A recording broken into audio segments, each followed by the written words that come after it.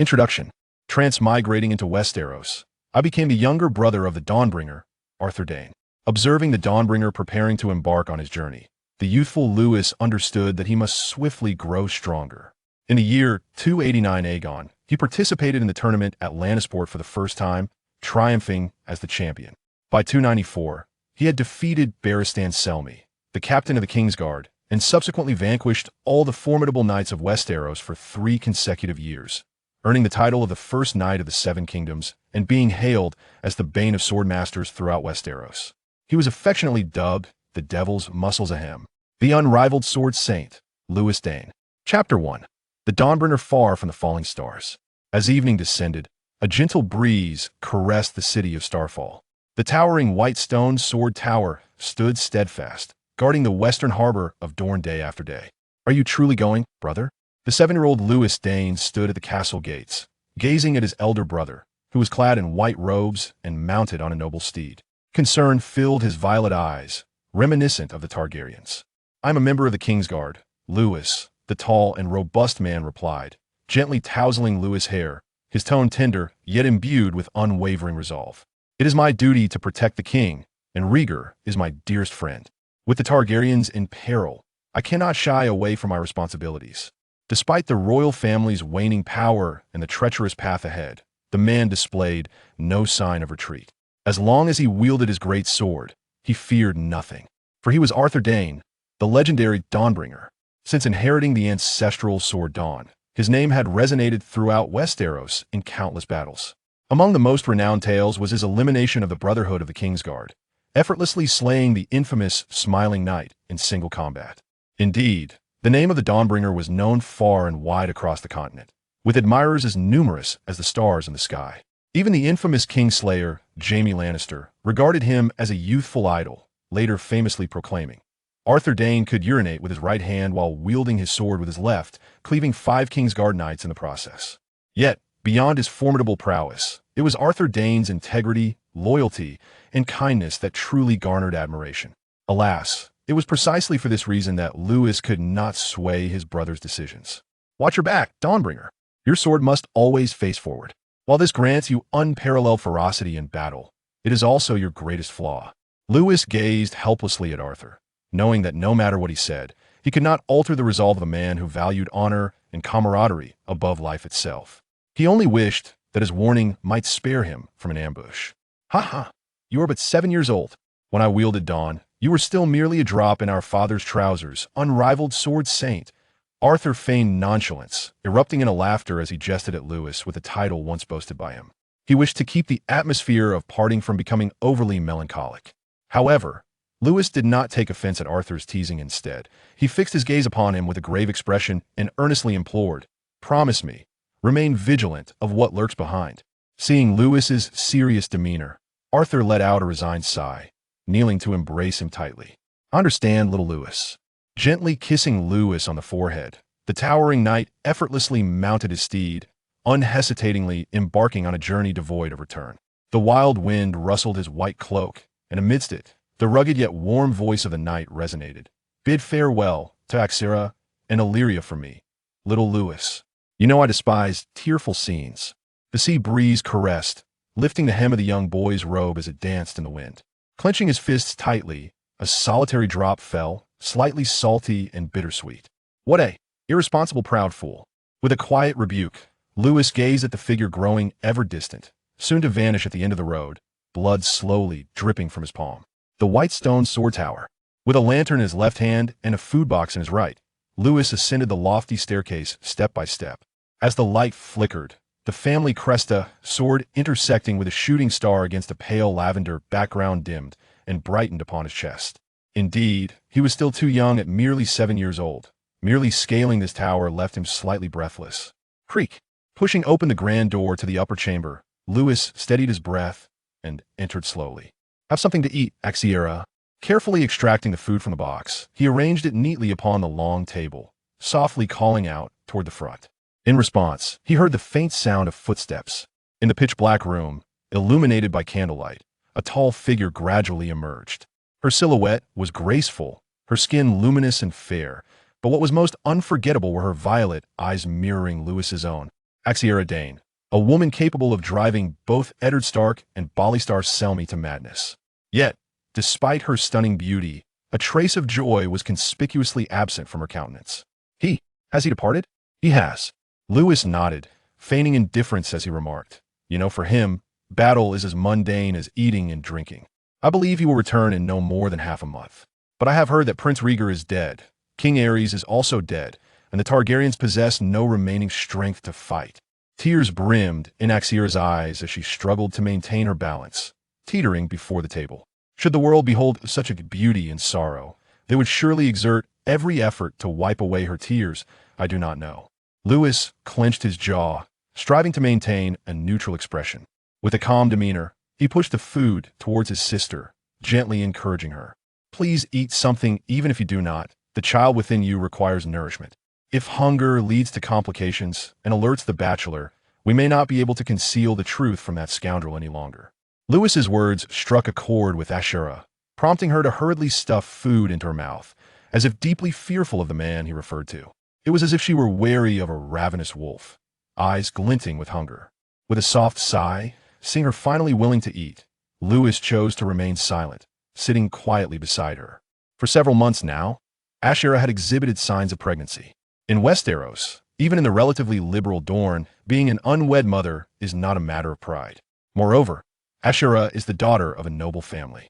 Regardless of how he and Arthur inquired, the obstinate woman from House Dayne refused to divulge even the slightest hint about the child's father. As her belly grew day by day, the prospect of arranging a wedding in time became increasingly bleak.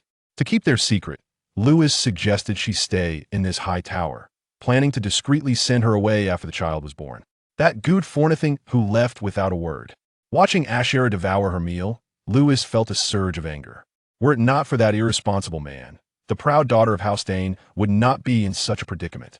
What infuriated him further was Ashara's stubbornness. She resembled a wild bull, unwilling to reveal the name of the man responsible, no matter how much he pleaded. However, Lewis had his suspicions. Aside from the wolf from the north, there was only the serpent from the east. As this thought crossed his mind, Lewis narrowed his eyes, feeling an unprecedented urge to confront that man, even if it meant facing that scoundrel.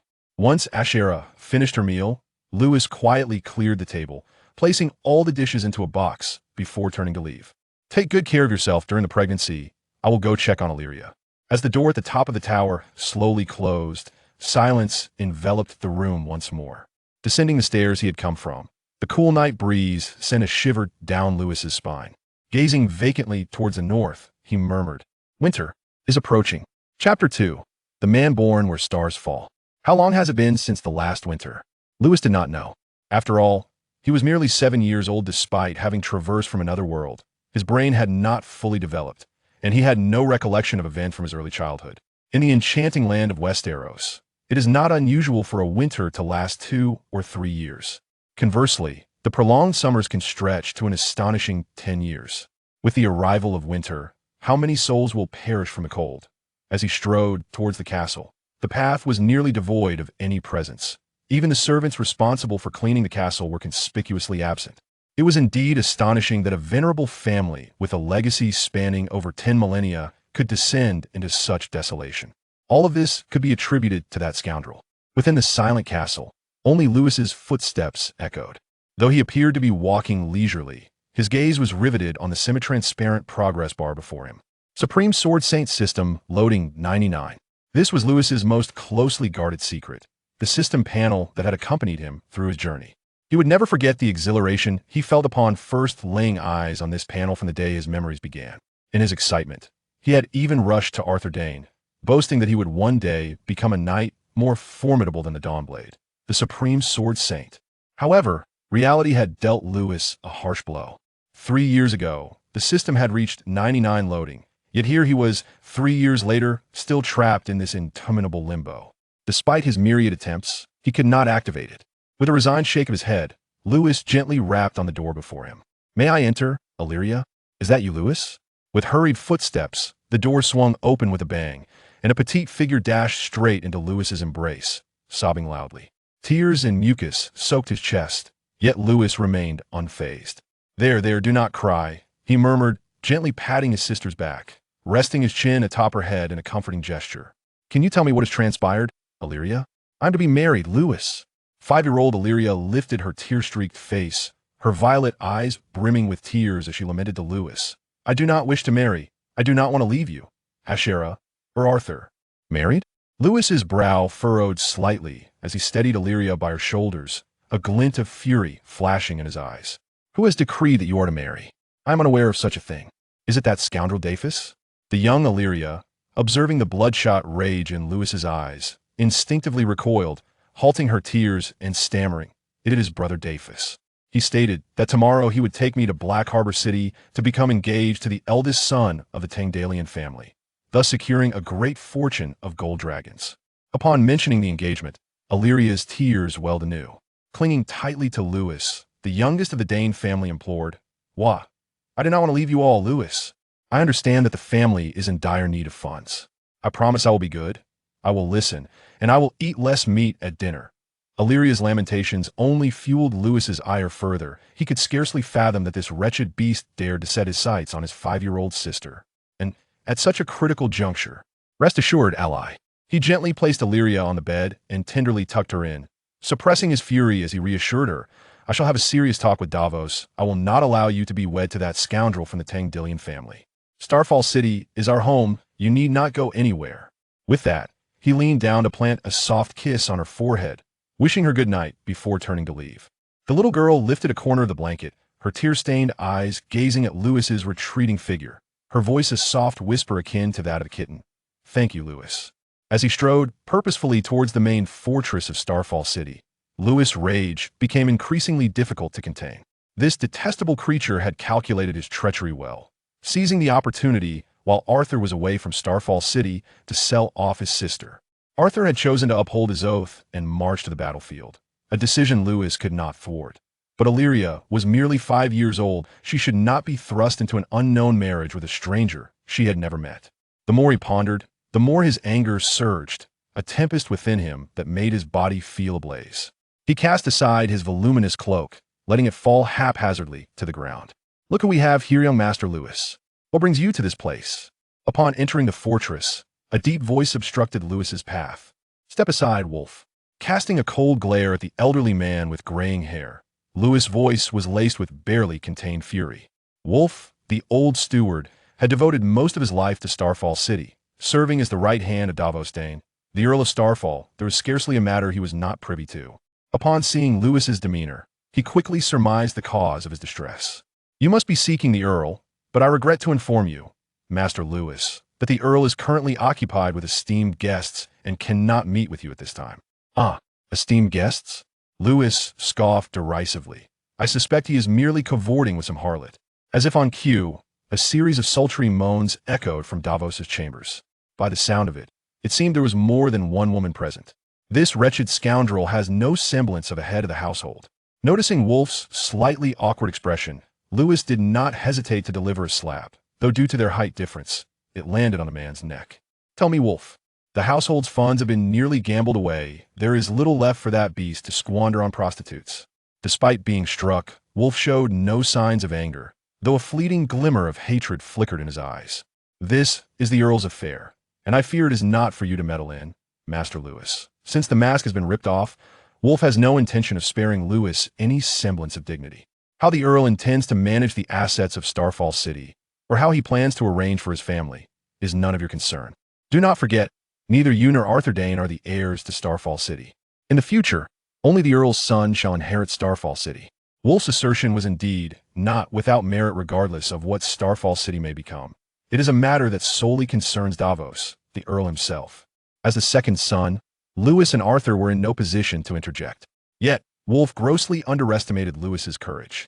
He reached behind his waist, slowly drawing forth a dagger, his throat emitting a low growl akin to that of a beast, his entire being exuding a palpable aura of menace.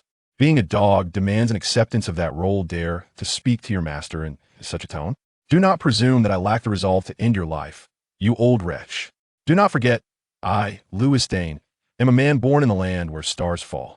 Chapter 3. The frustrated Wolf. The sudden surge of Lewis's aura left Wolf momentarily stunned. He had never anticipated that this mere 7-year-old Dane possessed the audacity to wield a blade in defiance of him. the bloodshot eyes brimming with malice, and the short sword in his right hand evoked memories of the man who had just departed from Starfall City. After a prolonged silence, Wolf finally regained his composure. Lewis's words felt like a veil of shame being torn away, igniting a burning sensation across Wolf's face. Yet, he dared not lay a hand on Lewis. Despite being merely 7, Lewis was a child of the Dayne family.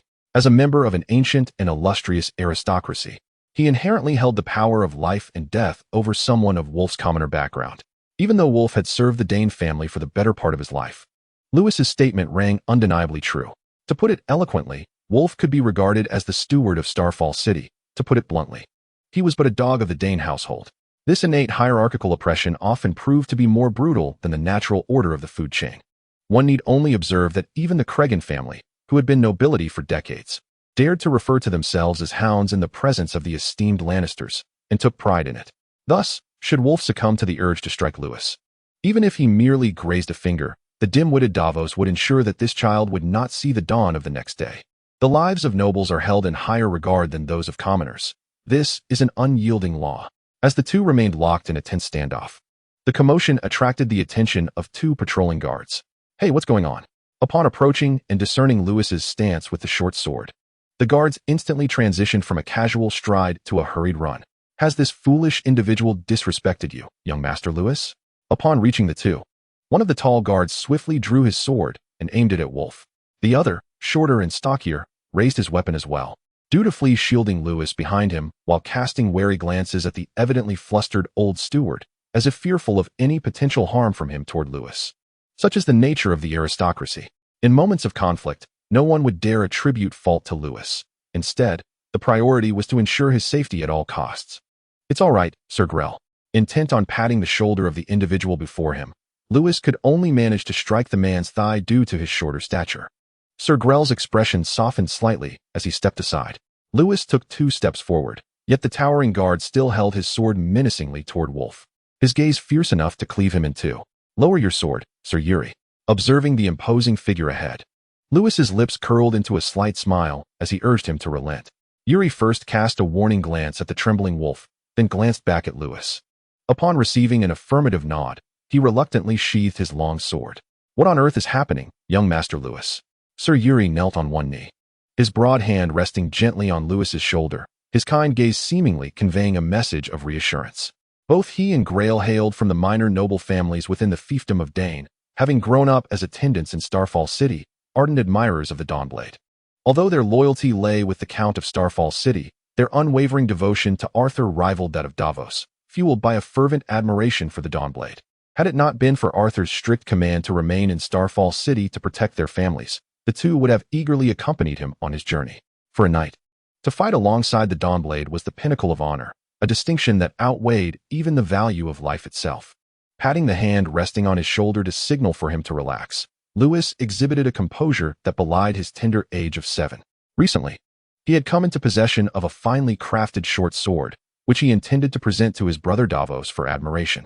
However, to his surprise, Wolf had instantly set his sights on the weapon, insisting on purchasing it for 200 gold dragons. Unable to withstand his insistence, Lewis reluctantly acquiesced. "Isn't that right, Steward Wolf?" Lewis narrowed his eyes, a hint of a threatening smile gracing his lips. The implication was unmistakable, should Wolf dare to deny it. Lewis would promptly command the loyal Yuri to deal with him. As the 2 fully armed knights cast ominous glances in his direction, Wolf understood that a confrontation was inevitable. Indeed, he gritted his teeth, adopting a mindset of preserving the essentials for future endeavors. With a forced, obsequious smile, he approached Lewis and bowed his head, saying, "I truly admire young Master Lewis's short sword. I implore you to part with it and sell it to me." As he spoke, Wolf felt as if his heart were bleeding. After a lifetime of service to Davos, the fortune he had painstakingly amassed was being extorted away by Lewis. Had it not been for the substantial sum he had previously acquired, a glint of malice flickered in Wolf's eyes as he contemplated his next move. The Dawnblade's journey ahead seemed perilous, and Davos was all but a pawn in his game. He merely awaited the moment to secure a hefty profit and then depart from this wretched place, living the rest of his life as a wealthy man. Perhaps he would even take several beautiful wives and father a multitude of sons, and with the gold dragons, he could pave the way for his descendants to become knights, thus escaping the shackles of commonality. The more Wolf pondered, the brighter his smile became. Unbeknownst to him, Lewis had been keenly observing his expression.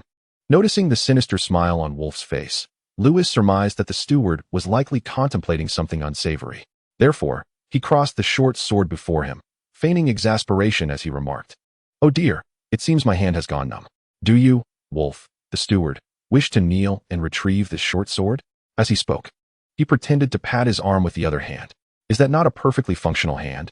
Wolf's chest heaved, his mind filled with curses directed at Lewis. Yet, under the watchful gaze of the two knights, he reluctantly approached Lewis and knelt on one knee, respectfully accepting the short sword with both hands. "Well done, Wolf." Lewis clapped Wolf's weathered face twice, as if praising a pet. At that moment, there was no sign of any discomfort in Lewis's hands. He indeed proved to be the most loyal hound of House Dayne.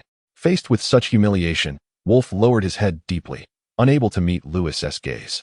He feared that one glance at that detestable little whelp would compel him to brandish the short sword and strike. "My lords, I entrust the matter of collecting debts to you. I hope to awaken tomorrow to find my gold dragons waiting at the door."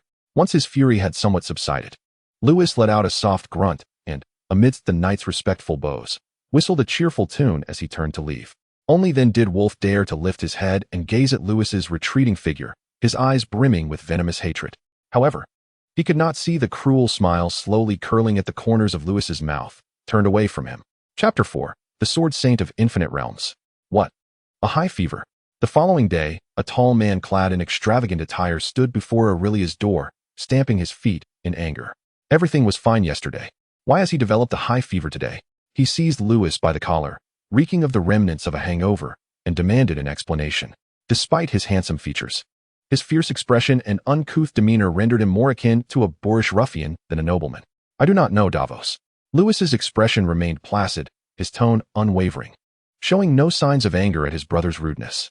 "When I visited Aurelia last night, she was exceedingly sorrowful and wept throughout the night.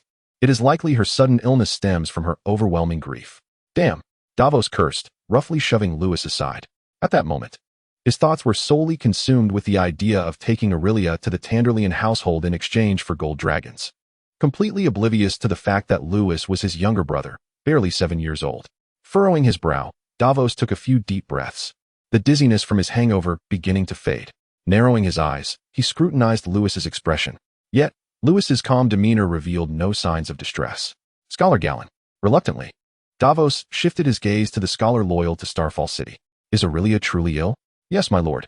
Galen, in his 30s with a head of neat black hair, appeared quite spirited in his scholarly robe, which fitted his tall, lean frame impeccably.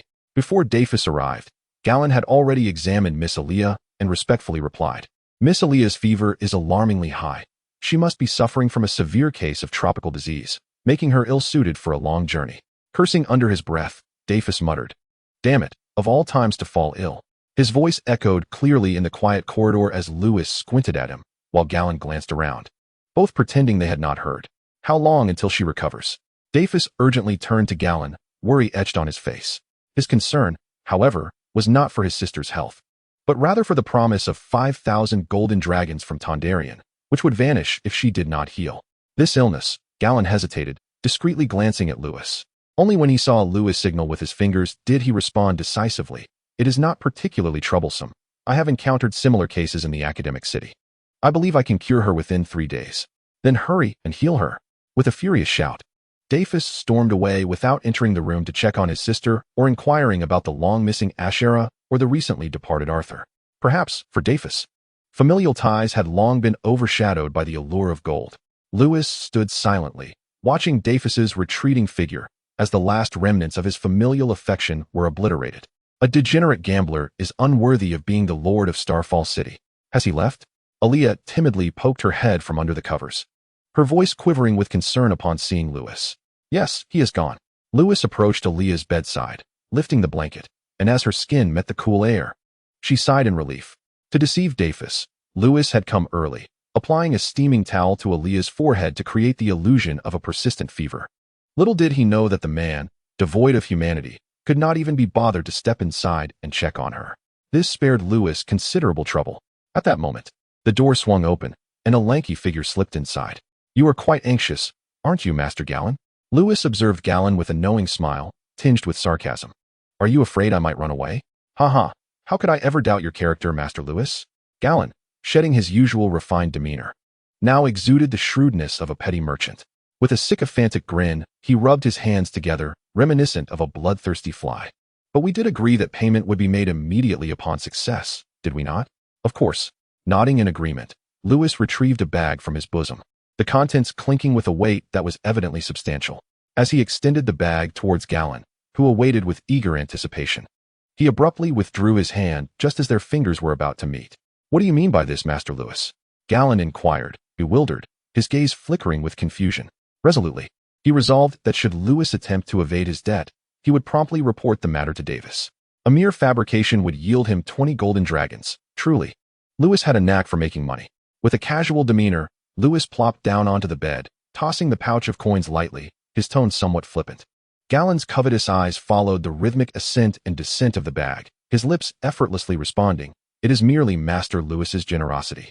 We humble souls are but fortunate to bask in your benevolence." This reply elicited a hearty laugh from Lewis, who tossed the pouch forward as if discarding refuse. Galen hastily caught it, his face lighting up with the joy of a child reuniting with a long-lost father. "Do you not wish to earn another fortune, Scholar Galen?" Lewis's voice echoed just as he turned to leave. "A fortune?" Galen spun around, only to be met with Lewis's indifferent gaze, devoid of any discernible emotion. "Yes, a fortune." That night, the melodic strains once again filled the halls of the Starfall Castle. Lewis donned his robe as usual, carrying a food box up the steps of the Whitestone Sword Tower. However, unlike before, a sword, nearly matching his own height, was slung across his back. "I have arrived, Ashera." He adeptly pushed open the door, illuminating the room with his lantern as he placed the food box on the table. His attention fixated on the translucent panel before him. Ultimate Sword Saint system loaded. "You seem troubled, Lewis?" Ashera, preoccupied with her meal, noticed the usually vibrant Lewis was uncharacteristically silent, prompting her immediate concern. "Is it Arthur who is in trouble?" "No, Ashera," Lewis replied, his eyes tightly shut for a prolonged moment. "I intend to kill someone." "Killing?" The food tray clattered to the floor as Ashera stared incredulously at her 7-year-old brother, his tone so detached, as if he were preparing for a mere banquet. "Whom do you intend to kill?" Taking a deep breath, Ashera appeared to have an inkling. "Our brother, the Count of Starfall. Have you made your decision?" Without questioning Lewis's capabilities or attempting to dissuade him from this audacious path, Ashera placed a hand on her burgeoning belly and solemnly sought confirmation. "If he lives, I cannot sleep." With that, Lewis strode out, leaving the dining utensils untouched. As Yashala gazed at the silhouette of the young man, she noticed the long sword strapped to his back, and her eyes began to glisten with unshed tears. Their other brother had similarly carried a sword. Chapter 5. The dawn fades, the infinite emerges.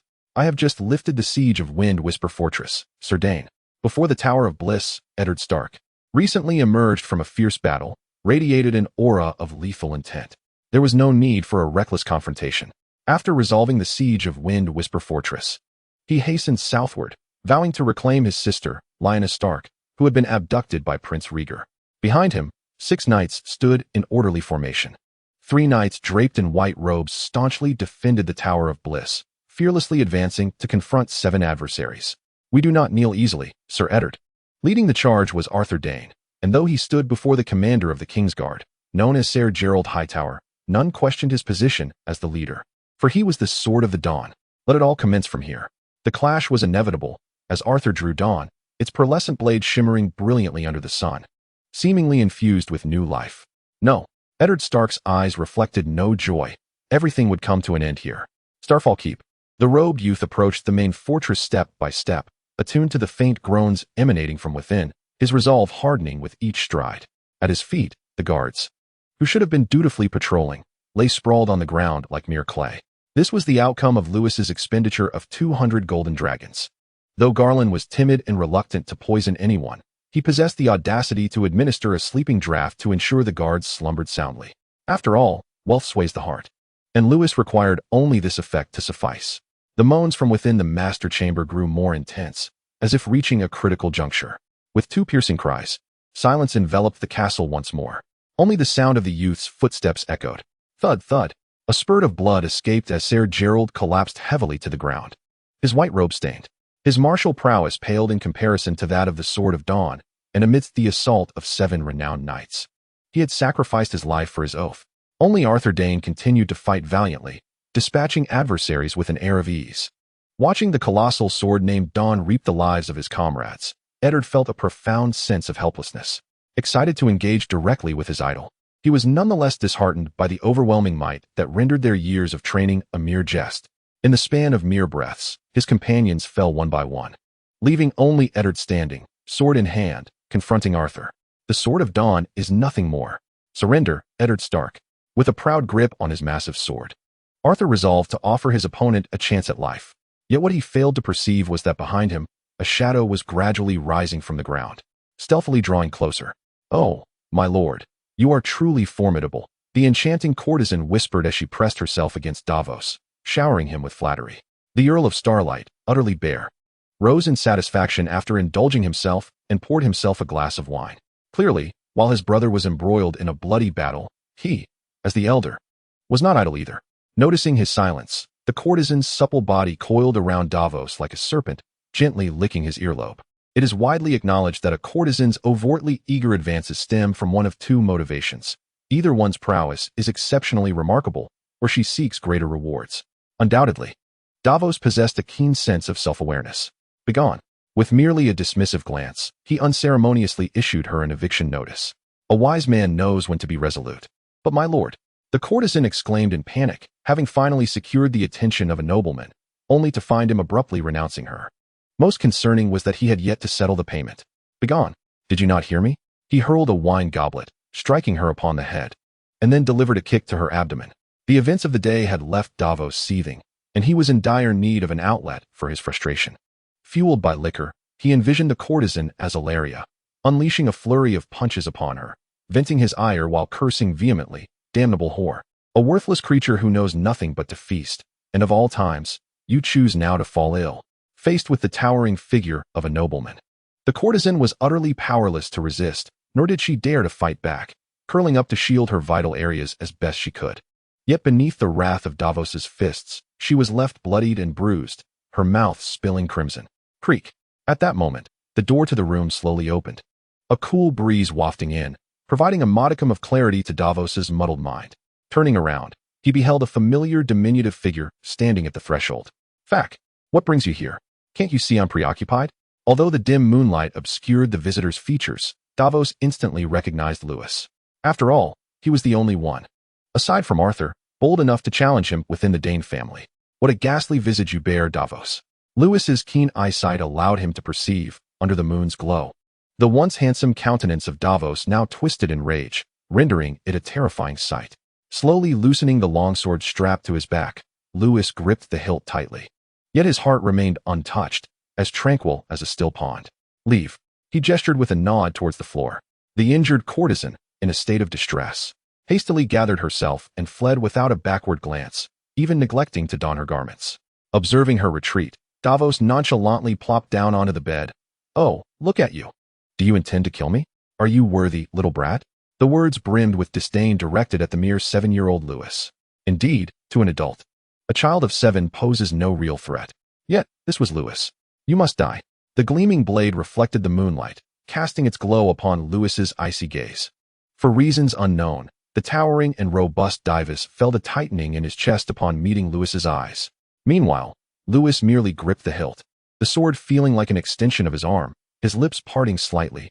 Alpha assault. A sharp, icy sting pierced the air, and Arthur Dayne's eyes widened in disbelief as he turned to look behind him. There stood the diminutive Horlandreed, a smug smile adorning his face as he effortlessly withdrew the dagger embedded in Arthur's lower back. With the strength ebbing away like a receding tide, Arthur leaned heavily on Dawn, collapsing to his knees with a thud.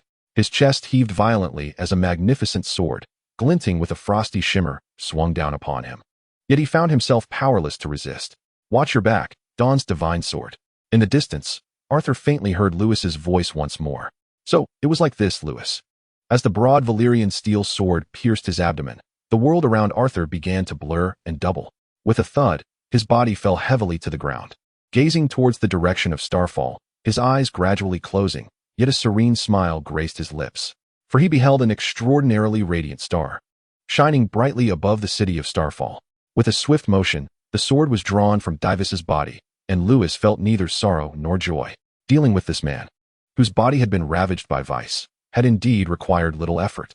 He wiped the bloodied blade clean on the bed and stepped away, devoid of the desire to even glance at the lifeless form on the ground. Suddenly, a pang of realization struck Lewis, as he contemplatively gazed toward the direction of the Elysium Tower. Ah, what a disobedient fellow, he sighed softly, embarking once again on his solitary journey. The Dawn's divine sword had perished.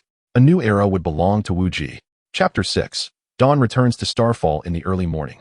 The mournful tolling of the bells echoed through the skies of Starfall. The slumbering populace was roused by the sound, and those aware of the calamity emerged from their homes, gathering outside the main fortress in bewilderment. Although they were not acquainted with the lord of the castle, they forced grim expressions onto their faces, some even bursting into tears. Among them, only the casino owner and the madam of the brothel, who were well acquainted with Divus, genuinely mourned the loss of a valued patron. Is everything taken care of? Lewis, clad in a black robe, wore an expression as calm as still water. Before him lay the body of Divus, the former Count of Starfall, resting atop a high pile of firewood. It has been handled, young Master Lewis. Fully armed, Yuri stood beside Lewis, his gaze complex as he regarded the calm youth. Patricide. No one could have foreseen that such a genteel boy could commit this grave taboo in Westeros. In this realm, patricide is akin to the slaughter of guests, an act scorned by society. Legends speak of the curse from the gods that befalls those who raise a blade against their kin, regardless of their status as lord or commoner. And what of Wolf's corpse? Gently stroking the trembling girl beside him, Lewis's demeanor grew increasingly austere, embodying the authority of a ruler. It has already been hung upon the castle walls. Within his abode, we discovered nearly 4,000 golden dragons, all confiscated and deposited into the treasury of Starfall. Yuri recounted the events in detail, his attitude notably respectful. Although Lewis's act of patricide was egregious, it was beyond the purview of a mere knight-errant like him to question. Until the Lord's verdict was rendered, Lewis, as the last male scion of House Dayne in Starfall, was the true master of the castle. Report his transgressions and our subsequent actions to Sunspear. Moreover, ensure that Davos's outstanding wages are distributed to the servants, allowing their return to the castle's duties. Accepting the torch offered by Sir Grell, Lewis methodically orchestrated the proceedings. Ordinarily, executing a servant who dared to usurp noble property would not necessitate informing Sunspear. Yet, given Lewis's peculiar circumstances, prudence was paramount.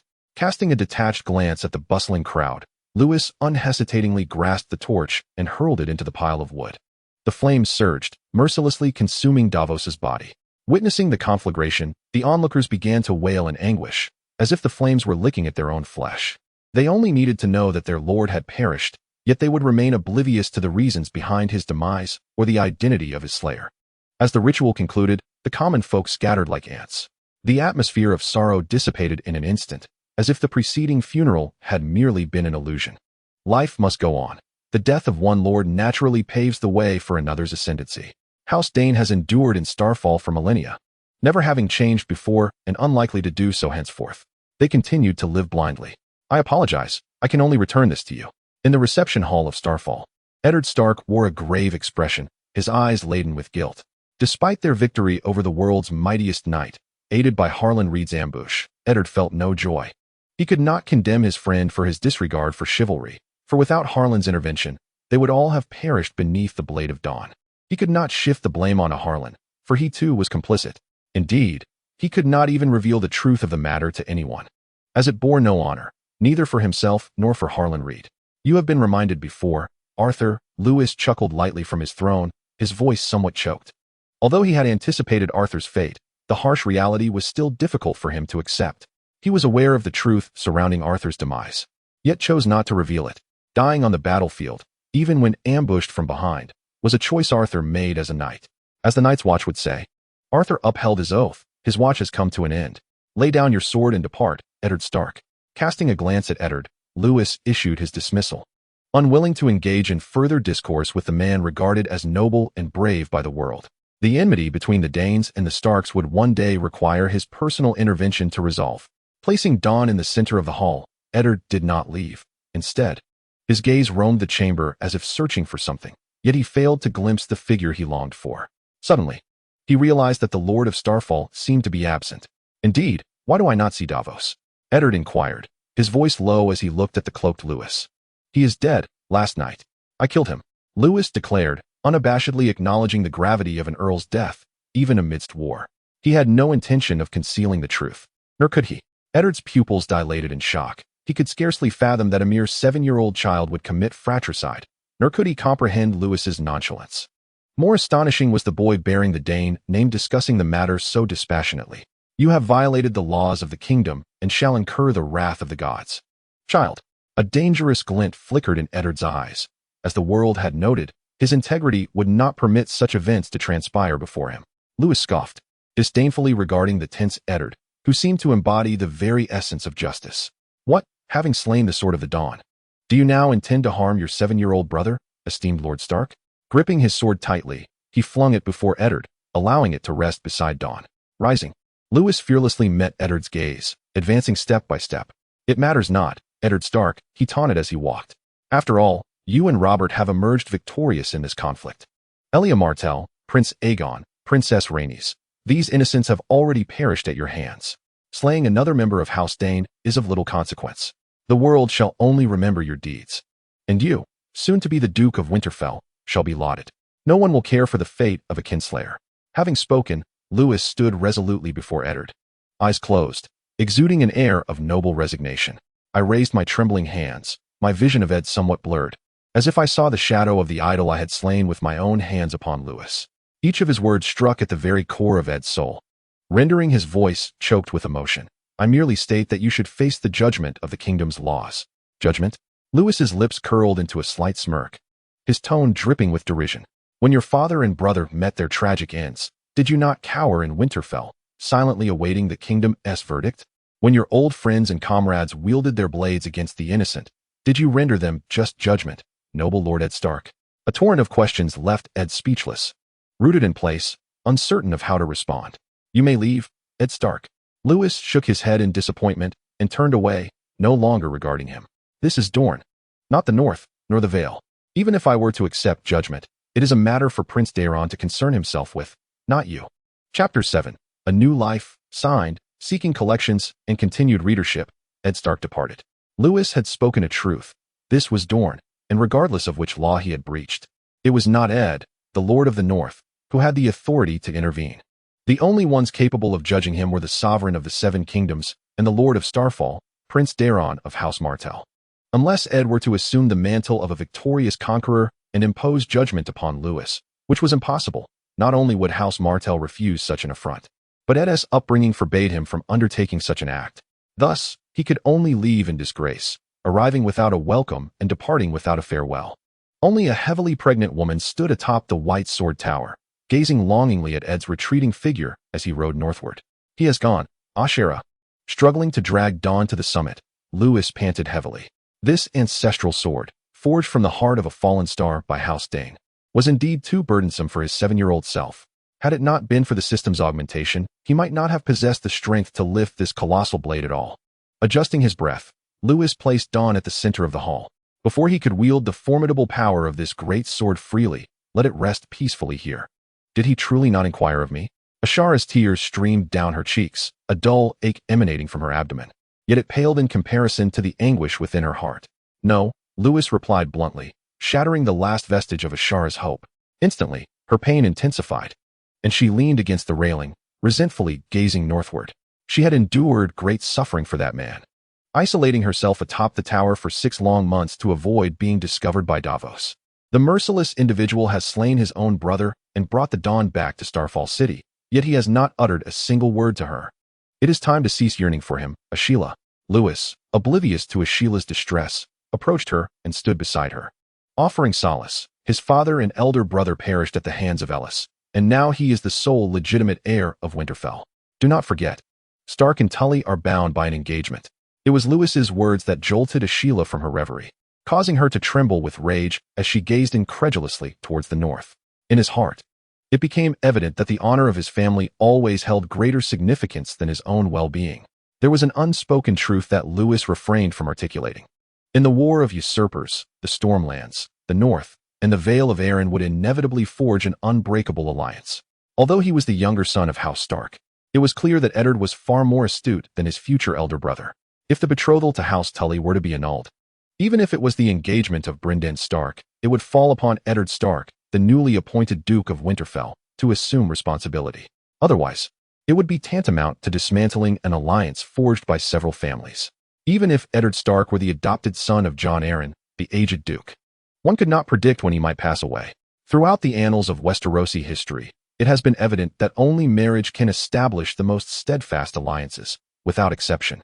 Therefore, even if Eddard Stark were unaware of Ashela's pregnancy, should he learn of it, he would likely offer nothing more than an apology before departing north alone, living out the remainder of his days in guilt and remorse.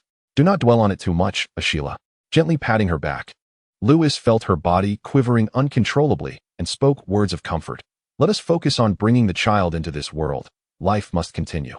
However, upon finishing his words, he received no response.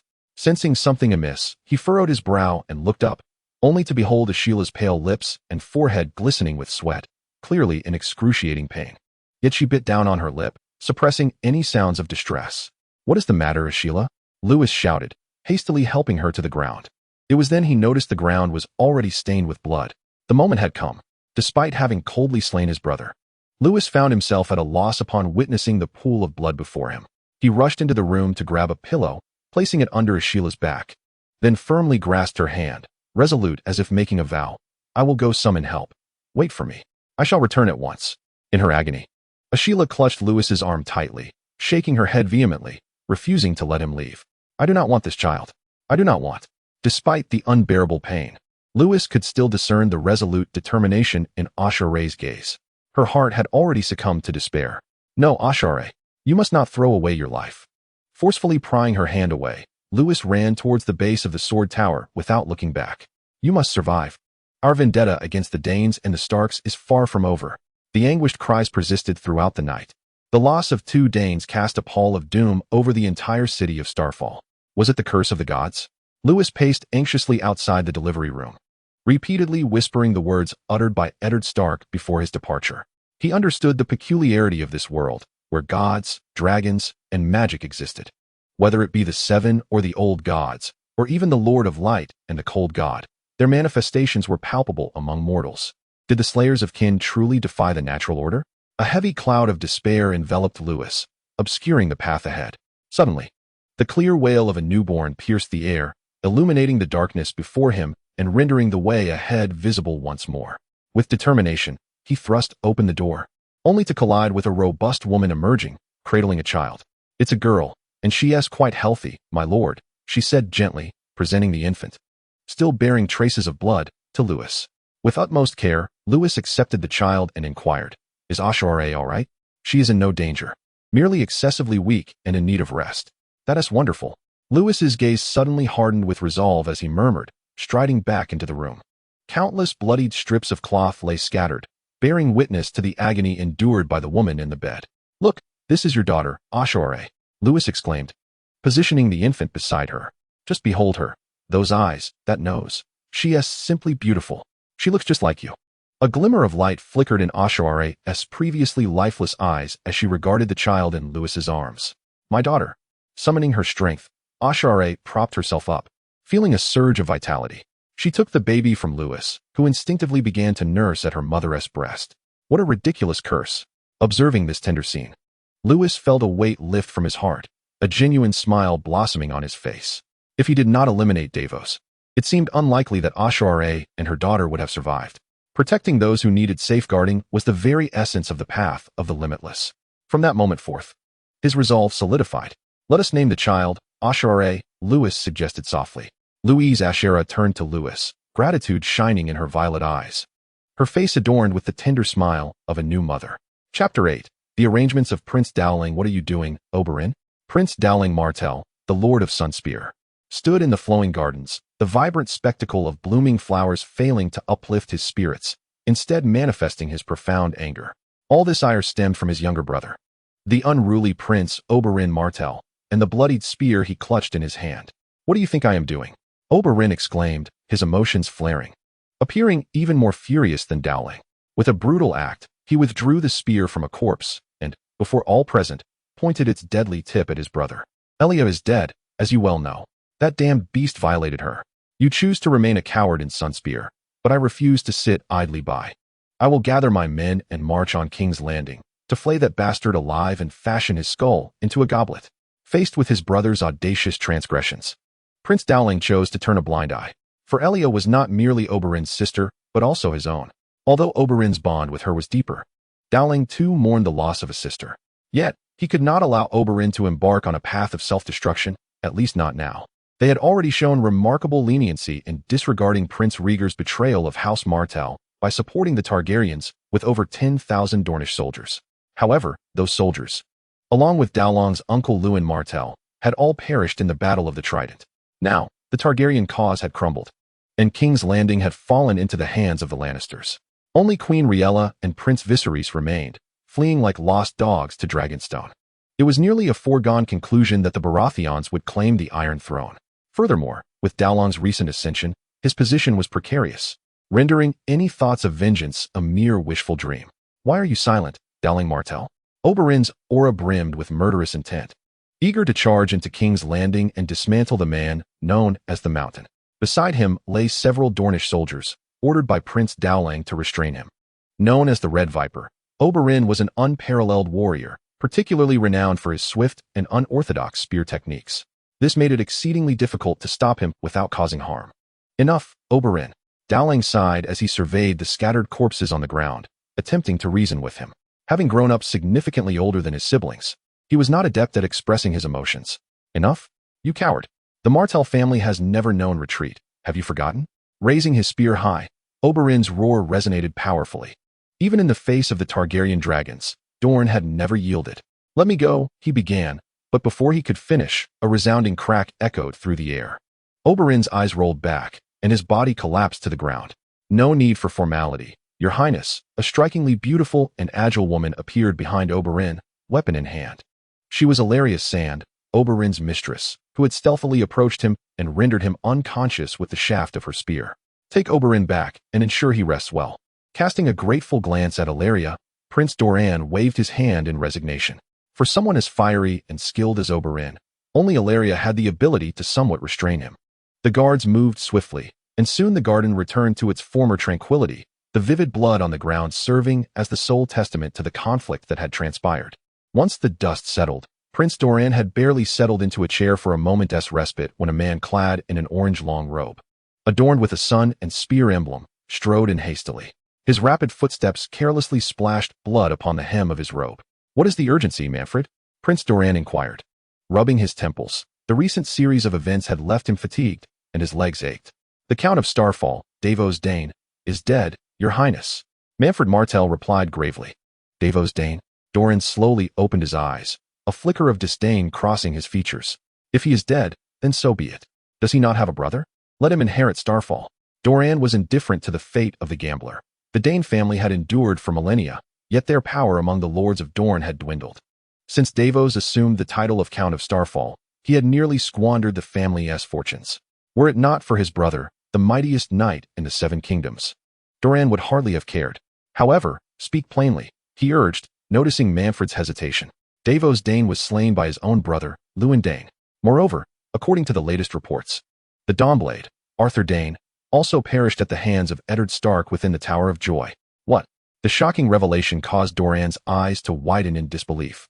Before he could settle back into his chair, he stood once more, urgently confirming with Manfred, "Is this news accurate? Fratricide is a grave sin, and the death of the Dawnblade is a matter of utmost significance." The message was delivered personally by Lewis Dayne, who proclaimed his willingness to accept the judgments of the kingdom and the prince. Manfred understood the gravity of the situation, his expression unusually solemn. Due to Dorne's unique geographical position, during the uprising initiated by Robert, apart from the support of 10,000 soldiers for the Targaryens, virtually no conflict had ravaged Dorne's lands. As the sole independent kingdom on the continent, Dorne stood as a most exceptional entity. Countless eyes scrutinized the happenings here, and Lewis's patricide was a delicate matter. Mishandling it could render Dorne a laughingstock across all of Westeros.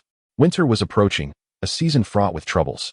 Prince Daeron closed his eyes in contemplation, exhaling slowly. "I recall that Lewis Dayne was merely 7 or 8 years old, wasn't he?" After a long pause, Daeron seemed to murmur to himself. Without waiting for Manfred's response, he continued, "That fellow Davos, to have fallen at the hands of a child. What a disgrace for the renowned Dayne house." Manfred stood quietly beside him, refraining from interrupting Prince Daeron's train of thought. After all, Such matters could only be decided by Dorne's true authority. Rhythmically tapping the armrest of his chair, Daeron deliberated before finally instructing, "Let Oberyn go to Starfall. He has been restless lately. It would do him good to clear his mind." Chapter 9. A Debt to Collect Alpha. Charge. In Starfall, Lewis gripped the long sword that had slain Davos, practicing the art of the sword. After 2 hours of training, the wooden post before him was already marred with scars from his strikes. Adjusting his breath, Lewis, drenched in sweat, handed the sword to Yuri, who awaited beside him. 2 hours was just the right amount of time, enough to hone his body and refine his swordsmanship without causing harm to his developing physique. Yuri respectfully accepted the sword, placing it aside, and offered a towel with astonishment in his eyes. Although he was aware of Lewis's act of killing Davos, he had previously thought that Lewis had merely taken advantage of a surprise attack, never considering that a 7-year-old could single-handedly slay an adult. However, after witnessing Lewis's swordsmanship, Yuri completely revised this notion. Though it was evident that Lewis was still somewhat unrefined, he displayed a set of exquisite techniques that surpassed Yuri's comprehension. Swift and fierce, each strike targeted the enemy's vital points. Such swordplay was unheard of to Yuri. He could only speculate that it must have been taught to Lewis by Arthur in his lifetime. Despite his youth, Lewis exhibited remarkable talent in the art of the sword. Should he navigate through this crisis unscathed, Yuri had no doubt that the Dayne family would once again give rise to a dawn-bringing sword. Unbeknownst to Lewis, Yuri's perception had shifted. Even if he were aware, it mattered little to him. Wiping the sweat from his brow, Lewis made his way towards the main castle, his gaze fixed ahead. A translucent panel displayed the following. Transcendent Sword Master Lewis Dean. Level 2-1. Skills, Double Strike. Passive, Alpha Assault. 1. Meditation, unlocked. Transcendent Sword Art. 1. Highland Bloodline, unlocked. Beyond that, there were no annotations, blunt and straightforward. Has Scholar Garland not been found yet? Lewis inquired casually after tossing the towel back to Yuri. We have not detected his presence within Starfall City. We have dispatched individuals to widen the search area, yet there remains no news. I fear that Scholar Garland may have already departed from the borders of Dorne. A chuckle escaped Lewis. This fellow certainly knows how to make a swift exit. Ever since the incident, Garland had taken to vanishing, fearful that Lewis's actions might implicate him. After all, no one had anticipated that Lewis would so decisively commit the audacious act of eliminating Davos. Inform everyone that there is no need to continue the search. After a moment's contemplation, Lewis resolved to let Garland be. At least the man had been compensated and had executed his task with remarkable finesse. On his path to confront Davos, not a single guard was in a state of alertness. Yet, the absence of a scholar in Starfall City could pose challenges should someone fall ill in the future. You have worked hard these days, Yuri. You have performed admirably. Reflecting on the future trajectory of his family, Lewis bestowed a reassuring smile upon his loyal aide. Following Wolf's execution, Yuri had voluntarily assumed the role of steward, managing various trifles while Lewis focused on the broader vision. It is my honor to serve the illustrious Dean family, young Master Lewis. Upon receiving Lewis's praise, Yuri knelt gratefully on one knee. Despite the complexities of managing affairs, Yuri felt an overwhelming sense of fulfillment. He preferred this bustling life to the monotony of days gone by. Moreover, Lewis, the current arbiter of Starfall City, was infinitely more discerning than the previous Davos.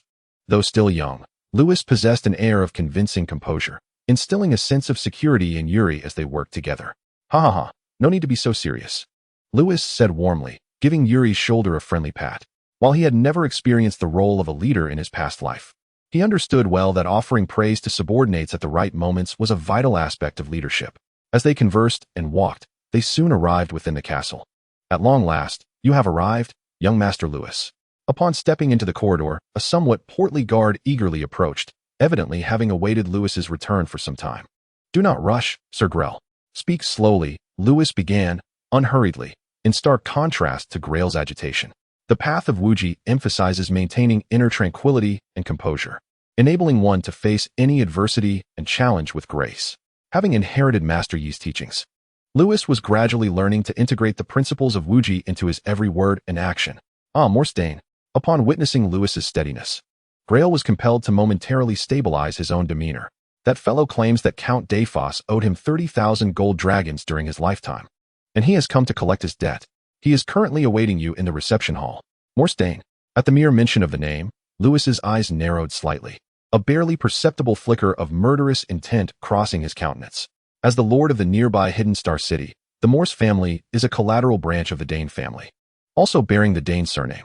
However, unlike Starfall City, the Dane branch in Hidden Star City lacks the qualifications to inherit the Dawn. Historically, the Dane branch of Hidden Star City had been the most loyal supporters of the ruling family of Starfall City, but everything changed once Morse ascended to power. This individual harbored an intense jealousy towards the title of Arthur's Dawn Sword, often feeling resentful about being a collateral branch of the Dane family, unable to claim the Dawn for himself. Since Defiance became the Count of Starfall City, Morse had behaved like a bloodthirsty fly, seeking a breach in the Dane main line. He showered Defiance with insincere flattery and lavishly bribed the steward, Wolf. Whenever the opportunity arose, these two would conspire together, leading Defiance into the debauchery of gambling houses and brothels. Defiance, being a fool, was oblivious to Morse's ulterior motives, mistakenly believing that the latter's endless flattery stemmed solely from his noble status. Over time, he succumbed to the vice of gambling. It could be said that Starfall City had fallen into such disarray not only due to Defiance's lack of willpower, but also due to Morse's pivotal role behind the scenes. I have yet to seek him out, and he dares to come knocking at my door. Lewis's tone was frosty, though his expression remained inscrutable. Given that the adversary had chosen such a critical moment to arrive, he must have come fully prepared and with nefarious intentions. However, Lewis felt no fear. He would meet force with force, responding to any provocation as it came. 30,000 gold dragons, how audacious, he remarked. Let us see what kind of mess my dear elder brother has left for us. Chapter 10. The arrogant Morse as they proceeded. Little did they expect that before they even entered the reception hall, a cacophony of lewd laughter mingled with the sounds of a woman weeping emanated from within. Lewis frowned slightly, quickening his pace, while Yuri strode ahead, forcefully pushing open the grand door. Oh, is that not my dear and well-behaved cousin Lewis? A robust man with long brown hair sat unabashedly in the main seat, greeting the suddenly intruding Lewis. This was Morse Dayne. He was forcefully embracing a strikingly beautiful maid, teasing her without restraint. Beside Morse stood a boy who bore a resemblance to him, appearing to be around 11 or 12 years of age. Surrounding them were 4 knights clad in full armor, armed with long swords, indicating that their intentions were far from benign. Scattered across the floor were various fruits indigenous to the Dorne region, while several maids trembled in place, too frightened to make a move. After surveying the scene, Lewis narrowed his eyes at Morse, his gaze betraying a sense of peril. Release Miss Taya, you impudent scoundrel. Yet before Lewis could voice his discontent, Yuri could no longer contain himself, angrily pointing at Morse and berating him. Ha! Can such a lowly servant even be referred to as a lady? It's utterly laughable. In response to Yuri's outburst, Morse not only remained unfazed but tightened his hold on the maid, his eyes glinting with provocation as he addressed Lewis. Is this how you welcome guests in Starfall City? Furthermore, when did it become the prerogative of a mere guard to speak, cousin Lewis? You, Yuri, incensed by the words, instinctively placed his hand on the hilt of his sword, poised to draw it. Calm down, Yuri. Lewis gently waved him off, speaking leisurely. The hospitality of Starfall City is reserved for those who come as guests, not for uncouth brutes who lack decorum. What do you mean by that, Lewis Dayne? The boy beside Morse stepped forward, clearly incensed by Lewis's remarks. Seeing the boy's fury, the 4 knights also advanced, an oppressive aura emanating from them. Do you not comprehend the words spoken, nephew Jello? Completely disregarding the numerical threat posed by his adversaries, Lewis smiled lightly before continuing. Starfall City does not welcome you. Depart swiftly before I lose my temper. No sooner had he spoken than 7 or 8 fully armed guards charged in, their badges gleaming with a sword intersecting a shooting star, loyally shielding Lewis behind them. The glinting blades pointed at Morse and his son caused Jello's face to pale in an instant, glancing nervously at his father, unsure of what to do next. Ha ha ha. Just as tensions reached a boiling point, Morse burst into laughter once more. He then pushed the maid away casually, feigning nonchalance as he spoke. There's no need for such anger, cousin Lewis. We heard of the passing of Count Davos and came to offer our condolences, while also reclaiming the debts owed by the late Count. We were merely collecting a bit of interest. Suddenly, he shifted his tone, speaking with a hint of skepticism. However, I have heard rumors suggesting that Count Davos met his demise at the hands of Lewis's cousin. Those who spread such gossip are truly outrageous, are they not? With that, he fixed his gaze intently on Lewis, scrutinizing the shifts in his expression. It must be said, your sources are remarkably well informed. To Morse's astonishment, Lewis merely signaled to Yuri to escort a maid named Taya away, then unabashedly confessed, yet your calculations are misguided, Morse. I indeed took Davos's life. This is no mere rumor. That man had it coming. What? He truly did it. Lewis's admission left Morse's companions in shock, for patricide is a grave matter. Yet he openly acknowledged it. Morse's eyes widened in disbelief as he regarded Lewis, struggling to reconcile this revelation with the boy he had known since childhood. However, unlike Morse and his companions, the guards surrounding Lewis showed no reaction. The day following the incident, Lewis had already disclosed the truth about what transpired in Starfall City to all the guards, most of whom expressed their willingness to remain by Lewis's side, continuing their loyalty to the Dayne family. After a prolonged moment of silence, Morse regained his composure, taking a deep breath and stating solemnly, "Your audacity is quite extraordinary. Cousin Lewis, patricide is a serious crime. Prince Dowlong and the laws of the kingdom will not easily forgive you.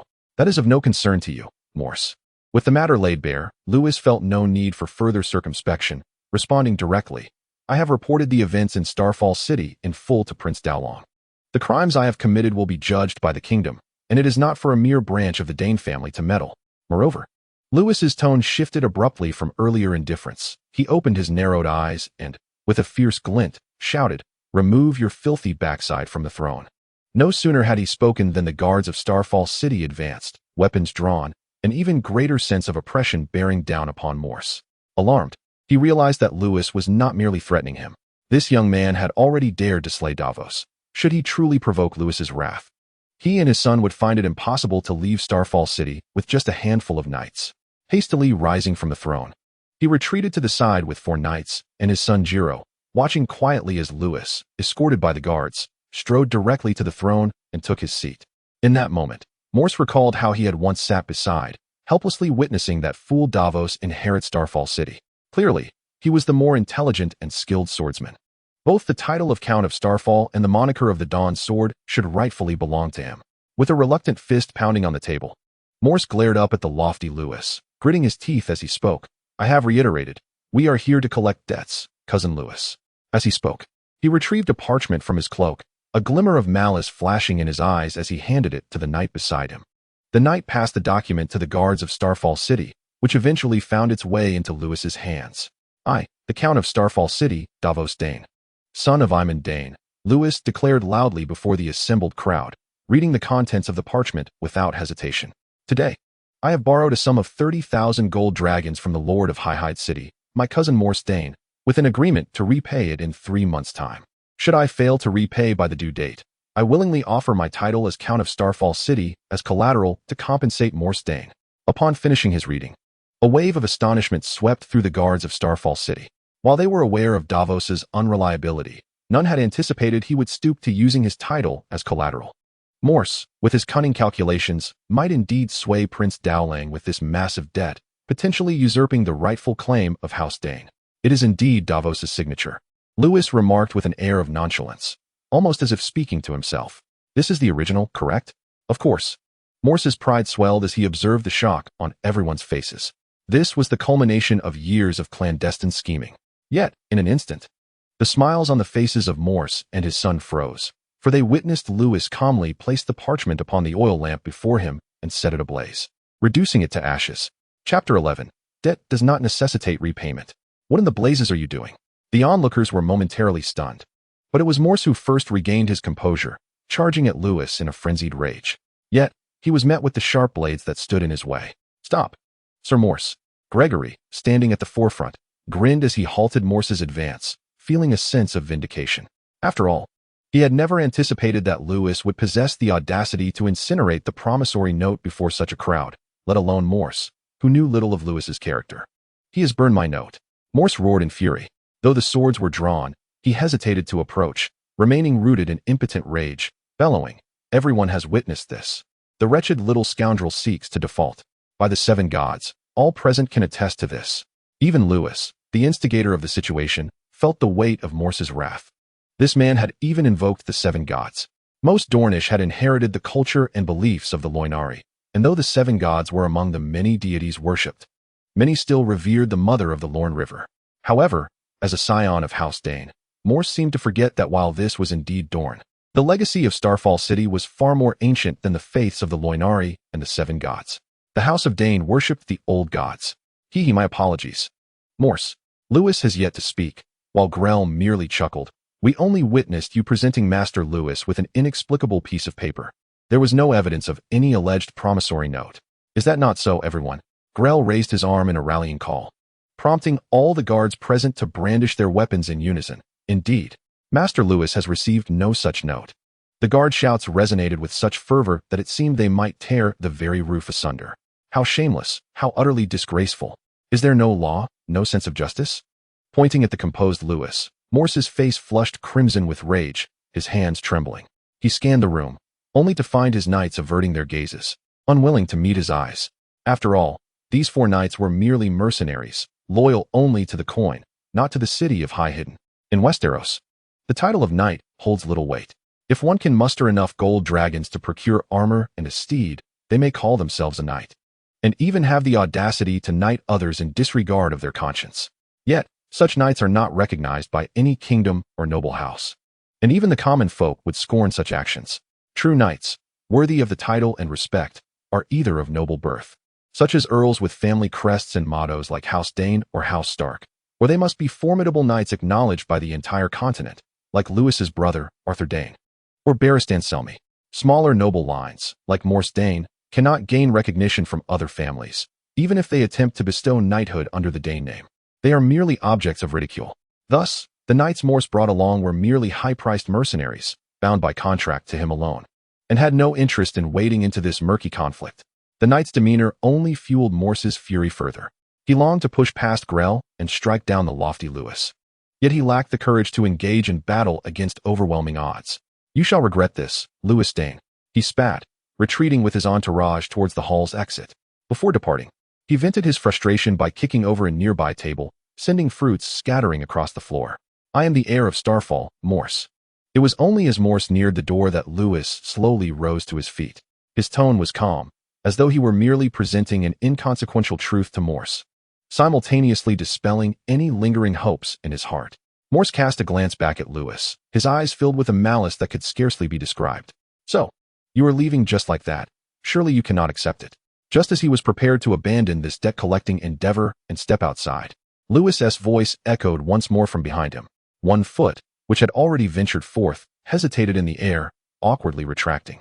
Lewis's relentless teasing had left Morse's composure teetering on the brink of collapse. He merely wished to discern what mischief Lewis was concocting. Very well, Morse. Observing the relentless determination of this fellow, a smirk of satisfaction crept upon Lewis's lips, mirroring Morse's earlier expression. It is only natural to repay debts. I, Lewis, am not one to act without reason.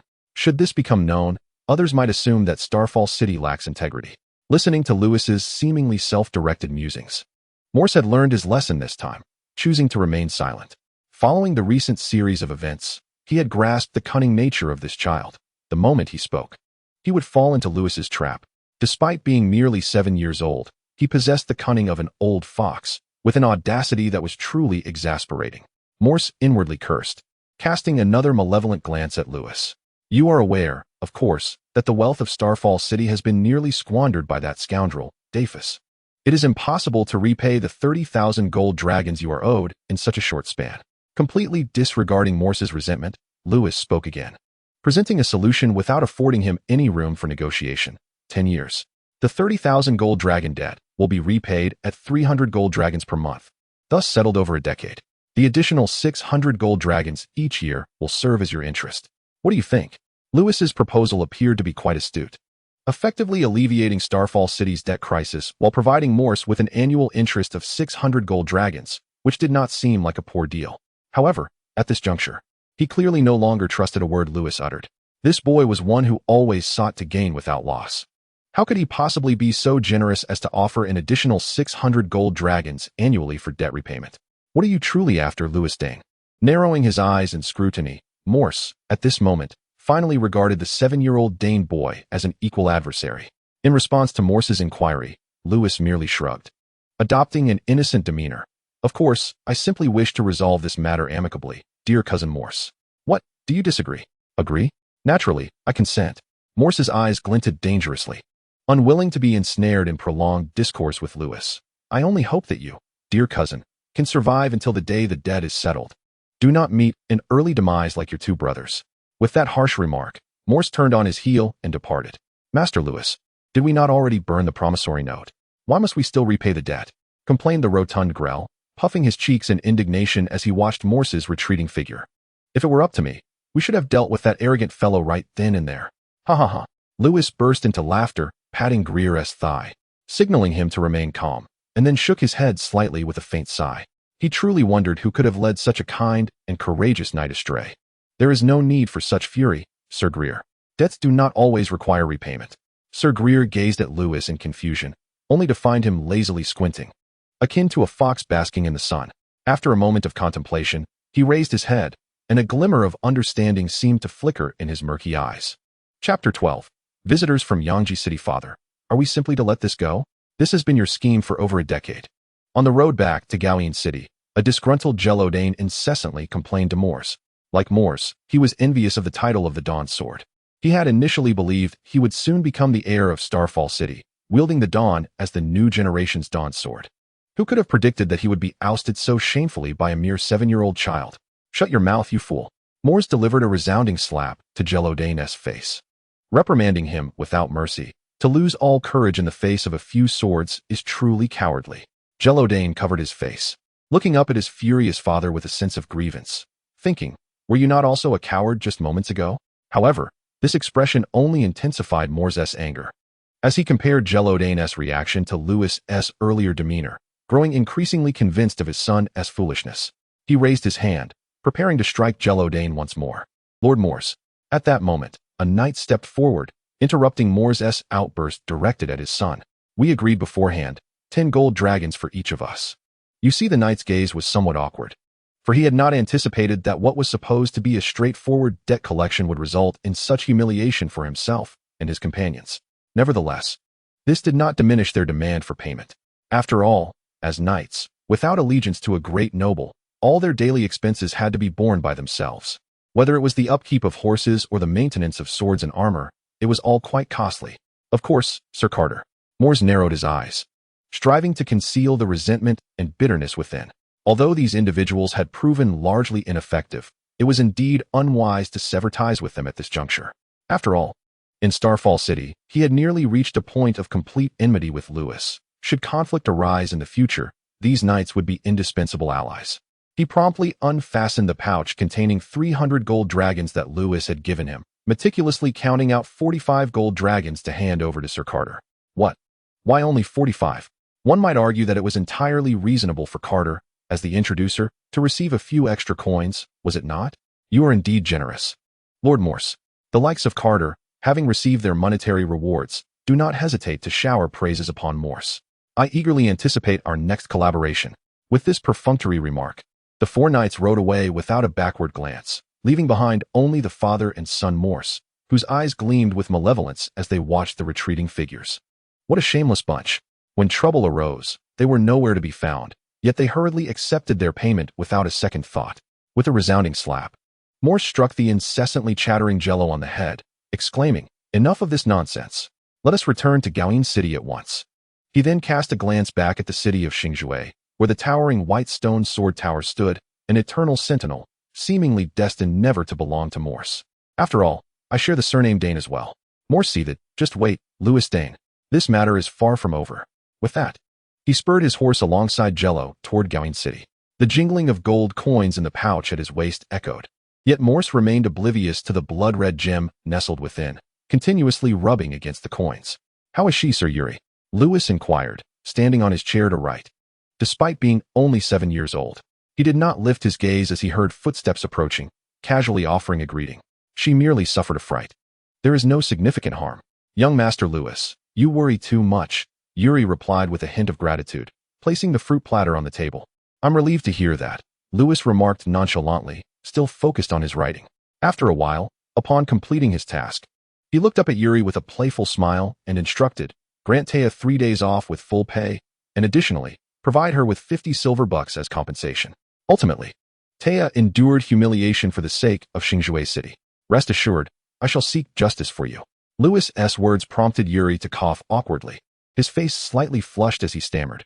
What do you mean, young Master Lewis? Even if it is to seek justice, it is for Miss Taya? Why involve me in this matter?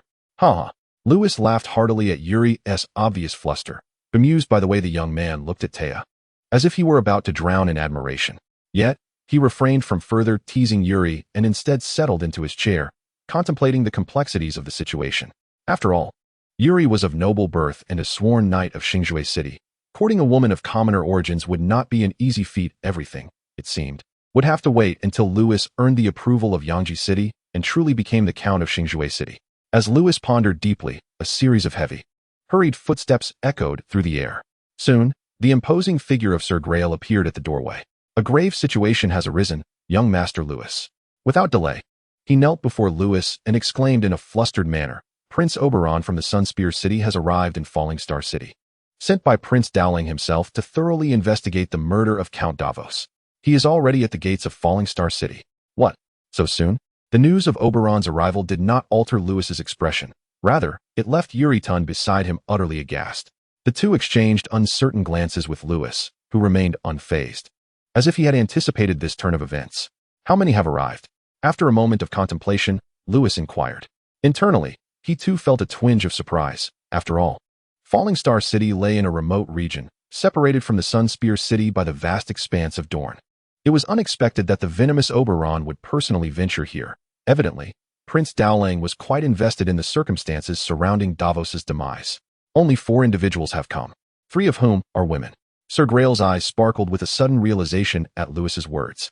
Why don't we set an ambush and deal with them outside the city? Always plotting, aren't you?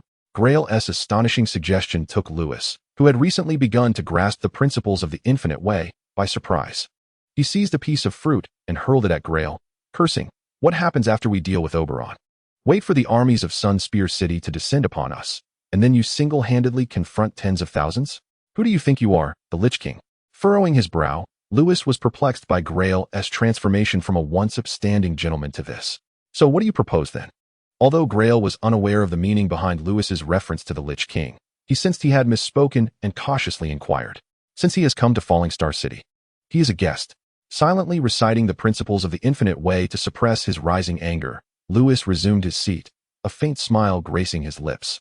Let us serve him well, and see what this red serpent intends. Chapter 13. The first encounter outside Falling Star City. The current prince and future Dorne prince, Oberon Martell, sat astride his steed, his dark eyes glinting with impatience, reminiscent of a venomous serpent. Were it not for Prince Dowling's command, he would have no desire to come to Falling Star City to deal with this trivial matter of fratricide. At this moment, Oberon's thoughts were consumed with the beastly creature residing in King's Landing. This despicable fratricide is truly impudent, making us wait at the city gates for so long. Beside him, a young girl of about 7 or 8, with hair as dark as Oberon's, echoed his sentiments with irritable exclamations. Though of similar age to Louis, her exquisite features were already beginning to reveal their potential, suggesting that she would undoubtedly blossom into a breathtaking beauty, one capable of inciting madness among the young men of the 7 kingdoms. Do not be so disrespectful, Alysanne, a robust young woman, fully armored with long legs, interjected. You are to be the heir of Dorne. You must learn to exhibit greater composure. You have no right to speak to me that way, Obara, retorted Alysanne Martell, the eldest daughter of Prince Doran, disdainfully curling her lip at Obara Sand, the eldest of Oberyn's bastards. Clearly, you are the one with the most fiery temper. Cease pretending to be profound before Oberyn. You. Stung by Alysanne's remark, Obara felt a flush of heat rise to her face and was poised to retaliate. Hush, Obara. At the sight of their escalating argument, Ilaria Sand, Oberyn's mistress, intervened sharply. Do not address Princess Alysanne in such a manner. Remember your station. Casting a mildly threatening glance at Obara, Ilaria then turned to Alysanne, her tone softening considerably. And you, Alysanne, should indeed be mindful of your words and actions. This is not Sunspear. While we are here to investigate the parricide, we are also guests. As guests, we must adhere to the proper etiquette, for when you inherit Sunspear, such decorum will be essential. Though Ilaria was merely Oberyn's mistress and not Obara's mother, her courage and wisdom had secured her a firm position by Oberyn's side. In fact, it was often this remarkably astute woman who managed many of Oberyn's affairs, wielding significant influence. This resulted in Ilaria holding a prominent status among Oberyn's illegitimate daughters. With just a light remark, she swiftly quelled Obara's defiance. I apologize, mother. I understand my mistake. Meanwhile, the younger Alysanne scoffed disdainfully, seemingly unimpressed by the serious demeanor of Oberyn's mistress. At that moment, the gates of Starfall slowly swung open, and a somewhat flamboyant young voice rang out from afar. Oh, How could we keep our dear Prince Oberyn waiting for so long? How rude of you, Gerald. Following this, two figures, one large and one small, hurried toward Oberyn and the others, yet Yuri was nowhere to be seen. As they drew near, Lewis warmly greeted Oberyn. It is an honor to finally meet the illustrious Prince Oberyn in person. Your presence in Starfall has truly overwhelmed me. He bowed slightly to Oberyn. Little did he realize that this audacious individual had indeed traversed Dorne with 3 women in tow, 2 of whom were mere children. Although the flames of war had not yet spread into Dorne, one could hardly claim that the region was entirely secure. It remained unclear whether he possessed an absolute confidence in his strength or an arrogance that led him to believe no one would dare to challenge his party within Dorne. No wonder he ultimately perished at the hands of the Mountain of Magic. Observing the haughty demeanor of Oberyn, Lewis could not help but feel a twinge of disdain within. His sharp tongue and biting remarks were all too evident. After a prolonged wait, Oberyn, clearly growing impatient, offered Lewis a frosty demeanor, dismissing him with a sardonic comment before galloping away into the city, hardly casting a glance in his direction. How incredibly rude. Oberyn's attitude incensed the equally bent-over Grell, who discreetly shot Lewis a glance, silently inquiring whether assistance should be arranged, but Lewis subtly halted him with a mere look. It truly is regrettable, my lord Lewis. Sensing the awkwardness of the moment, Illyria, Oberyn's mistress, stepped forward to ease the tension. Due to certain matters, Oberyn has been in a rather melancholic state lately. His emotions quite tumultuous, so please do not take it to heart. Let him wander as he wishes. Of course, Lady Illyria. Illyria, renowned as the most successful illegitimate daughter, courtesan, and mistress in all of Dorne, was well known, and Lewis instantly recognized her. I merely worry that I cannot alleviate Prince Oberyn's burdens. After all, in this treacherous game, one's fate can swiftly turn, and Oberyn's words may hold substantial weight in determining the course of events. However, casting a sidelong glance at the retreating figure of the Red Viper, it was apparent that Oberyn's foul mood likely stemmed from the tragic demise of Princess Illyria. Perhaps there was an opportunity to leverage this incident. Ah, you are Lewis Dayne, the fratricide? A melodious voice interrupted Lewis's reverie. Turning, he found a girl of similar age, gazing at him with curious eyes. Silence, alien. Illyria, noticing Alien's impudent outburst, immediately reprimanded her. Until the truth of the matter is clarified, you are not permitted to address Lord Lewis in such a manner. Apologize at once. Despite her noble lineage, the young girl felt a wave of indignation at Illyria's rebuke, tears brimming in her eyes. Oh, it's quite all right, truly. Lewis waved his hand graciously, donning a smile akin to a cunning old fox. There is indeed little to investigate. I articulated it clearly in my letter to Prince Dowlong. Davos was indeed slain by my hand, so Princess Alien is not mistaken in her assertion. See, I was correct. Lewis's words emboldened Alien, who cast a triumphant glance at Illyria. And with Lewis himself expressing indifference, Illyria found no reason to engage further with a mere child, shaking her head in resignation. Illyria's reaction made Alien stand tall, akin to a victorious general, proudly lifting her chin like an arrogant swan. Yet, curiosity soon overtook her, and she inquired, "But why did you kill your own brother?" Finally, a question that strikes at the heart of the matter. Lewis's eyes suddenly sparkled with a fleeting glimmer, which quickly faded away. Then, beneath Illyria's puzzled gaze, this ethereal youth sighed in deep lament. With a tone steeped in profound sorrow, he recounted his tale to the 3 of them.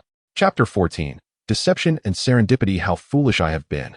I knew only that Daphis had a penchant for gambling. Yet I was utterly unaware that he had sold his own sister. I knew he had sold her, but I was oblivious to the fact that he had lost the entire Starfall city to another.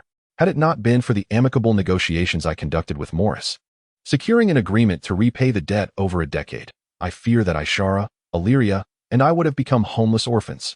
At the mention of his sorrow, Lewis even extended a hand to wipe away the tears pooling at the corners of his eyes. The tremor and helplessness in his voice compelled Gregor, standing behind him, to burst into uncontrollable sobs. Observing the flicker of emotions in Illyria's gaze, the youngest among them, Yelene, had already begun to cry quietly, while the fiery Oberyn clutched her spear tightly, seemingly wishing to drag Daphis from the depths of hell to exact vengeance once more. Do you know, Lady Illyria, that wretched beast even regarded Ishara as a disgrace to the family, attempting to cast her, still unborn, from the white stone sword tower. As Lewis spoke, he scrutinized the expressions of the group, a barely perceptible smile flitting across his features. He then grasped Illyria's hand, resembling a helpless child, though, in truth, he was just that. Alas, what can I do if Daphis is not slain? With that, Lewis lowered his head in desolation. As though resigned to his fate, I alone shall bear the cursed title of parricide. As long as Ishara and Illyria can live well, I will willingly face any judgment. However, please convey to Prince DeLong that while Ishara is with child out of wedlock, the fault lies not with her. The daughter born in Starfall City must bear the name Dayne, not Shade. His words struck with conviction, moving even the usually astute Illyria, who gently stroked the top of Lewis's head with a trembling hand. What a sensible and obedient child he is, Illyria mused, already believing most of what Lewis had said. Had it not been for that despicable Daphis, how could a 7-year-old be driven to such a plight? What touched her most was Lewis's determination to protect Ishara and her unborn child, fervently advocating for her rightful surname. Having grown up as an illegitimate child, Illyria had endured countless hardships, even resorting to prostitution. She understood all too well the challenges of surviving under the Shade name in Dorne. Reflecting on this, Illyria gazed affectionately at Lewis, her heart lamenting that had there been someone like him fighting for her surname, her fate might have been altered as well.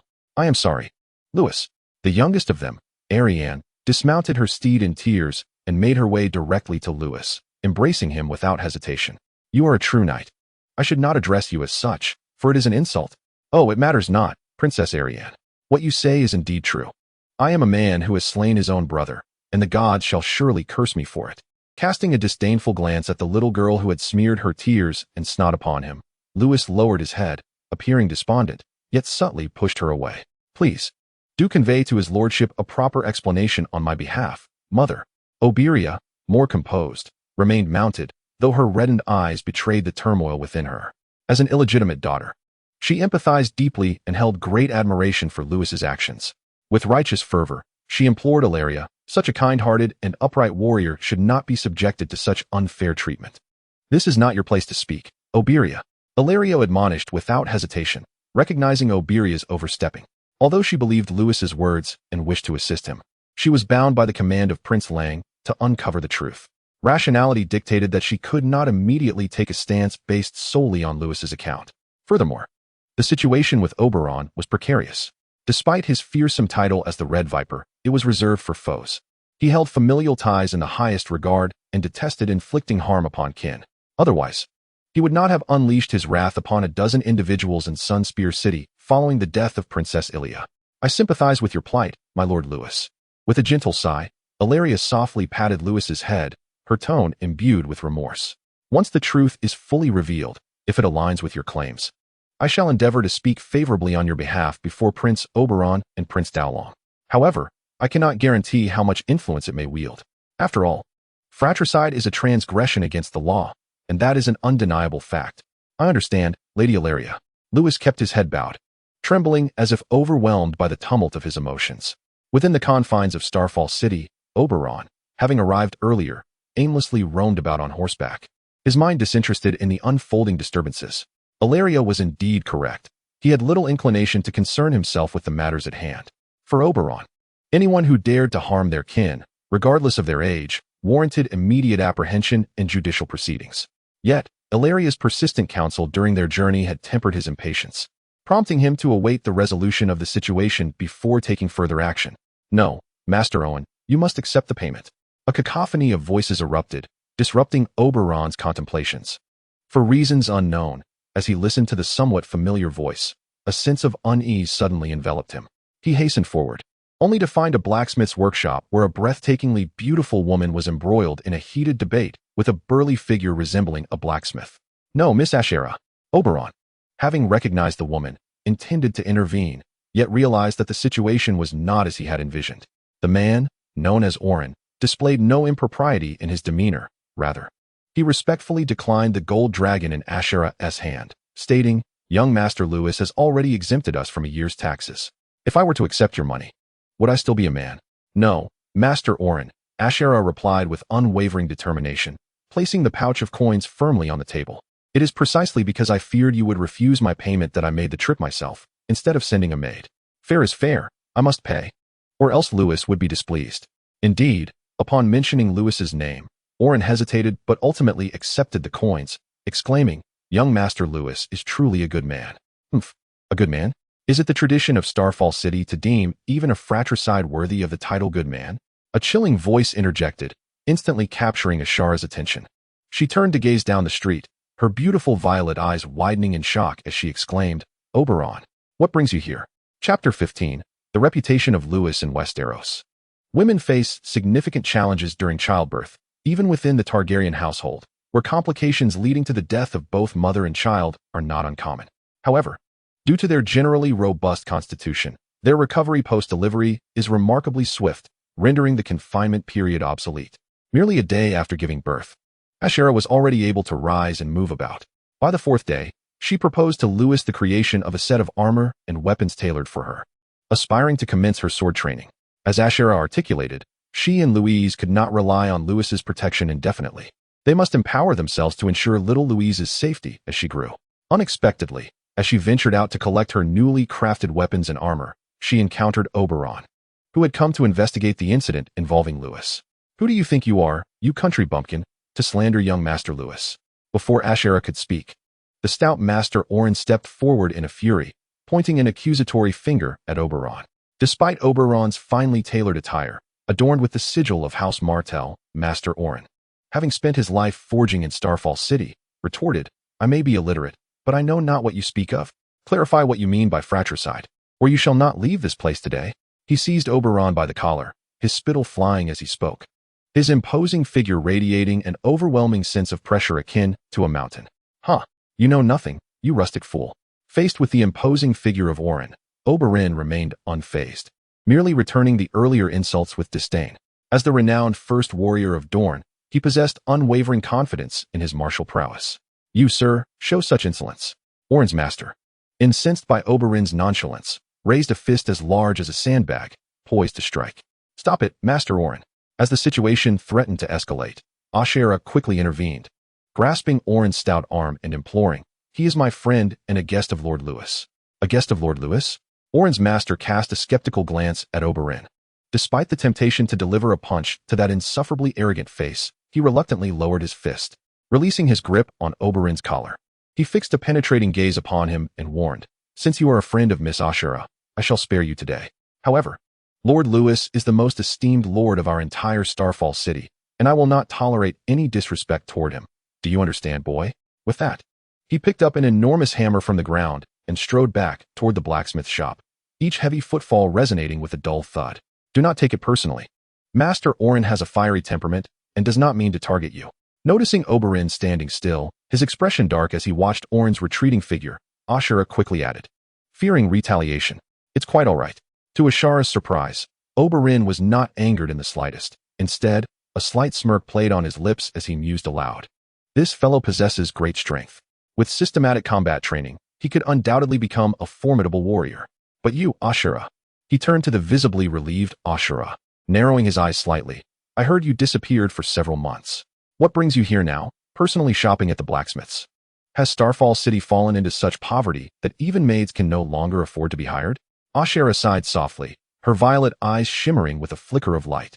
From the moment she laid eyes on Oberyn, she had surmised his purpose for visiting Starfall. After much hesitation, she steeled herself and, gritting her teeth, said to Oberyn, Come with me, Oberyn. Good afternoon, Lord Lewis. Oh, young Osborne, you've grown taller. Come, have something to eat. It's on me, Lord Lewis. No, thank you, Norman. I have guests. How has my dear Taya been behaving in the castle, Lord Lewis? Taya has been exemplary, Aunt Songi. I just gave her the morning off. She should be returning shortly. As they made their way back to the castle, passers-by greeted Lewis warmly, and he responded kindly to each one. This harmonious scene left Ilaria and her companions utterly speechless. Even in Dorne, renowned for its warmth and openness, the image of a lord harmoniously coexisting with his subjects is a rarity. Do you truly know all these people, Lewis? Arianne inquired, tilting her head in curiosity as she witnessed Lewis effortlessly name each individual.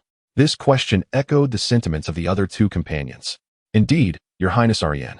Lewis replied with a hearty laugh, addressing the princess atop her steed. After concluding my daily duties, I often stroll through the bustling streets of Starfall. Engaging in conversation with these amiable folk allows me to tangibly grasp the hardships they endure, as well as the shortcomings in the governance of Starfall. It is only through this understanding that I can better administer the city and enhance the lives of these ordinary people. However, Ilaria immediately perceived a flaw in Lewis's reasoning and questioned with a hint of confusion, Isn't the greatest mercy a lord can bestow upon these commoners ensuring their mere survival? Human desires are insatiable. If you provide them with too much today, they will inevitably crave more tomorrow. Moreover, this approach benefits you little, as it would only exacerbate the financial burdens of Starfall. Lewis chuckled softly at Illyria's words, shaking his head in resignation. For the lords of Westeros, the populace is indeed merely a pawn, if not a resource. While lords yearn for an ever-growing number of subjects, they simultaneously fear the potential for unrest should these individuals band together. This leads them to impose exorbitant taxes, maintaining a precarious balance where the commoners remain just fed enough to stave off rebellion. Furthermore, the majority of the populace is illiterate and lacks military training. Even families that have managed to accumulate some wealth through trade strive to procure fine armaments for their offspring, pledging allegiance to local nobility in hopes of achieving knighthood and ascending the social ladder. Thus, throughout the vast history of Westeros, instances of lords being overthrown by their own subjects are virtually non-existent. I understand you also hail from humble beginnings, Lady Illyria, Lewis said after a moment of contemplation, meticulously organizing his thoughts before proceeding with gentle persuasion. You must grasp the arduous nature of life for those at the bottom of the social hierarchy. Observing Illyria's expression, he noted no sign of anger and continued, subjects are often regarded as the lord's private property, a notion that has become a shared belief among the nobility of Westeros. Yet, in my view, they are all living, breathing individuals. However, being human entails harboring desires. Illyria pressed on with her inquiry. How can you ensure that these individuals do not succumb to insatiable greed? You are absolutely correct, Lady Illyria, Lewis nodded, his face still adorned with a cultured smile. The human heart is eternally unfulfilled. This is an immutable truth. The human heart is indeed the easiest to manipulate. Before I took control of Starfall City, Divus had mercilessly exploited the suffering populace, leaving many unable to afford even a meal, which resulted in an alarming crime rate within the city. Following Divus's demise, I absolved all citizens of Starfall City from taxes for an entire year and invested 2,000 gold dragons to bolster the city's security forces. As Lewis spoke, he surveyed the bustling crowd, and his smile appeared even more radiant. They are not foolish, Lady Illyria. They are fully aware that their bellies are filled. If another lord were to take charge, no one could guarantee that their lives would not revert to the former hardships. Believe me, if anyone within Starfall City dared to conspire against me, these simple, kind-hearted people would instantly transform into the fiercest warriors, tearing them to shreds. Nodding thoughtfully, Lewis's words completely reshaped Illyria's worldview. Having ascended from the lowest rungs, she only knew to vanquish her adversaries with the most ruthless tactics, whether by teeth or claws. As long as she could carve a piece from her opponents, it was deemed a victory. Yet, she had never considered that these common folk, much like herself, could wield such significant influence. However, Illyria was still puzzled by one question. Did Lewis not contemplate the matter of recouping his substantial investment? Though she refrained from voicing her curiosity, her keen intuition led her to suspect that, provided they could weather this storm, this astute young man would undoubtedly soar to great heights. Looking ahead, despite being merely 7 years old, the boy moved with the steadiness of a seasoned elder, his strides firm and purposeful, as if advancing step by step towards a grand, predetermined ambition. Within the castle of Starfall City, Oberon gazed at the little girl peacefully slumbering in her crib, his expression a blend of astonishment and uncertainty. This is my daughter, Louise Dane. Gently lifting little Louise, Ashera smiled tenderly, radiating maternal warmth. Louise Dane. Oberon stood frozen, murmuring to himself. He understood the significance of Louise's name, recognizing it as a tribute to Lewis. He was also aware of the meaning behind Dane. However, when these two words were conjoined, Oberon found it difficult to comprehend. Embrace her, Oberon. Given my relationship with Ilya, you may well be considered a relative of Louise. Observing the bewildered Oberon, Ashera took the initiative to hand the child over. I gazed at the child in Ashera's arms, feeling rather at a loss. Even the formidable Red Viper, renowned for her unmatched prowess, appeared somewhat flustered. As two of Dorne's most celebrated beauties, the bond between Ashera and Ilya was exceptionally close. Indeed, during the famed tournament at Harrenhal, where Prince Rhaegar triumphed over the Sword of the Dawn, Ashera had attended as Ilya's companion. As the most unruly scion of House Martell, Oberyn had pursued Arianne on more than one occasion. Even to this day, he remains captivated by the breathtaking beauty of this woman. Yet, Arianne has suddenly reappeared, bringing Oberyn to meet her daughter. It feels as if the ethereal muse of his unfulfilled desires has returned to her homeland, a accompanied by a child, leaving him in bewilderment regarding the identity of the father. Oberyn's heart is a tumult of emotions.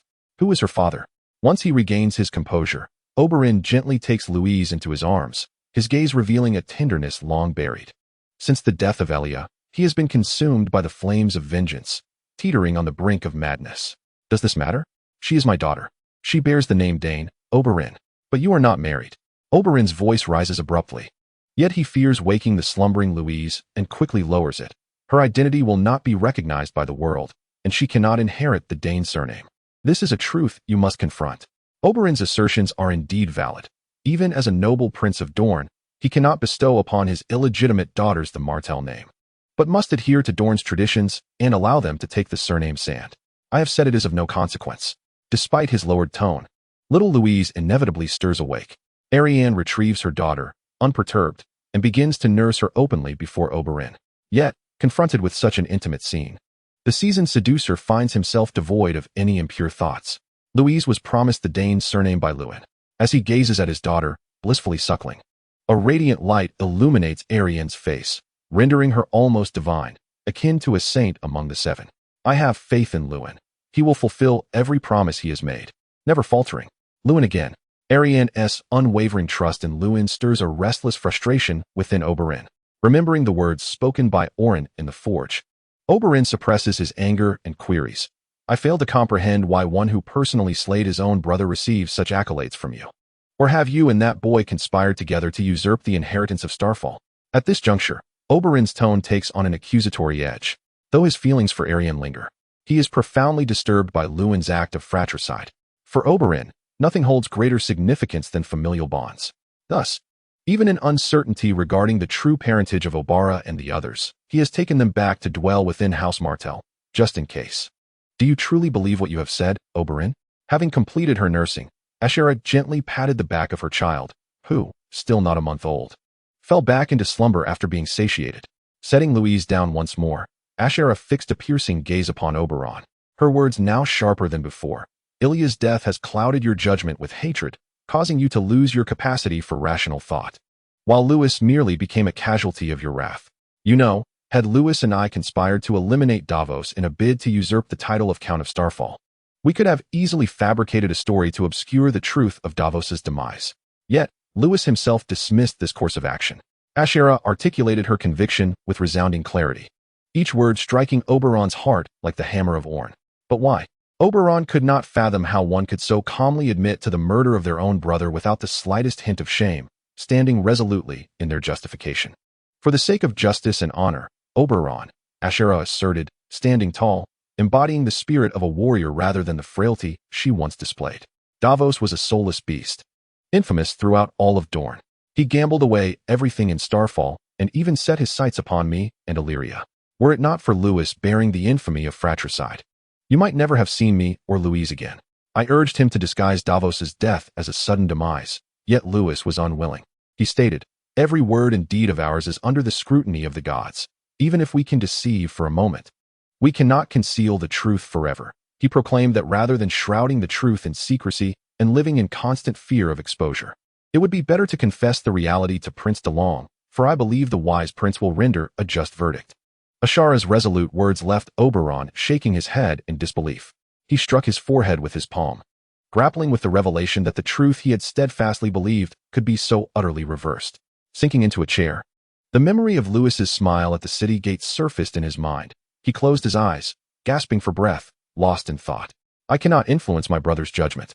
After a long pause, Oberon finally spoke. I cannot fully trust that everything you have said is factual. In Ashara's gaze, tinged with disappointment, he rose and moved towards the door, only to halt at the threshold. I can only strive to uncover the truth, Ashera, casting a glance back at the sleeping Louise. A long-forgotten smile graced his face. The child in the cradle seemed to awaken a long-buried tenderness within Oberon. If the truth aligns with your assertions, I shall do my utmost to preserve that boy's life. Even if matters spiral beyond control, we shall still have one final choice. Pausing, Oberon straightened, exuding an unparalleled aura of strength. Trial by combat. Chapter 17. Duel as dawn broke, the dull sound of which striking would echoed through the air. In the garden of Starfall City, two figures, a child and an adolescent, danced through the morning light. One swiftly sidestepped, narrowly evading an attack, while Lewis advanced. Wielding a wooden sword with precision, its tip poised threateningly against the throat of Abaya. The girl, with sun-kissed skin, gazed incredulously at the wooden blade, her chest rising and falling with disbelief. How could she have lost to a mere 7-year-old? With the outcome now evident, Lewis decisively withdrew his sword, though he too was slightly out of breath.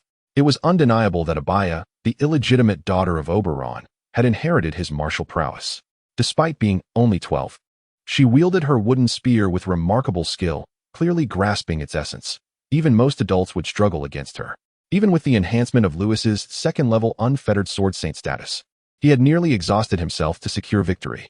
As he basked in his triumph, Arian Mathel, the instigator of this match, approached him with evident delight, handing him a towel to wipe his brow. "You are truly impressive, Lewis," Arian exclaimed, her eyes sparkling with admiration. It was her enthusiasm for the spectacle that had prompted this friendly sparring session. "Abaya is a renowned warrior from Sunward City. You are the same age as me, yet you managed to defeat her. You will surely grow into a warrior even more formidable than Oberon." At this, Arian seemed to have a sudden realization, nodding emphatically. "Yes, just like your brother, you will become the new Dawnblade." A soft chuckle escaped Lewis. Arian clearly did not comprehend the significance and strength that the title Dawnblade entailed. However, she was right about one thing. As Lewis continued down the path of the unfettered, it was only a matter of time before he surpassed Oberon and all others in this world, becoming the most powerful swordsman in history, a certainty beyond doubt. "Well said, Arian." A gravelly voice interrupted their exchange, drawing their attention to a tall, imposing figure that emerged from the thick underbrush. Oberon's keen eyes glinted sharply, even from a distance. The potent scent of alcohol emanating from him was unmistakable. He brandished a spear that shimmered ominously in the morning light. "Good morning, Prince Oberon," Lewis replied, inclining his head slightly, a frown creasing his brow as unease settled in. Since his arrival in the city yesterday, Oberon had been absent. Now, he appeared in this state, and Lewis wondered what mischief he was plotting. Was he perhaps still intoxicated, ready to unleash a drunken rampage? "Enough with the pleasantries, Lewis Dayne," Oberon snarled, thrusting his spear forward. The sharp tip hovered mere centimeters from Lewis's forehead, a faint prickling sensation coursing through his brow. His hand remained remarkably steady. Even after a night of heavy drinking, the spear in his grasp exhibited not even the slightest tremor. "Do not act rashly, Oberon." Observing the man's erratic behavior, Ilaria hastily intervened. However, despite being Oberon's mistress, Ilaria dared not provoke him in front of others, and so she patiently urged, "He is merely a 7-year-old child. And even if he has transgressed the law, he should be taken back to Sunspire City to face judgment from Prince Dowling. Please, lower your spear." "Silence, Ilaria," Oberon thundered. The tip of his spear slightly raised as it pivoted toward her, signaling her to refrain from interjecting. Once she fell silent, Oberon nodded in satisfaction before once again aiming the spear at Lewis. "It seems our previous skirmish did not satisfy you, boy. I offer you a chance at survival. Pick up the weapon you used to slay Divas and engage me in a fair duel." A faint smirk crept across Oberon's lips, his eyes narrowing like a serpent's as he scrutinized Lewis, seemingly eager to witness his panic. "That is unjust, Your Highness." Lewis trembled slightly under Oberon's piercing gaze, his head bowed as if he dared not meet his eyes. "You are renowned throughout Dorne as the most formidable warrior, while I am but a 7-year-old child. Even if I were to defeat you, it would tarnish your reputation." With a disdainful scoff, Oberon's expression morphed into one of contempt as he slowly spoke. "One strike. If you can withstand a single blow from me, I shall immediately take her away from Starfall and personally plead for your clemency before Dowling." "This is my utmost clemency, boy. Do not tell me that the one who personally killed Divas lacks the courage to endure a single strike." At this juncture, Oberon's interest waned. Since his arrival in Starfall, he had heard nothing but praise for Lewis from everyone, which had somewhat altered his perception of the parasite. He had intended to thoroughly test the boy's mettle, only to discover yet another coward. "No, Your Highness," Lewis boldly rejected the challenge. Oberon, finding the encounter tedious, began to turn away. "3 strikes." Oberon halted mid-step, his foot frozen in the air, as he glanced back at Lewis, who had raised his head, his eyes gleaming with unquenchable fighting spirit. A chilling grin spreading across his face, devoid of any trace of fear. "I will withstand 3 strikes from you, Your Highness." Fixated on Oberon, Lewis felt an exhilarating thrill coursing through his veins in anticipation of the impending challenge, his body trembling with excitement. Yet, thanks to the way of the infinite, his mind remained composed as he articulated, "However, I have one condition. Very well, Lewis Dane. Oberyn's satisfaction was palpable as he beheld Lewis's demeanor. Indeed, it is quite remarkable that such a young character dares to strike down his own elder brother. Regardless of your demands, I am willing to acquiesce. However, the condition is that the long spear stands firmly on the ground, emanating an awe-inspiring aura from Oberyn, akin to a beast lunging towards Lewis. After 3 moves, if you are still alive, the path leading to King's Landing is filled with the thunderous gallops of horses racing at full speed. Sir Yuri, clad in lightweight attire, licked his cracked lips and glanced ahead at the seemingly endless road, his heart brimming with anxiety, clutching tightly to the letter entrusted to him by Lewis. A resolute light shone in Yuri's eyes as he spurred his steed onward, increasing its pace. Yet, in his fervent rush to reach King's Landing, he had already exhausted 2 noble steeds, spending even his nights upon their backs, leaving him utterly fatigued. As his vision blurred, his body involuntarily began to slump. In that critical moment, instinctively, Yuri grasped the reins, narrowly avoiding a fall. A sharp slap to his face forced him to regain consciousness. He fixed his gaze upon the road ahead, silently vowing, I must not let young Master Lewis down. Chapter 18. The Duel, and Do Not Engage Him, Lewis. Alien's eyes shimmered with unshed tears as she looked at Lewis, who was merely clad in lightweight attire. With a hint of pleading in her tone, she urged, Oberyn is the mightiest warrior of Sunspear City. You are only 7 years old. This is clearly an act of bullying. Allow me to speak with him and cancel this unjust competition. With that, Alien made to approach Oberyn. No, Princess Alien. Grasping her arm, Alien turned to meet Lewis's unwavering gaze. This is not a mere child's game. This contest is a matter of honor and life and death. It is an obstacle I must overcome alone, and no one can assist me. But there is no but. He interrupted Alien, who still wished to dissuade him. As he strode directly toward the center of the garden, there stood Oberyn, as imposing as a mountain. Are you certain you wish to forego any protective gear, lad? Oberyn inquired with a smile, mirroring Lewis's lightweight attire, his eyes betraying a hint of admiration he scarcely recognized in himself. Enough talk, Red Viper, Lewis retorted boldly, slowly raising his sword, which was equal in height to himself. In his 2 lifetimes, he had come to understand the terror of Oberyn, known as the Red Viper, lay in his unparalleled marksmanship and unmatched speed. Although this duel would not see Oberyn's spear tipped with poison, any ordinary armor would offer little protection, instead hindering his body's reflexes. To turn the tide, he had no choice but to enter the fray unencumbered and fight with all his might.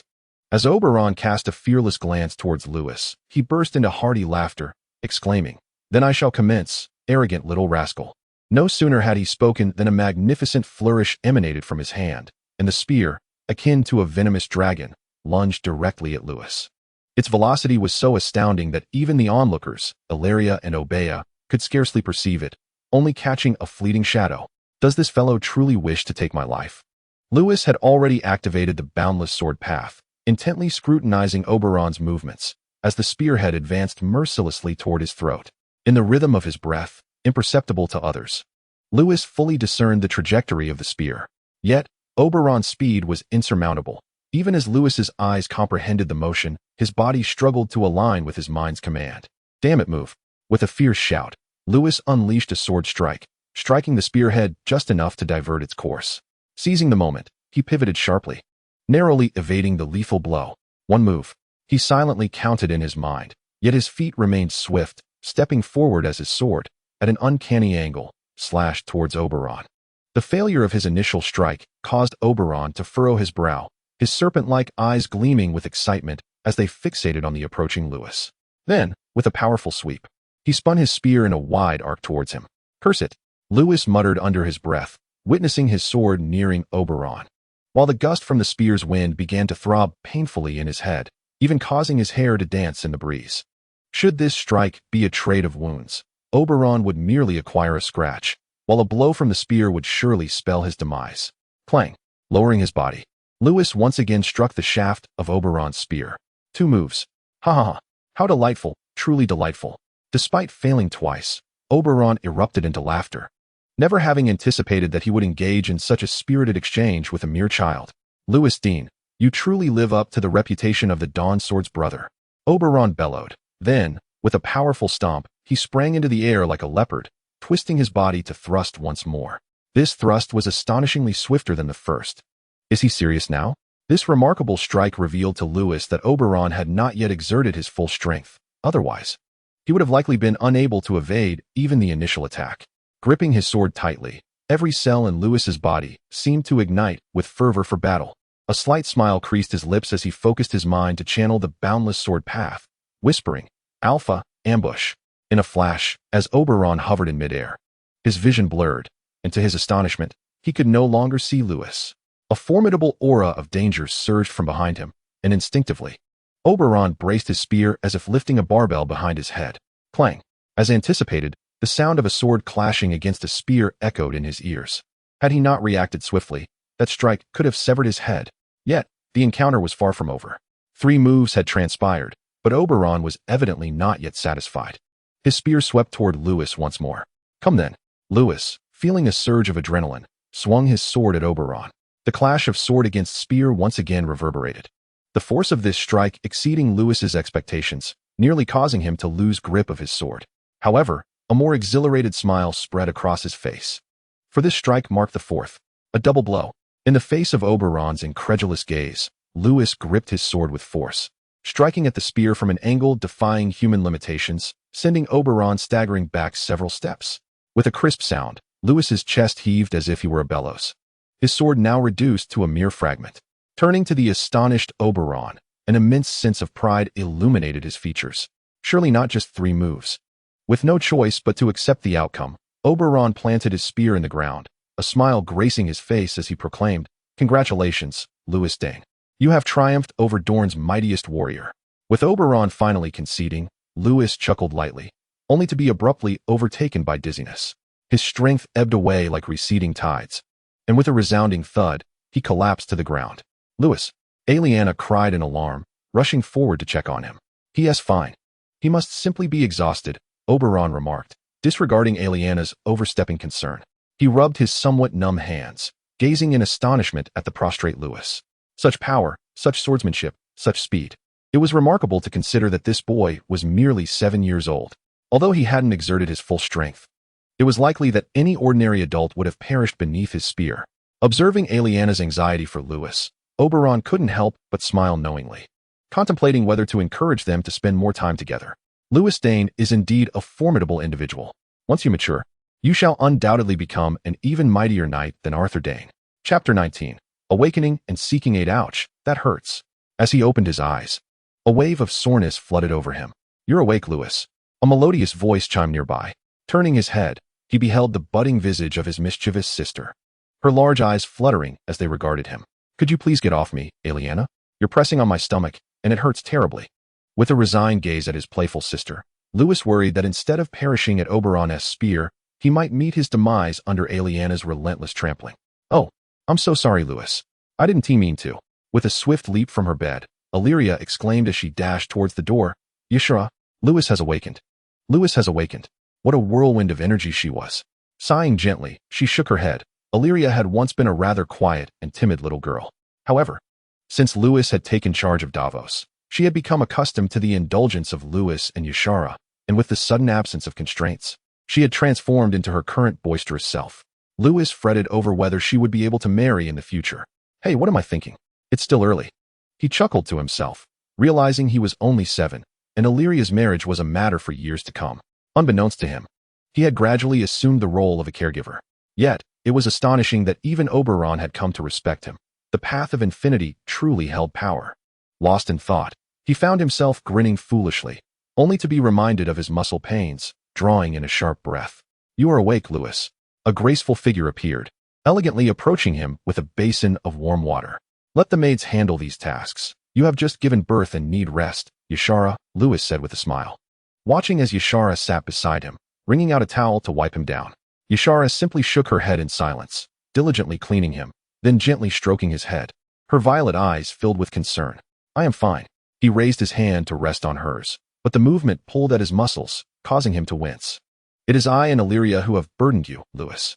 Yshara's voice trembled with guilt, tinged with a hint of sobs. Over the past few days, whether it was the death of Davos or the myriad affairs of Starfall City, everything had rested heavily on the shoulders of her 7-year-old brother. While she and Illyria felt utterly helpless, Upon hearing from the maids that Lewis had even fought Oberon and had fainted from the encounter, Yashara felt as if her heart might shatter. "You and Illyria are my sisters. Don't speak of burdens," Lewis replied, feigning nonchalance with a smile. "If you ask me, the Red Viper's marksmanship isn't as formidable as rumored. Even a child like me cannot be slain so easily." At his words, Yashara grew even more sorrowful, tears cascading down her cheeks as she began to weep quietly. All right. Lewis, having acclimated to the pain, propped himself up and gently patted Yashara's back. "Look at me. I am perfectly fine now. Let us not dwell on this. Where are Oberon and the others? Are they still in Starfall City?" At his inquiry, Yashara straightened up, wiping away her tears, and replied, "You have been unconscious for an entire day. Oberon took Arianne and the others back to Sunblade City yesterday. However, as he departed, he mentioned that he would personally plead with Prince Dowling regarding this matter, assuring that everything would rest upon his shoulders. Oberon also stated that he owed you a favor, promising that once you regained your strength, you could personally visit him in Yangji City to discuss terms, all of which would be met. How swiftly this fellow has escaped." Lewis muttered under his breath, initially intending to leverage Oberon's influence to resolve the issue concerning Morse, only to discover that during his unconsciousness, this individual had taken his leave. Yet, it matters not. Dealing with those two, father and son, is merely a matter of time. In Starfall City, there can only be one Count Dayne. And that is he, Lewis Dayne. Having regained some strength, he decided to take a stroll outside. With this thought, Lewis swung his legs over the bed. Like Arthur, he was ill-suited to moments of emotional turbulence. Nevertheless, as he walked, he pondered whether he had forgotten something significant. "Depart now, young knight, while I have yet to unleash my fury." In King's Landing, Sir Yuri stood awkwardly, wishing for a crevice in the ground to swallow him whole. What he had anticipated to be a straightforward plea for assistance had instead met with relentless mockery from the opposition. Yet, Sir Barristan, gazing at the robust knight before him, who was bound in bandages and graying hair, still managed to muster the resolve to speak. "You are now the most formidable knight in Westeros, and no one else can assist young Master Lewis," he implored. "For the sake of your camaraderie with Sir Arthur, I beseech you to extend a helping hand." With that, Yuri knelt, his forehead pressed firmly to the ground, tears streaming uncontrollably. "I have declared that I shall not aid a kinslayer. Do you not comprehend, lad? Lewis is a brother to Arthur. Is not Davos one as well? Despite his grievous injuries, the accolades of the indomitable knight Barristan still radiated a ferocious aura akin to that of a tiger. For one of such integrity, the act of fratricide was utterly unforgivable. Yet Yuri, raising his head to behold the obstinate Barristan, felt a surge of desperation. Suddenly, he recalled Lewis's instructions prior to his arrival and immediately spoke. "This is not Master Lewis's desire, Sir Barristan. It is Miss Ishara who has sent me to summon you." Ishara. At the mere mention of her name, Barristan's pupils constricted. The greatest regret of his life was not having defeated Prince Rhaegar at the tournament and placing the crown of love and beauty upon Ishara's head. Perhaps, had he done so, Ishara might have loved him instead of Stark. Perhaps this could have averted the brutal war that ensued. "I cannot, young knight," he sighed, his heart wavering, yet still resolute in rejecting Yuri's plea. He endeavored to shift his body, revealing the countless scars earned through valiant combat. "As you can see, I am gravely wounded, suffering from arrows, spears, and swords alike. Sir Feaser has informed me that I require at least a month of convalescence before I can manage to rise from my bed." At that moment, he lamented, "By then, it is likely that your master will have faced his deserved reckoning." "How could this be?" Yuri muttered, leaving the abode in Barristan like a specter. The aftermath of the recent battle in King's Landing lay strewn with corpses, yet he remained impervious to the sight. All he comprehended was that the task assigned to him by Lewis was, alas, destined to remain unfulfilled. Suddenly, a somewhat flippant voice called out to him from behind. "Hey, you must be Yuri, right? What happened to the brother of the Dawnblade?" Yuri turned in bewilderment, and before him, a dazzling golden light flooded his vision. Illuminated by the sun. Chapter 20. Conspiracy in the city of Yangji. As the steward personally appointed by Prince Dowling, Manfuri Martell held a position of considerable consequence, second only to two individuals. Why two, you may ask?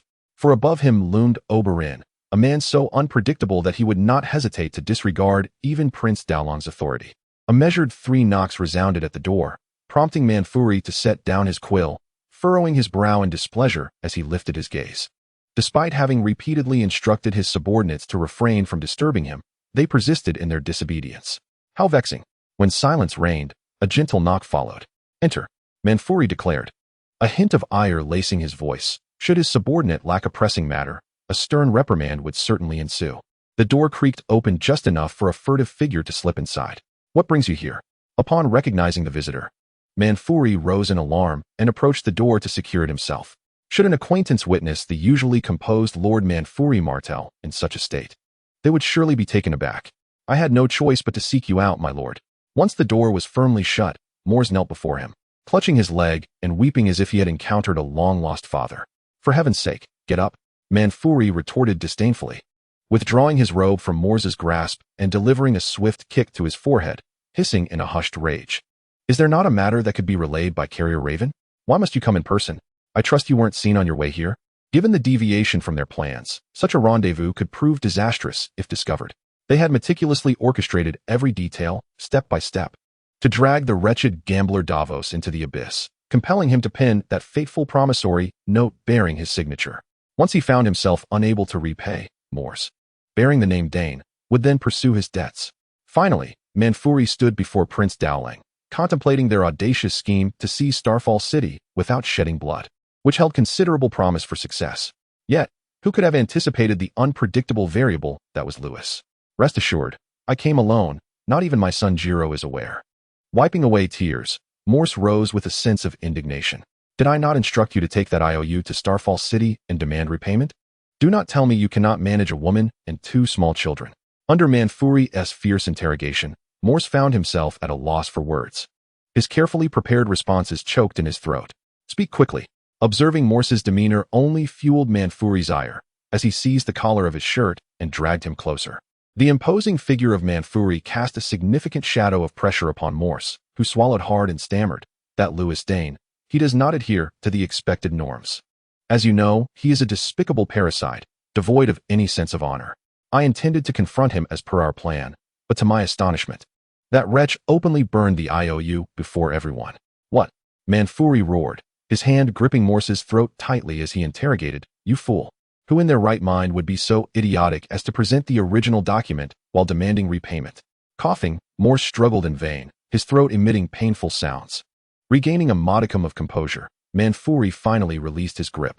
Morse collapsed weakly to the ground, kneeling and retching, his stomach's bile and saliva pooling around him. "Cough, cough. What shall we do next, my lord?" Despite the brutal treatment, Morse dared not express anger towards Manfuri. His face flushed, he gazed up with pleading eyes. Taking a deep breath, Manfuri turned, casting a venomous glance towards the direction of Starfall City. "Prince Dowling has already dispatched His Highness Oberon to investigate this matter. Given Oberon's nature, that parasite shall surely meet a grim fate. In due course, Starfall City will still belong to us." Cough, cough, that truly is splendid. After finally regaining his composure, Morse stood, trembling as he remarked, "You must understand, dear lord, that boy is rather uncanny, despite being merely 7. It feels as though he sees right through you. Oh, by the way, I heard His Highness Oberon has taken an interest in that boy's sister, Arthur Dayne. Do you think—" "Silence, you wretched fool." Before Morse could finish, Manfuri furiously interrupted, "His Highness Oberon is just and impartial. You have no right to speak of him behind his back." With that, he seized a goblet from the table and hurled it at Morse. "Get out. Until this matter is resolved, do not dare to show your face in Sunblade City again. If anyone sees you, I will end you." Seeing that Manfuri was truly enraged, Morse dared not utter another word and fled the room in haste. Yet, for reasons unbeknownst to him, he did not mention the matter of Lewis's installment payments throughout the encounter. What a useless fellow, unable to manage even the smallest of tasks. Once Morse departed, Manfuri sat in his chair, gritting his teeth and glaring at the doorway. After a prolonged moment of contemplation with his eyes closed, he finally sighed, meticulously straightened the creases in his attire, and donned an elegant smile, as if he had reverted to his former astute self. Exiting the room, he strolled composedly towards the flowing garden. In Starfall City, Lewis, having nearly fully recovered, entered his study, where a multitude of tasks had accumulated, awaiting his attention. While Davis was alive, he had essentially been a hands-off lord, delegating all matters, large and small, to Wolf. This left a significant mess for Starfall City.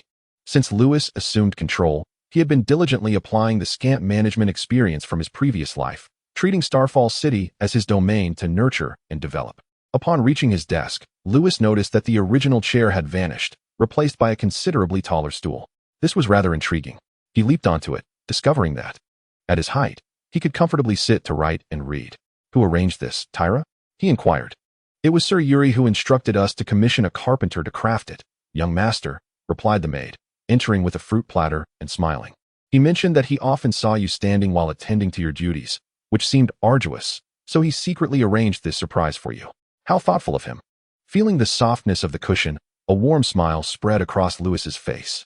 That fellow Yuri, though he often appeared somewhat dim-witted, was, in fact, remarkably attentive. Suddenly, Lewis seemed to remember something, exclaiming as he jumped off the stool and hurriedly dashed out of the room, leaving Tyra standing there in bewilderment. Chapter 21. Surprise. Yuri had been dispatched by Lewis to King's Landing. Although he had made meticulous preparations in Starfall City that significantly improved the likelihood of altering Oberon's perception of him, he remained ready to request a trial by combat as a precaution.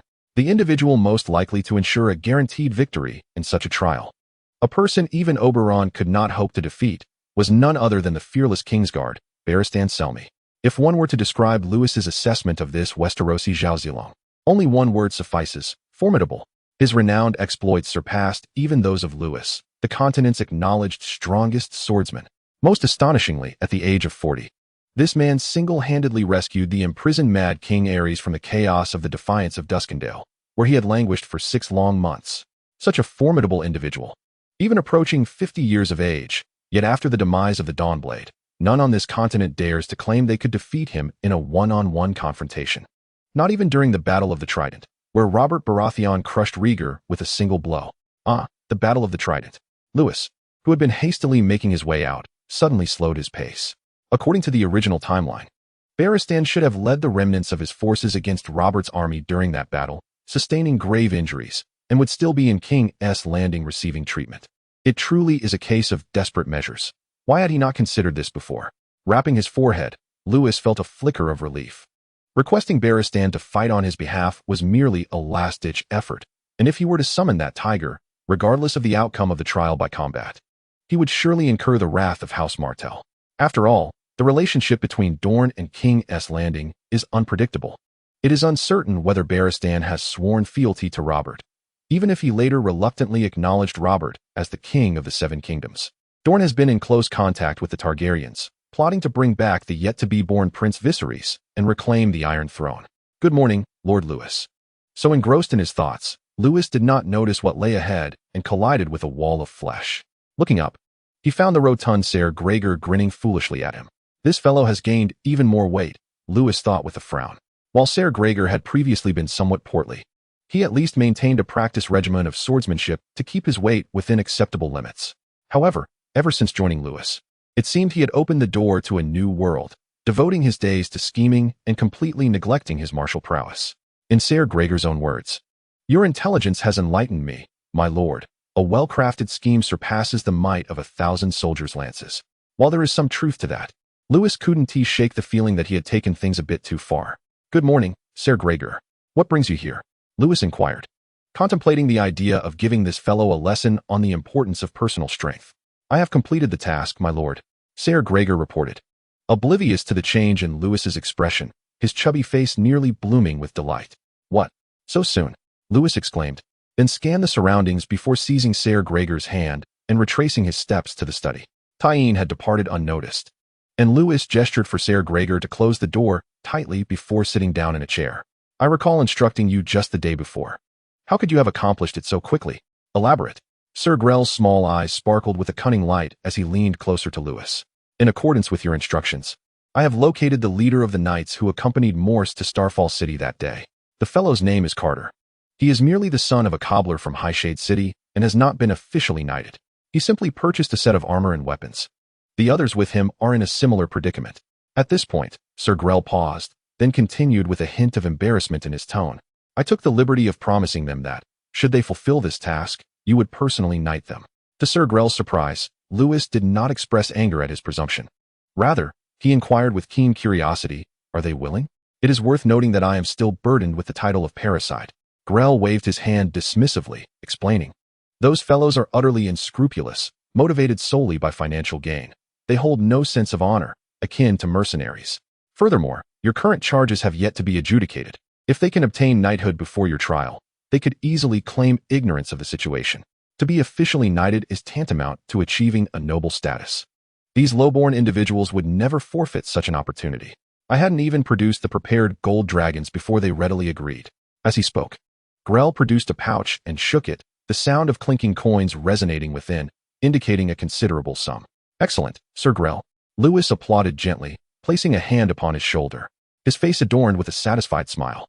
You truly embody the wisdom of Starfall City. Once we have dealt with that scoundrel Morse, I shall ensure you receive due recognition. Lewis laughed heartily, lavishly bestowing praise, completely dismissing his earlier intention to encourage Grell to hone his swordsmanship. Amused by Lewis's commendation, Sir Grell rubbed his hands together, feeling a touch of bashfulness. Suddenly, the door swung open, revealing Sir Yuri, whose weary and weathered visage appeared before them. What is transpiring? Is there some cause for celebration? Yuri, having hastened back, looked perplexedly at the jubilant duo. Ah, Sir Yuri, you have finally returned. Lewis exclaimed, leaping from his chair and opening his arms with enthusiasm. Yuri, in turn, knelt to embrace Lewis warmly. What are you two up to, Master Lewis? Yuri questioned with a grin, sharing in their joy despite being unaware of the circumstances. Oh, it's nothing. You shall soon find out. Waving his hand dismissively, Lewis theatrically built suspense before speaking. You have endured considerable hardship to journey here, only to find it was in vain. If I am not mistaken, Sir Barristan should still be gravely injured, am I correct? Your insights are truly remarkable, Master Lewis. Yuri exclaimed with genuine admiration, realizing that Lewis had already deduced Barristan's predicament without him uttering a word. Do not blame yourself. Return home and rest for a few days. This matter is nearly resolved, Lewis began, but before he could finish, Yuri eagerly interjected, shifting his posture with excitement. Though we could not summon Sir Barristan, look who I have brought, Master Lewis. Just as the words left his lips, a resplendent figure clad in gold approached them. Sir Grell, bewildered by the appearance of this unfamiliar individual, stood speechless, while Lewis gaped in disbelief, muttering, Fafik squid, Yuri. Chapter 22. The usurper and the kinslayer. Lewis felt a prickling sensation at the nape of his neck, as if the heavens themselves were about to collapse. Not even when he resolved to eliminate Davos or confronted Oberon's lance did he experience such dread. This was particularly true when faced with the radiant, golden-haired youth who smiled and said, Greetings, Lewis Dayne, brother of Sir Arthur. The warmth of that smile plunged Lewis into an icy abyss, as if winter had abruptly descended upon him. Though Grell did not recognize the newcomer, and Lewis himself had never encountered him, the immaculate white robe and armor, the dazzling golden locks, the nonchalant demeanor, and the strikingly handsome visage all unmistakably revealed his identity, Jaime Lannister, the eldest son of Tywin Lannister, Duke of Casterly Rock, and a member of the Kingsguard. Ah, but now one must add the title of usurper to his name. It seems you are not particularly pleased by my arrival. Lewis Dayne, Jaime remarked, shrugging indifferently as Lewis remained frozen in place, scrutinizing him. Of course not, Sir Jaime. Suppressing a tumult of emotions and casting an inconspicuous glare at Yuri, who remained utterly perplexed, Lewis reminded himself of the principle that all guests, regardless of distance, should be welcomed. He thus offered a cordial smile and replied, It is my honor that one of your esteemed stature has chosen to visit our humble Starfall. Yet, contemplating Jaime's character as depicted in the original narrative, Lewis hesitated momentarily before continuing. However, I must suggest that your timing may be ill-fated. After all, you are undoubtedly aware of the actions taken by your father's subordinates. Despite Lewis's candid words, Jaime, tall and composed, merely crossed his arms and leaned against the doorframe, his expression betraying no change. His father, Duke Tywin, at a pivotal moment, led the armies of the Westerlands to join the fray, decisively breaching the walls of King's Landing and personally dismantling the Targaryen dynasty, which had reigned for nearly 3 centuries. More significantly, the Westerlands lords loyal to Tywin, notably Gregor Clegane, known as the Mountain, treacherously murdered Prince Daeron and Oberyn's sister, Princess Elia Martell, within the Red Keep, and brutally slayed her 2 young children with Prince Rhaegar. It can be said that any Lannister daring to tread upon Dorne's soil would undoubtedly meet their demise at the hands of the Martells. Moreover, this individual is not only Tywin's eldest son, but also his only legitimate son. What folly it is for him to venture into Starfall. Lewis, already beset by numerous concerns, felt a twitch in his brain, unable to fathom the repercussions should Jaime encounter any misfortune in Dorne. The old lion, Tywin, would undoubtedly unleash his wrath upon Starfall. The reigns of Castamere are no trifling matter. Are you afraid, lad? Jaime leaned against the doorframe, a playful smile gracing his lips. his eyes flickering with a hint of disappointment. Are you fearful of my demise here, or of the trouble I may bring you? I had thought that one who had personally slain his own brother would share some common ground with me. It appears you do not resemble Sir Arthur in the least. As he spoke, his right hand gently caressed the hilt of his sword, a nostalgic murmur escaping him. Were it him, such trifles would hardly matter. As long as one wields a sword, that is sufficient. I am merely reminding you, regicide. Lewis's expression was grave, yet he did not flinch from Jaime's scrutinizing gaze. Their eyes, his violet and Jaime's emerald, interlocking. It must be said that Jaime possessed an enviable visage. Even without action, his sardonic smile could easily captivate the hearts of noble maidens. Though Starfall lay far from Sunspear, I cannot guarantee that there are no spies from House Martell lurking here. Furthermore, Oberyn has only just departed from Starfall, should anything transpire. I cannot ensure your safety. Ha ha ha, safety? Jaime responded to Lewis's warning with a hearty laugh. What you ought to be concerned about is your own safety, regicide. Bold. In the face of Jaime's unabashed mockery, Ser Gregor drew his sword, pointing it at Jaime, his corpulent frame trembling slightly. I know who you are, Jaime Lannister. This is Dorne's territory, not King's Landing, nor your father's Casterly Rock. Should you dare to speak ill of Lord Lewis again, I shall take you apart limb by limb. Ser Gregor's expression was fierce, as though he would rend Jaime asunder at any moment. Yet, Jaime remained unperturbed, not even casting a glance at the blade drawn against him. For Jaime, who had idolized Arthur Dayne since childhood, a swordsman of Gregor's caliber barely stirred his interest to draw steel. What are you doing, Gregor? Sir Jaime has come to assist Lord Lewis. Quickly, sheath your sword. Sensing the atmosphere shift ominously, Sir Yuri realized that his good intentions may have inadvertently exacerbated the situation. He hastened to step forward, grasping Grell's hand and returning his sword to its scabbard. He then turned to Lewis and explained, I apologize, Lord Lewis. I merely recognized Sir Jaime as a formidable knight, and, without much thought, brought him here. No need for apologies, Yuri, Lewis replied, shaking his head with an air of calm, motioning for Yuri to step aside. Now that the man was present, there was no point in exchanging unnecessary pleasantries. It would be wiser to contemplate how to ensure his safe return to King's Landing. To be frank, Sir Jaime, my issues have largely been resolved. Prince Oberyn has agreed to return to Sunspear to plead on my behalf before Prince Daeron, while allowing me to retain my title as Count of Starfall. Should it come to a trial by combat, Prince Oberyn has also pledged to fight on my behalf. With that, Lewis cast a meaningful glance at Jaime, implying that you, Jaime Lannister, have already become a pawn in this game. So, Sir Jaime, Lewis said with an innocuous smile, revealing a set of pearly whites. Let us discuss how to ensure your discreet return to King's Landing. I shall not leave, Jaime replied. His refusal resolute despite Lewis's forced smile that seemed to stretch his face. Why not? The serene composure of the Way of the Infinite was once again shattered. Lewis felt an urge to seize Grell's sword and cleave this man's head open to discern what truly lay within. I have had enough of King's Landing. Without a care, Jaime strode into the study and immediately fixed his gaze upon Lewis's specially crafted high-back chair. He plopped down into it, a semblance of comfort washing over his features, though weariness tinged his voice. I killed King Aerys, and they call me the Kingslayer. Yet, I protected all those in King's Landing. The sword at his waist seemed to dig uncomfortably into him. He unbuckled it and let it thump against the ground, his eyes fixated on Lewis with intensity. Will you harbor me, the Kingslayer, for a time, O parricide Lewis Dayne? I wish to witness the place where the Sword of Dawn was born. Chapter 23. Reunion of Brothers. Lewis stared incredulously into Jaime's eyes. In the gaze of such a proud knight, he discerned a flicker of desperation and confusion. Are you serious? You must grasp the gravity of my words, Jaime Lannister. Lewis no longer addressed him as Sir but called him by his name directly. I shall reiterate once more, this is Starfall. Within Dorne's borders. The Martell family will not concern themselves with your status as a Kingsguard or a Kingslayer. They know only that you are Tywin's son, a potent pawn capable of turning the tide. Even so, you still refuse to leave? The room fell silent, and Grell and Yuri could even hear the sound of their own breathing. Lewis gazed intently at James, who met his gaze with equal fervor. The two engaged in a silent standoff. After a prolonged moment, James removed his pristine white cloak, discarding it onto the ground as casually as one might toss away refuse. He then proceeded to shed his armor, beginning with the breastplate, followed by the throat guard, gauntlets, battle skirt, and finally his boots.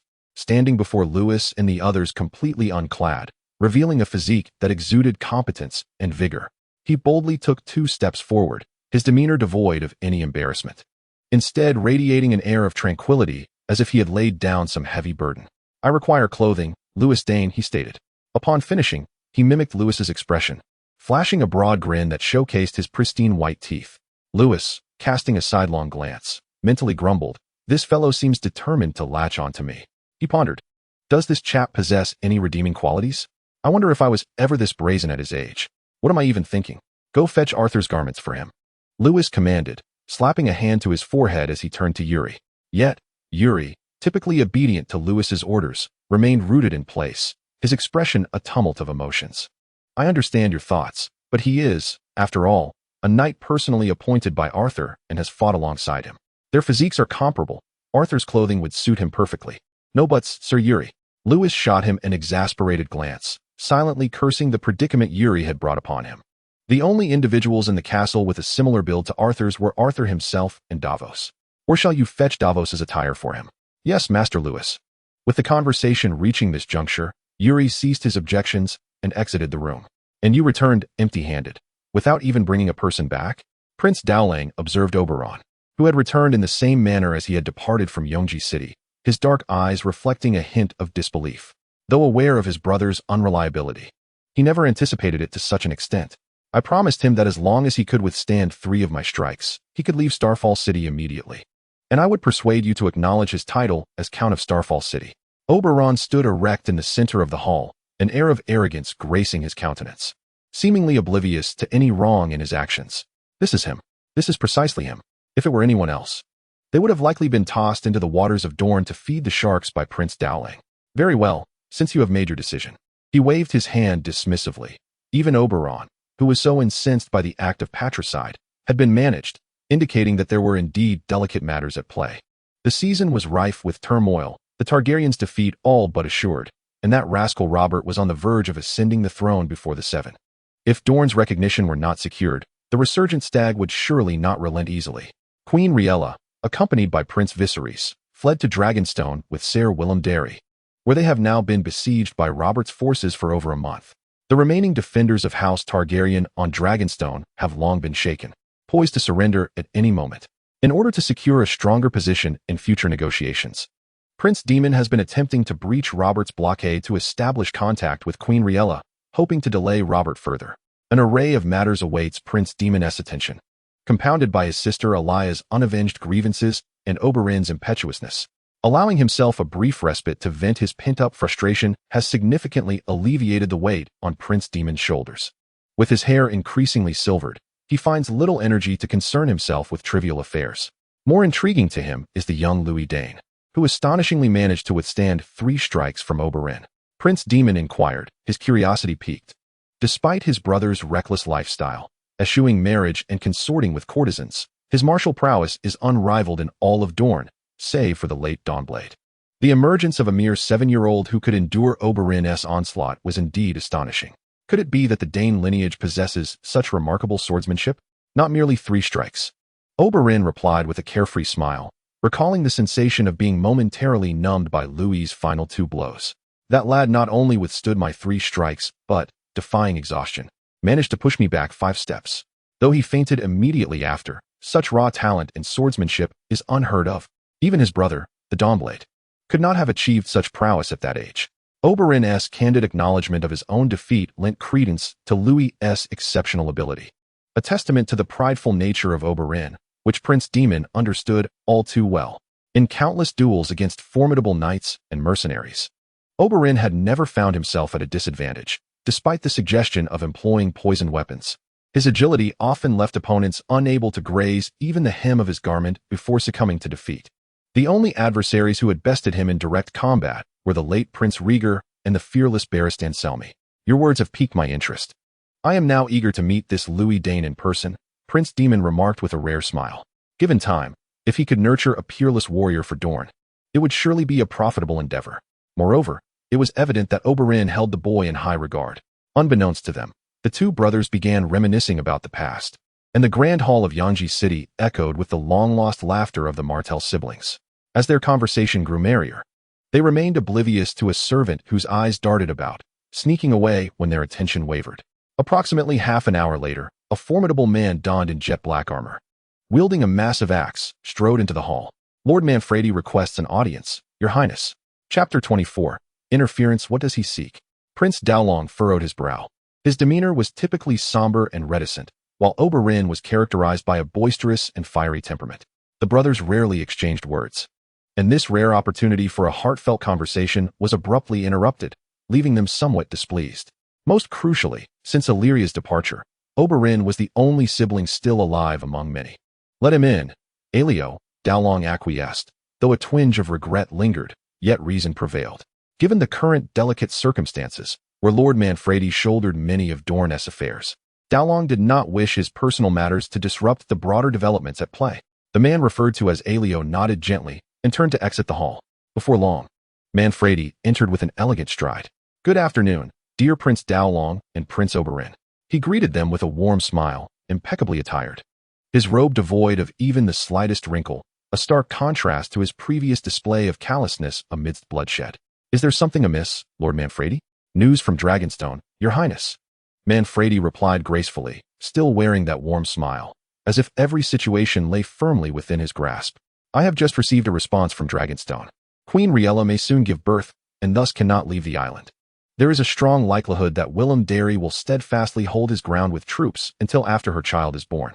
A single decisive maneuver could compel them to cling to Dragonstone, stalling all actions from Robert Baratheon and others against Dorne. At this juncture, he paused, tactfully allowing Prince Dowlong the opportunity to continue. Are you suggesting a marriage alliance? Indeed, Prince Dowlong promptly inquired.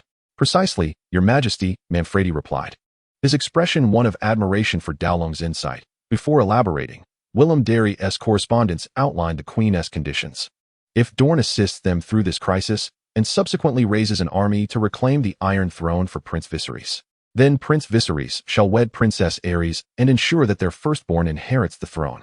He seeks to plunder without offering anything in return? Oberyn, standing to the side, let out a light chuckle, his gaze brimming with disdain. The catalyst for the rebellion led by Robert was indeed the treachery of Prince Rhaegar, who abducted Robert's betrothed, Lyanna Stark, the sister of Eddard Stark. It is commendable that Dorne, despite past grievances, is willing to mobilize its forces on his behalf. At this juncture, the Targaryens have been reduced to a state of despair, and it is utterly brazen for Queen Riella to propose such terms. Were it not for the deep-seated enmity with the Lannisters, Prince Doran would hardly deign to acknowledge her, simply recognizing Robert as the sovereign of the Seven Kingdoms. After all, Dorne has never surrendered, maintaining its status as a principality. The change of king holds little significance for them. Although Oberyn had not contemplated the matter so deeply, his resentment towards Rhaegar was intensified by the injustice suffered by his sister, Princess Elia. Do not be vexed, Your Highness Oberyn, Manfredi chuckled lightly, exuding an air of strategic foresight. Currently, the majority of Robert's forces are besieging Dragonstone, and Eddard Stark has returned home with his northern army, leaving us unobserved. By merely feigning compliance with their demands, we can further delay Robert's troops, affording us ample time for our subsequent arrangements. The sole challenge is to find a suitable individual to travel to Dragonstone and negotiate a secret marriage pact with Queen Riella, thereby securing their trust. With that, Manfredi cast a knowing glance at Oberyn, the implication unmistakable. Prince Doran reclined in contemplation, eventually conceding, Manfredi's words hold merit. I cannot leave Sunspear. That would render me a conspicuous target. Arianne is still quite young, and one must remain vigilant. Who knows if they might seize her as a hostage to compel Dorne into action? Sending another in my stead may not inspire the confidence of Queen Riella. Thus, it falls upon you to undertake the journey to Dragonstone. Oberyn, he concluded. Such a bore. Oberyn thought, having just relieved some pent-up frustration during his recent trip to Starfall. He had intended to indulge himself in Sunspear for 3 days. Yet, despite his apparent indifference, he was more than willing to alleviate some of his brother's burdens. I shall depart tomorrow. With a casual wave, he exited the hall, leaving Doran to contemplate.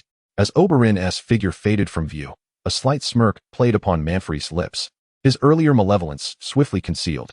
Turning back to Prince Doran, he resumed his facade of a refined gentleman. There is another matter I must report to Your Highness regarding Starfall. Night had fallen, the sky sparsely dotted with stars, as if they too feared to descend upon the city. The occasional caw of a raven heralded the impending winter. Hey, say that again. I am not Hay, I am Jamin Lonnie. James wielded a long sword, relentlessly striking the wooden post before him, vociferously retorting. All right, you. Lewis sat upon the grass, Observing James clad in the attire reminiscent of Arthur's bygone days, a flicker of nostalgia gleaming in his eyes. It was undeniable that the two bore striking similarities in stature. Both were tall, yet not cumbersome, and both possessed a handsome visage. Particularly notable was the blend of integrity and a hint of irreverence that enveloped James, rendering him the quintessential dreamboat of the noble women across Westeros. "Your swordplay is a mess," Lewis called out, noticing James's disregard for his words. "You know nothing about swordsmanship, kid." Breathing heavily, James paused, seemingly irked by Lewis's persistent address. "Don't think that just because you're Arthur's brother, you can assume the mantle of the next Dawnbringer. Let me tell you, when Arthur and I fought side by side, drenched in blood and battle, you were yet to make your presence known." James's aggressive demeanor failed to provoke Lewis. Instead, a slight smile crept across his face, tilting his head in amusement. Such words seemed eerily familiar. When had he heard them before? "Hey kid, since you believe my swordsmanship is lacking, allow me to witness how the brother of the Dawnbringer wields his blade." In a show of defiance, James, feeling slightly vindictive, handed over a long sword that was of similar height to Lewis. "All right," Lewis replied, harmlessly grinning, revealing a set of bright, white teeth. "However, if you concede to my superior swordplay, you must agree to one condition." Chapter 25, The Path of the Infinite agreed. James raised an eyebrow, folding his arms with a dismissive scoff, clearly anticipating a spectacle.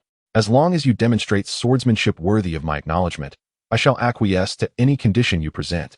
Despite being aware that Lewis had personally dispatched Davos, James merely considered it a matter of opportunism, capitalizing on the unsuspecting. After all, as Arthur's comrade, he had gleaned much about the Dayne family through his brother's tales. He had also heard whispers about Arthur, a man adept in indulgences yet lacking in martial prowess. A mere 7-year-old boy, even if Lewis was Arthur's blood brother, James did not believe he could wield any profound sword techniques. At 7, he himself had likely been engrossed in dress-up games with his sister Cersei. "Huh, seeing you agree so readily, I shall take the sword," Lewis exclaimed, extending his hand to accept the longsword. "Remember, you said it yourself, there's no turning back now." With that, he grasped the hilt, positioning the sword in an unconventional manner, resting the blade lightly against his forearm, striking a pose that James had never before encountered. This kid is not ordinary.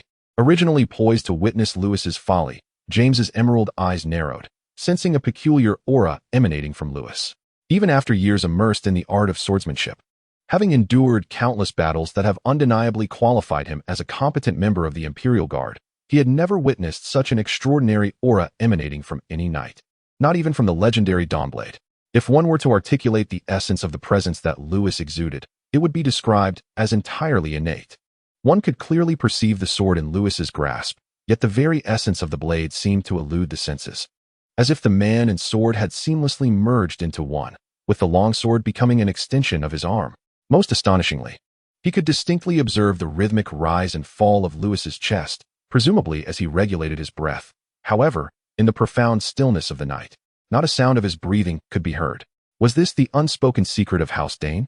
Did Arthur, in his lifetime, conceal a skill that he imparted solely to his younger brother? The arms that once embraced his form instinctively lowered, and his previously nonchalant demeanor shifted into one of intense focus. With an array of questions swirling in his mind, Jaime fixated on every movement Lewis made, as if fearful of missing any detail. Once Lewis completed his breathing exercises and adjusted himself to his optimal state, his gaze sharpened, akin to that of a hawk surveying its prey. The wooden post stood silently, voiceless. Yet, within Lewis's eyes, it transformed into Oberon wielding a spear. With a slight upward curl at the corner of his mouth, Alpha stepped forward with unwavering confidence. Surprise. The moment the words left his lips, Jaime felt a gentle breeze brush past, his golden locks fluttering as he realized Lewis had already vanished from his sight. Disappeared? His eyes widened in astonishment, a shocked exclamation echoing in his mind. No, this can't be right. Drawing upon his years of combat intuition, Jaime turned to the direction of the wooden post, only to find that Lewis had somehow appeared behind it. Such speed. Jaime's heart raced in disbelief. If this had been a real battle, the velocity Lewis displayed would be sufficient to vanquish most knights. Even he, hailed as a prodigy of swordsmanship in Castle Care, could barely register the movement. Yet, mere swiftness alone would not earn my recognition, Lewis Dayne. As realization dawned upon him, Jaime's face broke into a jubilant expression. He had initially believed that with Arthur's passing, the illustrious title of Dawnblade would fade into obscurity on the continent of Westeros. Little did he expect that his whimsical journey to Starfall City would yield such a monumental surprise. Let me witness the swordsmanship that Arthur imparted to you. Under Jaime's eager gaze, Lewis concentrated and held his breath, entirely envisioning the wooden post as Oberon from that fateful day, decisively bringing his long sword down. 1 strike, 2 strikes, 3 strikes. Bathed in the silvery glow of the moonlight, the blade shimmered incessantly. Within a mere heartbeat, Lewis had unleashed a flurry of strikes. With a slight exhalation, Lewis stepped aside from the wooden post, gradually sheathing his long sword into a non-existent scabbard. Upon closer inspection, 5 distinct gashes marred the surface of the post behind him. James murmured as he gazed at the wooden post, his formidable strength allowing him to perceive every point of Lewis's sword strikes with utmost clarity. Yet, the more he observed, the more genuine admiration he felt for Lewis's swordsmanship. Elegant and swift, each blow impeccably targeted the enemy's vital points, devoid of any superfluous motion. James looked at the young man, who sat cross-legged with closed eyes as if engrossed in meditation, and swallowed hard. Is this what Sir Arthur taught you, young lad? No, Lewis. Such exquisite swordplay transcended James's imagination. He realized that to continue calling the young man a lad would be a desecration of the art, and swiftly corrected himself. His fervent gaze inquiring, this must be the ancestral sword technique of House Dayne. Releasing a breath, Lewis slightly opened his eyes, a trace of barely perceptible melancholy flickering within them. Even after fully charging up and employing the Alpha Assault in optimal condition, swiftly executing 5 strikes with the infinite sword technique, he still found no method to breach the formidable defenses displayed by Oberyn that day. In a real battle, if Oberyn had unleashed his full might, Lewis knew he would have met his demise several times over in that imagined confrontation. Chuckling softly, Lewis shook his head, a smile returning to his face. He was merely 7 years old. There was no need to rush. He firmly believed that with persistent practice of the infinite way day by day, he would undoubtedly triumph over Oberyn in a few years. Hey, you acknowledge my swordsmanship, right? Lewis replied with a mysterious smile, evading James's question and turning it back on him. You promised me a condition. James, a Lannister, clenched his fists eagerly, gritting his teeth as he pressed on, completely forgetting he had recently slain a king to whom he had sworn fealty. Just tell me, is this sword technique truly left behind by Arthur Dayne? I will agree to anything you ask. This fellow is indeed a fervent admirer of Arthur, Lewis mused inwardly, shaking his head slightly under James's expectant gaze. The infinite way continues in my heart. This sword technique is named the infinite. Seeing this, James's eyelids drooped in disappointment. But just as he was about to turn away, he noticed a smile blooming on Lewis's face. You wish to learn? I shall teach you. Chapter 26. Enlightenment. The following day, a company of 7 knights quietly departed from Starfall, shrouded in the morning mist. Their pace was swift, as if they possessed a clear objective, traversing the narrow path towards the north. Among the 6 knights mounted on noble steeds, a slightly shorter horse was specially chosen for Lewis. In contrast to the towering stature of other noble steeds, this chestnut Dornish warhorse, still a year shy of full maturity, is perfectly suited for him. The Dornish warhorse is a local specialty, slender and swift, with a graceful neck. It is said that it can gallop for 2 days and nights without feeling fatigued. Others too are mounted on such steeds. Moreover, given that their destination is not far, there is no intention of changing horses along the way. Is that fellow truly trustworthy, Lord Lewis? Sir Grell, fully armored, urged his mount closer to Lewis. Casting a wary glance ahead as he spoke softly, he personally killed the king he swore to protect. We must not allow him to jeopardize our plans. No need for further words, Grell. Compared to Grell and the other knights, who were enveloped in heavy armor from head to toe, Lewis appeared notably lighter in his finely tailored attire. With a gentle admonition, he followed Grell's gaze forward. Where a knight significantly taller than the rest led the way, it was James. He was clad in the black armor once worn by Arthur in Starfall, with a helmet concealing his radiant golden locks. A black scarf covered his chin, obscuring his handsome features. The emblem on his breast, depicting a sword crossing a meteor against a pale purple background, might lead one to mistakenly believe that Arthur had been resurrected. Did I too slay my brother? Do you think I am someone who breaks promises? No, you know that is not my meaning, Lord Lewis. Please, let me finish, Grell interjected. Lewis, with a hint of nostalgia in his gaze, turned his attention forward and patiently explained, trust me, he is not one to easily forsake his vows. On the contrary, Sir James embodies the highest ideals of chivalry. As he stated, had it not been for the need to protect all in King's Landing, he would never have betrayed his oath to slay the Mad King.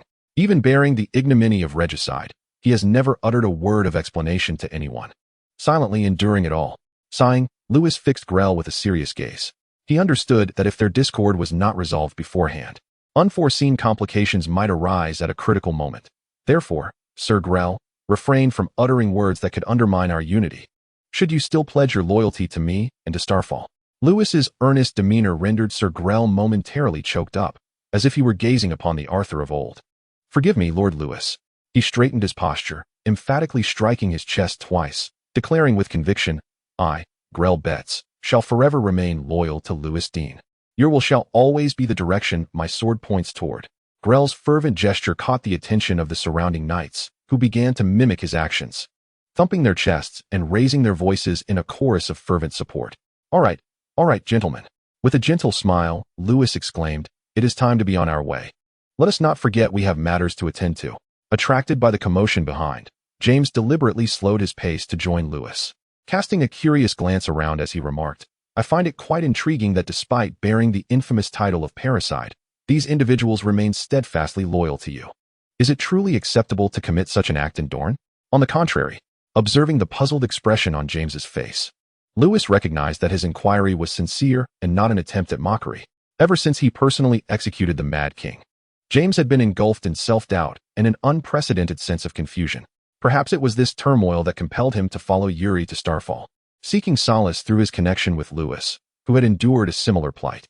I understand you are a man of great chivalry, Sir James, Lewis explained, smiling like a wise elder imparting knowledge. Yet, it is precisely those endowed with such virtues who encounter the arduous dilemma between justice and the inability to uphold their oaths. He was well aware of James's internal struggles, despite the blemishes on his life. He consistently gravitated towards the path of righteousness when confronted with profound moral choices, except for the moment he had pushed a child from a tower. However, that incident had yet to transpire, and James remained the passionate, upright youth he once was, prompting Lewis to revel in his role as a spiritual guide. In truth, there exists no absolute justice in this world, Lewis proclaimed, astonishing James, and continued with gentle persuasion, do not be bewildered, such is the law of nature. Consider this, if you witness a brown bear hunting, and, driven by a sense of justice, you rescue its prey. Have you contemplated that this might be the bear's sole catch in a month, or that it has cubs waiting for sustenance? By saving it, you might inadvertently condemn the bear family to starvation. The concept was straightforward, and James nodded thoughtfully, yet such a simple tale did little to quell the turmoil within him. Similarly, when one's perspective shifts, what you deem justice may yield vastly different outcomes for others.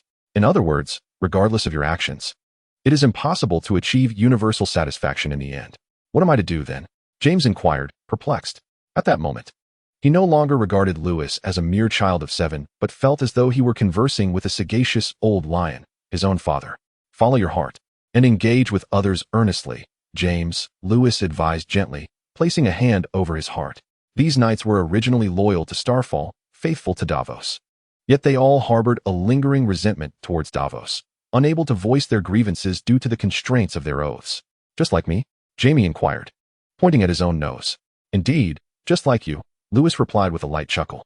After I took Davos's life, bearing the surname Dayne, the invisible shackles binding them were consequently loosed. I relieved the people of Starfall of a year's worth of taxes, and in my interactions with the knights, I always treated them with utmost sincerity. Over time, I could sense their genuine respect for me, which further reinforced my conviction that my act of killing Davos was justified. Although your actions have not garnered the approval of the people of King's Landing, Jaime Lannister.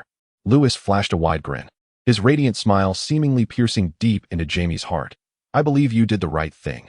With that, he spurred his horse onward, the gentle breeze carrying his clear voice to Jaime's ears. Do not doubt your true heart, Jaime. Doubt is the most formidable enemy. Doubt is the most formidable enemy.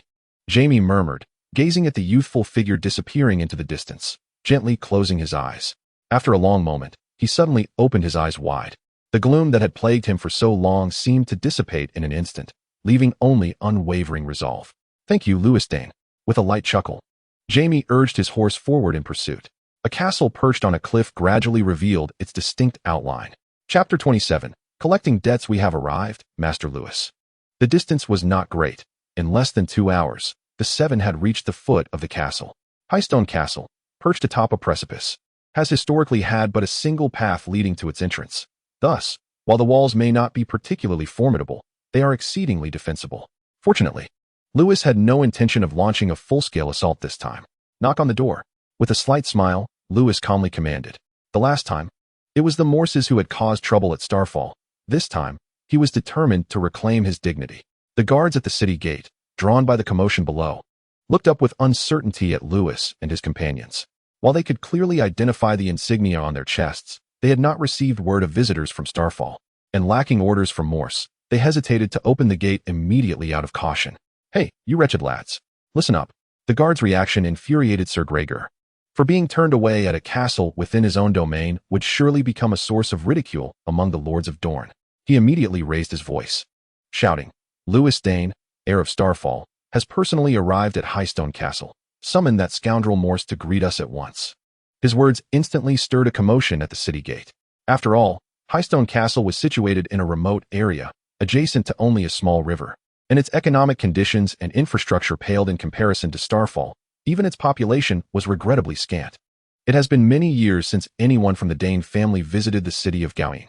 The guards, not daring to be negligent, promptly opened the city gates to allow Lewis and his companions entry.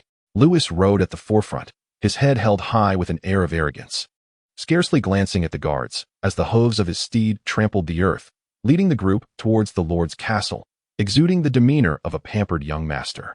Among those superficial individuals, the more forceful one appears, the more respect they show in return. Indeed, the presence of a young master from a prestigious family is markedly different. One guard, bowing slightly, watched the 7 retreating figures of Lewis, murmuring to himself, his eyes betraying a mix of admiration and envy. I had thought our young Master Jello was quite impressive, yet in the presence of young Master Lewis, I scarcely dared to lift my gaze. Look, my hands are still trembling. He raised his slightly quivering hands for those nearby to see. Naturally, he is the young master of the Dayne family, the heir of Qingjue City. Another guard slapped the first on the head, teasingly scolding, I accompanied Lord Morse to Qingjue City twice. I hear it boasts a population of over 20,000. How many do we have in Goween? Not even 2,000. I doubt even the aura of Lord Morse could rival that of young Master Lewis from Qingjue City. Upon hearing this, the others displayed expressions of envy and jealousy, lamenting their fate of not being born into a prominent family, unable to live as a privileged young master. Inside the Lord's castle of Goween, Jello was in Lord Morse's chamber, exploring questions of human anatomy and biology with his father's maid, when suddenly, the door was kicked open with a loud bang. Just as Jello was about to express his anger, he noticed Morse entering, even more furious, his eyes ablaze, followed by Carter and 3 other knights. Father, why have you returned so quickly? You could have at least informed me beforehand, so I could greet you at the city gate. Flustered, Jello hastily donned his clothes, forcing a smile as he approached. The maid, unperturbed, calmly fastened her buttons, indifferent to the fact that much of her pristine white attire had been exposed, gracefully striding towards the exit. As she left, she playfully licked her lips and pinched Morse beneath his waist. Enough of this nonsense. After being humiliated by Manfuri with no outlet for his frustration, Morse ignored Jello's welcoming smile, advancing to sit heavily on the bed, only to discover his hand damp upon contact. Don't ever conduct such activities in my room again.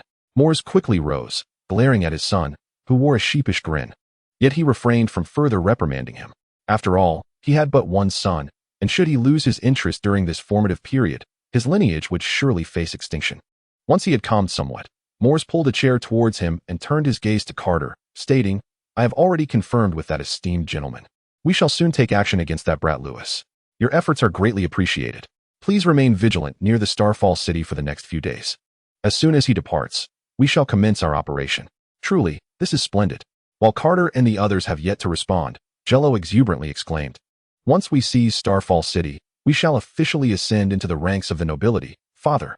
At that moment, I shall reclaim the right of the first knight, indulge with all the women of Starfall City, and obtain the Sword of Dawn, becoming the new Dawn's divine sword. Silence, you fool. We are discussing serious matters. As Jello's words grew increasingly absurd, Morse, unable to contain his frustration, hurled a cup from the table at him. Get out of here. With Morse's furious shout, Jello, nursing a bump on his head, dared not speak further and slinked out of the room, though his direction suggested he was headed toward the chamber of that maid from earlier. How did I end up with such an imbecile? Morse glowered at Jello's retreating figure, vowing to the 7 gods that if Jello were not his son, he would have surely dismembered him long ago. Ahem. At this moment, Carter, who had been observing the spectacle, cleared his throat and cautiously inquired, "Is your intelligence reliable, Lord Morse? Is there truly a significant figure aiding us from Sunspear City?" He feigned concern for Morse's displeasure and quickly added, "Of course, it is not that I doubt you. I am merely curious. You are aware that it is said that fellow has garnered the favor of Prince Oberon, and I fear that all our efforts may prove futile." "Humph. You need not worry about the power of my benefactor," Morse scoffed disdainfully, yet remained discreetly cautious, refraining from mentioning Manfrey's name. "Just ensure you handle the golden dragons well, and serve me diligently. Once I become the Count of Starfall City, I shall bestow knighthood upon all 4 of you." A smirk of pride danced upon Morse's lips as he envisioned himself seated in the position of Count of Starfall City, a glimmer of barely perceptible disdain flickering in his gaze toward Carter and the others. Once he attained the title of Count, what use would these incapable fellows serve? Bang! Just as Morse indulged in dreams of a prosperous future, the door was suddenly flung open with force, and a figure was sent tumbling in, landing directly at his feet. Upon closer inspection, it was none other than Jello, who had just exited not long ago. "Who did this?" Morse roared, his eyes burning with fury as he glared forward, poised to draw his sword. "Calm down, Sir Morse." A clear, innocuous voice rang out as Lewis entered with an unruffled demeanor. "I have merely come to collect a debt." At that moment, the situation mirrored a previous encounter. Chapter 28, An Accusation of Guilt. Lewis's declaration of debt left Morse utterly bewildered. "I am the creditor. What on earth do you mean by seeking a debt from me?" "What do you mean by that, Master Lewis?" Neglecting the pained groans of his son at his feet, Morse rose with a cold smile and advanced towards Lewis. It was then that he noticed several fully armed knights standing outside the door, with a towering figure at the forefront whose half-covered face with a black scarf suggested a menacing demeanor. "Did we not agree that you would repay the debt over 10 years? With only a few days left until the repayment deadline, have you perhaps misconstrued the situation?" Adhering to the principle that a wise man does not suffer immediate loss, Morse, initially inclined to fury, composed himself and regarded Lewis with a flat, indifferent tone. Nevertheless, he felt a modicum of reassurance. After all, this was High Hidden City, his domain. Although Lewis, as the heir of the Dane lineage, was ostensibly his lord, any unjust aggression towards Jello would be indefensible. Resolute in his decision, Morse vowed that should Lewis fail to provide a satisfactory explanation, he would pursue justice even if it meant escalating the matter to Prince Dowling. "I have already stated my purpose, Sir Morse," Lewis replied, his expression unchanged, showing no hint of remorse for his actions against Jello. "I have merely come to collect a debt." However, before Morse could retort, he observed Lewis shake his head, turning his back and strolling towards the exit. "Let us discuss this in the hall. This is not the place for such matters." Cursed Morse's eyes darkened. Each encounter with Lewis seemed to lead him like a puppet. Yet, due to their respective statuses, he found himself compelled to yield. "Just wait, you insufferable brat," he muttered under his breath, clenching his fists.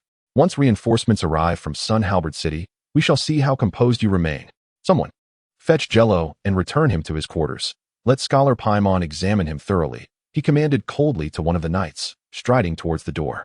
"If anything befalls Jello, I, Morse, shall not hesitate to travel to Sun Halberd City and confront Prince Dowling, even at the risk of being accused of defying my lord." Morse intentionally raised his voice, ensuring all present outside could hear his declaration. While, according to protocol, vassals were obliged to obey their lords and lacked the right to report them, this obligation was predicated on the lord not excessively infringing upon the vassal's interests. Should a lord unjustly violate the honor and rights of his vassal, the latter would possess the right to escalate the issue to a higher authority, albeit at the risk of scorn from other lords. However, Lewis seemed oblivious to this, continuing his solitary march towards the hall. Grinding his teeth, Morse furrowed his brow and followed suit. The two, flanked by their respective knights, made their way to the hall. Lewis, having never visited High Hidden City before, nevertheless acted as if he were its master, unceremoniously ascending to the main seat, mirroring Morse's previous actions in the Starfall City. Observing Lewis comfortably settled in his rightful position, Morse inhaled deeply and with palpable resentment, declared, "Neither of us are one for circumlocution. Let us speak plainly, Master Lewis." At that moment, the guards of the High Hidden City were already drawn by the commotion within the Lord's fortress, nearly 20 of them crowding into the hall, filling the limited space to capacity.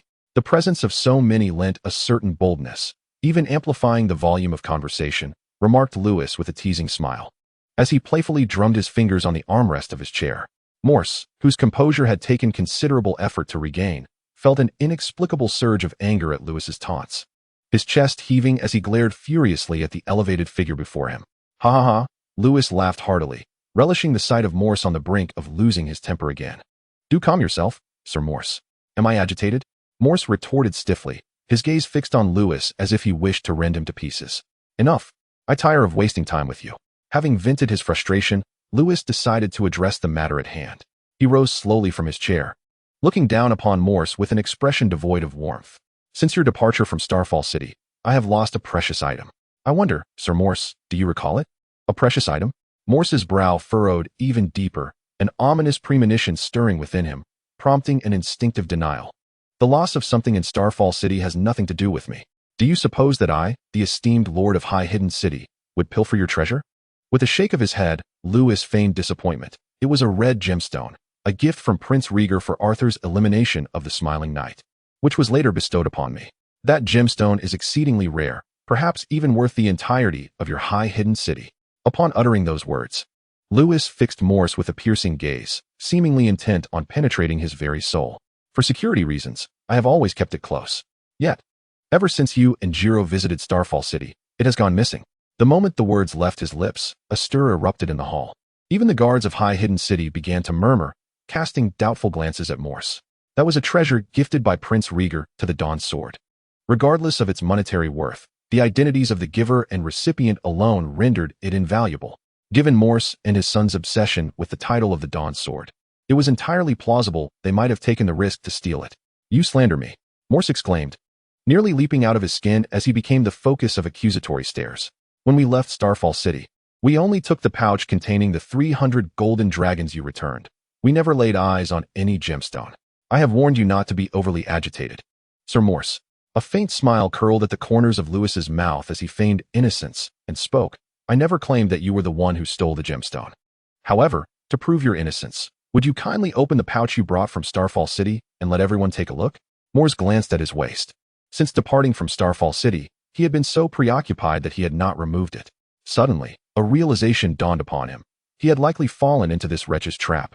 Immediately, in front of the gathered crowd, he pointed at Lewis and vehemently declared, I did not steal. Absolutely not. It must be you, that despicable parricide, who is slandering me. Whether or not there are gemstones in that pouch is of no concern to me. Chapter 29. The Trial of Combat. Eager to exonerate himself, Morse's every action appeared to the onlookers as mere attempts to cover his tracks. It is exceedingly rude of you to address young Master Lewis in such a manner. Lord Morse, interjected Carter, who had remained silent until now. A glimmer of amusement danced in his eyes as he spoke with feigned righteousness. In my opinion, to prove your innocence, it would be best to remove the pouch and let everyone examine it thoroughly. Carter, you. Morse gazed at Carter in disbelief, a sudden clarity washing over him. He pointed an accusing finger at him, shouting furiously, You treacherous scoundrel. You have been bribed by that vile parricide. Kill him, kill him. Morse clutched the pouch tightly, his voice rising in a frenzy. The guards of High Hidden City exchanged uncertain glances, hesitating with their weapons, unsure of how to proceed.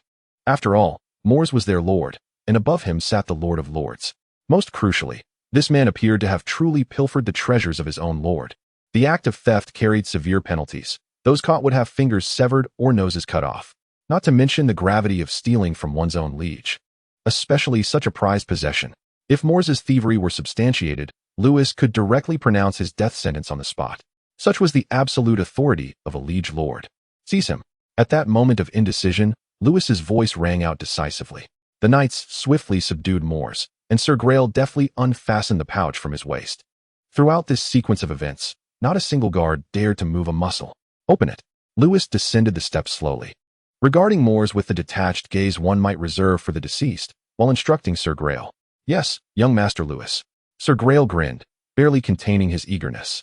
The strings of the pouch were gradually loosened, and then a cascade of golden dragons tumbled forth from its opening. In Morse's furious and resentful gaze, a blood-red gemstone, resembling a pigeon's egg, fell to the ground, producing a resounding chime. It was indeed real. Morse has indeed stolen Lord Lewis's jewel. As the gem fell to the ground, a tempest of commotion erupted among the assembled guests. Until they beheld the evidence, all had remained skeptical regarding Morse's alleged theft. Yet now, the truth lay before them, rendering his futile denials meaningless. TSK. Lewis bent down to retrieve the jewel from the floor, delicately toying with it between his fingertips. He then shook his head, feigning disappointment, and remarked pointedly, "How utterly foolish, Sir Morse, to acquire such a treasure. One ought to strive with one's own hands rather than resort to despicable means of theft and deceit." Morse, struggling in vain, glared at Lewis, fully grasping the implication of his words. The treasure in question was not merely the ruby, but rather the city of Starfall. "I was wrong, Master Lewis," he muttered after a lengthy pause, a bitter smile of humility gracing his lips as he pleaded, "Please forgive my transgressions. I, Morse Dayne, swear by the 7 gods to serve as your hound, at your beck and call." With that, he bowed deeply, pressing his forehead against the ground in a gesture of submission to Lewis.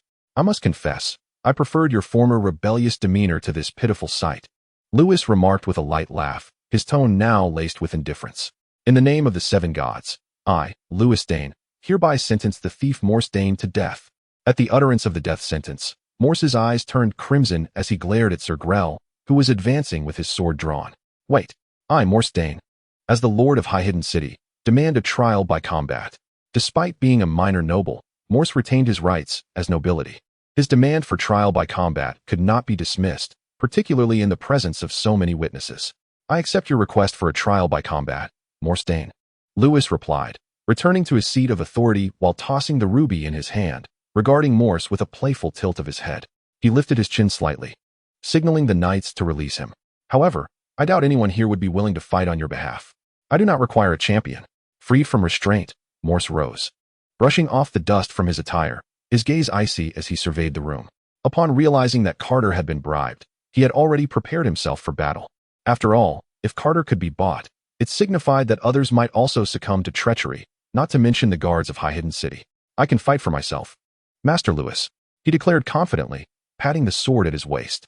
For years, he had diligently trained with the Dawnblade as his aspiration, practicing his swordsmanship unwaveringly each day. Morse could assert with certainty that, in Starfall City, no knight could best him, save for Arthur. "Excellent, you possess a spirited resolve." As Lewis gazed upon the confidently beaming Morse, a smile reminiscent of a gentle spring breeze graced his face, his eyes narrowing like a fox basking in the sun. "I hope you won't shed tears later, Sir Jamon." With a tactical recline, Lewis languidly leaned against the back of his chair and spoke in a leisurely manner. "Now it is your turn to take the stage." I cast a disapproving glance at Lewis, while the towering masked knight stepped forward 2 paces. Though I held no interest in an opponent of Morse's caliber, my commitment to Lewis, along with a flicker of curiosity about the boundless swordplay, compelled James to unsheath his long sword decisively, pointing it towards Morse without hesitation. Merely standing there, his imposing figure emanated immense pressure towards Morse, as if he were facing the legendary Dawnblade from his past. "Draw your sword." Observing the stunned Morse, James spoke with an indifferent tone. "If you don't strike first, you shall never have the chance to draw your sword. Do not underestimate me."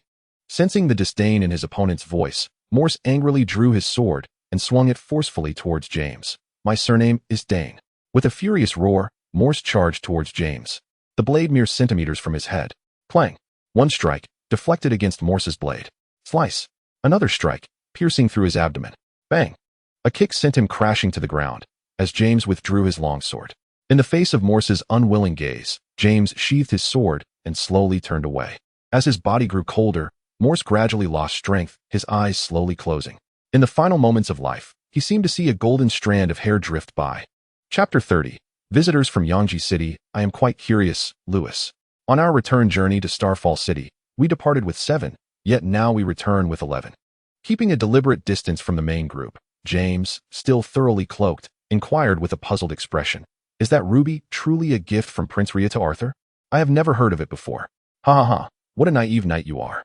Lewis laughed heartily, carelessly tossing the ruby towards him. "See for yourself." Taken by surprise, James hurriedly caught the stone and examined it closely. A mere swipe revealed his glove stained crimson. James then realized that this object was nothing more than an ordinary stone. Yet his confusion deepened. "Morse is a branch of the Dayne family, and also your vassal, correct?" "Indeed. Then I find it quite peculiar. He is merely a vassal. Wouldn't it be simpler to find an excuse to deal with him directly? Why all this trouble? The layers of sudden ambushes, framing, and preemptively bribing the knights under his command made Lewis's approach seem rather convoluted to him. Although the relationship with his father Tywin was far from harmonious, he had to concede that had this occurred in Casterly Rock, Any vassal daring to provoke the old lion would likely have been erased from the map of the Westerlands by the Lannister army by the following day. You must understand one thing, Sir Jaime. Having resolved a troublesome matter, Lewis was in high spirits, smiling as he patiently clarified, "This is not the Westerlands. And I am not Duke Tywin. For the time being, I am merely a parricide yet to face judgment, and only 7 years of age at that. The foundation of Starfall has been squandered by Davos, so we must ensure that our actions are justifiable." Justifiable? Jaime murmured, evidently puzzled by Lewis's words. Indeed, justifiable. Lewis squinted, tilting his head to regard Jaime. While this lad possessed noble character and exceptional swordsmanship, being the eldest son of House Lannister, he clearly had not inherited Tywin's political acumen and iron-fisted methods. Or perhaps, having grown up as the heir to Casterly Rock, Jaime had been somewhat spoiled, lacking the inclination to ponder matters deeply, much like his twin sister. If I wish to eliminate Morse directly, I have numerous means at my disposal, but that would only incite unnecessary complications. Take the Mad King, for instance. Noticing Jaime still seemed unclear, Lewis provided a personal example.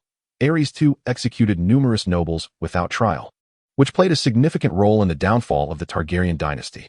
The evidence is clear. Even a king cannot slay nobles at will. Thus, even though it is evident to the astute that I am framing Morse, at the very least, my actions will spare me considerable trouble. Moreover, Lewis harbored a persistent suspicion that a formidable hand was manipulating events from behind the scenes, intent on seizing Starfall. Therefore, it was imperative to swiftly resolve this matter with overwhelming force and legitimate reasons. This was also why he had not concealed the fact that he had personally slain Davos. After all, the more people involved, the harder it is to maintain absolute secrecy, rather than allowing the puppeteer to be revealed. It was wiser to acknowledge the truth up front to avoid greater complications in the future.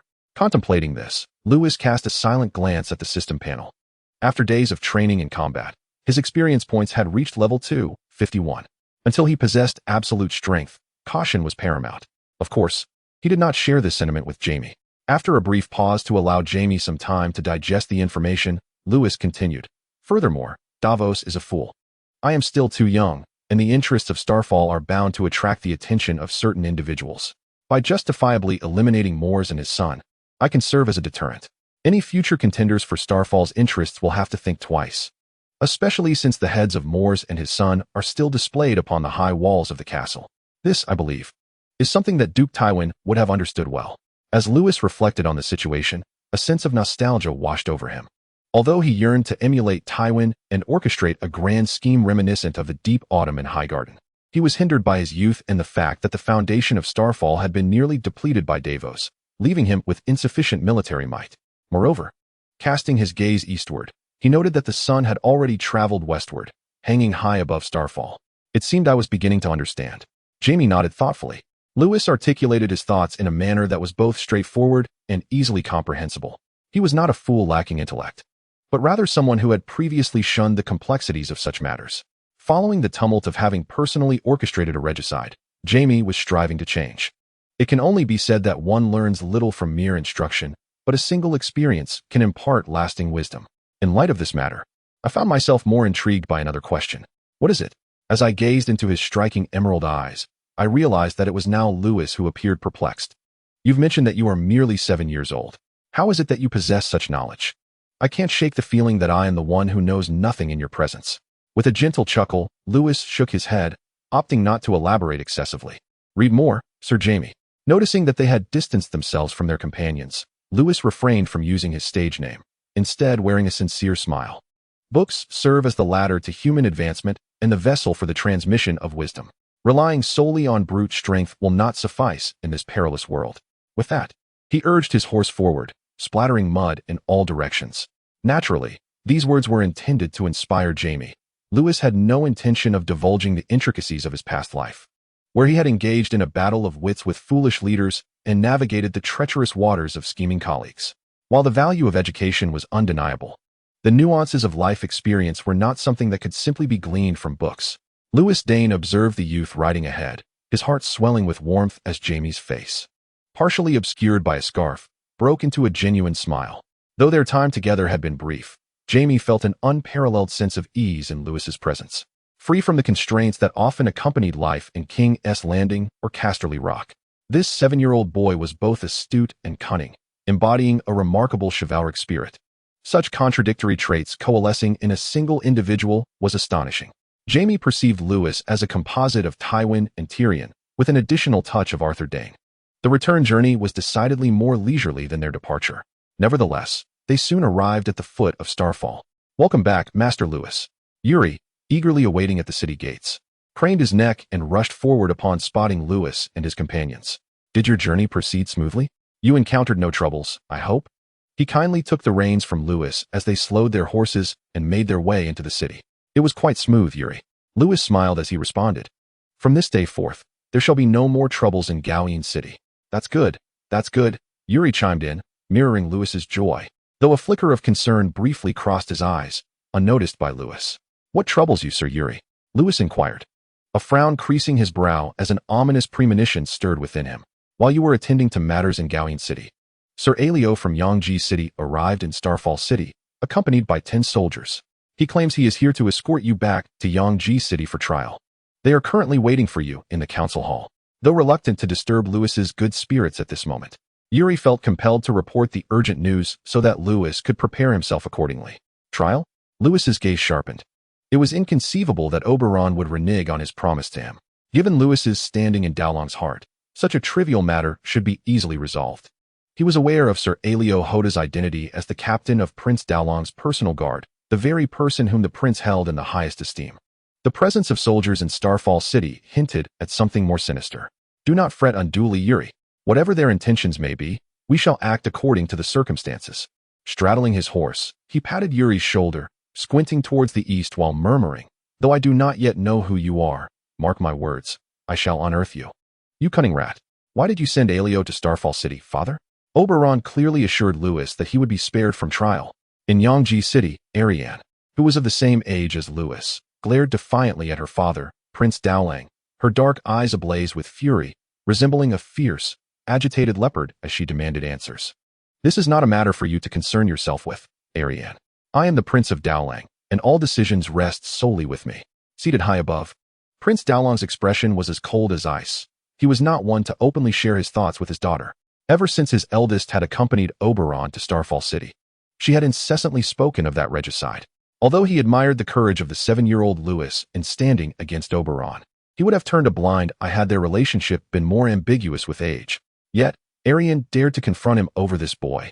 He had secretly betrothed her to Prince Viserys, and despite the uncertain future, he felt the need to maintain appearances. Moreover, the matter previously raised by Manfuri weighed heavily on his mind.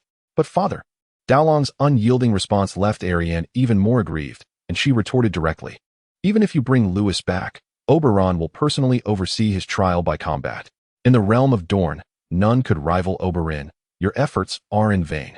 Oberyn has already departed from Sunspear." Prince Dowling bluntly shattered Arianne's unrealistic fantasies by declaring, "No one can question my decisions, not even you, or Oberyn." With a sweeping motion of his robes, he turned away from Arianne. He had been preoccupied lately, and the weariness and anxiety seemed to manifest as a dull ache in his knees. "You are fickle and untrustworthy," Arianne shouted in anger, stamping her foot before hastily exiting the Grand Hall. Once she departed, Prince Dowling sighed and instructed the guards nearby, "Ensure she does not leave Sunspear." At his command, 2 guards immediately pursued her, trailing behind Arianne. Yet, this obstinate Dornish princess mounted her horse and galloped away, heading straight for Oberyn's abode. Chapter 31. Tension Rising. Look. I wondered why the sun was so high this early. It turns out Sir Aelio Hoda has come personally. Lewis entered the council chamber of Starfall with a group of knights, his face adorned with a smile reminiscent of a spring breeze. Adhering to the principle that one cannot escape misfortune, he decided to meet the captain of the Sunspear Guard. Naturally, on the way, Lewis repeatedly declined Sir Grell's clandestine proposal to eliminate these individuals. How could a mere 10 men be so easily dispatched? "You are Lewis Dayne?" In the center of the hall stood a burly man with a massive axe, eyes shut as he savored his rations, flanked by 10 soldiers similarly consuming their provisions. Having once trained with the beard-clad monks of Norvos, Aelio held great respect for food. Upon hearing Lewis and his entourage enter, he opened his bear-like eyes, carefully wrapping a piece of hard bread and declaring in a deep voice, "We have waited all morning. Let us not waste time. If we are late, the prince will be displeased." With that, he took 2 steps forward, extending his hand towards Lewis, completely disregarding the armed knights around him. "Stop. Seeing his audacity, the knights unsheathed their swords in protest, with Sir Grell loyally positioning himself directly in front of Lewis. Alio paid no heed, swiftly using his shoulder to push against Grell's side, the forceful maneuver reminiscent of an iron mountain, evoking memories of an old acquaintance for Lewis. With a resounding crash, Grell's bulky form was sent flying by Alio's sheer strength. Alio, however, maintained a composed demeanor, as if he had merely performed an inconsequential act. His large hand continued to reach for Lewis, who appeared diminutive, akin to a fledgling chick, in comparison to Alio's towering figure. In that critical moment, a glint of cold steel flashed, accompanied by a faint sound of air being sliced. Alio cautiously withdrew his right hand, a hint of anger finally surfacing in his otherwise placid gaze as he fixed his stare upon the face concealed by James. He had come perilously close, merely a hair's breadth away from having his wrist severed by this fellow. "Be careful, you brute." James, wielding his longsword, spoke with a flippant tone. "Should you display such insolence again, I shall leave a token of our encounter upon your person." With that, the knights, having regained their composure, arranged themselves in formation behind James. The Dornish soldiers led by Alio also brandished their pikes, confronting the knights with unwavering resolve. "I come bearing the command of Prince Dowling." Lewis Dane. Glaring at James, Alio took 2 steps back, gripping his massive axe tightly, adopting a stance ready for combat. Although he harbored a desire to teach the arrogant knight a lesson, he did not lose sight of his purpose for this journey: to serve, obey, and protect. This was the oath Alio had sworn at the age of 16 during the trials of the bearded monk. From the moment he followed Malario to Dorne and through her marriage to Prince Dowling, his life had been dedicated to the prince. Fulfilling Prince Dowling's commands was of paramount importance to Alio, even more so than his own life. In the event of a conflict, while Alio was confident in his ability to vanquish the Knights of Starfall before him, he was well aware that the guards of Starfall were not limited to this group alone. He was no Barristan, capable of single-handedly bringing Lewis back to Sunspear. "Sheath your sword, Sir Jaimon." Lewis squinted, shaking his head slightly. Upon entering the hall, he discerned that there was likely no room for negotiation today. After all, Alio and his companions had partaken only of their own provisions, leaving the sumptuous offerings prepared by Starfall untouched. A clear indication of their vigilance and the seriousness with which Prince Dowling regarded the matter. "I harbor no intention of openly defying Prince Dowling, Sir Alio." As James sheathed his sword, the knights uniformly followed suit, retracting their long swords. Lewis, still wearing a smile, stepped forward unflinchingly until he stood before Alio. For reasons unknown, Alio, observing this squinting, seemingly harmless 7-year-old boy, felt a chill creep into his heart. It was the same sensation he experienced when confronted by a venomous cobra during his training in Norvos. "I have heard a saying from across the narrow sea. A lord must seal the fate of his vassal, and the vassal must inevitably meet his end. Since Prince Dowling has summoned me, Lewis Dane, to Sunspear for judgment, I see no reason to refuse, for I indeed bear guilt." Lewis spoke with a smile, yet his gentle tone struck Alio as chillingly cold. "However, I would like to seek clarification from Sir Alio. When Prince Oberyn last visited Starfall, he assured me that he would resolve this matter before departing. Why, then, has Prince Dowling sent you to apprehend me now? Is it possible that His Highness Oberon has no voice before Prince Dowling?" Lewis inquired, his expression remaining unchanged, yet his tone grew increasingly rigid, each word punctuated with a heavy deliberation. Implicit in his inquiry was a quest for intelligence from Alio, probing for the source of the misstep. "I am not privy to much, young scion of the Dane family." Realizing the gravity of the situation, Alio understood that failing to provide Lewis with a satisfactory response would likely hinder their exit from the city that day. Thus, he responded candidly, "I serve solely as His Highness's personal attendant and do not partake in discussions of significant matters. However, on the day His Highness Oberon returned to Yangji City, Lord Manfuri did visit the castle, and shortly thereafter, His Highness departed. Subsequently, the prince dispatched me to Starfall City." "Lord Manfuri may tell?" Lewis queried, licking his lips as he sought confirmation. "Indeed." Upon receiving an affirmative response, Lewis smiled and nodded at Alio. "Thank you, Sir Alio." His demeanor suggested he had gleaned all that was necessary from their exchange. Unexpectedly, this seemingly lumbering giant exhibited a keen understanding of the circumstances at hand.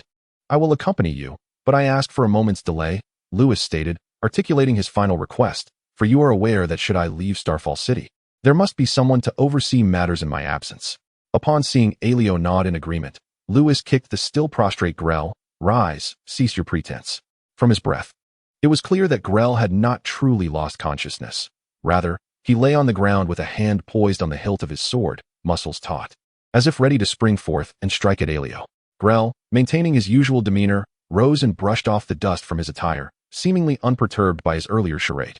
Sir Yuri, Sir Grell, and Sir Gemmin, you are to accompany me, Lewis indicated, directing his gaze towards the three before striding towards the study. Chapter 32. The downfall of Dorne's plan. You cannot accompany them, Master Lewis. Yuri, who had been notably reticent, was the first to speak once they entered the study. It was difficult to reconcile that this typically gentle knight, akin to the steward of Starfall City, now bore an expression brimming with cold resolve. That fellow Aelio has made it abundantly clear that your journey to Yangji City is fraught with peril. Such risks cannot be taken. In my opinion, it would be wiser to allow them to stay the night. When the hour grows late, we can arrange for their elimination, and then set a fire to erase all traces, claiming it was an unfortunate accident. The three men stared at Yuri in astonishment, particularly Grell, whose eyes seemed ready to pop from their sockets. This man speaks my thoughts. Such a course of action will not provide a lasting solution, Sir Yuri. Moreover, it would only serve to deeply offend Prince Dowling, even with the tranquil disposition of Lewis, who follows the path of the infinite. He was taken aback by Yuri's astonishing idea. Could it be that he had also heard the rumor about a special economic zone transforming into a fifth-tier city? Surely, this child had been led astray by Grelly. A delay, if possible, the young master exclaimed. Silence, Yuri, Lewis bellowed, his expression icy as he interrupted him. He had initially perceived himself as a composed individual, yet this lad, when riled, proved to be even more unrestrained than Grelly. A delay was clearly no longer feasible. Since Prince DeLong had dispatched his personal guard captain, it signified that he had undoubtedly imposed a strict timeline upon Aelio. The only course of action was to prepare in advance. Lewis reclined in his chair, slightly closing his eyes to contemplate. What was there to ponder?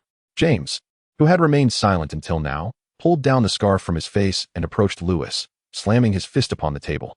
In my view, you should accompany me to King's Landing and face the judgment of the Seven Kingdoms. If King Robert is unwilling to show leniency, we shall demand a trial by combat, and you can designate me as your champion. I would relish the opportunity to see who among them would dare to best me in King's Landing. Observing the fervor of James, Lewis was once again engulfed in confusion. He acknowledged that his father, Duke Tywin, currently wielded significant power. Yet such words of coercion should not emanate from the lips of a knight of honor like himself. Why had the atmosphere around him begun to shift? Calm down, James. Matters have not escalated to that extent. After a moment of hesitation, Lewis attempted to dissuade him. Although Robert has been crowned king, Dorne has yet to recognize his sovereignty. And I am also a lord of Dorne. Acting rashly could provoke even greater discord. Do not forget, even if we were indeed cornered into a trial by combat in Sunspear, Oberyn would stand by my side. What exactly are your intentions, young master? Grelly could no longer restrain himself, inquiring after both proposals had been dismissed by Lewis. A light chuckle escaped Lewis as he rummaged through the table, retrieving a tome. He stepped forward and handed the book to James. After my departure, I would like you to return to King's Landing and personally deliver this to Duke Tywin.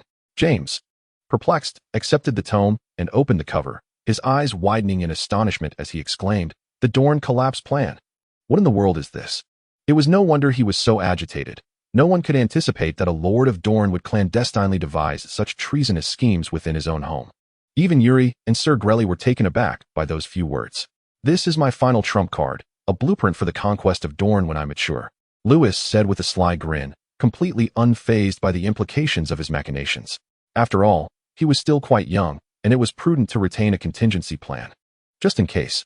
However, the contents inscribed upon these pages elude my comprehension entirely. As he fervently flipped through the book, every word was familiar to Jaime. Yet when they coalesced, they seemed to transform into an entirely different language. Nevertheless, being well acquainted with Lewis's wisdom and extraordinary intellect, he did not perceive the other as jesting. This was never intended for your understanding. It is entirely normal to find it perplexing, Lewis remarked in a calm tone. I am confident that Duke Tywin will grasp its meaning. Gently tapping the surface of the table, Lewis continued to elucidate. Since the Targaryens ascended to power, there have been 5 wars, yet Dorne has never truly submitted to the Iron Throne. Even when acknowledging the Targaryens' claim as the sovereign of the Seven Kingdoms, they refrained from styling themselves as dukes like other lords, instead preferring the titles of prince and princess. Therefore, I have devised 3 strategies that can be openly employed, rendering Dorne unable to resist. 3. The declaration was met with gasps of astonishment. As Lewis had indicated, Even the formidable Targaryens, who possessed dragons, had failed to conquer the stubborn land of Dorne after 5 attempts. Yet here was Lewis, asserting he had crafted 3 plans potent enough to annihilate Dorne. Surely you jest?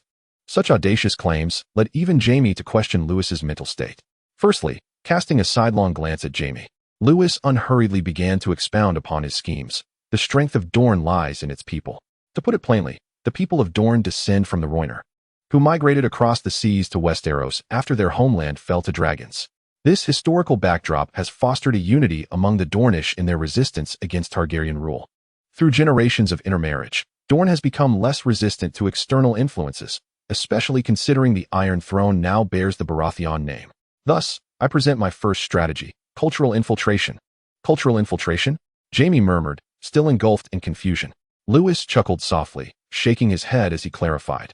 Dorne is known for its open-mindedness, abundant with fine horses, exquisite wines, and alluring beauty. However, the land suffers from a scorching climate and scarce water resources. At times, water is more precious than gold. Consequently, many of the lower-class Dornish lead impoverished lives, often relying on a mentality of idleness. Therefore, once stability is achieved, we shall utilize the propagation of the faith of the Seven as a pretext to construct churches throughout Dorne, appointing bishops to reside there. Periodically, we will distribute food for free, aiding the needy and tending to the sick. Once a substantial following is established, we will overtly promote the doctrines of the Seven. But in reality, just as he was about to divulge the crucial details, Lewis abruptly paused. Jaime, eager for clarity, hastily pressed for further information. Heh. Lewis revealed a cunning smile, preparing to continue. Chapter 33. The poisoner. Lewis. The moon outside appeared particularly round. Sir James, Alioth, and others were keeping watch outside. Yet Lewis remained utterly unperturbed, lazily reclining against his chair. For the people of Dorne, who faced difficulties in transportation and were isolated from information, the sole means to comprehend the world beyond was through word of mouth. Imagine, if you will, individuals who have never earned a single gold dragon in their lifetime suddenly hearing that in King's Landing, or in Casterly Rock, or even in the Riverlands, one could earn several gold dragons a month with a modest job. What thoughts would cross their minds? Leaving their homeland to pursue wealth. James swallowed hard, seemingly finding it difficult to breathe. Indeed, James.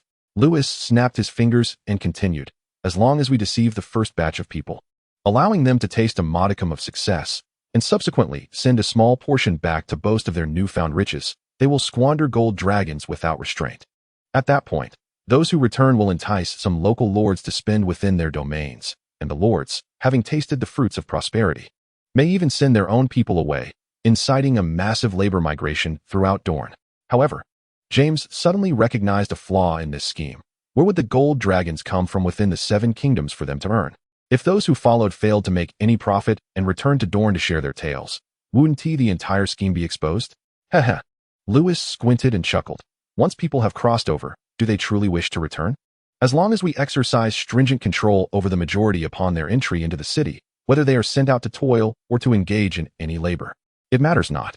Even if some manage to return occasionally, the locals will merely consider them to be spreading nonsensical tales. After all, people only hear what they wish to hear. James gasped in astonishment, realizing that Lewis had such an astute understanding of human nature. Although this maneuver would merely serve to diminish the living strength within Dorne, Lewis's plans were undoubtedly far more complex, with a touch more ruthlessness. And in conjunction with the Bear Plan and the promotion of the theory of original sin, it would indeed be possible to see the downfall of Dorne within 20 years. Yet, such thoughts would remain unspoken to James. Instead, they were meticulously documented in his tome. Now, what of the second plan? The second plan, the lifeblood. Lewis grinned malevolently and continued. As I mentioned earlier, Dorne suffers from a severe water shortage, with irrigation reliant almost entirely on a single river, the Greenblood, which only serves a few cities in the eastern part of Dorne. Now, with Robert newly ascended to the throne and countless riches left behind by House Targaryen, if we could persuade the king, under the pretense of mending relations with Dorne, to construct a grand canal that would channel the northern water sources into a confluence with the Greenblood, we could almost encompass all of Dorne within the irrigated area. Over time, even the desert could transform into an oasis. But wouldn't this be doing a good deed for Dorne? At this point, James was even more perplexed. Constructing a canal would demand a significant investment of manpower and resources, and the endeavor would likely take many years, perhaps even a decade or two to complete. Was it merely to provide warmth to the people of Dorne? Certainly not. Lewis extended a finger and shook it side to side. Although the construction of the canal is laborious and time-consuming, once it is completed, the very lifeblood of Dorne will be directly strangled, for the source of the river lies firmly in the hands of others. Lewis squinted, refraining from elucidating his next point. After all, whether it be poisoning, diverting the flow, or opening floodgates, such methods are indeed heinous, and even this knight, who harbors a sense of justice, might find it hard to accept. However, that old fox Tywin would undoubtedly comprehend. And what of the final scheme? Jaime furrowed his brow, though he grasped only fragments. He keenly sensed that this plan seemed rather cruel, thus he diverted the conversation. The final scheme lacks any intrigue. Leaning back in his chair and stifling a yawn, Lewis spoke with a lackluster tone. It merely involves sending small contingents southward to pillage and burn the crops prior to harvest. With land and sea forces converging, constant harassment, and periodic scorched earth tactics, they would seize the castle, wreak havoc, and then retreat without engaging in prolonged combat.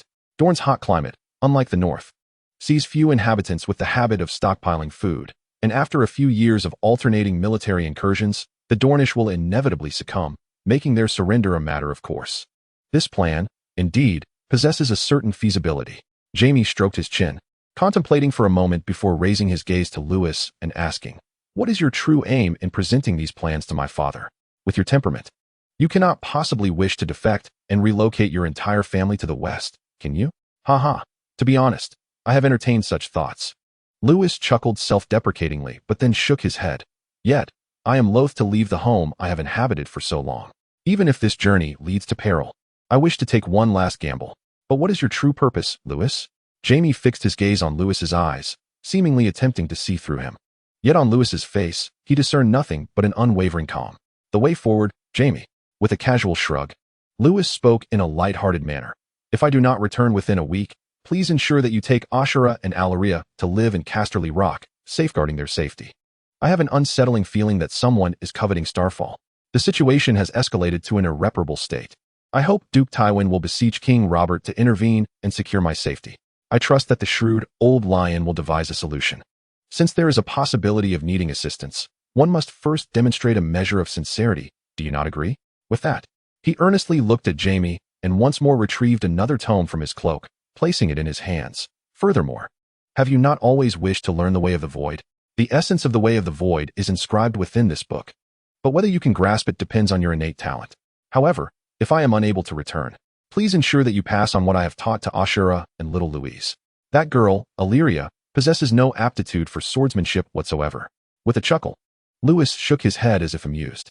Clutching the coveted Wajigian Dao, James felt the weight of the tome heavy as lead in his hands. He opened his mouth slightly, but a lump formed in his throat, rendering his voice hoarse.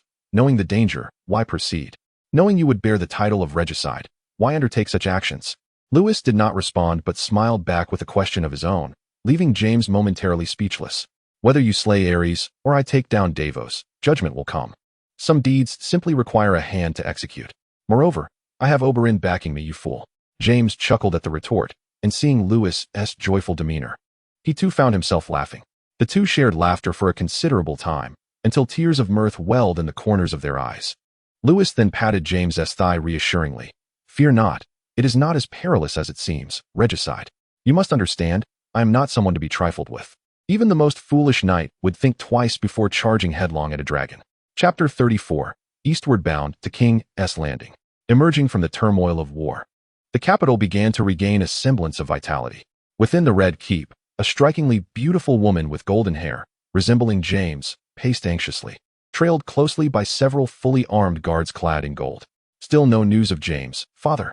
With a violent push, Cersei barged into the king's council chamber, her urgent query drawing the attention of all present.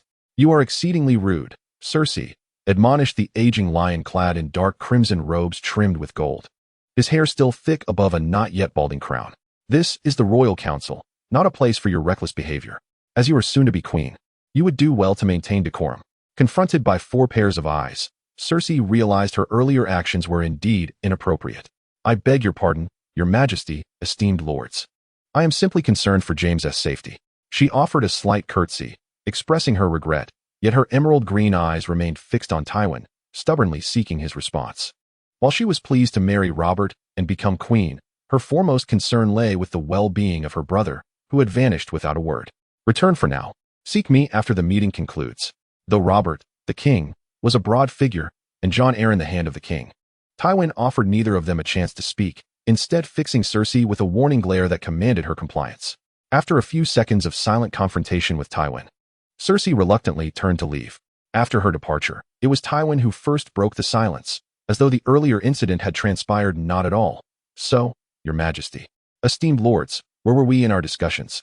The wedding, Lord Tywin, replied the bald man, who continued to serve as the master of whisperers with a smile. Ah yes, the wedding. Tywin's demeanor remained unchanged, revealing not the slightest trace of concern regarding the disappearance of his eldest son. This was, after all, the foremost matter of importance for the Seven Kingdoms since the onset of war, and it must be conducted with great splendor, inviting all the dukes, lords, and their ladies. Would you not agree, Your Majesty?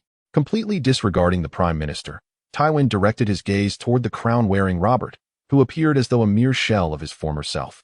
His words still imbued with an undeniable sense of command. You shall arrange everything, Duke Tywin. Newly crowned as the sovereign of the Seven Kingdoms and soon to wed the realm's most beautiful maiden, Robert's face bore no semblance of joy.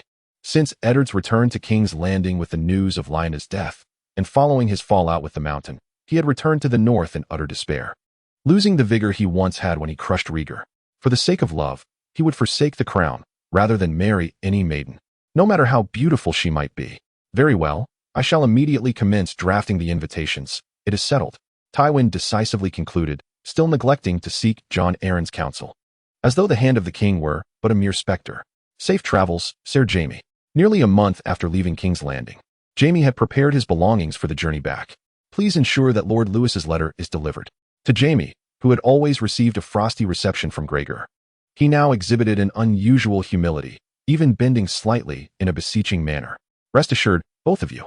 Jaime, still clad in black armor, flashed a bright smile, his handsome visage radiating warmth. Although their acquaintance had been brief, he sensed a deep loyalty to Lewis in both men. After exchanging pleasantries, just as Jaime mounted his steed to depart, the sound of rapid hoofbeats approached. The three turned to see a somewhat diminutive figure galloping swiftly toward Starfall.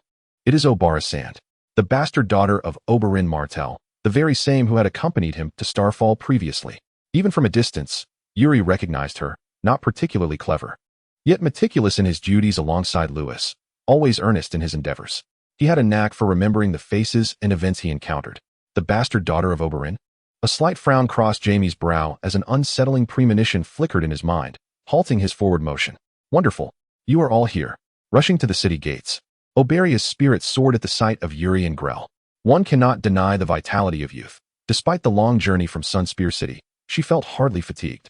It was unclear who had uttered certain words before the prince's palace, deceiving her father to leave Sunspear City, only to send someone to capture Lewis.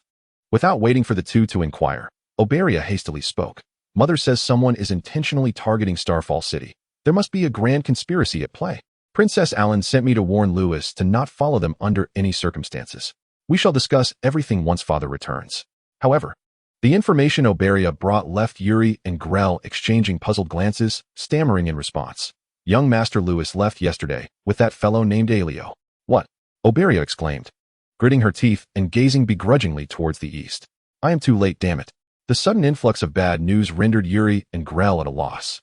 They failed to notice James, mounted on his horse, discreetly pulling out a black silk scarf to cover his face. I knew it. That fellow always pretends to have everything calculated, yet the world is unpredictably fickle, he said with a hint of resignation, surprisingly mixed with excitement. Lewis's unusual foresight and wisdom made the proud James feel like an uninformed rustic in the presence of the 7-year-old boy. Finally, an opportunity presented itself. When that lad finds himself in dire straits, James could appear out of nowhere and savor the moment of mocking him. He squeezed the two books in his arms, envisioning Lewis's face losing its usual calm demeanor, and a smile crept at the corners of his scarf-covered mouth.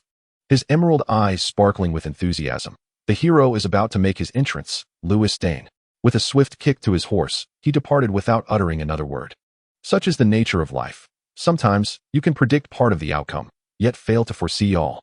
Even if Lewis had contemplated numerous possibilities, he could not have anticipated that James Lannister was not one to simply comply. Hey, you're going the wrong way. The road to King's Landing is north. Grell shouted helplessly at the rapidly departing James, who seemed oblivious to the commotion, riding eastward under the blazing sun. Chapter 35. First encounter with the foe. Hey, big guy. I need to pee. From a distance, Lewis gazed at the towering spear tower, nearly 200 feet high, piercing the clouds like a long lance. When an urgent need struck him, take him. The previously taciturn Aelio gestured, and 2 guards flanked Lewis, guiding him off his horse towards the roadside. Thanks, big guy. Lewis turned to Aelio, flashing an innocent smile, his eyes narrowing as he fixated on the back of his neck. Although this individual possesses unparalleled stature and strength, his size inherently hampers his agility, rendering him somewhat slower than the majority of knights. Should he activate the boundless swordsmanship and combine it with Alpha's assault to swiftly maneuver behind him for an attack, there might be a 20% chance of success. Shaking his head, Lewis approached a grand tree under the watchful eyes of 2 guards. He was still too young. If he were to mature a few more years, even if his template level remained unchanged, he would possess at least a 70% certainty of directly vanquishing his opponent. After a moment of reflection, contributing somewhat to Dawn's greening efforts, Lewis returned to the ranks under the supervision of the guards. Fortuitously, due to his youth, Aelio had not shackled him and even granted him a pony for solitary riding. However, the closer he drew to Sunblade City, the more he sensed something amiss. Setting aside Oberon, given Arianne's character, by now, she should have at least dispatched someone to check on him. Yet, thus far, not only had Arianne not made an appearance, but there had also been no word from Oberon or Eulalia, which was exceedingly illogical. What had transpired since Oberon returned to Sunblade City? Such an abnormal occurrence only solidified Lewis's conviction that a grand conspiracy lay behind the incident at Starfall City. The prime suspect, at present, was a certain Manfred Maytel. One must venture into the tiger's den to seize the tiger's cub. Narrowing his eyes at the sinuous triple-layered walls, Lewis wore a grave expression. This marked the most significant crisis he had faced since his arrival in this realm. Yet, burdened by the events at Starfall City, he could only confront it with composure. Fortunately, Lewis had chosen not to conceal the fact of killing Davos, instead reporting the matter truthfully to Prince Dowlong. Such a prominent figure could not have merely instigated one spy, Wolf, in Starfall City. Had he truly seized an opportunity to report Lewis to Prince Dowlong, it was likely that Oberon would not have been the one to arrive at Starfall City, and Lewis would have had no time to address the matter of Morse. Nonetheless, he had managed to carve out ample time to make some arrangements. Thus he was not entirely without a chance to navigate this tribulation. As long as he could safely weather this storm, the path ahead would undoubtedly be one of smooth sailing. Yet, one thing still eluded Lewis's understanding. How could such a significant figure as the steward of Sunblade City harbor such a keen interest in Starfall City? What secrets lay within Starfall City that compelled him to covet it so obsessively, even to the extent of employing all means necessary to possess it? As the group drew nearer, Lewis could distinctly see the 3 imposing gates heavily guarded. Passing through these gates would lead directly to the old palace where the prince and princess resided. Ah, welcome back, dear Sir Aelio. A remarkably warm voice emanated from within the gates, as Lewis, who had never before visited Sunblade City, admired the peculiar layout of the gates. Lowering his gaze, he beheld a man, impeccably groomed with hair neatly styled, adorned in a resplendent yellow robe. The man stretched his arms wide, stepping gracefully while greeting Aelio with an exaggerated tone. It is my duty to escort the patricide, Lord Manfredi. Please step aside. We must proceed to report to His Highness, Prince Dowlong.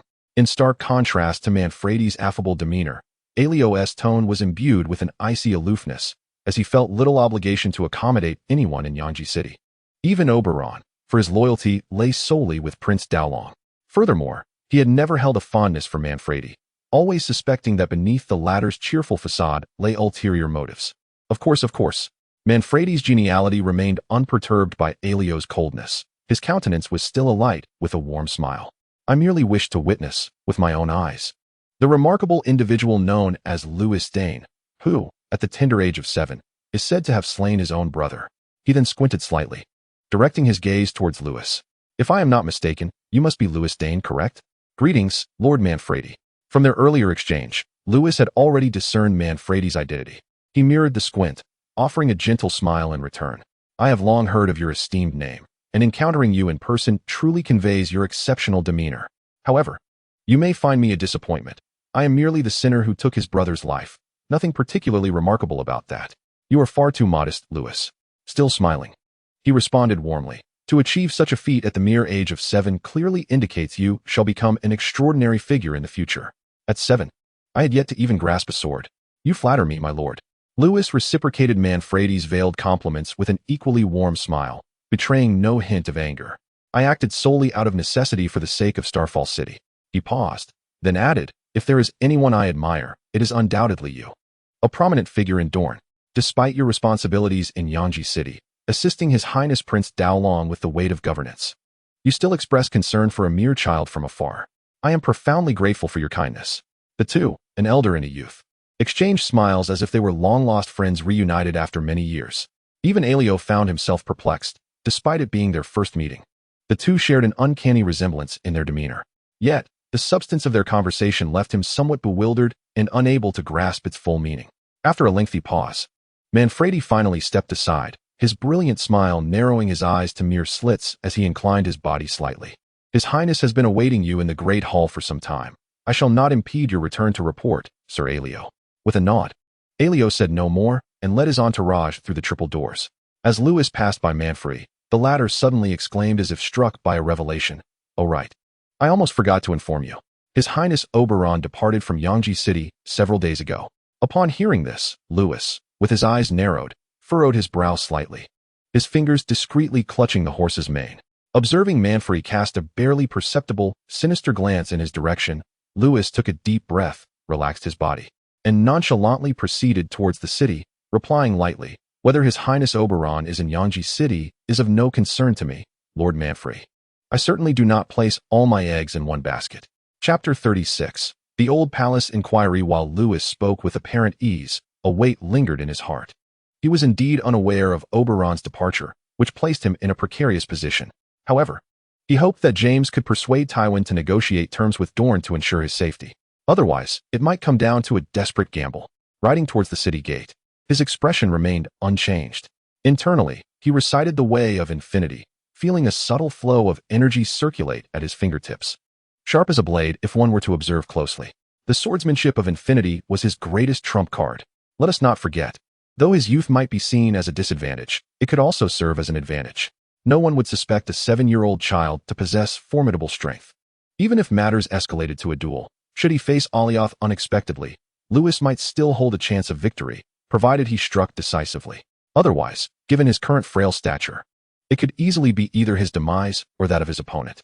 As he pondered, Lewis's figure gradually faded from view beyond the gates of Yangji City. Unbeknownst to him, two figures, one large and one small, were stealthily observing from a distance. Hey, he has gone in. What should we do now? Are you going in too? Asked Abaya, crouching low beside the still-masked James. She had followed the tall knight back to Yangji City, but despite her haste, she had arrived too late. With Lewis already inside, she had no choice but to seek suggestions from this man named Gemmin. Although she was unsure of his reluctance to reveal his face, he appeared to be aligned with Lewis. Indeed, he seemed trustworthy. Of course, we must go in, James replied, rising from his crouch and shaking his somewhat numb legs. He then turned to Abaya and said, however, I must enter discreetly. I cannot let others know. Why? Abaya asked, somewhat perplexed. After all, despite the sigil of House Dayne emblazoned on James's armor, there was no prohibition against members of House Dayne entering Yangji City. Nevertheless, his constant masking did raise suspicions. The reason I cannot disclose, but if you wish to save Lewis, you must discreetly escort me into the city. Then, pointing at the bundle upon the horse's back, I added, oh, by the way, these items must also be brought inside. The enigmatic figure shook his head in jest. After a moment of contemplation, Abaya instructed James, very well, the town of Bantai transports fine wine into the city weekly for my mother, and tonight happens to be their delivery night. I am well acquainted with Sir Garrison, who escorts the merchant convoy. You can hide within a wine barrel and enter the city with them, for none would dare to inspect it. Within the old palace, the group dismounted and proceeded on foot after passing through the triple gates. Fortunately, the old palace was not excessively large, and within a few hundred meters, they arrived at the Grand Hall. We have brought back Lewis Dayne, Your Highness. Aelio, accompanied by a retinue of guards, came to a halt and bowed toward the figure on the steps, whose back was turned to the assembly. Lewis, still capable of mobility, curiously scrutinized Prince Daolong, intrigued by why these self-proclaimed dignitaries often choose to present their backs to others. Thank you for your efforts, Aelio. At last, Prince Daolong turned to reveal his countenance, offering a slight nod toward Aelio, his expression stern and unyielding. He appeared significantly older than Oberon, likely in his mid-30s. Yet his countenance suggested the weariness of a man in his 40s, burdened by the heavy toll of state affairs. Take a moment to rest. Your presence is not required here for now. Following Prince Daolong's command, Aelio promptly led his men out of the Grand Hall, devoid of any unnecessary words. Complete obedience was a truth ingrained in him during his training. With their departure, the hall was left with only Prince Daolong, Lewis, and a few scattered guards. The atmosphere suddenly growing somewhat desolate. Please, sit, Lewis Dayne. With a slight lift of his hand, Prince Daolong maintained a stoic expression, making it difficult for Lewis to discern his emotions. Lewis, not one to stand on ceremony, inclined slightly before naturally taking a seat. I have heard of your affairs. Oberon spoke highly of you. To withstand a few exchanges under his tutelage speaks to your prowess in swordsmanship. Once both were seated, Prince Daolong expressed his admiration before swiftly addressing the matter at hand. I am aware of Count Davos. His demise was not entirely unjust. However, it is unfortunate that you, of all people, should be the one to take action. Regicide is an egregious sin. He sighed deeply, as if lamenting a great loss. With your wisdom, your highness, you must understand that this matter can only be resolved by my own hand. Lewis responded with a serene smile, his tone unwavering. After all, in Starfall City, and indeed anywhere, none would dare raise a hand against their lord. Yet, even with the weight of the god's curse upon me, I shall have no regrets. At least for now, my family and I are faring quite well. With that, Lewis displayed a remarkably sincere smile towards Prince Daolong. It seemed that Lewis's genuineness had touched Prince Daolong, who, rarely showing a smile in the presence of outsiders, let out a soft chuckle. You are quite exceptional, Lewis Dayne. If others were to find themselves in such a situation, they would undoubtedly resort to every means possible to silence any knowledgeable parties, concealing the truth. Yet you face it with remarkable ease. This trait is reminiscent of your other brother. Indeed, wherever one ventured, Arthur's name resonated powerfully. Even Prince Daolong, in his esteemed position, held great admiration for the prowess and honor of the Dawnblade. You flatter me, your highness, Lewis modestly replied with a slight nod. I merely believe that what has been done is done. Regardless of whether one attempts to conceal it, it has already become an established fact. Rather than living in constant fear of exposure, it is far more noble to confront it openly. The words were beautifully articulated. Yet Lewis refrained from disclosing to Prince Daolong his lingering suspicions that Starfall had been infiltrated by enemies, akin to a sieve, if he did not acknowledge this first. Perhaps the news of his patricide would reach Prince Daolong's ears the following day, leading to a swift trial within a week, allowing the mastermind behind it all to seamlessly elevate Morse to the title of Earl of Starfall. You are indeed correct, Lewis. As if genuinely appreciating his perspective, Prince Daolong began to address him by name, appearing considerably more amiable. As it happens, I am currently facing a dilemma that troubles me greatly. Could I trouble you for some advice? I am eager to hear your thoughts. Lewis nodded, readily responding. You are aware that a vassal of the Lannisters brutally murdered my sister and her 2 children. However, given the current circumstances, with Robert Baratheon now on the throne, any further resistance from Dorne would be futile. The highest authority of Dorne then slowly rose, taking 2 steps forward to meet Lewis's gaze with piercing intensity, and inquired, in your view, how might I mend the relationship with the Iron Throne, and how should the enmity between Martells and Lannisters be resolved? Chapter 37. The Impending Trial. Prince Daolong's question momentarily caught Lewis off guard. After all, Lewis was currently in a compromised position, and it was rather intriguing that Prince Daolong would boldly address the Martell and Lannister feud in his presence. Yet, the scrutinizing gaze of Prince Daolong left him little time for contemplation. If I may speak frankly, your highness, Lewis replied after a brief pause for thought, Dorne holds no animosity towards the Iron Throne. One could even argue that House Martell is a victim of the war. It is well known that the conquest of Dorne has historically been a thankless endeavor. Robert Baratheon, having recently ascended the Iron Throne, is likely disinclined to expend excessive energy entangled in the affairs of Dorne, particularly during this period of recovery following the Great War. If His Highness the Prince could openly acknowledge Robert's legitimate status as the sovereign of the 7 kingdoms, it would suffice to restore peace without the need to mend relations with the Iron Throne. The implication is clear. Dorne is akin to a stone in a cesspit, unappealing to all but the excessively ambitious Targaryens. This is a matter of public knowledge. Even if Lewis were to remain silent, Prince Daeron is acutely aware of it. As for the Lannisters, Lewis contemplated before continuing. My suggestion is that His Highness the Prince negotiate with Lord Tywin to compel the surrender of the assassin responsible for Princess Alia's death, the notorious Mountain. In exchange, Dorne could open its ports to trade with the Lannisters. Since the onset of war, economic development and food supplies have been severely impacted, and should Dorne remain isolated, the populace may struggle to survive through the winter. Furthermore, should the ports be opened, the Lannisters would become the primary beneficiaries, aside from Dorne itself. Given such substantial incentives, I believe Lord Tywin would be hard-pressed to refuse. Lewis's reasoning was sound. Ever since Tywin had rebuffed House Martell's proposal for a marriage alliance a decade prior and suggested instead the inclusion of the imp, Dorne had severed its commercial ties with the Lannisters, effectively sacrificing nearly half of its economic resources. Unlike the Westerlands, rich in gold mines, Dorne's economy primarily relies on the export of its renowned horses, exquisite wines, and beautiful women. Although slavery and the trade of human beings had long been abolished in Westeros, the allure of immense profits often leads even the most virtuous lords to turn a blind eye. After all, such a substantial prize tends to end up in the coffers of the great lords. As Lewis spoke, he observed the expression on Prince Darren's face, noting it remained unchanged. After a moment's reflection, he continued, "We could also seize this opportunity to build our strength, maintaining discreet yet close contact with the Targaryens. When Prince Viserys comes of age, we could assist him in reclaiming the Iron Throne. Of course, this depends on their capacity to do so." Such a response was nearly flawless. It articulated his position while consistently considering Dorne's interests.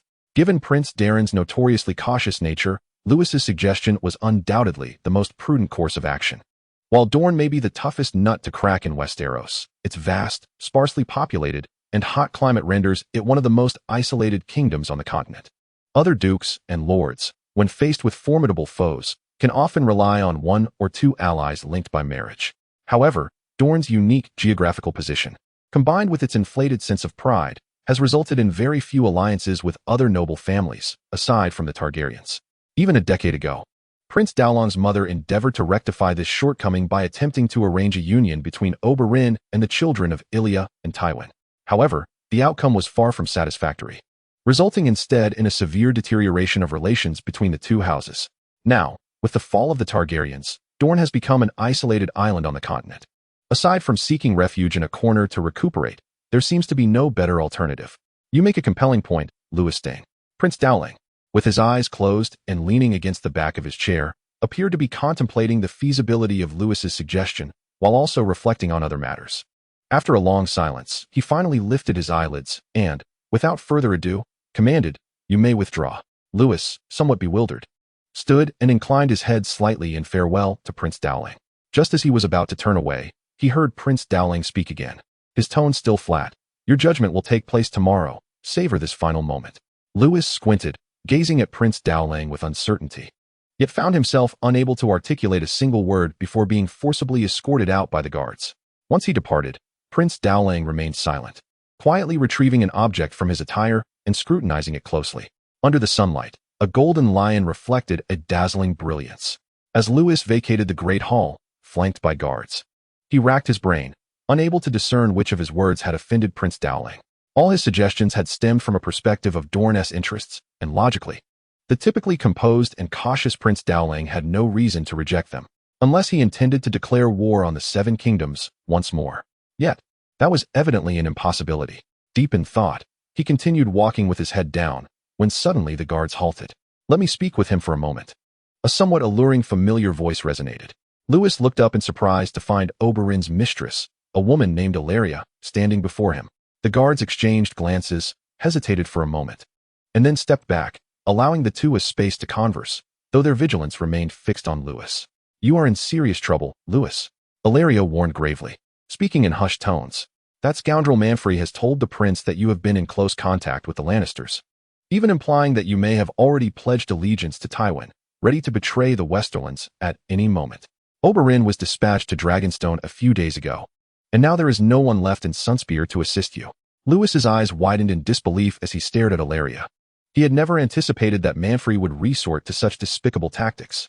Yet, could it be that Prince Dowling believed Manfrey's slanderous words so easily? Or did that man possess something of great significance that could convince Prince Dowling of his supposed allegiance to the Lannisters? Or perhaps the incident involving Jaime and Starfall had already been exposed. Damn it, the information is far too scant to draw any conclusions. Lewis gritted his teeth, once more feeling the overwhelming sense of powerlessness stemming from the severe lack of intelligence and strength. "Thank you, Lady Eulalia," He made an effort to calm his tumultuous emotions and expressed his gratitude to Eulalia. I would like to request one more favor from you. Chapter 38. Infiltrating Sunblade City, you mentioned that you would do your utmost within the limits of my capabilities. Eulalia gazed at Lewis with a hint of pity, realizing that this intriguing young man was likely facing an unavoidable calamity.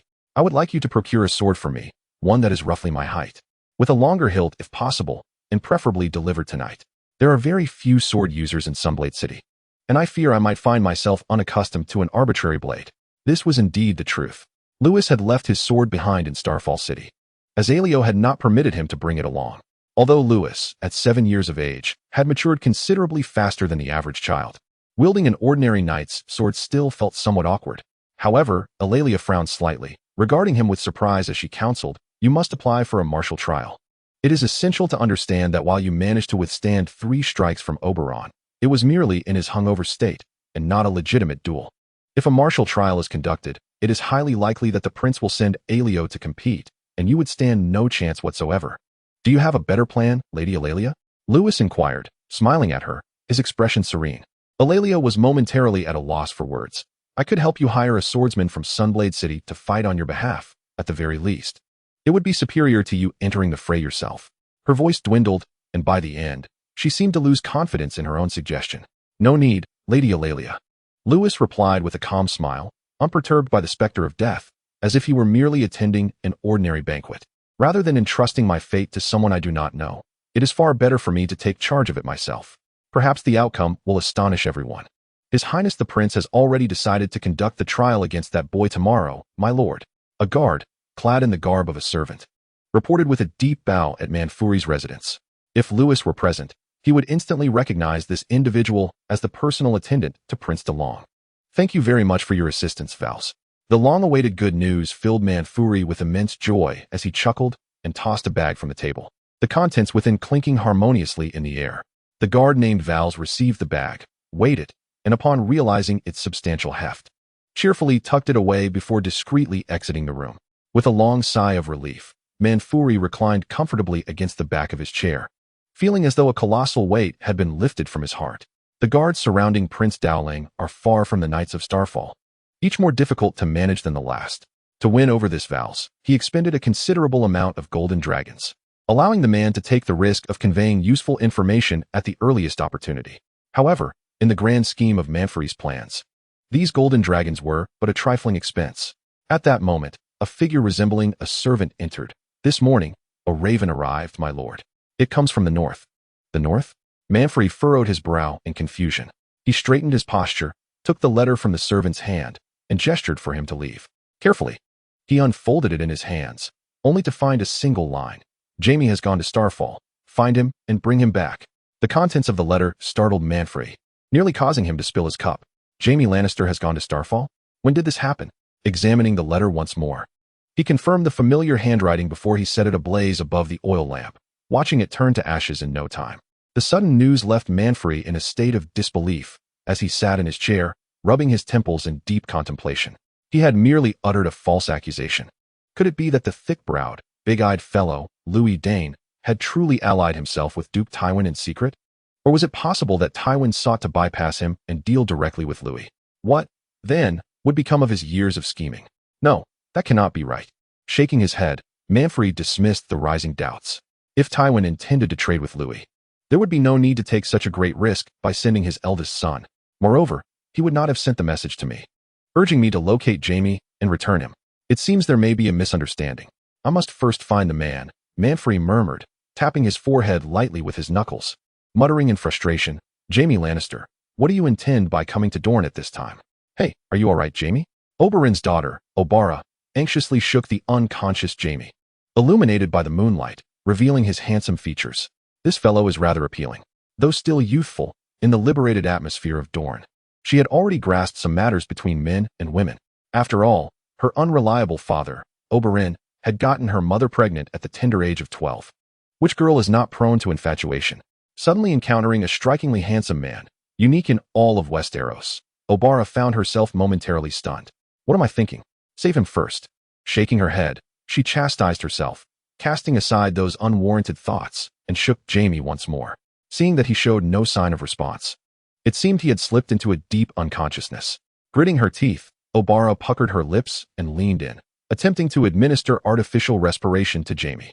At that moment, James, who had been unresponsive, suddenly took a few deep breaths and slowly opened his eyes. "What are you doing, Abaya?" "Nothing at all." The girl awkwardly turned away, feigning nonchalance as she retorted, "How did you faint? How can you even ask?" Recovering with great difficulty, James slapped Abaya on the back of her head, struggling to maintain the composure of a knight. "You suggested hiding in a barrel, and you think that's a good idea?" The barrel was sealed. I nearly suffocated inside. Chuckling at the slap, Abaya, who had intended to be angry, looked at the indignant James and felt a twinge of embarrassment as she touched the back of her head. "I just didn't think of it, okay? But I must say, you are quite handsome. Why do you keep your face covered? I thought you were an ugly creature." "What?" Unconsciously touching his face, James realized that the scarf covering it had been pulled down at some point. However, it hardly mattered now. He still wore his helmet, concealing his golden hair. And since Abaya had never seen his face, there was no immediate risk of identity exposure. "Go find me a place to rest." Given the circumstances, James no longer felt the need to be polite with Abaya. He directly requested, "It's too dangerous to stay out on the street." Abaya blinked in confusion, asking, "Aren't you going to look for Lewis?" "Mother said the trial is set to begin tomorrow." Chapter 39. The Dilemma of Dorne the next day. Lewis had completed his morning routine early and was quietly awaiting the arrival of the trial. After a night of meditation, his spirit and energy had been perfectly attuned. However, Aelio had yet to arrive. Instead, several attendants entered with a variety of fruits and dishes, even bringing 2 full jugs of wine. Lewis leaned in to sniff and exclaimed, "Ah, this is indeed the fine wine produced in Dorne."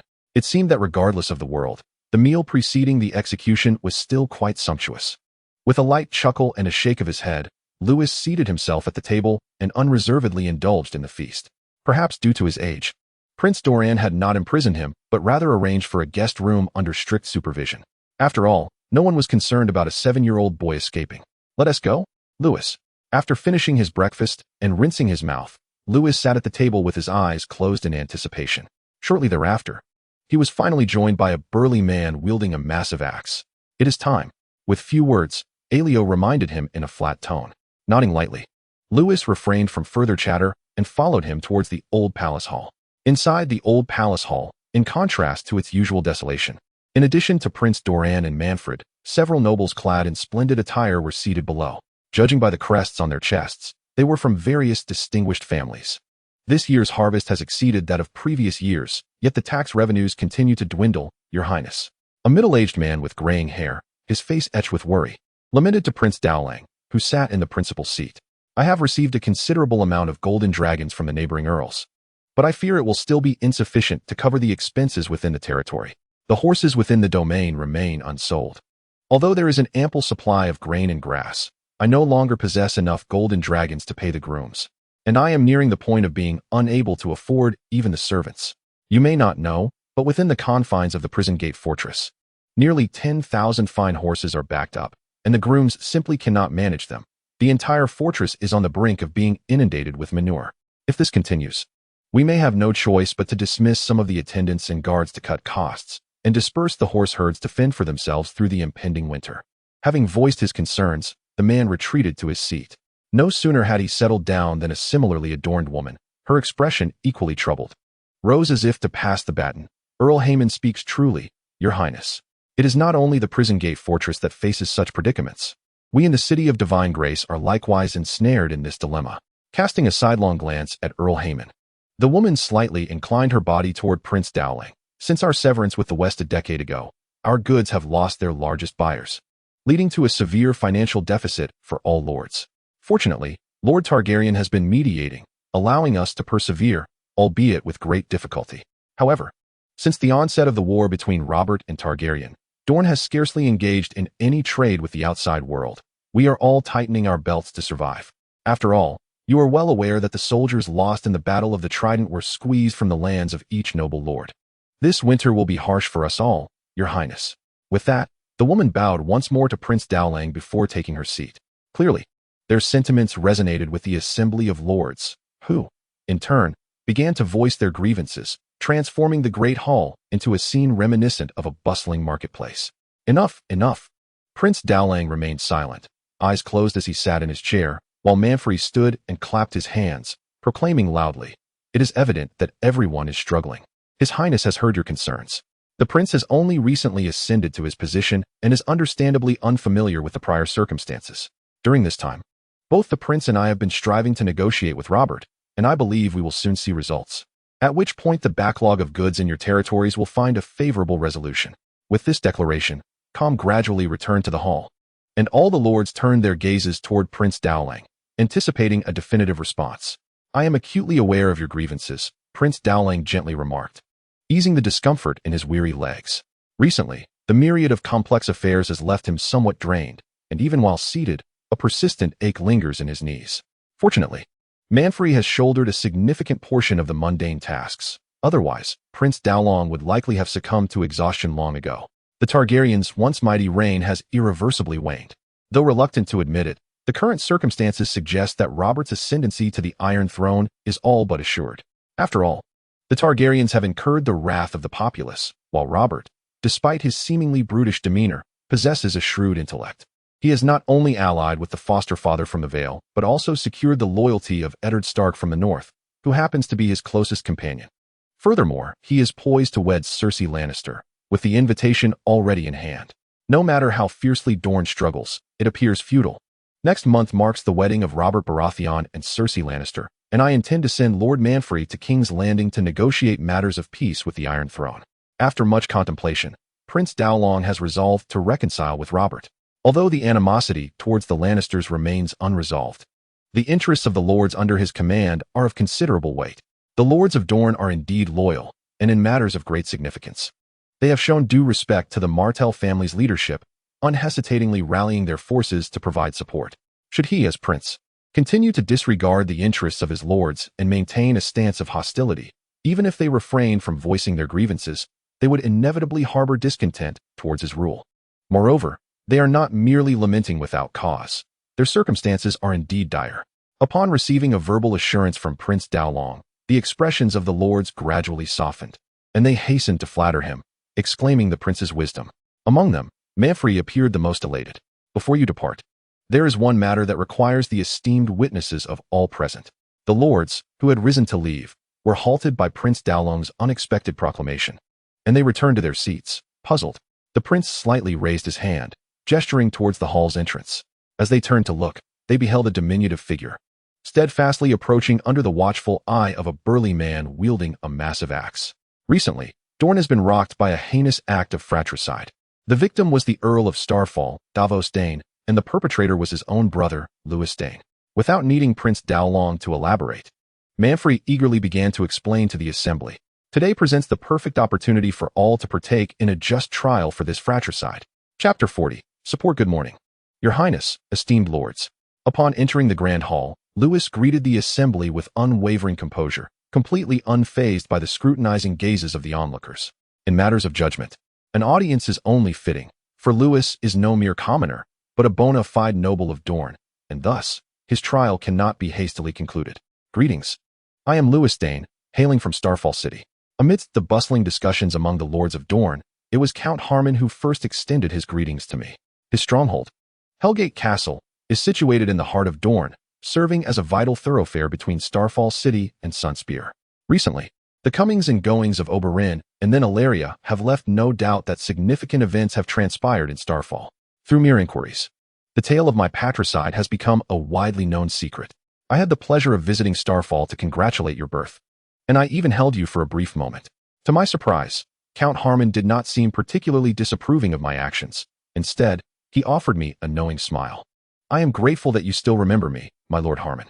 As my gaze fell upon the emblem on his chest, a fiery conflation of yellow and deep red, I reciprocated his smile. Familiarity with each family's crest is a fundamental lesson for every noble child.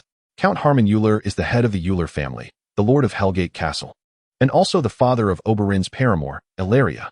Hellgate Castle, established by the banks of the Searing River, boasts flat terrain and is the largest breeding ground for warhorses in Dorne. Perhaps Illyria has spoken highly of me in his presence, endowing this influential lord with a favorable impression of my character. Oh, what a charming little boy. At that moment, a lady who had previously spoken rose and approached me, affectionately pinching my cheeks.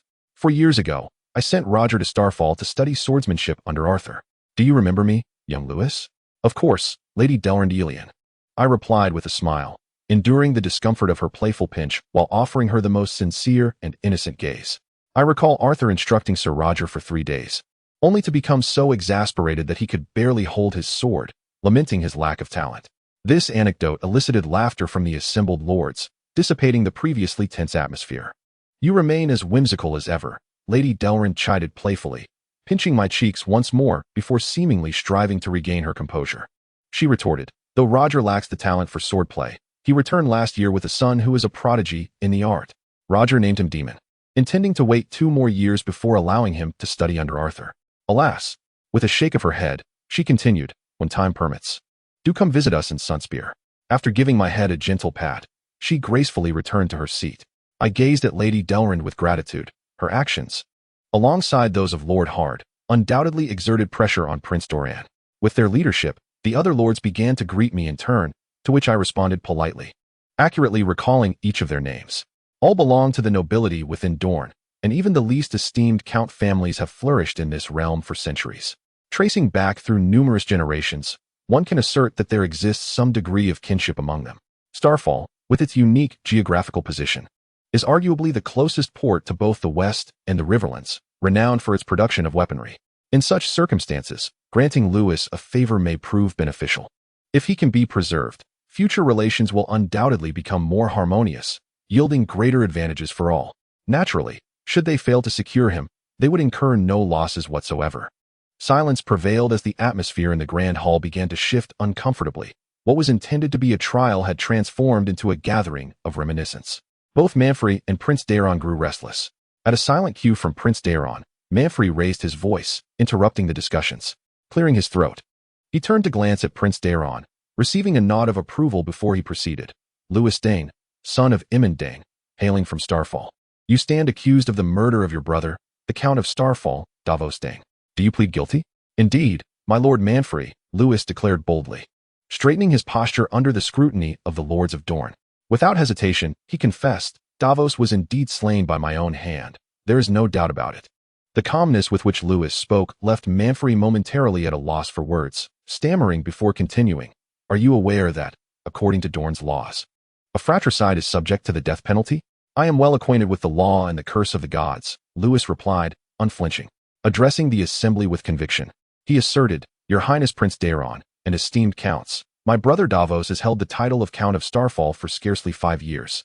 Yet in this brief span, he has squandered the wealth accumulated over millennia, even incurring debts of 30,000 golden dragons to the Dane branch in Highgarden. The most egregious part is that he used the title of Count of Starfall as collateral. His words ignited a tempest of whispers amongst the crowd. For while they were aware of Lewis's fratricide, they were oblivious to the underlying circumstances. Starfall boasts the most ancient lineage in all of Dorne, predating even the establishment of House Martell. Founded upon the site of a meteor's descent and rich in iron ore, Starfall's foundry industry is exceptionally prosperous. It is said that at least a fifth of Dorne's weaponry originates from Starfall. The notion that such a golden goose, with its profound heritage, could be depleted in a mere 5 years is, indeed, astonishing. What the lords found most unacceptable was that Davos had the audacity to use his title of Earl as collateral, an act that undoubtedly diminished the value of such an esteemed position. This self-destructive behavior was certainly a source of shame for all the lords. In order to safeguard Starfall City and to perpetuate the ancient lineage of House Dayne, I do not regret the decision to eliminate that scoundrel Davos. The assembly was filled with righteous indignation as they unanimously condemned Davos' transgressions. Yet, amidst the fervent discussions, there was one young, robust man who stood silently with his arms crossed. Lewis peered closely and recognized the emblem of a black gate emblazoned on his chest. It was Anders Ellenwood, the head of House Ellenwood. This fellow truly is a formidable adversary, Lewis mused, his eyes narrowing.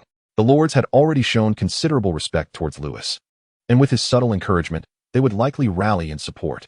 As anticipated, it was Count Harmon who first broke the silence. While Lewis has indeed transgressed the king's laws, Davos's actions have been utterly outrageous, Your Highness. I had heard rumors at Castle Jail, but I never imagined them to be so egregious. This man's conduct is a blatant affront to our noble status. Chapter 41. The Judgment. Count Harmon, are you implying that? Prince Dowlong leaned slightly forward, as if seeking clarification. With the demise of Davos, House Dayne was left without any male heirs. Furthermore, Davos had proven to be an incompetent lord. His death was a foregone conclusion and would not significantly alter the political landscape of Dorne. I urge your highness to consider this matter judiciously. Although Count Harmon did not explicitly state it, his meaning was clear. After all, Davos's demise held no detrimental impact for the lords. Rather, it could be construed as a boon. During his tenure as Earl of Starfall, he had repeatedly inflated the prices of arms and armor to satiate his own desires. And he had profited handsomely during the Battle of the Trident. Were it not for his gambling habits, Starfall might well have become the wealthiest castle in all of Dorne. This was partly due to the general poverty among the lords of Dorne, despite the region's abundant supply of fine steeds, exquisite wines, and beautiful maidens, as the trade routes remained tightly controlled, preventing any substantial sales. There were even rumors of Lannister machinations behind the scenes. I understand, my Lord Harmon. Prince Dowlong acknowledged with a nod, choosing not to hastily reach a conclusion. Instead, he turned to Lady Durlin, as if seeking her counsel once more. I concur with Lord Harmon's assessment, Your Highness. Lifting a glass of fine Dornish red wine, Lady Durlin smiled and continued. Young Lewis is nearly of the same age as Daemon, perhaps even a year or two younger.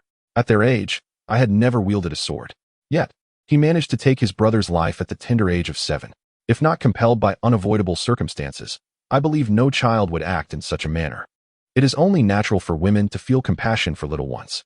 Furthermore, Lady Delron is also calculating her own interests. Her son, Sir Roger's illegitimate child, Daemon Shard, has already displayed extraordinary talent in swordsmanship at such a tender age, even earning the title of the illegitimate son of the City of Divine Grace. Although the Dawn sword has perished, Lewis, at a young age, was capable of slaying an adult, which may suggest he has received Arthur's true teachings. Should Daemon be able to grasp the essence of the Dayne family's swordsmanship, his future prospects could be boundless. After all, this is Dorne. The topic of illegitimate children is not considered particularly shameful. On the contrary, should they excel, they might attain status and power equivalent to that of legitimate offspring, albeit without the right of inheritance. Even Oberyn has fathered 4 illegitimate daughters, raising them all in Sunspear. With this in mind, Lady Delron smiled and nodded towards Lewis, who reciprocated with a smile of his own. The unspoken understanding among the nobility sometimes conveys everything. Is that so? Prince Dowlong nodded once more, his expression betraying no change. Yet, he fell silent, leaning back in his chair as if deep in contemplation. Sensing the gravity of the situation, Manfrey quickly rose and addressed the Earl of Anders Elanwood, who sat closest to Prince Dowlong. As a blood noble of Dorne, might we hear your thoughts, my Lord Anders? The Elanwood family retained the title of blood noble after bowing to House Martell, owing to their prior rule over Dorne. Although no longer the rulers of Dorne, their voice still holds significant weight. As an esteemed noble of Dorne, Earl Anders, composed and unhurried, stood up and walked to the center of the hall. In my view, this matter requires no further discussion, my lords. Earl Anders's voice, resonant and robust, matched his imposing stature. The law is the law, with no room for leniency. He pointed towards Lewis. This individual has personally slain his brother, which is a clear violation of Dorne's laws. He must face judgment and will incur the wrath of the gods. I propose he be sentenced to death. Upon hearing this, the lords turned their astonished gazes not towards Earl Anders, but towards Prince Dowlong seated at the head of the table. It is well known that although Earl Anders's grandfather perished in a duel with Oberyn to mend relations with the Elanwood family, Prince Dowlong had sent his only young son, Quentyn Martell, to be fostered by Earl Anders in Elanwood. While this action has undoubtedly plunged Prince Dowling and his wife, Lady Malariel, into an icy relationship, it has also secured the unwavering support of a prominent noble.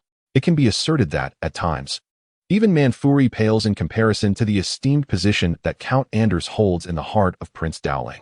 Now that Count Anders has uttered such words, it is evident that Prince Dowling desires Lewis's demise. However, in a bid to maintain an image of impartiality and openness to counsel, he cannot voice this intention directly. You are quite right, my Lord Anders. Indeed, it appears that Prince Dowling has finally received the answer he sought, and he slowly begins to speak. The law is the law, leaving no room for maneuver. If the authority of the law cannot be upheld, then the authority of the Martell family will be trampled upon. Upon concluding this statement, Prince Dowling cast a frigid glance around the room, and not a single lord dared to meet his gaze, save for Lewis. How infuriating it is that this man has chosen to use me as a weapon to intimidate the lords. Lewis seethed inwardly, yet his expression remained serene. He was acutely aware that Prince Dowling had recently ascended to the throne and faced the Trident River battle, resulting in the loss of 10,000 soldiers, including his own uncle. This was undoubtedly a significant blow to his authority. Prince Dowling indeed wished to execute Lewis, but he simultaneously saw this opportunity to deliver a stern warning to the Lords of Dorne, to kill a chicken to scare the monkeys. And Lewis was now that unfortunate chicken. Very well, I believe there are no opposing voices remaining. The Lord's silence was met with a nod of satisfaction from Prince Dowling, who then fixed his gaze upon Lewis. Amondan's son, Lewis Dayne of Starfall. I, Prince of Dorne, Dowling Martell, in the presence of the Lords, hereby sentence you to death. After declaring this, it seemed that even the pain in his knee had lessened somewhat, as he stood and took a couple of steps forward. He intently scrutinized Lewis's expression, hoping to catch a glimpse of unease or fear, thus achieving his intended intimidation. Yet, to Prince Dowling's disappointment, Lewis's demeanor remained unperturbed throughout, as if he had foreseen this conclusion. No, it must be that since learning of Oberyn's absence, he had already anticipated this outcome. The law is the law, Your Highness. Amidst the gazes of the crowd, some filled with pity, others with regret, and yet others with joy, Lewis spoke calmly. I have indeed committed an unforgivable sin, and your judgment according to the laws of the realm is most just. However, the law also stipulates that I am entitled to my rightful privileges. Slowly opening his previously squinted eyes, Prince Dowling seemed to perceive a glimmer of sharpness within Lewis's gaze, whether it was a mere illusion or not. In the face of impending death, the young man bore a genuine smile. I demand trial by combat. Chapter 42. The hero appears. Trial by combat. As Lewis's words reverberated through the grand hall, a wave of murmurs ensued, with Count Harmon and others casting glances of profound pity in his direction. After all, having been sentenced to death, his actions were perceived merely as a futile struggle in the face of imminent demise. The laws of the kingdom stipulated that every individual possessed the right to trial by combat. Prince DeLong, however, displayed no surprise. He assumed Lewis was unaware that Oberyn had already departed from Yonji City. Yet, he did not dismiss Lewis's request, for trial by combat had been a long-standing tradition, and even commoners had the right to demand such a trial, with few instances of refusal. Only Manfuri wore a peculiar expression, as he had already informed Lewis of Oberyn's departure upon his entry into the city. Yet, Lewis's calm demeanor and confidence left Manfuri perplexed. What hidden card does this young man hold? The assembled lords shared a similar sentiment, eager to uncover the secret Lewis was concealing. Sir Aelio, the prince's appointed champion, was the first to respond, addressing Aelio, who stood beside Lewis with a massive battle axe in hand. I shall designate you as the champion to fight on my behalf. Yes, Your Highness, Aelio replied succinctly, demonstrating his unwavering loyalty to Prince DeLong's command, as there had never been an option to defy him in his oaths. Prince DeLong nodded gently. And whom will you appoint to fight for you, Lewis Dayne? He surveyed the lords present, particularly lingering his gaze on Count Harmon and Lady Delron for a moment longer. The implication was clear. If they wished to protect Lewis, they must first consider whether their knights could best Aelio in combat.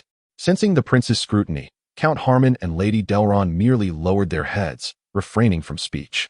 After all, Aelio's prowess was renowned throughout Dorne. Aside from the monstrous Oberyn and the late Arthur, no one dared claim they could surpass him.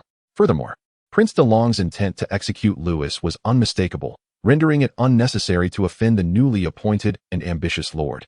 Observing the two who dared not speak further, Lewis harbored no resentment. Instead, he offered them a smile and a nod of understanding. Their relationship was not particularly close, and their willingness to speak up for him was already commendable.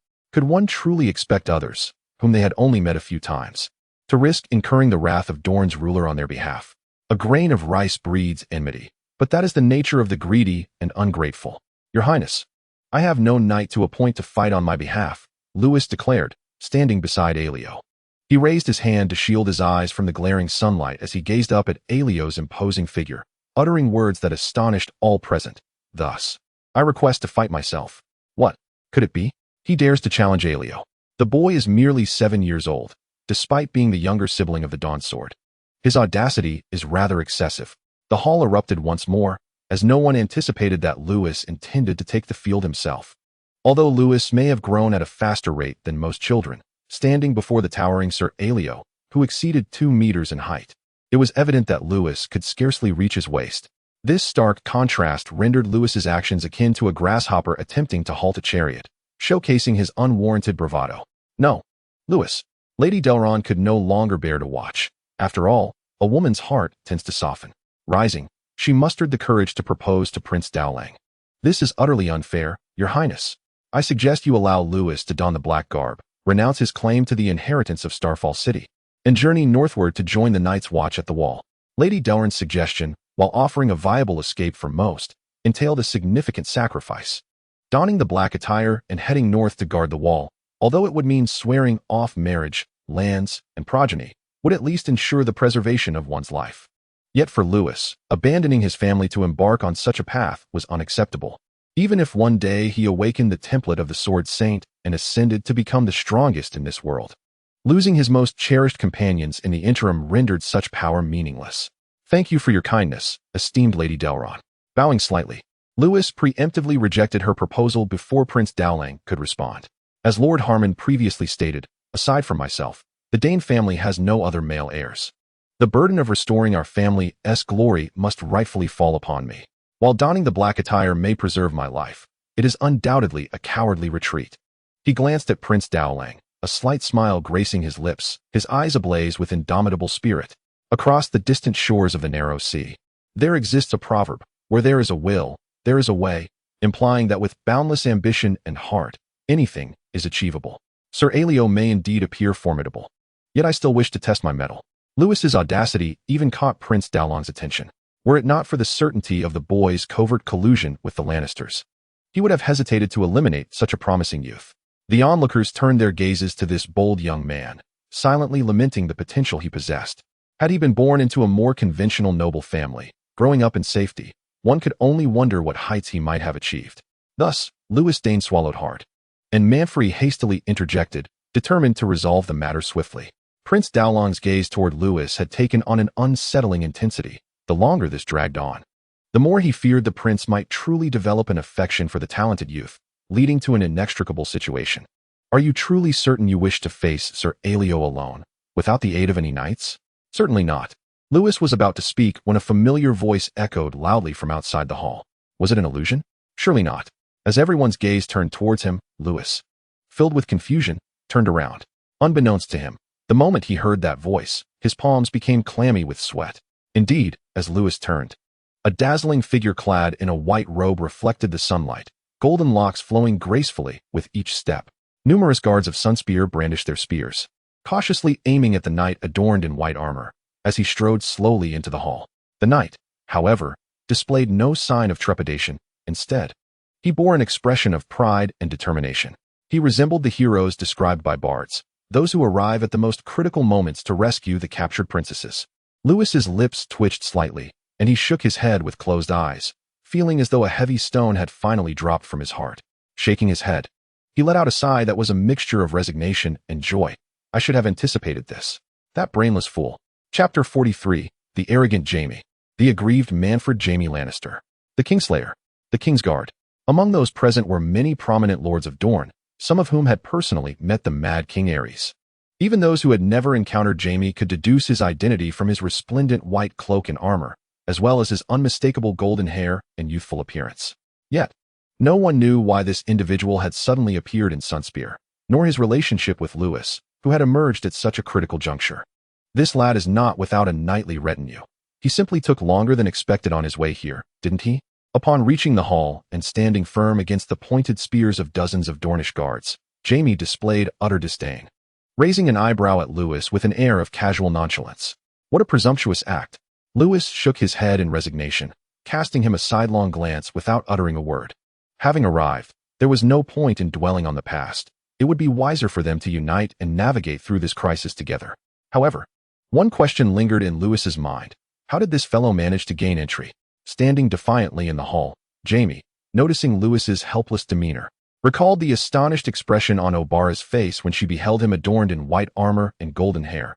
He could hardly suppress a grin that stretched from ear to ear. He had awaited this moment for a long time. Yet, he feared that once the affair concluded, Obara, who had facilitated his entrance, might face severe repercussions. Nevertheless, Jaime was not overly concerned. After all, she was Oberyn's daughter, and in the worst-case scenario, she would merely be confined. This is a provocation. As a blood noble of Dorne, Count Anders also recognized Jaime. Seeing his arrogant demeanor and his utter disregard for Prince Doran, he immediately reprimanded. What brings you to Dorne, you usurper? Are you tired of living, or have the Lannisters prepared for war? The Lannisters and the Martells had severed ties a decade ago. Additionally, it was common knowledge that Tywin's men had recently cruelly slain Princess Elia, elevating the relationship between the two houses from mere indifference to a bitter enmity. At this juncture, it was audacious of Jaime to brazenly intrude upon Prince Doran's palace. Mere arrogance and provocation could scarcely encapsulate his audacity. Do not be so agitated, Islandwood. Casting a glance at the badge on Lord Anders's chest, Jaime shrugged nonchalantly, resting a hand on the hilt of his sword. As you can see, I am here to fight on behalf of Ser Loras Tyrell. The trial by combat does not stipulate that knights from other kingdoms cannot participate, does it? He directed a scornful glance at the slightly crooked-eyed Alliser, smirking with disdain. Is Prince Doran lacking confidence in his own men? Fear not. I shall temper my strength and strive to grant him a swift end. With his nostrils flared in an air of superiority, Jaime exuded a sense of invincibility. This display of hubris incited not only Prince Doran's ire, but also that of the assembled Dornish nobles, who glared at him in fury, their curses echoing through the hall. Lord Anders's eyes seemed ablaze with indignation. Had he not known that his prowess fell short of that of the formidable Alice Karstark, he might have drawn his sword in an attempt to confront Jaime directly. Yet, the one most eager to deliver a reprimand was undoubtedly Loras. Even in the face of a death sentence, he stared at Jaime with gritted teeth, fists clenched, wishing to imprint his rage upon that insufferably arrogant visage. Jaime's unpredictable nature left Loras utterly baffled. This was Dorne. After all, what manner of dragon-like arrogance was this? In front of so many, he had insulted Prince Doran and the noble houses of Dorne. Even if he triumphed in the trial by combat, how would Loras manage to extricate him from the ensuing wrath? Among the multitude of angry and assessing gazes, only Manfred's expression was one of uncertainty, as he watched the clandestine exchanges between Loras and Jaime with a sense of dread. Internally, he cursed vehemently. Why didn't you just reveal your allegiance to Tywin earlier? Had you done so, we could have avoided this entire debacle. Why, oh why did you not speak sooner? While all eyes were fixed on Jaime, Manfred's glare was solely directed at Loras, his heart heavy with bitterness.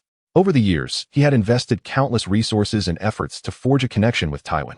How was it that a mere 7-year-old child had ingratiated himself so intimately with Tywin's eldest son, risking his life to fight on his behalf? Is it merely the idle power of the Dawn Sword? Yet, you, Lewis, are not the Dawn Sword. Manfuri's heart is heavy with unspoken sorrow, a burden he must conceal. He can only bury this jealousy and resentment deep within, observing the unfolding events in silence. One cannot deny your audacity, O regicide. Since James entered, Prince Dowlong has scrutinized him in silence, but now he finally speaks. While I am unaware of the nature of your relationship with Lewis, I must commend your courage in coming alone to fight in the City of the Sun Spear. You are correct. The trial by combat does not explicitly prohibit the appointment of knights from other kingdoms. However, your highness, do not speak. Prince Dowlong gestured dismissively, interrupting Count Anders, who sought to voice his opinion. The law is the law. No one can alter it, Prince Dowlong asserted with unwavering conviction. He then turned his gaze to Aelio, asking solemnly, You have never disappointed me in the years you have stood by my side. Do you now possess the confidence to defeat this Kingsguard, Sir Aelio? The prince commanded, and Hodor obeyed. Aelio's response was resolute, his hand gripping the axe, trembling with excitement. He felt no inclination to battle Lewis. But James was a different matter. From the moment this figure entered, Aelio recognized him as the tall, masked knight with whom he had clashed in Starfall City. Though only 17, James's valor in battle had already earned him acclaim. As the youngest Kingsguard in history and a knight personally appointed by the Dawn Sword, it is said that James's swordsmanship received his direct tutelage.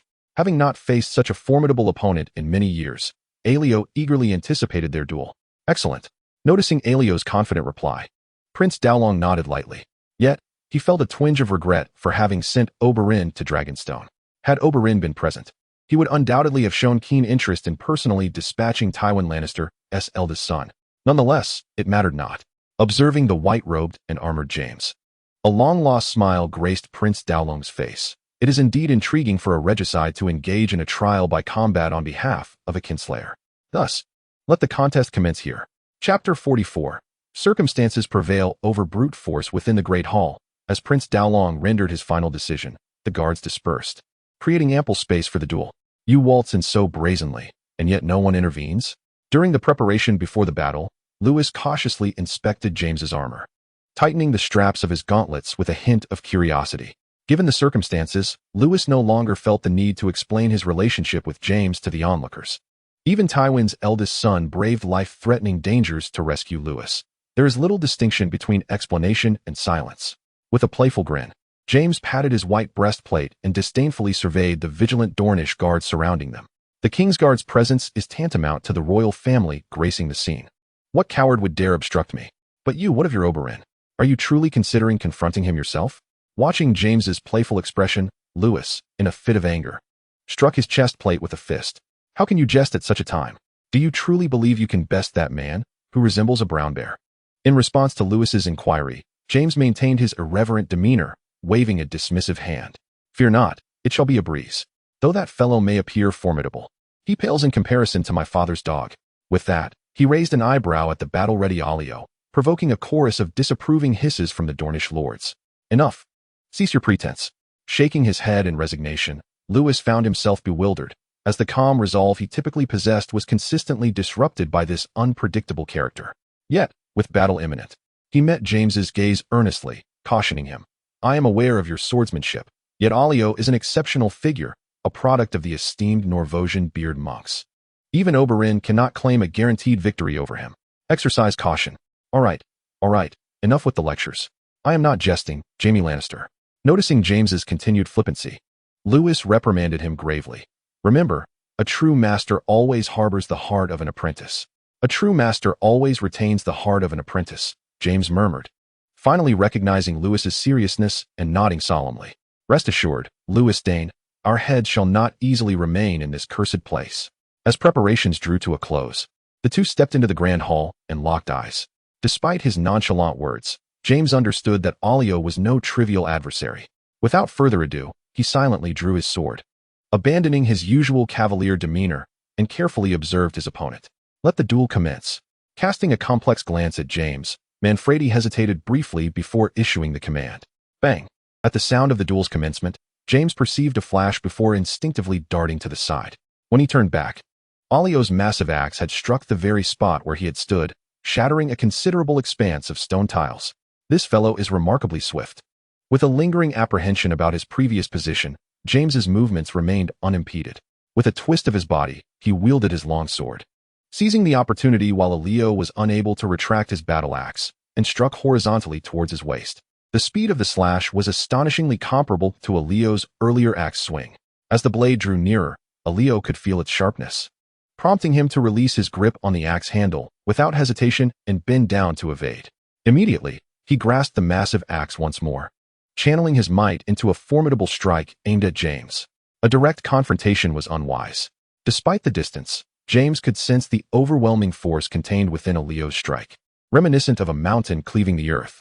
Alarm bells rang in his mind, and his eyelids twitched. He could readily envision that if he merely attempted to parry with his longsword, even if the blade could withstand the impact, his body would be rendered incapacitated. He swiftly sidestepped, the sharp tip of his sword striking against the horizontal edge of the descending axe, narrowly avoiding disaster through the recoil. Panting lightly, James raised an eyebrow at Alio. You've got some skills, big guy. Your aura is entirely different from when we were in Starfall City. Combat, as opposed to mere tasks.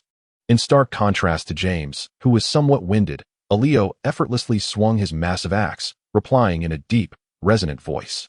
His formidable physique, strength, and astonishing endurance had rendered him nearly unbeatable during his training in Norfoss, earning him the title of the Bearded Monk at merely 16. TCH, what a show-off. Though he scoffed, James's expression was graver than ever, his grip on the longsword tightening. The clash within the grand hall left the assembled lords in stunned silence, even halting their breaths for fear of missing the exhilarating moment. No one anticipated that the two would forego any preliminary probing and instead launch into a full-force exchange from the outset. The power Alio displayed caused Lewis to sweat for James. Although he appeared hefty and somewhat sluggish, his speed was anything but slow, surpassing that of an average swordsman. It seemed he had undergone specialized training to counteract his speed disadvantage. This is troublesome, Lewis muttered, watching the two re-establish their standoff with a grave expression as he licked his lips. He could discern that continuing in this manner was decidedly unfavorable for James. While James's swordsmanship had indeed benefited from Arthur's guidance, he lacked Arthur's immense physique. wielding a sword that was not as formidable as the Dawn. Moreover, he had not mastered the essence of the Dawn's divine sword. Consequently, his style, akin to most knights, adhered to a broad and unrefined approach, suitable for battlefield skirmishes, yet lacking in finesse. Against typical knights, James undoubtedly held a significant advantage. However, when pitted against a warrior like Aelio, who possesses both superior physique and endurance, Lewis's deficiencies became immediately apparent. Gritting his teeth, Lewis disregarded his reservations and shouted, "Remember what I once taught you, James. Strategy precedes brute force." This exclamation roused James, who was grappling with the confrontation against Aelio. "Strategy precedes brute force?" he murmured, turning slightly to fix his gaze on Lewis. He found Lewis's expression resolute, gesturing with his finger as though it were a sword, making several swift motions in the air. A spark of clarity ignited within James, dispelling the fog that had clouded his mind. The scene from that fateful night when Lewis demonstrated the infinite sword technique before him resurfaced vividly in his memory. "I understand." With a subtle smile, James began to rely on his recollection, bending his knees slightly, gripping the hilt of his sword, and resting the blade upon his elbow, mimicking the peculiar stance Lewis had adopted. Simultaneously, his eyes scanned Aelio's body for any vital weaknesses.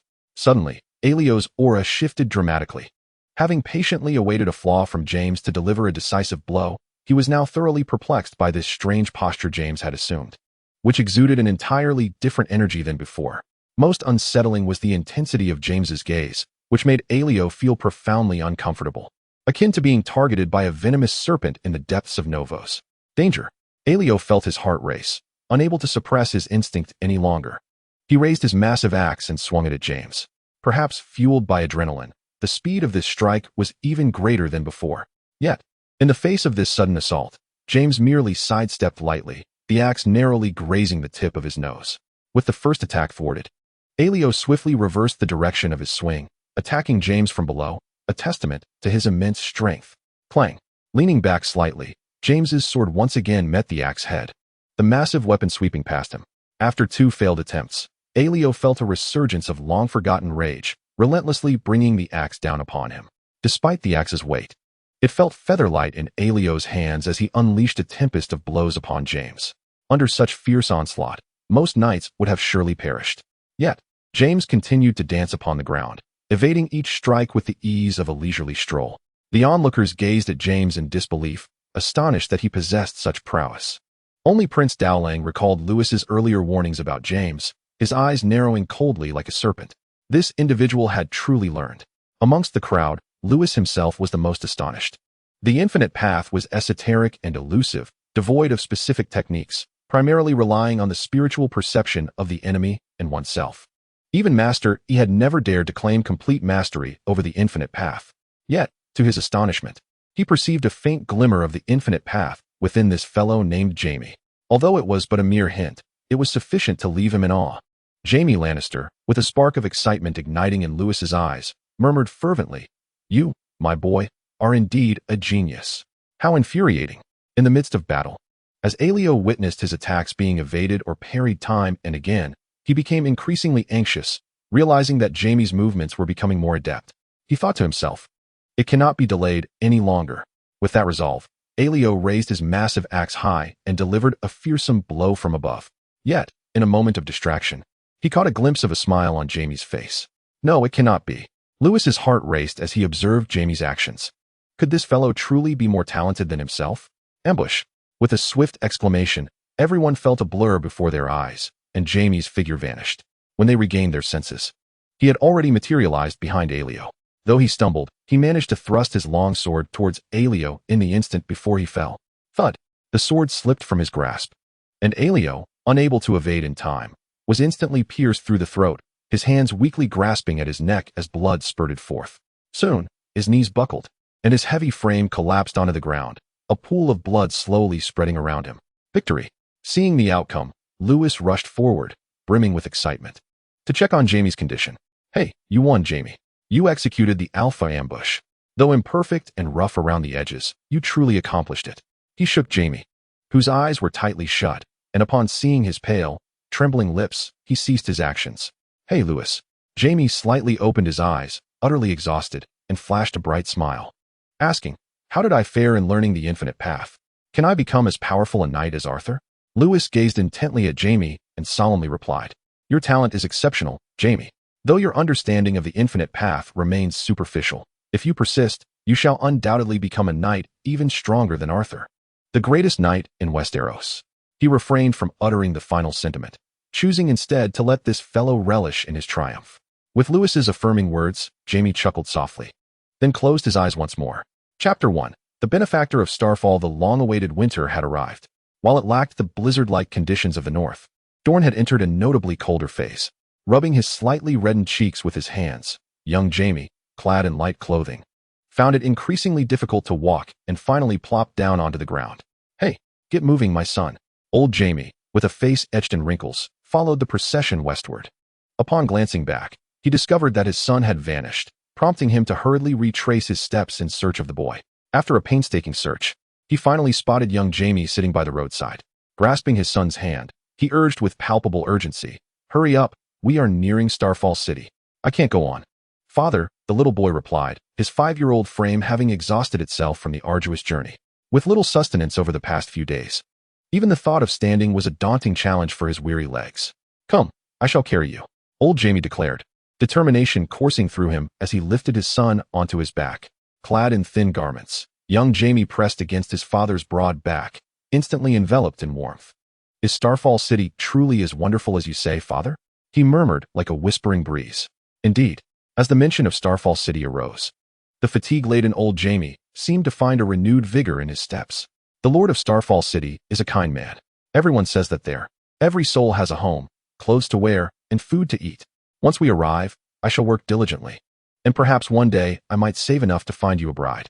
Imagining a future filled with happiness, old Jaime quickened his pace, striving to catch up with the distant throng. Really? That would be wonderful, young Jaime murmured, resting against his father's sturdy shoulder. A smile gracing his lips as he gently closed his eyes. A fresh batch of about 80 individuals had just arrived, Lord Yuri noted. As usual, let us proceed with the arrangements. Stretching languidly, he wrapped himself in a coat of fur whose origin he hardly cared to ponder, and began to write. Though the winter in Dorne was not particularly harsh, it was still more than enough to unsettle those unaccustomed to the northern chill. Were it not for Lewis's command, he would have preferred to indulge in a peaceful slumber within the castle's warm confines. Please, tell me your skills, barked Captain Ward, approaching the entrance, where the scattered refugees were sipping the hot water prepared for them. The weary refugees, still recuperating, sprang to their feet in a flurry, eagerly raising their hands to claim the scarce job opportunities. I can cook. I am a stonemason. I am a courtesan. Licking his lips, Captain Ward glanced at the woman who had proclaimed herself a courtesan, quickly losing interest as he buried his head in his notes. The woman's physique was almost as impressive as Sir Grell's. It was remarkable that she could maintain such a robust form while traversing the harsh winter alongside the refugees.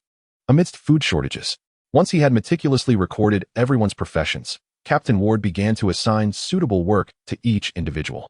Excuse me, sir, a man carrying a child approached timidly, his eyes betraying a hint of trepidation. I am not a sir. I am Captain Ward, the captain of the city's defense. You may call me Ward. Wade shook his head and, adhering to routine, inquired, It seems you have remained silent until now. What is your profession? Everyone calls me Old Jaime, a blacksmith. Old Jaime stammered.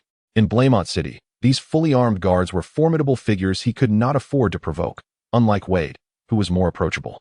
Habitually, he addressed Wade as my lord. Many in Blaemont say the weapons I forge are quite commendable, my lord Wade. A blacksmith? Wade queried, casting a skeptical glance at old Jaime, his brow furrowing slightly. It was well known that Starfall City was not lacking in blacksmiths, and any one of them could easily surpass the majority of forges in Dorne in terms of craftsmanship. For an outsider blacksmith to make a living in Starfall City was no ordinary feat. Moreover, if a blacksmith from Blaemont truly possessed remarkable skills, he should have no trouble finding sustenance. Why then would he traverse alongside refugees to Starfall City? Reluctant to make a unilateral decision, Wade first sought counsel from Yuri and, after receiving a definitive response, returned. I apologize, old Jaime. Currently, Starfall City does not require more blacksmiths. Upon seeing the faint glimmer of disappointment in old Jaime's eyes, Wade glanced at the sleeping boy on his back and continued, However, you may temporarily take shelter in the residential area on the outskirts. We will arrange a temporary abode for you until you secure suitable employment. There, meals of black bread and boiled soybeans will be distributed for free daily. And if fortune smiles upon you, there may even be sea fish to savor. Thank you, my lord, old Jaime exclaimed, his mouth watering at the mention of food after such a long time without a meal. Although he might never again forge iron, he expressed his gratitude, shouldering his sleeping son and following the guards toward the direction indicated by Wade. At that moment, a sudden commotion erupted from the crowd. Wade, slightly displeased, turned to scold, but found the crowd parting to create a passage. The sound of boots striking the cobblestones heralded the approach of two figures. One was notably rotund, burdened by a massive sword on his back, and appeared somewhat breathless. In front of him strode a tall, handsome youth clad in a deep black cloak, with striking violet eyes. "My Lord Lewis," Wade exclaimed, rushing to greet him. Yuri, who had been diligently writing, was startled awake and followed Wade's lead. "There's no need for such formality. I merely came to take a casual look around," Lewis replied, now towering over Gregor by a head. He wore the same warm smile as years prior. "You've worked hard on such a cold day, both of you. It seems your efforts have been quite fruitful." He gestured toward the neatly arranged and orderly line of refugees, genuinely praising their work. "Indeed, it is all thanks to Lord Yuri's adept guidance," came the humble reply. Before Lewis, Ward did not boast about his accomplishments. Instead, he graciously ceded the opportunity to shine to Yuri. "No need for modesty. Both you and Yuri have performed admirably." With a pat on Ward's shoulder, Lewis turned to Yuri. "Let us take a stroll outside the city." "Yes, my Lord Lewis." Although Yuri had long since inherited the title of Count of Starfall City, he still habitually addressed him as my lord. Amidst the envious and reverent gazes of the onlookers, the three of them ambled toward the outskirts of Starfall City. "Is that the Lord of Starfall City, father?" A sudden voice from his son startled old Jaime. Turning to see little Jaime, who had awakened unbeknownst to him, old Jaime replied with a warm smile, "Indeed, that is Lord Lewis. Rest assured, son, those fellows did not deceive us. Lord Lewis is truly a benevolent person. As long as we remain steadfast in Starfall City, we shall never go hungry again." "How wonderful." Little Jaime weakly rested his head on his father's shoulder, swallowing hard as he softly uttered, "Indeed, how wonderful," gazing at the tall figure gradually receding into the distance. Old Jaime felt a sudden moistness in his eyes. Chapter 2. 7 years' time flies swiftly. Since James departed from Starfall City, Lewis has now experienced his second winter. It has been a full 5 years since the last winter ended, and Lewis is nearing his 15th birthday.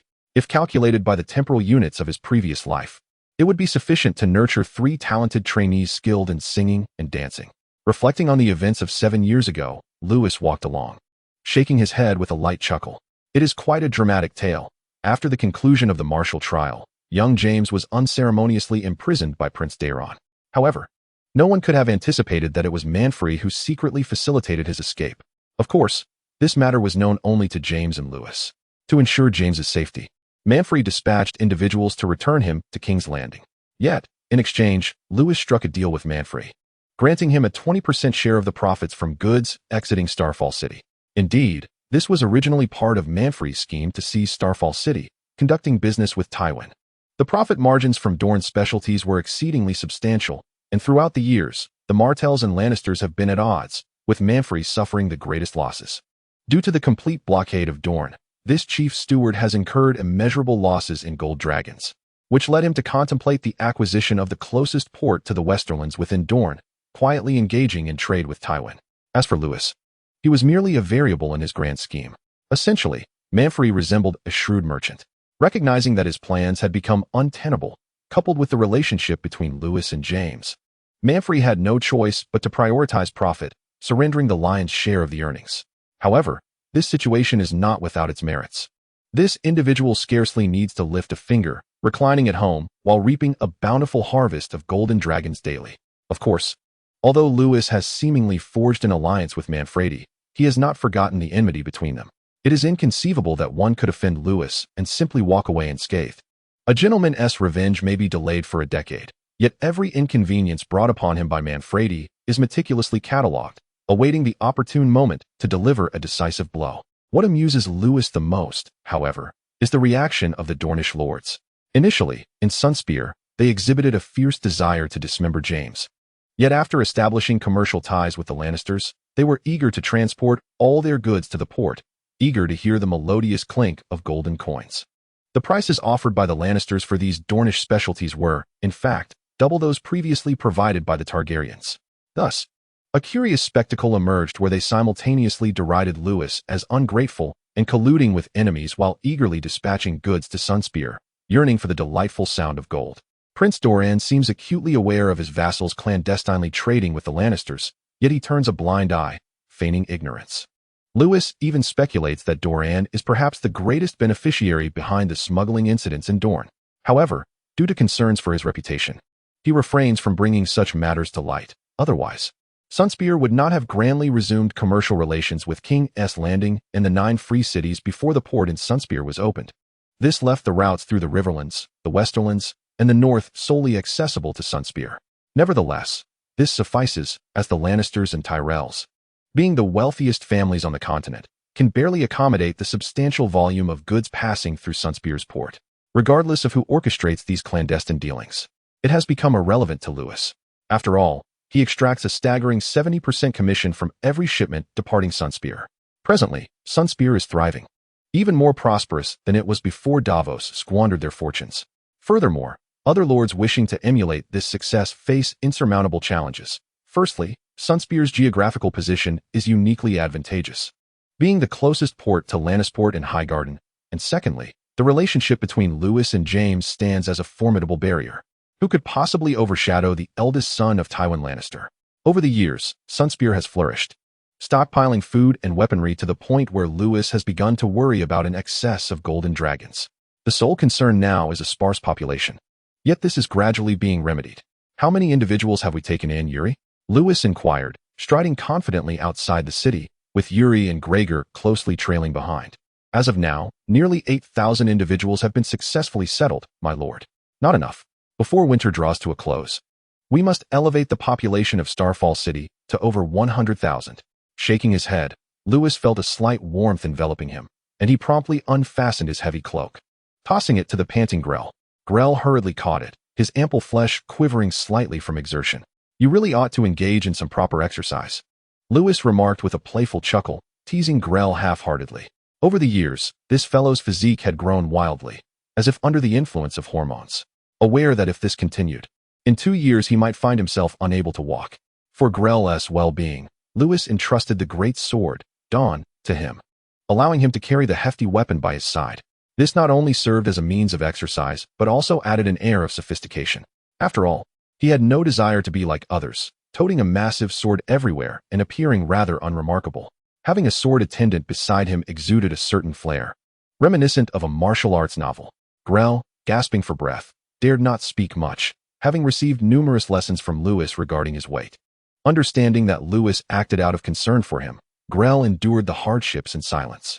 By the way, among those who just arrived, were there any blacksmiths? Blacksmiths? Yuri appeared somewhat puzzled, but answered honestly. There seems to be one, having come from Blaemont City, since that city certainly had no shortage of blacksmiths. I sent him to the temporary settlement. Take him to Master Oren, Lewis instructed as he walked. Not just him. Check if there are any blacksmiths among the refugees who have arrived in Starfall City, including those who will come later, and send them all to the major blacksmith shops. But we don't have enough work for them, my lord. Soon enough, we will. With a slight smile, Lewis gazed westward. Let us bring out our stored supplies from these past years and have the blacksmiths forge them into weapons and armor. Furthermore, ensure that clothing, food, and horses are sufficiently prepared. This time, we must make Tywin pay dearly. The trio journeyed eastward, arriving at a small hill where many robust trees had shed their leaves, leaving only bare branches. Receiving a knowing glance from Lewis, Grell hastily unfastened Dawn from his back and handed it over, finally feeling much lighter. He plopped down onto the ground, wiping the sweat from his brow. Yuri, standing nearby, stifled a laugh, relieved he had persisted with his daily sword practice over the years. Otherwise, he might have found himself in a similar predicament. Tomorrow, we shall double the walking. Raising Dawn with one hand, Lewis cast a disappointed glance at Grell, his light remark plunging Grell back into despair. Resigned, he lay on the ground, allowing the cold wind to beat against his face. Shaking his head, Lewis stepped into the barren woods, standing still as he closed his eyes to regulate his breathing. Beside him, Yuri's expression suddenly turned grave as he focused intently on Lewis. Even Grell, who lay on the ground, struggled to rise, holding his breath and fixating on Lewis's every move, as if fearing to miss something crucial. Observe closely and learn well. Lewis parted his lips slightly, abruptly opening his eyes. In that fleeting moment, Both felt as if a sharp brilliance flashed within his violet gaze. Immediately thereafter, he wielded Dawn with an almost mystical grace, rendering the heavy greatsword surprisingly light in his hands. To quote the legendary sword master Duguchiobai, though Lewis had yet to reach the realm of the greatsword, he was perilously close. With light steps, he danced like a butterfly among the withered trees, despite Yuri and Grell's utmost concentration, and Lewis's efforts to slow his movements. They could not decipher the trajectory of his strikes, only sensing the sharp sword energy slicing through the air nearby. This exemplified the chasm of innate talent. Had it been James observing Lewis's practice, he would likely have gained some improvement in his swordsmanship.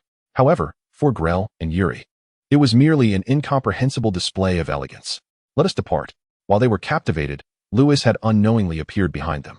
Aware that these two fellows had gleaned little from the spectacle, he shook his head and handed Dawn to Grell, beginning to amble back toward the city. Gazing at the once cherished yet now daunting greatsword, Grell sighed in resignation, straining to secure Dawn behind him as he hurried to keep pace with Yuri and Lewis. Yet, just after the trio departed, a cacophony erupted from over a dozen towering trees, their trunks emitting cracking sounds. These ancient trees, which had weathered countless seasons, abruptly splintered before they could sprout new buds in the coming year. A keen observer would note that the fracture points were remarkably smooth and even, devoid of any flaw. Chapter 3. The Level 6 Sword Saint will claim your life. In his study, having completed a day's labor, Lewis languidly reclined in his chair, eyes closed in a meditative state. Winter had yet to bid farewell, even though he had elevated the template of the Infinite Sword Saint to level 7. Bestowing upon him powers beyond ordinary comprehension, he still found greater comfort in the warmth of a room. Having grown up in the southern lands of the continent in both his past and present lives, with 3 crisp knocks, the door swung open, revealing Yuri clad in a coat, stealthily entering with a wine jug, attentively filling Lewis's glass. Gulping down the beer with 2 swift swigs, Lewis let out a contented belch. Compared to the potent red wine of Dorant, he favored the pure, brewed wheat stout, especially in summer. Savoring a chilled stout brought unparalleled refreshment. Winter has its own charm. At least one does not have to spend excessive time to enjoy a chilled beer at any moment. Another letter has arrived from Yanji City, my lord. Once Lewis had finished his drink and regained some vigor, Yuri cautiously spoke up. What a bother, what now? Lewis frowned, a hint of impatience evident in his tone. He was no longer the mere boy of 7, standing like a pawn in the great hall of Yanji City, subject to the whims of others. Not to mention that Starfall City is now brimming with strength. Even considering Lewis's personal prowess, the Highland bloodline grants him remarkable capabilities, allowing him to unleash formidable skills on the battlefield without much difficulty. Whether to show deference to Prince Dowling would depend on the disposition of Count Lewis. In recent years, he had often chosen not to. Prince Tristan had been born 3 months ago, and all the lords within Dorne either sent their congratulations or delivered gifts. Yet Starfall City remained observant of Lewis's changing expressions. Yuri suggested, given the increasing tension between us and Yanji City, perhaps I should head to the storeroom and select a gift to send over. Otherwise, it may reflect poorly on Prince Dowling. No gifts. Lewis's tone left no room for negotiation, decisively rejecting Yuri's proposal. Hadn't Dowling and his wife already severed ties? The birth of a child hadn't seemed to hinder their estrangement. The wealth of Starfall City did not come easily. If he were to send gifts for every child Dowling had, would he then be expected to send one for every foal born in his stables? The lord's household lacked surplus provisions. Lewis squinted, pouring himself another glass and taking a couple of sips, embodying the image of a miser. It wasn't that he was unwilling to part with a trifling sum. Rather, the avarice displayed by Prince Dowling and Manfuri left him feeling quite irked. Over the years, Lewis had upheld his promises, delivering a steady share of profits without fail. Yet, the appetite of Yanji City had only grown, and their demands became increasingly audacious. They frequently sent envoys to Starfall City to investigate smuggling. And Lewis could hardly bring himself to point out the hypocrisy. Prince Dowling is the largest smuggling kingpin in all of Dorne, and this is not an investigation. It is merely a ploy to seize more profits. Initially, when Lewis lacked sufficient strength, he adhered to the principle of peaceful development, conceding some benefits to maintain a faade of harmony. However, as the frequency of their envoys increased, they even began to employ spies planted in Starfall City over the years to stir up trouble, attempting to force Lewis to relinquish a portion of his substantial gains. Just over 6 months ago, upon reaching level 6 and experiencing the allure of the Highland bloodline, Lewis decisively ordered the elimination of all spies within Starfall City. To his astonishment, he discovered that over the years, 100 or more spies had infiltrated Starfall City, with one even having ascended to the position of captain of the city guard. Lewis left no one alive, resulting in a veritable river of blood. The current captain of the city guard, Ward, was appointed by Lewis himself in the aftermath. In response, Prince Dowling did attempt to devise countermeasures. However, given the distant emperor and the towering mountains surrounding Starfall City, Lewis's obstinate demeanor made it exceedingly challenging for them. Surely, he could not send troops to directly assault Starfall City? What infuriated Prince Dowling the most was that several months prior, a messenger he dispatched to convey the joyful news of Prince Tristan met a tragic end at the hands of bandits on his way back. At least, this was Lewis's assertion. It is worth noting that even when Oberyn and Illyria's illegitimate daughters were born, Lewis graciously sent gifts. Was it possible that the princes of House Martell could not match even those two bastards? In his wrath, Prince Dowling repeatedly sent envoys to Starfall City with messages, yet each envoy met with death, as if the city had been wholly overrun by thieves. This led to a situation where none of his subordinates dared to venture to Starfall City, resorting to persistently sending messages via ravens at intervals. Naturally, Lewis did not let the ravens from Sunspear go to waste. Winter meat was indeed a precious commodity. As for Lewis's orders, Yuri could only shake his head in resignation and execute them unconditionally. Although Starfall City had grown considerably stronger than before, he felt that it was somewhat inappropriate to openly sever ties with his liege lord. Nevertheless, Lewis was unconcerned. Should Prince Dowling fail to recognize the gravity of the situation and push him too far, he would ensure that the nearly incapacitated old man experienced the terror of a sword saint beyond the 6th level. At that moment, as Yuri turned to leave, Lewis spoke once more. Has there been any news regarding Illyria? Almost forgetting, Yuri slapped his forehead and apologetically replied, Yesterday, I received a letter from Sir Carter, stating that their party has arrived in King's Landing. Do you wish to write to Sir Jaime, requesting him to look after her? Those unruly adolescents in their teenage years are truly wild beyond measure. With a light chuckle, Lewis shook his head. No need, with Carter and the others accompanying her. She should be safe enough. Jaime is likely preoccupied with tending to the future emperor, so it's best not to disturb him. With a soft sigh, Lewis suddenly felt a pang of paternal melancholy. Who would have thought that his once obedient sister would become so rebellious upon reaching her teenage years? Lacking exceptional talent, she learned a few techniques of the way of the ultimate from Lewis and now fancied herself invincible, yearning to venture into the world. However, given Dorne's liberal atmosphere, it was not practical to keep a teenager tethered to one's side. Nonetheless, Carter possessed some talent and had learned a great deal over the years spent with Lewis. Although his strength did not rival the top echelon of knights, he was far from negligible. With those few individuals accompanying Illyria, Lewis felt no worry regarding her safety and thus chose to leave her be. Youth must often endure the harsh blows of society to truly comprehend reality. Let us venture to Master Aorn's forge. After a moment of melancholy, Lewis stretched lazily, preparing to engage in some activity. Chapter 4: A Spy. In the frigid winter, the blacksmiths toiled bare-chested, perspiration cascading down their bodies as they vigorously hammered the iron blocks in their hands. Unlike the others, Master Aorn, the owner of the largest smithy in Starfall City, donned a short-sleeved shirt, new full at iron sand. At that moment, Aorn stood with his arms crossed over his chest, sternly directing his subordinates in the forging process. His towering stature, a head and a half taller than Aelio, exuded an air of authority. Observing the adept manner in which the man named Old Jaime added iron sand to the mold, a flicker of satisfaction crossed Aorn's eyes. This chap, Old Jaime, truly possessed remarkable skills. Within merely a week, he had demonstrated extraordinary forging experience and technique. Even Aorn, who typically refrained from taking apprentices, found himself nurturing a fondness for this talent, inadvertently imparting some unique forging skills to him. Yet, a sense of doubt lingered in Aorn's mind. Good afternoon, Master Aorn. Everyone seems to be quite energetic, Lewis exclaimed as he lifted the door curtain and stepped inside, immediately shedding his heavy cloak under the shop's warmth. Ah, Lord Lewis. Upon recognizing the visitor, Aorn hastened to greet him, his face brightening with a sincere smile. As a well-established blacksmith in Starfall City, it would not be an exaggeration to say that Aorn had watched Lewis grow up. How is the progress coming along?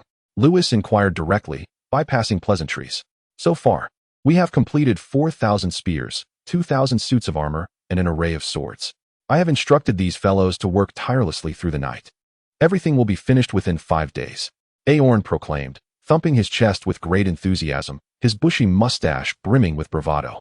As he spoke, he took Lewis by the hand and led him to a nearby storage area to showcase the finished products. With a flourish, he picked up a piece of dark red breastplate, slamming it onto the ground with a resounding thud before lifting it for Lewis to inspect closely. Under Aorn's immense strength, the thin breastplate merely warped without breaking, a testament to its quality. Excellent. Just as I mentioned before, what we are creating is not a one-time transaction. Such quality is essential to retain customers. Lewis nodded in satisfaction, smiling as he admired the lion crest intricately engraved upon the deep red breastplate. Indeed, it was the lion crest. This entire batch of weaponry had been meticulously prepared by Lewis for the Lannisters. Not only the armor, but even the standard swords and spears bore the thoughtful engraving of the Lion House emblem. This is what professionalism looks like. A substantial array of weaponry emblazoned with the Lannister sigil would likely draw immediate ire from any lord in Dorne, yet Lewis remains undeterred. He is willing to trade in goods that others fear to sell, for the pursuit of profit knows no shame. Although he is acutely aware that the Lannister gold mines have been depleted for at least 2 decades, the friliest of camels still surpasses the mightiest of horses. Tywin, that old lion, has myriad avenues for generating wealth. Even a mere trickle of gold slipping through his fingers would suffice to satiate Lewis's appetite. While Starfall is already quite prosperous, it pales in comparison to the grand designs Lewis envisions. Having been raised in a vast empire, the ingrained fears of insufficient populace, land, and military strength haunt him deeply. Over the years, he has abolished all agricultural taxes within his domain and fervently encouraged his subjects to procreate. Unlike other lords who impose head taxes, he even offers rewards for childbirth. Furthermore, adhering to his previously devised cultural infiltration strategy, he has tirelessly promoted the virtues of Starfall to attract a plethora of newcomers. After years of diligence, he has successfully increased the population from under 20,000 to nearly 100,000. Yet, Lewis remains discontent. King's Landing boasts a populace of 500,000. How can Starfall be less? It is imperative to erect high walls, amass grain, and bide time until his strength is sufficient. Then the notion of kingship will merely be a fleeting thought. By the way, my lord, he said, stepping out of the storeroom and casting a glance at old Jaime, who was diligently hammering away at the forge. Owen hesitated momentarily before voicing his concern. That fellow does not seem like an ordinary blacksmith. Not an ordinary blacksmith? What do you mean? Lewis queried, following Owen's gaze with a hint of perplexity. His craftsmanship is exceptional. He possesses a unique understanding of metallurgy. While he may not rival my skills, he is certainly a master craftsman by any standard in Dorne. How could such a person struggle for sustenance and arrive here with the refugees? Are you suggesting he might be a spy sent by someone? Lewis squinted at the amiable visage of old Jaime, murmuring thoughtfully. Since the cleansing of Starfall, it has been quite some time since any lord dared to extend their grasp here, save for Prince Daeron, of course. Do you recall that fellow Yuri? He inquired, tilting his head towards Yuri, who had been trailing behind him. Of course, my lord. Yuri promptly stepped forward. His name is old Jaime. He arrived last week. At that time, since Starfall had no shortage of blacksmiths, I instructed him to seek other work. However, after you mentioned the need for all blacksmiths to be busy, I assigned him to Master Owen. He came with his son, and both appeared to have gone without food for quite some time, which hardly suggests they are spies. As he stroked his chin, Lewis seemed to recall something. Hey, old Jaime. After pondering for a moment, Lewis decided to directly summon the man with a wave of his hand. Old Jaime, who was busy forging iron, paused in surprise. Once he confirmed that Lewis was indeed calling him, he quickly set down his hammer and approached with a certain trepidation. Although he had seen Lewis earlier and was grateful for the food and shelter provided to him and his son, he hesitated to greet such an esteemed figure in the presence of his fellow blacksmiths, who remained motionless. As he approached with cautious steps, this robust man surprisingly exhibited the grace of a noble maiden in his gait. Greetings, my lord. With a thud, old Jaime knelt on the ground, his forehead pressed firmly against the earth, too afraid to meet Lewis's gaze. There is no need for such formality, old Jaime. Observing the man trembling and appearing exceedingly fearful, Lewis's suspicions deepened. Could someone with such a fragile demeanor truly be sent as a spy? With an impassive expression, Lewis grasped old Jaime's arm, forcefully lifting him to his feet while narrowing his eyes to scrutinize him. It was evident that old Jaime was either overheated or excessively anxious, as beads of sweat adorned his brow. I have heard that your forging skills are exceptional, even earning praise from Master Oren, Lewis remarked with a warm smile, maintaining a piercing gaze upon his eyes. You flatter me too much, my lord. Old Jaime wiped the sweat from his forehead and humbly replied, I merely accumulated experience by apprenticing under my master in the forge since childhood. He once praised my talent, and without any children of his own, he bequeathed the city's largest blacksmith shop to me before he passed. Thus, your income in Blymont should be considerable, Lewis observed. Thanks to your kindness. It is somewhat manageable, old Jaime replied with a simple smile, unaware that he had misspoken. Lewis's expression shifted as he withdrew his smile, enveloping old Jaime in an intense aura, and questioned, why, having the means to live comfortably in Blymont, do you masquerade as a vagrant to wander into Starfall City? Who sent you, and what is your purpose? Chapter 5. The conspiracy of the Blymont family. These days, old Jaime felt a sense of joy. Since fleeing Blymont City, he and his son had not enjoyed a full meal in quite some time. Starfall City proved to be as the vagrants described, regardless of who one was upon arrival. There was food to eat, clothes to wear, and even shelter to stay in. This fostered a deep gratitude within him for Lewis's kindness. With old Jaime's forging skills, he had lived quite comfortably over the years, at least compared to the average peasant, and he was not destitute enough to go hungry. However, in his haste to escape, having lived most of his life without encountering such perilous circumstances, the honest and simple old Jaime had only focused on bringing his son along. Had they not followed the vagrants to Starfall City, it was likely that they would have perished from hunger and cold along the way. Faced with the inquiries of the noble lord, old Jaime found himself inexorably gripped by anxiety, his body trembling like chaff in the wind, beads of perspiration cascading down his brow. Most significantly, the piercing aura that emanated from Lewis rendered old Jaime utterly incapable of deceiving him. I am guilty, my lord. With a resounding thud, old Jaime knelt once more, his forehead pressed firmly against the ground as he earnestly confessed. In truth, my name is not Jaime, but Hammer. I am the assistant to Master So at the blacksmith shop in Blamon City, and for reasons beyond my control, I was compelled to flee Blamon. My arrival in Starfall City was merely to survive, not to conceal my identity. If you wish to blame anyone, I am willing to accept any punishment. But I implore you to spare my son. He is still young and knows nothing. Seeing the sincerity in his demeanor, which did not suggest deceit, and under the immense pressure of Lewis's presence, it was clear that old Jaime could not lie before him. Meeting the gaze of Oren, Lewis astutely sensed that perhaps something had transpired in Blamon City. He decisively dissipated his formidable presence and extended a hand to assist him to his feet. Oh, dear friend. Gently brushing the dust off old Jaime, Lewis spoke with a warm smile. What could possibly instill such fear in you that you cannot even bear to look me in the eye and address me as Lord Lewis? Might you share what has transpired? Perhaps I could be of assistance. Old Jaime gazed at Lewis with tear-filled eyes, witnessing the radiant smile upon his face, reminiscent of a saint from legends. The Count of Starfall City appeared to be quite different from the noble lords of Blamon City. Lord Lewis, indeed, as others have said, you are a truly benevolent man. Overcome with gratitude, old Jaime covered his face with trembling hands, tears streaming through his fingers. Under the watchful eyes of those present, old Jaime finally managed to articulate the truth of his predicament. It turned out that Blamon City, being the closest fortress to Starfall City and rich in iron ore, boasted a highly developed weapon manufacturing industry. Although its forging skills could not rival those of Oren, it was nonetheless among the finest in the entire Dorne realm. The weapons and equipment exported from Starfall City's harbor, aside from those produced locally, were predominantly sourced from Blamon City. As the assistant to the master blacksmith of Blamon City, old Jaime had considerable talent, his forging skills even surpassing those of Riso. Many production tasks passed through his hands, leading to a steady increase in his earnings. He had initially believed that life would continue in this manner, but unexpectedly, a month ago, Master Riso, the owner of the blacksmith shop, summoned old Jaime and instructed him to blend approximately 30% of defective products into each batch of finished goods. Furthermore, he specifically emphasized that these defective items must be of a kind that shattered upon the slightest touch. Honest old Jaime, who had devoted his entire life to the craft of forging, would naturally refuse such an impudent request. Although the rejected Lissam appeared to say nothing outwardly, he harbored a deep-seated resentment.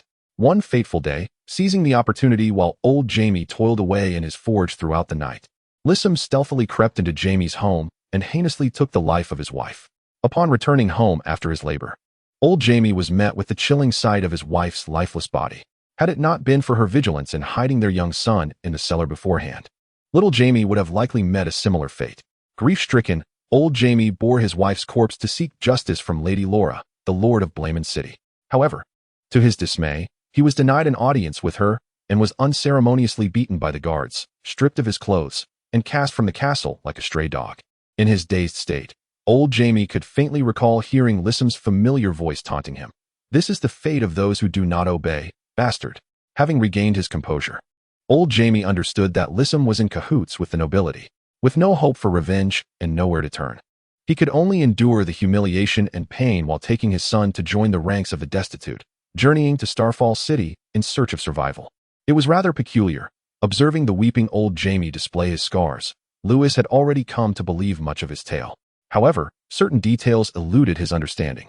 Despite the illicit nature of their dealings, all goods exported from Starfall City were subtly marked with the family's insignia, a rule established by Lewis himself. This was to ensure that, should any issues arise with the goods, their origins could be traced. Over the years, the Blayman family had profited significantly by following Lewis's lead. Thus, it seemed unnecessary to risk their livelihood by compromising quality. Such a move would be tantamount to sabotaging their own sustenance. Furthermore, requiring that weapons be made so fragile as to shatter upon the slightest impact was an absurd demand. "There is a conspiracy at play. Stop crying, old Jaime," Lewis consoled, patting him on the back, casting a knowing glance at Yuri, who promptly offered a handkerchief, perhaps instilled with a newfound fear of noble authority. The sorrowful man ceased his tears. Yet, as he looked at the pristine handkerchief and then at his grimy hands, he appeared somewhat uneasy. Observing his disconcerted demeanor, Lewis seamlessly took the handkerchief, gently wiping away the tears and iron grime from Jaime's face. "When you forged the weapons, did you inscribe the Blayman City mark upon them?" Lewis inquired. "I did not partake in the engraving, my lord," replied old Jaime, gazing at Lewis with gratitude. "The engraving has always been executed personally by Lissam. No one else can take his place." "Ah, I see." Lewis squinted, turning to Yuri. "When did the latest shipment from Blayman City arrive?" "The day before yesterday, my lord." "Take the men to investigate. If any irregularities are discovered, detain both the individuals and the goods." Upon receiving the command, Yuri nodded solemnly and departed from the iron smithy of Aorn. "Do not fret. Return to your duties," he said with a reassuring smile to the somewhat apprehensive old Jaime. "Now that you and your son are in Starfall City, you are both citizens of this place. Regardless of names, whether it be old Jaime or Hammer, no one dares to harm you here, not even Prince Dowling." Chapter 6, Strike. That night, as the broad dawn giant sword rested upon his knees, Lewis, who was meditating with closed eyes, was suddenly roused by a commotion outside the door. Raising an eyebrow, he opened his eyes. "You were indeed correct, young master," he heard Yuri exclaim as the door swung open. Yuri rushed in, only to hesitate momentarily, then softened his footsteps and reported in a hushed tone, "The latest shipment from Blayman City has been brazenly marked with the insignia of Starfall City. Their audacity is astounding. Such self-destructive acts are unbecoming. The culprits have all been apprehended and await your judgment." Yuri's voice brimmed with indignation. Since the port of Starfall City opened, adhering to the principle of shared prosperity, Lewis reaped the rewards while other lords benefited as well. The smuggling market flourished, and the economy of Dorne experienced rapid growth, enhancing the lives of its inhabitants beyond measure. However, due to their limited perspective, most lords, after attaining their gains, hoarded wealth like misers, unlike Lewis, who unreservedly invested in the development of his territory. Consequently, many castles were filled with an abundance of gold dragons. The actions of the Blayman family not only jeopardized Lewis's livelihood, but threatened the well-being of all lords within Dorne. Such rat-like behavior, Lewis smirked, finding no surprise in the outcome. "Come, lead me to see it." Rising to his feet, he hefted the heavy giant sword with one hand and stepped toward the door. "What does that fellow Yuri mean by bringing us here?" In the castle's grand hall, a young man with chestnut hair bellowed in fury, "We are here to deliver goods, not to be taken captive. Where is Lewis Dayne? Let him come forth to settle this matter." His outcry was met with a chorus of agreement from the Blayman townsfolk, who were under strict guard by the soldiers of Starfall City, filling the hall with a cacophony that threatened to uproot the very roof. "Silence, Penrose." The armed Grell raised his sword, reprimanding the audacious man. Thanks to Lewis's training, Grell had become capable. Otherwise, his bulk would have struggled to fit into armor. "Young Master Lewis is the Count of Starfall City. His name is not to be uttered so casually by the likes of you. Should you continue to disrespect him, I, Grellbets, shall challenge you to a duel." As he spoke, Grilly prepared to remove his gloves. "A duel is a duel. Do you think I fear you, you fat pig?" Penrose's demeanor was arrogant, showing no awareness of his surroundings. As the second son of Lady Laura, the Lord of Blayman City, he considered himself quite noble and could hardly believe that a knight of such humble origins as Greeley would dare to challenge him. even if a duel were to occur. His past service under Oberon left him utterly unafraid. Damn it! Provoked by Penrose, Greeley's anger surged, his round face reddening. Just as he was about to take off his gloves, a light, airy voice rang out from behind. The son of the Blayman family bullying my vassal from Starfall City. What a display of prowess. How about a contest with me instead? Though the voice was soft, it was clear enough for all to hear. Young Master Lewis. Upon hearing Lewis's voice, Sir Greeley's fury dissipated, and he lowered his head, stepping aside. All gazes immediately turned to the tall youth wielding the colossal sword. Lewis Dayne. With a mix of fear and jealousy, Penrose looked at the dawn in Lewis's hands, licking his lips and gritting his teeth as he spoke. Why have you forcibly brought us here? If you don't provide an explanation, this matter will not end today. Penrose, though blustering, feared to mention the duel again. After all, as a former retainer of Oberon, he had heard Oberon praise Lewis's swordsmanship more than once. Do you not have any inkling as to why you have been brought here? Slightly disappointed, Lewis planted his great sword into the ground. All the goods from Blayman City bear the insignia of Starfall City. I wish to inquire of Lady Laura whether she has truly lost her wits. I do not understand what you are saying. To Penrose's surprise, Lewis bluntly brought the issue to light, causing his expression to shift as he resolved to not yield no matter what was said.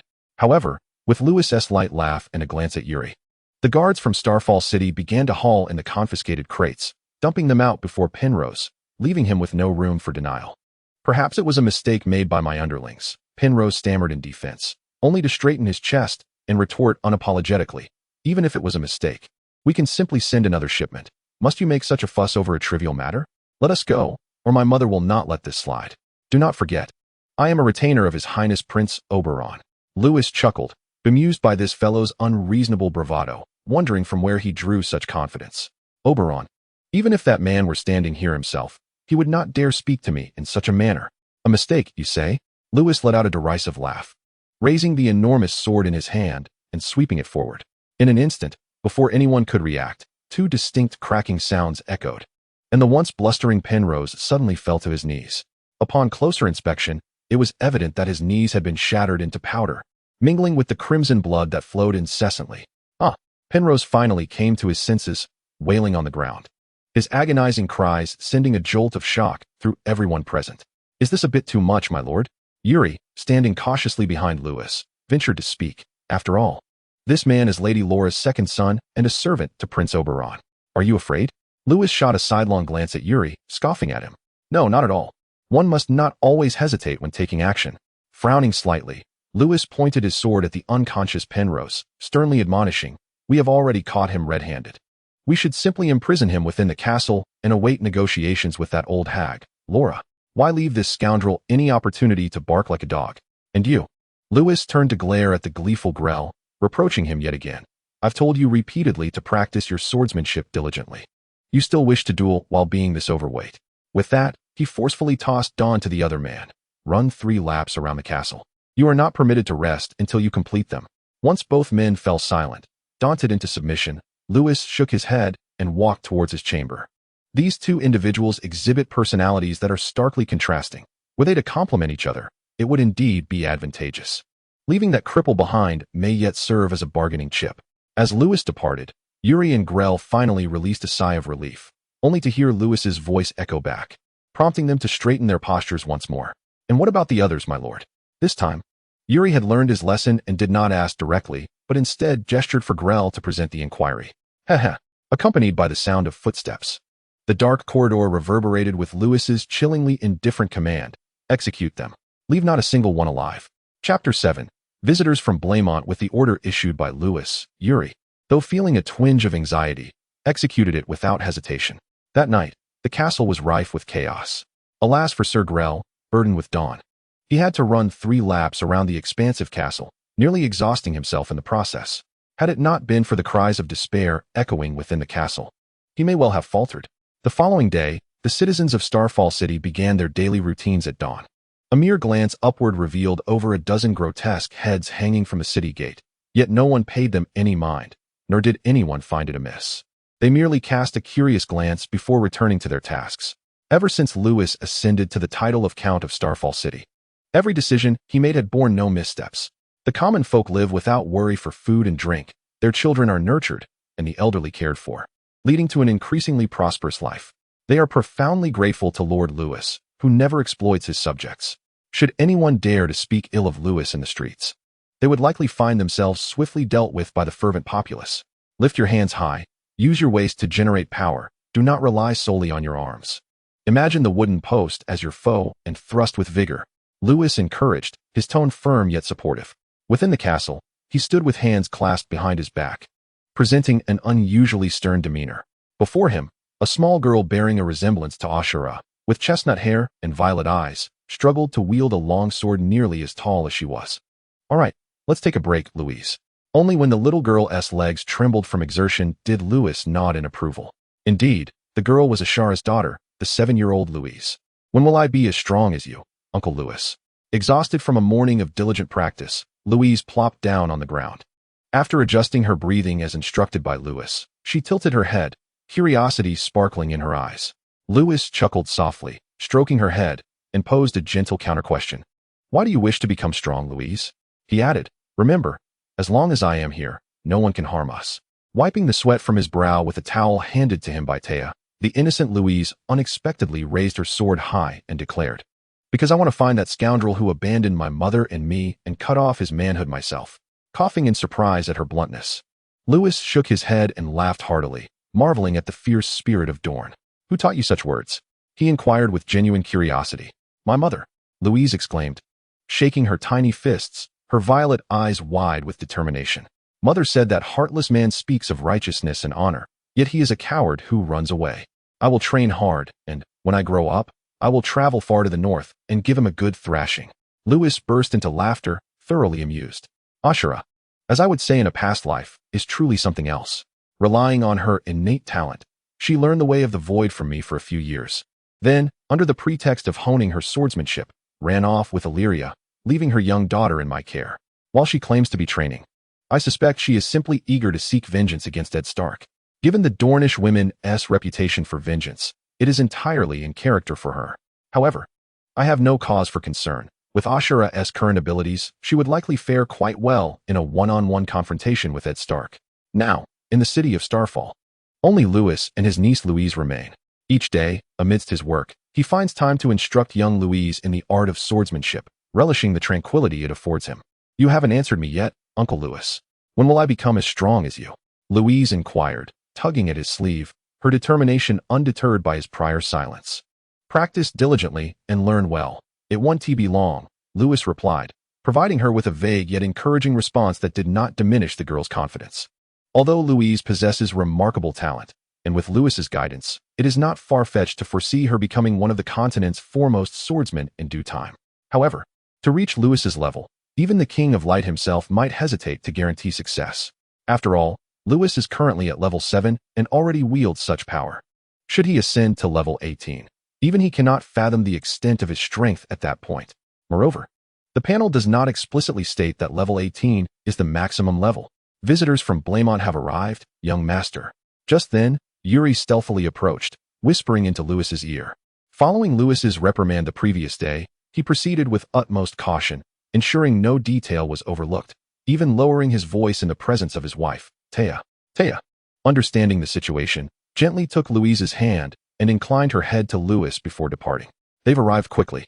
It seems Penrose holds a significant position in the old woman Laura's regard." Lewis chuckled softly, a hint of amusement playing on his features. The commotion from yesterday had not gone unnoticed. It was only natural for the other party to respond. However, their swift arrival at Starfall City, given the distance, indicated they must have traveled overnight, perhaps without a moment's rest. How many have come, and who leads them? Only 3 have arrived. And at the forefront is the heir of the Blamont family, Lady Jonisha Blamont, the eldest daughter of Madame Laura. Yuri's response sparked a glint of interest in Lewis's eyes. He had anticipated that they might send a mere captain of the guard, yet Laura had dispatched her heir, nearly as if she were attending a solitary meeting. To risk her eldest daughter for the sake of her second son is a matter worthy of profound contemplation. What piqued Lewis's curiosity the most was that, given the strength of the Blamont family, they would never dare engage in actions that might provoke all the lords of Dorne, making such a self-sabotaging move seem improbable. There must be deeper machinations at play, possibly orchestrated by the limping Prince DeLong. "Where is Penrose, that cripple now?" "In the dungeon, master. Scholar Cobain has performed the amputation as you instructed, and he has not been given any poppy milk. He succumbed to pain throughout the night and has only just lost consciousness. Wake him up and bring him out. Let his sister have a good look at him." Upon hearing the tragic plight of the other, Lewis chuckled heartily and instructed Yuri, "In negotiations, one must always present some leverage, don't you think?" Chapter 8. The women are not as benevolent as they seem, cold and trembling. "Hey, wake up. Your physical condition is appalling." After enduring a night of torment, Penrose had finally succumbed to unconsciousness, but the relentless shaking of the bed awakened him. As he opened his eyes, the devilish visage of the white-haired man loomed before him once more, sending him into a frenzy of terror as he kicked back wildly, desperate to flee. He forgot, however, that his legs had been severed at the knees. A sharp pain shot through him, and tears and snot streamed down his face, causing his head to bang against the bed as he pleaded, "You fiend. I beg you, spare me. I realize my mistakes." Shoo.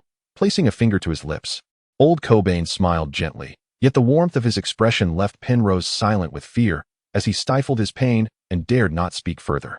He could only whimper and regard Cobain with wide, terrified eyes. "Exactly so. If you quiet down, doesn't it hurt less?" The slightly stooped old man smiled, his azure eyes gleaming with excitement as he observed Penrose's legs. Such precise cuts, such exquisite technique. Had he not spent some time in Starfall City learning from Lewis, he would never have achieved such a level of skill. "Please, please, do not torment me further." Sensing that old Cobain had no intention of continuing his brutal work, Penrose mustered the courage to plead. "Rest assured, young man." With a hint of regret, Cobain licked his lips, grinning like a kindly neighbor. "Someone has come to fetch you." "However," he sighed, shaking his head, "what a pity, such a fine specimen." Upon hearing that someone had finally come for him, a glimmer of hopeful excitement flickered in Penrose's eyes. "Please be seated, Miss Jonisha." Sitting at the head of the council chamber, Lewis raised his right hand gracefully. Paired with his handsome features and elegantly tailored silk robe, he exuded the aura of a true gentleman. "You are truly magnanimous, Lord Lewis." With a slight smile that narrowed her eyes into slits, Jonisha curtsied before taking her seat.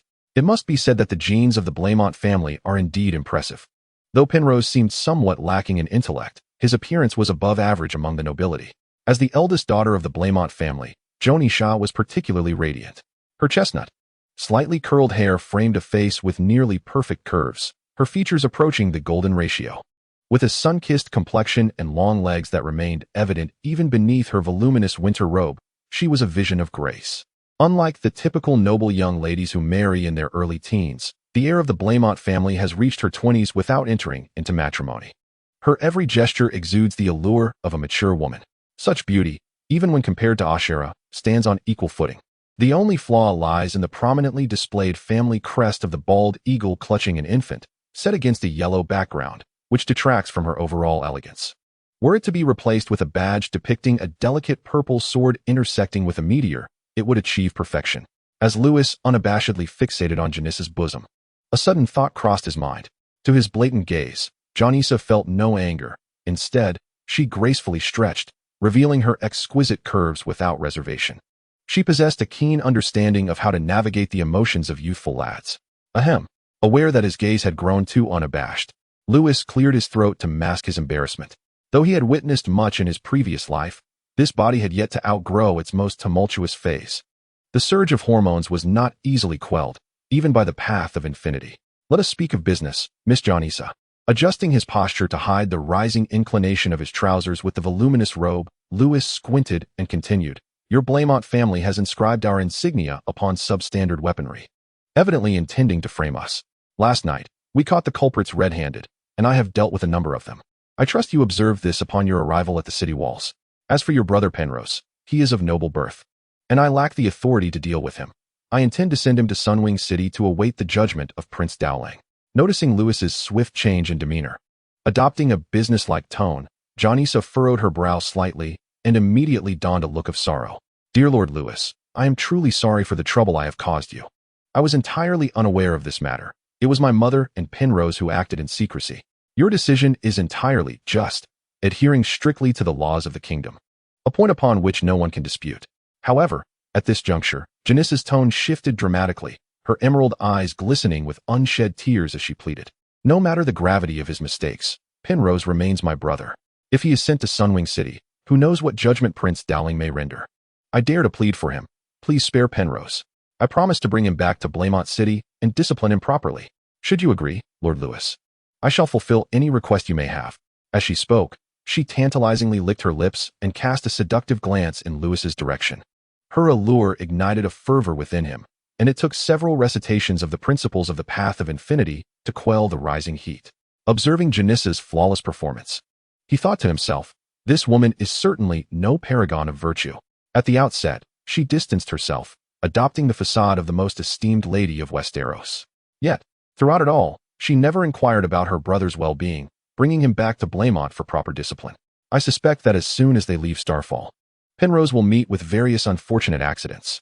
Observing the blatant nature of the conversation, yet remaining unflinching, the two guards standing like stones behind Janessa elicited a subtle smile from Lewis. Aside from two evidently loyal assassins, Janessa brought no one else, harboring secrets known only to herself. The more beautiful a woman, the more deceitful she tends to be. Zhang Wuji's mother certainly did not mislead me. Sighing at this thought, Lewis feigned a lecherous demeanor while fixating on Janessa, tapping his head in mock frustration. I, Lewis Dayne, am not so callous, since Miss Janessa insists. Bringing Penrose back may be acceptable. However, his current state may not be very favorable. Janessa furrowed her brow, about to inquire further when the grand doors of the council hall suddenly swung open with a loud bang. In her astonished gaze, Sir Grell and Yuri unceremoniously tossed the barely 5-foot-tall Penrose into the center of the hall like a discarded ragdoll. Chapter 9. Speaking frankly, Penrose. Upon seeing her brother in a wretched state, Janessa gasped. Gripping the armrests of her chair tightly, she seemed poised to leap forward to embrace him. Yet her body remained glued to the chair, immobile. Her emerald eyes fixated on Penrose, glistening with unshed tears. Sister. Struggling to rise from the pain, Penrose, seeing Janessa in the distance, let out a heart-wrenching cry, desperately crawling towards her. The wounds, barely staunched, split open anew, leaving a harrowing trail of blood upon the ground. These beasts severed my legs. It hurts so badly. Quickly return to Blaemont, and have Mother seek help from His Grace, the Prince. I want revenge. I want revenge. Crawling to Janessa's feet, he clutched her orange boots adorned with golden embroidery, wailing as if to inscribe the word tragedy upon them. Such a pitiful sight was enough to bring tears to any observer's eyes. Faced with her brother's lamentations, Janessa's hands trembled in the air, torn between the desire to comfort him and the fear of causing him further harm. As Penrose's tears and mucus flowed, Janessa instinctively drew her feet inward, betraying her discomfort. You have gone too far, Lord Lewis. The once steadfast Janessa now appeared exceedingly agitated, rising abruptly from her chair and taking several steps forward. In her haste, she inadvertently kicked Penrose, causing him to tumble painfully once more. You may eliminate Penrose, but such indignity is utterly intolerable. For a noble, this is a blatant sacrilege. Good heavens, this lady exhibits remarkable acting skills. Observing Jonisha, who appears exceedingly agitated and fervently intent on avenging her brother, Lewis cannot help but admire her once more. Were others to witness this, they would likely extol Jonisha as the epitome of a devoted sister, the esteemed eldest daughter of the Blaemont family. Yet, the glimmer of delight concealed within her furious gaze does not escape Lewis's notice. Moreover, when Penrose uttered his intention to seek aid from Prince Dowling, Jonisha exhibited no inclination to thwart him, seemingly indifferent to Lewis discovering the true instigator behind this affair. That was not my intention, Miss Jonisha, Lewis replied with a smile, hands raised in a gesture of surrender. Your charmingly foolish brother provoked me in this very spot last night. Although he serves as a retainer to His Highness Oberon, provoking a count within another's domain, even within the castle itself, is something no lord would tolerate. I merely administered a slight punishment by breaking his legs. Sparing his life was indeed an act of great mercy. Furthermore, I arranged for the finest scholar in Starfall City to attend to Sir Penrose, but regrettably, the scholar informed me that without amputation, his life would soon be forfeit. With a gentle sigh, Lewis appeared to lament his own impulsiveness. Is that so, Penrose?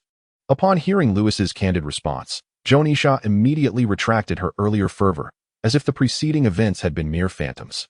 Instead, she adopted a remarkably composed demeanor, resuming her seat, crossing her legs, and regarding Penrose with a tone of disdain. The sudden coldness from his usually gentle and obedient sister sent a shiver down Penrose's spine, rendering him speechless. Even the pain in his legs seemed to pale in significance at that moment. Your mercy is commendable, Lord Lewis. Casting a glance at Penrose, Jonisha's lips curved into a slight smile, her radiant visage becoming even more enchanting. Regarding the damages incurred by his actions against you and Starfall City, the Blamont family is willing to offer full restitution. However, the particulars will need to be discussed with my mother upon our return to Blamont City. Penrose may need to rely on your continued kindness while residing in Starfall City for a while longer. Certainly, Lewis replied, his eyes narrowing as he returned Jonish's smile. Yet, I have a more intriguing proposal. I wonder if Miss Joni Shaw would be interested in hearing it? Of course, please elaborate. Surprised by Lewis's demeanor, Joni Shaw straightened her posture. Her lips pursed in anticipation. Lewis nodded, gesturing with his chin towards Penrose, signaling Yuri and Grell to escort him away.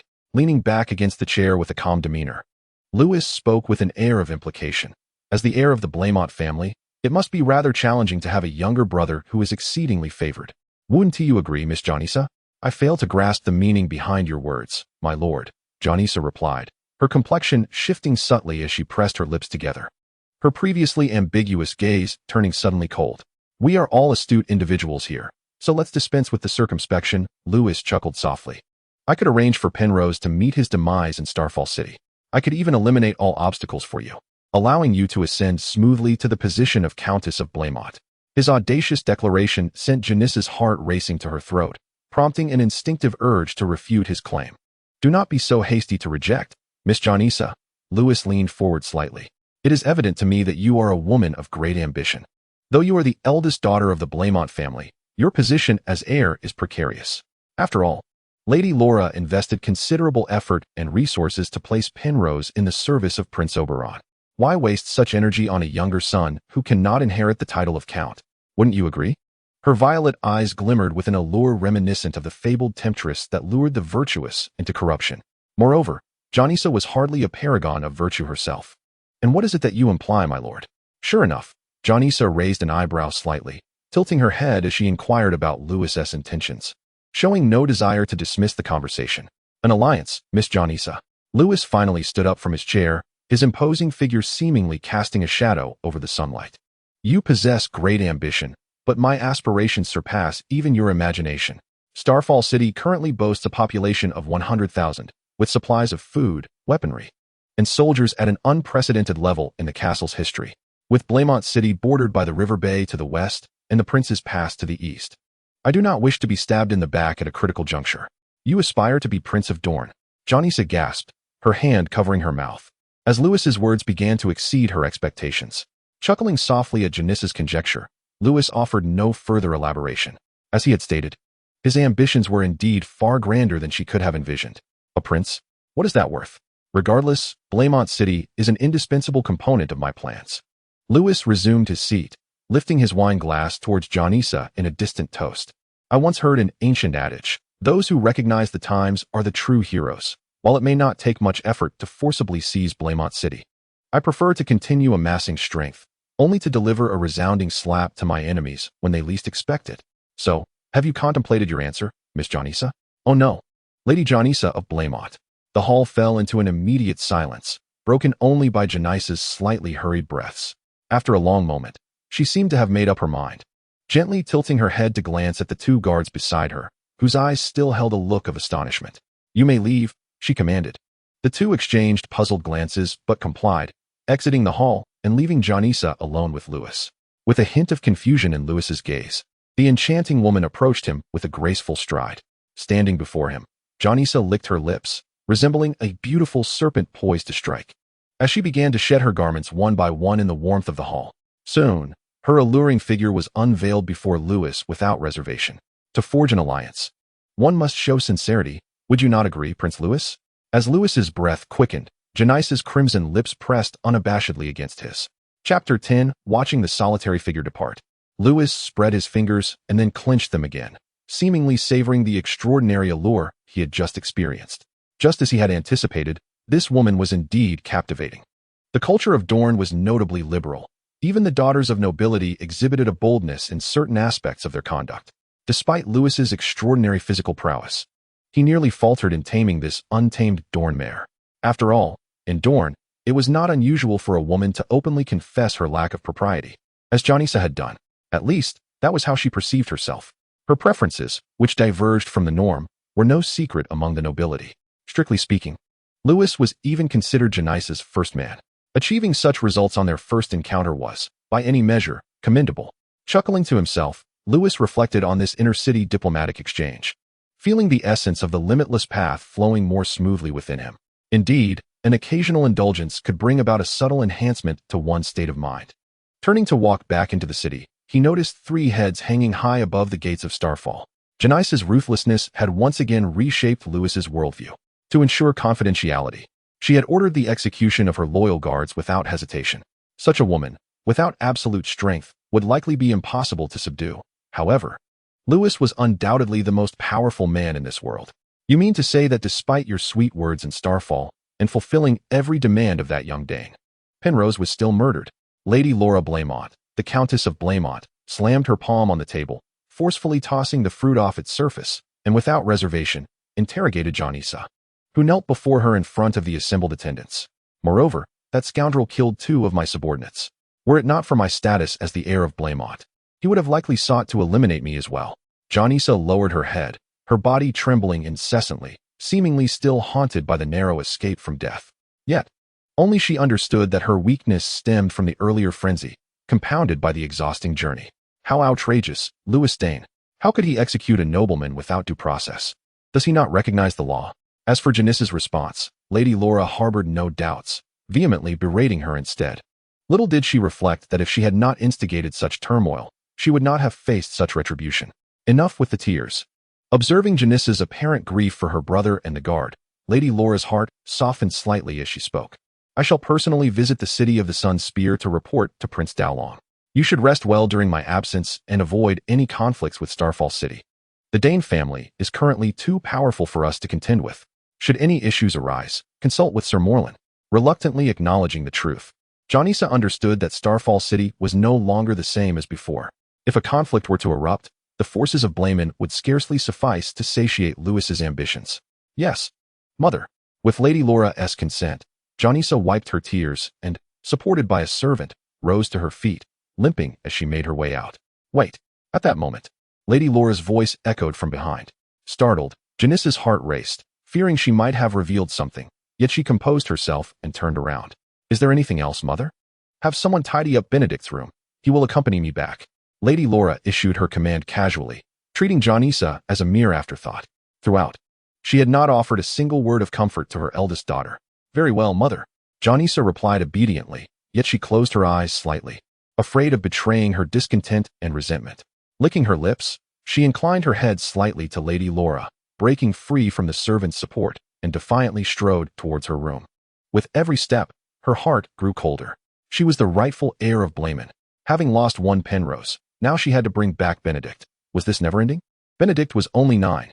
Once in her room, Janissa gazed into the mirror, contemplating her striking resemblance to Lady Laura, with a face that mirrored hers to a considerable degree. Her chest rose and fell with agitation, and finally, in a fit of frustration, she hurled the mirror to the ground, shattering it, and exited her chamber. Night. Perhaps due to the stars having once fallen here, Lewis had hardly seen the stars during the nights spent in the castle over the years. News from Blamon, young master. Has she resolved to act? Listening to the footsteps behind him, Lewis casually inquired without turning his head. Yes, my lord. Yuri's strides were measured, his footsteps deliberately softened. Having followed Lewis for many years, he was always attentive to such details. The correspondence indicated that Laura Blamont was accompanied by 15 knights, all skilled warriors from Blamont Castle. Who do you think would be the most suitable to lead the charge? Chuckling, Lewis remarked, with such a retinue, the old woman certainly fears for her life.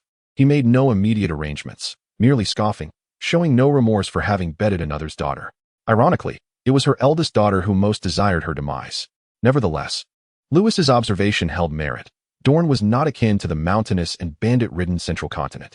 This region was sparsely populated, predominantly flat, with hardly a soul to be seen beyond the domains of the prominent families, let alone any brigands. Only Lewis would audaciously use the excuse of rampant banditry to justify the execution of 5 or 6 envoys from Prince Dowling. Thus, it was customary for local lords to travel with merely 5 or 6 knights. The remainder of their entourage typically consisted of attendants and servants to cater to their needs and carry provisions. Laura, this elderly woman, bringing along 15 knights was indeed excessive. It is worth noting that, according to the original narrative, Eddard Stark, upon his appointment in King's Landing, managed with merely 50 personal guards. To clarify, these were personal guards, not knights. By a 5-to-1 ratio, that equated to merely 10 knights. 15 knights posed a significant challenge. After a moment of contemplation, Lewis spoke. Their mobility is excessive. If we cannot eliminate them swiftly, there will inevitably be loose lips. Though distant from the Emperor, it would still prove troublesome. Summon Greg to bring dawn. Suddenly, Lewis waved his cloak and strode purposefully towards the city gates, his ample mantle billowing dramatically in the wind. Very well, my lord. Yuri gazed at Lewis with reverence. I shall immediately arrange for personnel to accompany you. Unnecessary, Lewis replied without turning, directly dismissing Yuri's suggestion. I alone am sufficient. Chapter 11. 15 against 1. Advantage is mine. The nights in Dorne were perpetually tranquil.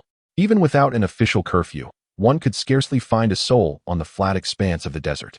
Unlike other kingdoms, traversing Dorne meant enduring the journey until reaching the next castle, with no inns or lodgings to offer respite along the way. The Blaemont contingent of 16 knights, brandishing torches, traversed the night under the moonlight. The sound of hooves striking the sand stirred up clouds of dust. Were it not for their complete concealment, the sand would infiltrate every crevice of their bodies. How much longer until we reach the castle of Prisongate, Sir Henry? Lady Laura inquired loudly, feeling somewhat uncomfortable from the bumpy ride beside the knight. Despite being a woman, as a noblewoman of Dorne, it would not be an exaggeration to say she had grown up on horseback. Lady Laura's equestrian skills could rival those of many seasoned knights. However, age was catching up with her, and for safety's sake, their party had taken a longer route to avoid passing through the city of Starfall. The lengthy journey was proving arduous for the nearly 50-year-old lady. Not long, my lady. At most an hour, Sir Henry replied loudly, his steed continuing to gallop swiftly.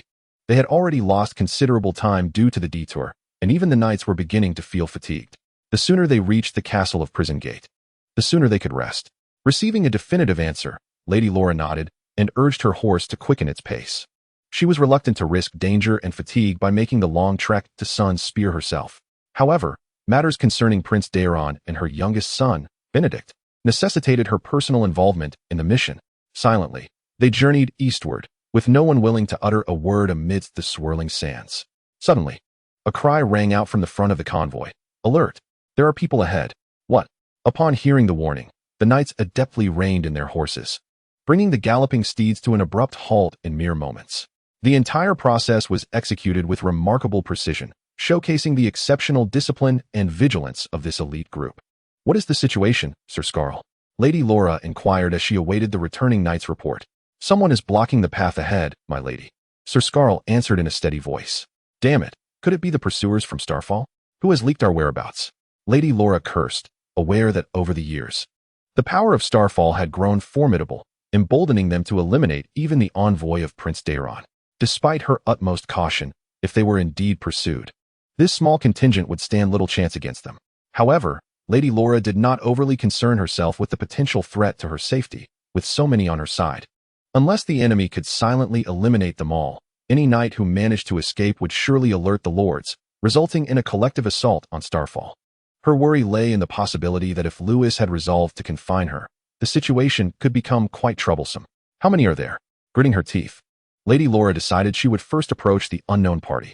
If they were not from Starfall, then her apprehensions would be unfounded. There is only one person. What? Lady Laura inhaled deeply, her brow furrowing in confusion. The vast expanse of Dorne renders the occurrence of such blunders exceedingly improbable.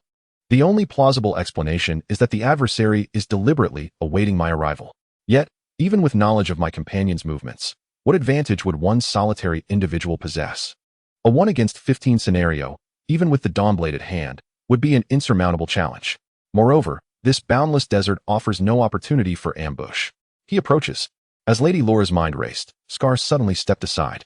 In the distance, a solitary figure on a magnificent steed came into view.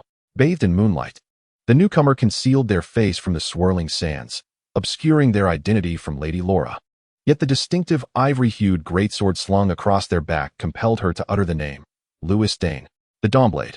Throughout history, Dawn and the Dawnblade have been inextricably linked, prompting all who behold the dawn to instinctively invoke the name of the legendary sword. However, Lewis found such a moniker unsatisfactory. Please, call me the Limitless Sword Sage. Lady Laura Blaemont. With an air of nonchalance, he approached on his steed, his voice as placid as if he were merely on an outing. Nevertheless, he felt a twinge of relief. Had it not been for this Dothraki steed worth 300 gold dragons, he might have indeed arrived too late. It is worth noting that a commendable trained horse in the central regions of the continent scarcely fetches 5 gold dragons. In Dorne, the prices would be even less. The horse Lewis rode was worth enough to purchase multiple mounts for Lady Laura's knightly retinue. "What brings you to this place, away from your starfall?" she seethed, her gaze fixed upon the man who had slain her son. Her voice was laced with anguish. While Penrose was indeed a wayward soul, he was her most cherished child, even more so than her youngest, Benedict. Otherwise, she would not have willingly placed herself in the service of Prince Daeron, sending Penrose to serve Oberyn. Amidst Lady Laura's fierce interrogation, the Knights of Blamont, having followed her for over a decade, drew their swords in unison, their menacing blades pointed at Lewis, who approached leisurely. These elite warriors would not underestimate their opponent simply because he stood alone, especially not a man who hailed from Starfall. Faced with 15 swords, Lewis exhibited no trepidation. His tone unwavering. "Someone has requested my presence to eliminate you, and I have acquiesced." His voice was icy, as if addressing a matter of little consequence. "Who sent you?" Lady Laura's pupils constricted as she demanded. "It was that wretched Jon Issa, wasn't he it? I should have anticipated this. That viper has long harbored resentment against me, but I never imagined her cruelty would reach such depths." Seeing Lewis's non-committal response to her inquiries, Lady Laura became increasingly resolute in her judgment and exclaimed loudly, "Return at once, Lewis Dayne. I have 15 knights at my disposal, and you stand no chance. If you retreat now, I shall consider today's events as though they never transpired." Lady Laura, unless absolutely necessary, was reluctant to confront Lewis directly. The might of Starfall City was formidable, an entire city-state of 100,000 souls, with nearly 5,000 standing soldiers, instilled a sense of trepidation in her. A countess residing in close proximity to Starfall. Even with the support of Prince Dowling, she dared only to engage in covert schemes. Should Lewis perish here, the advancing army of Starfall City would likely render Blamon City untenable within a fortnight. Yet, if Lewis persisted in his obstinacy and sought to engage, Lady Laura would not hold back her resolve. After all, the odds were in her favor, 15 against 1. In the face of Lady Laura's intimidation, Lewis merely chuckled softly and slowly unsheathed the massive sword from his back. The pearlescent blade shimmered under the moonlight, exuding an aura of sanctity. The broad edge of dawn pointed forward, and such a hefty sword remained steady in Lewis's single-handed grip, betraying not the slightest tremor. "Enough with the words," he declared, his voice resonating amidst the gaze of onlookers. "Let us commence." Though outnumbered, he was determined to strike down his foes. Chapter 12, 15 Kills. In the vast expanse of the desert, dust swirled. A man wielding a colossal sword charged towards the 15 elite knights. Such an outrageous event unfolding in any part of Westeros would surely be met with disbelief. Yet, it occurred with an air of inevitability. "Kill him," Lady Laura commanded sharply, her eyes fixed on the approaching horse and rider. She had afforded Lewis an opportunity, but he had evidently chosen to defy her. Receiving the Lord's command, Sir Scarl reined in his steed, hooves soaring as he led the charge toward Lewis. Following closely behind, the 14 most skilled knights of Blamon City, like a sharpened blade, trailed in tight formation, the thundering hooves raising clouds of dust that enveloped the battlefield. However, Sir Henry, who had initially lagged just half a body length behind Scarl, discreetly slowed his mount, positioning himself at the rear of the formation. As the distance narrowed, Sir Scarl, at the forefront, could discern through the moonlight the frosty breath escaping from the nostrils of Lewis's Dothraki steed. Though he understood that victory was surely destined for his side, with such overwhelming numbers, the legendary knight capable of wielding Dawn remained a focal point of his concentration. Clutching his longsword tightly, he remained vigilant, acutely aware of every movement Lewis made, for the burden of pressure weighed most heavily upon him as the vanguard of the charge. Even if one achieves ultimate victory, if life is lost in the process, that triumph becomes utterly meaningless. Shaking his head, Scar forcibly interrupted his wandering thoughts. Damn it! Despite having endured countless battles, his focus had always remained sharp. Yet, for reasons unknown, ever since he beheld the lone knight charging ahead, an overwhelming sense of anxiety had begun to consume him. Lewis Dayne, holding his breath, as the steed galloped and surged, Scar licked his lips, his eyes gleaming with a cruel and exhilarating ferocity. The taste of personally slaying a count must be profoundly different. Scar grinned, a fierce smile emerging beneath his scarf. With his sword raised beside his ear, he prepared to deliver a lethal strike in his most proficient manner. Die! With a furious roar, Scar thrust his sword forward, seemingly poised to pierce Lewis' skull in the next heartbeat. However, the sensation of steel meeting flesh did not arrive. To his astonishment, Scar sensed a blur before him as the figure vanished. Indeed, it had vanished. Not just for Scar, but before the eyes of all the knights. A substantial living being had audaciously disappeared from sight. The alert he intended to utter remained unspoken as Scar felt a chilling touch at his neck. In bewilderment, he reached to touch his throat, only to find the world around him spinning into darkness. The pitch-black sky, the luminous moon, swirling sands, and the headless knight still astride his horse. A headless knight? With deep confusion, Scar's head fell into the sand, his eyes forever closing. Along with his severed head, 5 more fell. 6 kills. The remaining knights, bewildered, reined in their steeds and turned around. Suddenly, under their gaze, Lewis' towering figure reappeared, standing proudly beneath the moonlight, his legendary greatsword radiating an intensely dazzling milky light. What transpired? The knights exchanged glances, seeking answers in each other's eyes, but all they found was a shared bewilderment. Only Sir Henry, at the rear of the group, trembled uncontrollably, cold sweat streaming down his body, his gaze towards Lewis rife with abject terror. He had seen it clearly. Yet, he and T fully comprehended. This was because, having deliberately lagged behind, he could only witness the moment Lewis' form vanished, followed by flashes of milky sword light dancing in the air. Then, "Don't strike, Lord Lewis. I am one of you." Finally regaining composure from his fear, Sir Henry saw Lewis raise his sword once more, and he quickly raised his hands in a loud declaration. "I am Miss Joni Shia's spy. The operational route was divulged by me." What?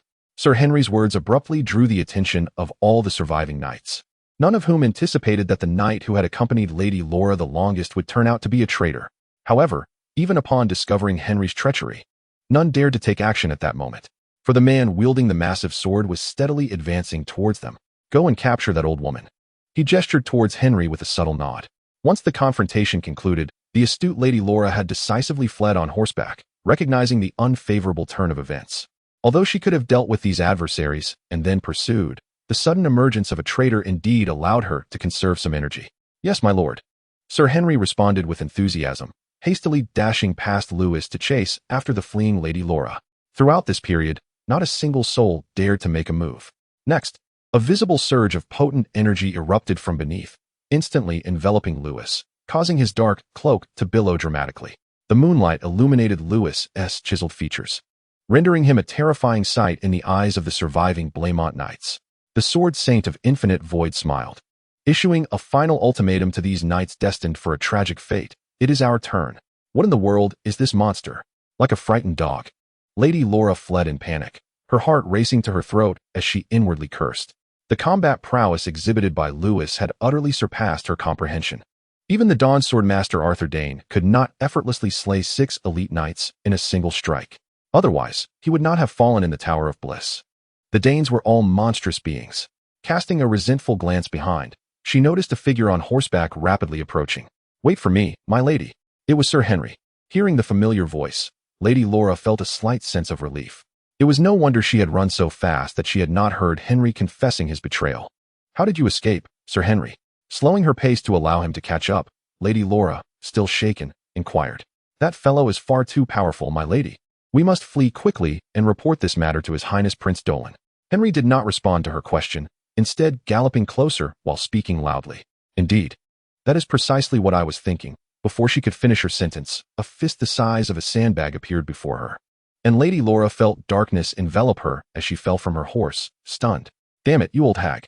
Dismounting, Henry spat contemptuously onto the unconscious Lady Laura's face, then rummaged through his saddle to find a rope, binding her securely. While binding him, he cursed, "How could you bring us to confront such a perverse individual? If you don't die, who will?" Just then, a voice, ominous as the harbinger of death, echoed from behind. "Who are you calling perverse?" A chill wind swept by, causing Sir Henry's body hair to stand on end.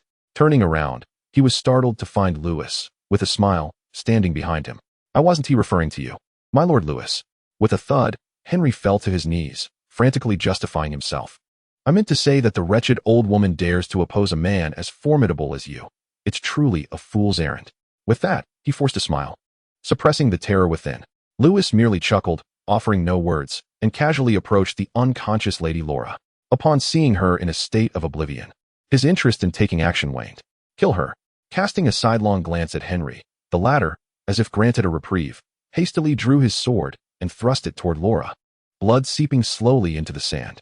Confirming that the old woman had breathed her last, Lewis nodded and whistled. His horse, displaying remarkable instinct, galloped toward him. Watching Lewis mount, Henry finally felt a sense of relief. Yet, as is often the case with fate, just when he believed he had escaped peril, a colossal sword pierced through his chest, an unparalleled force shattering his organs and several ribs. Gasping in disbelief, he looked up to meet a pair of indifferent violet eyes. Your name was not mentioned in the letter. Chapter 13. The burning of Lannisport. In the west, Lannisport stands as the largest city and one of the most renowned harbors across all of Westeros. Though it may not rival King's Landing or Old Town in size, in terms of economic heft, calling it the premier harbor of Westeros would be entirely justified. After all, its masters are the Lannisters, as the most famous affluent family on the continent. The plethora of sayings illustrating the Lannisters' immense wealth is staggering. One of the most famous phrases, "A Lannister always pays his debts," is even more well-known than their family motto. Hear me roar. Some have even gone so far as to claim that Lord Tywin's excrement is made of gold. Of course, such statements are mere hyperbole. Who could produce golden excrement without a constitution as strong as iron? Yet, this hyperbole serves to demonstrate the extent of the Lannisters' wealth. The two men who had just disembarked in this bustling harbor were most keenly aware of the splendor surrounding them. "Do you know Vic?" remarked the handsome man with dark hair, surveying the surroundings with keen interest. "Every time I behold this thriving harbor, what do I think? What else but to seize it for ourselves?" Impatiently casting a glance at the dark-haired man, the towering figure resembling a bull responded. He was utterly unwilling to undertake this mission alongside his brother.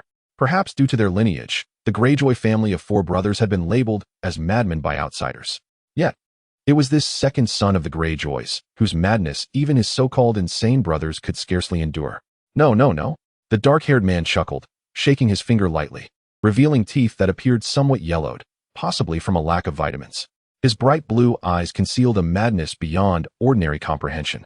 He opened his arms wide as if to embrace the entire harbor, his throat emitting a chilling, terrifying laugh. "I shall destroy it, ravage it. I yearn to hear its wails amidst the flames." Observing his frenzied brother, Victor Ion, who had never known fear, felt an involuntary tremor in his hands at that moment. In Starfall, Lewis stood within the training grounds, effortlessly wielding Dawn, the massive sword feeling as light as a feather in his grasp. A milky white aura swirled around the blade, leaving sharp, cutting marks on the azure stone floor with each swing. With a soft exhale, Lewis concluded his sword training for the day. For him, daily sword practice had ceased to be of significant benefit to his strength. Compared to physical training, meditation had become far more crucial. Nevertheless, adhering to the principle of balancing work and rest, he maintained this practice. "News from Blayman, my lord," Yuri stated, having waited patiently at the sidelines until Lewis completed his exercises before approaching. "Is everything taken care of?" Lewis asked, smiling as he tossed Dawn aside, with Grell hastily catching it. Upon contacting the broad, heavy blade, Grell instinctively stumbled backward, narrowly avoiding being crushed beneath it. Despite this, Grell's admiration for Lewis only grew, for he alone understood the immense strength required to wield such a sword single-handedly. Having dispatched numerous foes, the outcomes remained favorable. Yuri and Grell followed closely in Lewis's footsteps as they exited the training grounds. The current Count of Blayman was now Lady Janissa. Lewis nodded, offering no further commentary. He had exerted considerable effort to eliminate Lady Laura and 15 elite knights of Blayman. If Janissa could not manage the dissenters within the city, it would indicate her unworthiness as a leader. This was Dorne, and Lewis would not be reduced to a mere caretaker for her, simply because they had shared a night. Should she fail to demonstrate sufficient prowess, he would not hesitate to seek another ally. Fortunately, he had not misjudged her. Janissa was ambitious, decisive, and utterly ruthless in her methods. Collaborating with a woman as intelligent and capable as her is exceedingly comfortable. Take that knight named Henry, for instance. Although Lewis was fully aware that this fellow was a traitor instigated by Janissa, he did not hesitate to eliminate him. From the very beginning, Janissa had not uttered a single word about him. The absence of mention indicated that he was merely a pawn. Janissa remained silent, and Lewis refrained from asking further questions. A tacit understanding shared among the astute. "According to our established plan, we shall transport individuals in batches." After a moment of contemplation, Lewis instructed Yuri accordingly. His original strategy was to remain dormant for a few more years, waiting until he possessed the strength to confront that old coot, Dowling, directly, and then to strike down Blamon City with a thunderous force, establishing it as the stronghold for conquering Dorne. After all, Blamon City occupies a particularly strategic position, lying at the junction of the River Bay and Dorne, with two rivers coursing through it. Compared to the coastal Starfall City, the land is remarkably fertile. Blamon City is in close proximity to Starfall City. Even with a large army advancing, it would take less than a day's journey. Although Starfall City is currently overflowing with resources, Lewis couldn't help but feel envious of the substantial bounty. However, he was not overly anxious. He even extended the highest discounts on goods exported from Blamon City, for neighbors stockpiling grain while he stockpiles arms. Neighbors serve as his granary. Regardless of how much wealth Blamon City accumulated over the years, it ultimately remained a tempting morsel for Lewis, one he could savor at his leisure. However, at present, matters were not so complicated. He could simply arrange for people to cultivate the land. After all, with Janissa's keen intellect and vision, it was impossible for her not to recognize the potential within Lewis, as long as Janissa was perceptive and willingly collaborated with him. Opening both Blamon City and her own resources, Lewis might even contemplate bestowing upon her the title of Queen of Dorne in the future. Significant news, my lord, significant news. Just as Lewis was detailing specifics to Yuri while stepping outside, a knight clad in light armor from Dorne burst in, excitement radiating from him as he called out to Lewis. Do not panic, Captain Ward. Speak slowly about what has transpired. As Lewis's trusted captain of the city defense, Ward could be considered Lewis's third most trusted confidant after Yuri and Grell. Observing Ward's animated demeanor, Lewis felt a jolt of anticipation, leading him to speculate. However, he maintained a calm exterior, urging Ward to collect himself. I apologize, my lord. Ward, aware that his behavior was somewhat unbecoming, bowed to Lewis and, after taking a few deep breaths, began to articulate his message, though his voice still trembled. Lannisport has been burned. Tywin's security fleet has been completely sunk. It is now a scene of devastation. We are truly on the brink of fortune. Chapter 14. Selling coal in the snow. Please continue reading. Crying. Come now. Don't be such a downer, Vic. We have just accomplished a monumental task, so cheer up. Upon the vast expanse of the ocean, a fleet of nearly 100 ships boldly cuts through the waves. Aboard the largest longship, a handsome young man with dark hair playfully pats his burly brother's shoulder, teasing with a sly grin. After so many years, Lannisport has finally been thoroughly ravaged by the Iron Fleet. Once we return, I must find a lady to indulge in some pleasure. Stay away from me, Yoren, he retorts, his excitement starkly contrasting with the grim demeanor of Victarion Greyjoy, the king of the Iron Islands and the commander of the Iron Fleet appointed by their elder brother, Balon Greyjoy. Although he is undeniably pleased with the success of this raid, after all, it has been over a century since the Iron Fleet last besieged Lannisport. His expression is darkened by the sight of Yoren, who is merrily frolicking on the deck, drinking and singing with the Ironborn, seething at the thought of Yoren's reckless actions during the burning of Lannisport, where he had taken the liberty to assault a common woman in a moment of exuberance. Victarion grips his massive axe tightly. Damn that fool. The Ironborn are known for their brutal ways, and while such acts of pillage and violation are not foreign to them, it irks Victarion to recall how, at a crucial moment, Yoren had callously uttered the name of Victarion's salt wife. Furthermore, that impertinent wretch had bellowed about wanting to return for more, insisting she bear him children. Had the situation not been so dire, and had he not wished to avoid the curse of fratricide, Victarion would have relished the opportunity to cleave Yoren's skull in two. As he watches his brother, who feigns nonchalance while reveling in drink and song, Victarion's grip on his axe tightens and loosens in frustration, his teeth nearly grinding to dust. Yet, he resolves that now is not the time to unleash his wrath, and strides purposefully into his cabin. Any grievances must wait until the war has concluded. Meanwhile, in Casterly Rock, the stout and imposing Tywin Lannister, adorned in a deep crimson robe, stands with his back to the assembly, gazing out the window. True to his affluent reputation, his robe is intricately embroidered with golden threads in elaborate patterns. However, as he reaches middle age, his once lustrous golden hair has begun to thin, prompting him to ponder whether he should shave it all off. In my advancing years, I find myself struggling to recall the last time Lannisport was laid to waste. He muses. Overlooking the billowing smoke of Lannisport, Tywin's expression remained inscrutable, as if the burning port belonged to someone else entirely. However, in response to his inquiry, the Lannisters fell silent, none daring to be the first to answer. This defeat is my fault. Brother stepped forward a knight, sharing Tywin's hair color and bearing a slight resemblance. yet significantly younger. I was too complacent and never anticipated that Greyjoy would be audacious enough to this extent, thus neglecting the defenses of Lannisport. I shall bear all the responsibility, brother. Unlike Kevin, who was also Tywin's brother, Tygat, out of respect for his elder sibling, refrained from addressing Tywin by name. You are indeed at fault, Tygat. Tywin turned to his resolute brother, whose face and attire were marred by blood and soot, clearly indicating his valor in the recent battle. While he spoke words of reproach, his eyes held no excessive blame. Yet, the greater share of responsibility lies with me. The Duke of Casterly Rock. Walking slowly to his seat, the old lion, notorious for his ruthlessness and cunning, unceremoniously shouldered the blame for his brother. He surveyed the room, noting that aside from Kevin and Tygat, not a single Lannister met his gaze, prompting a disappointed shake of his head. 7 years have passed since the last war, and as the greatest beneficiaries of that conflict, we have not paid a steep price. Peace has lingered too long, my lords. While prolonged tranquility has fostered the growth and expansion of House Lannister, it has also rendered us oblivious to the impending dangers. As he spoke, Tywin rapped his knuckles on the table, his voice rising slightly. Remember this. War can ignite at any moment. Today's Lannisport serves as the finest lesson. Noticing all the Lannisters lifting their heads, their gazes fixed upon him, Tywin nodded in satisfaction, rising to adjust his collar, his tone remaining calm. A month ago, King Robert dispatched Stannis and Pike to command the royal fleet, and they will soon arrive in the west. However, House Lannister has no habit of allowing others to avenge our grievances. With elegant strides, Tywin departed, his tone leaving no room for dissent, rather than apportioning blame here. Let us contemplate how to restore the honor of House Lannister. Everything is packed, my Lord Lewis. We are ready to depart. At Starfall Harbor, a dozen merchant ships, laden to their capacity, lay anchored by the shore. As the principal contractor for this export, Master Oren diligently oversaw his subordinates, directing the loading of goods onto the vessels. Thank you for your efforts, Master Oren. Observing the robust man who had persevered through the entire night, yet remained invigorated, Lewis nodded in acknowledgement. Ha ha ha. What is this? With a carefree gesture, Oren pounded his chest, exuding an air of audacity.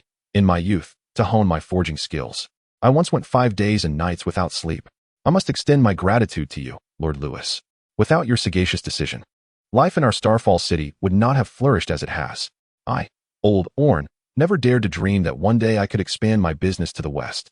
In response to Oren's praise, Lewis merely smiled and gazed upward at the towering ship, reminiscent of a fortress wall, feeling a swell of pride within. He had long anticipated Greyjoy's raid on Lannisport and had made extensive preparations well in advance.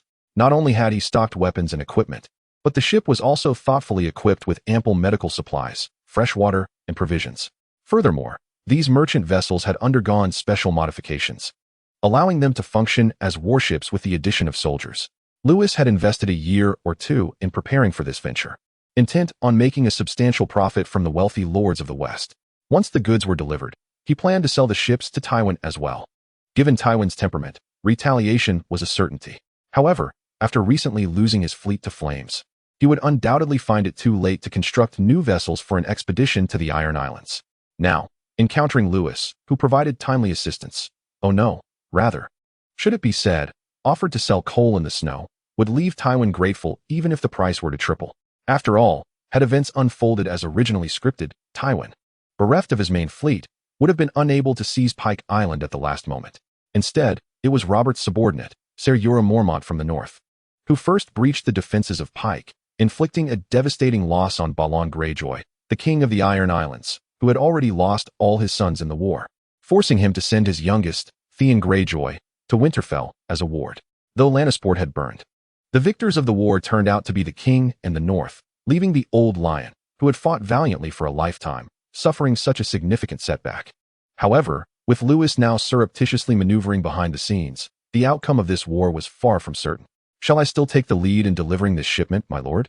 Yuri inquired tentatively, noting everything was in readiness. It wasn't that he was unwilling to lead. The value of this cargo was nearly equivalent to their income over the past 2 years, a matter of great consequence. No, this time I shall personally oversee the delivery, Lewis declared, revealing a broad smile that showcased his gleaming white teeth. He had not forgotten that, following this war, Robert intended to host a grand tournament to assert his dominion over the Iron Throne. The champion of this tournament was rumored to earn a prize exceeding several tens of thousands of golden dragons. It was worth noting that after all his hard work, the value of this shipment was only about 50,000 golden dragons. Regarding the magnanimous king, Lewis could only assert, for both the payment and the prize, I shall claim them all. Earning money is not a disgrace.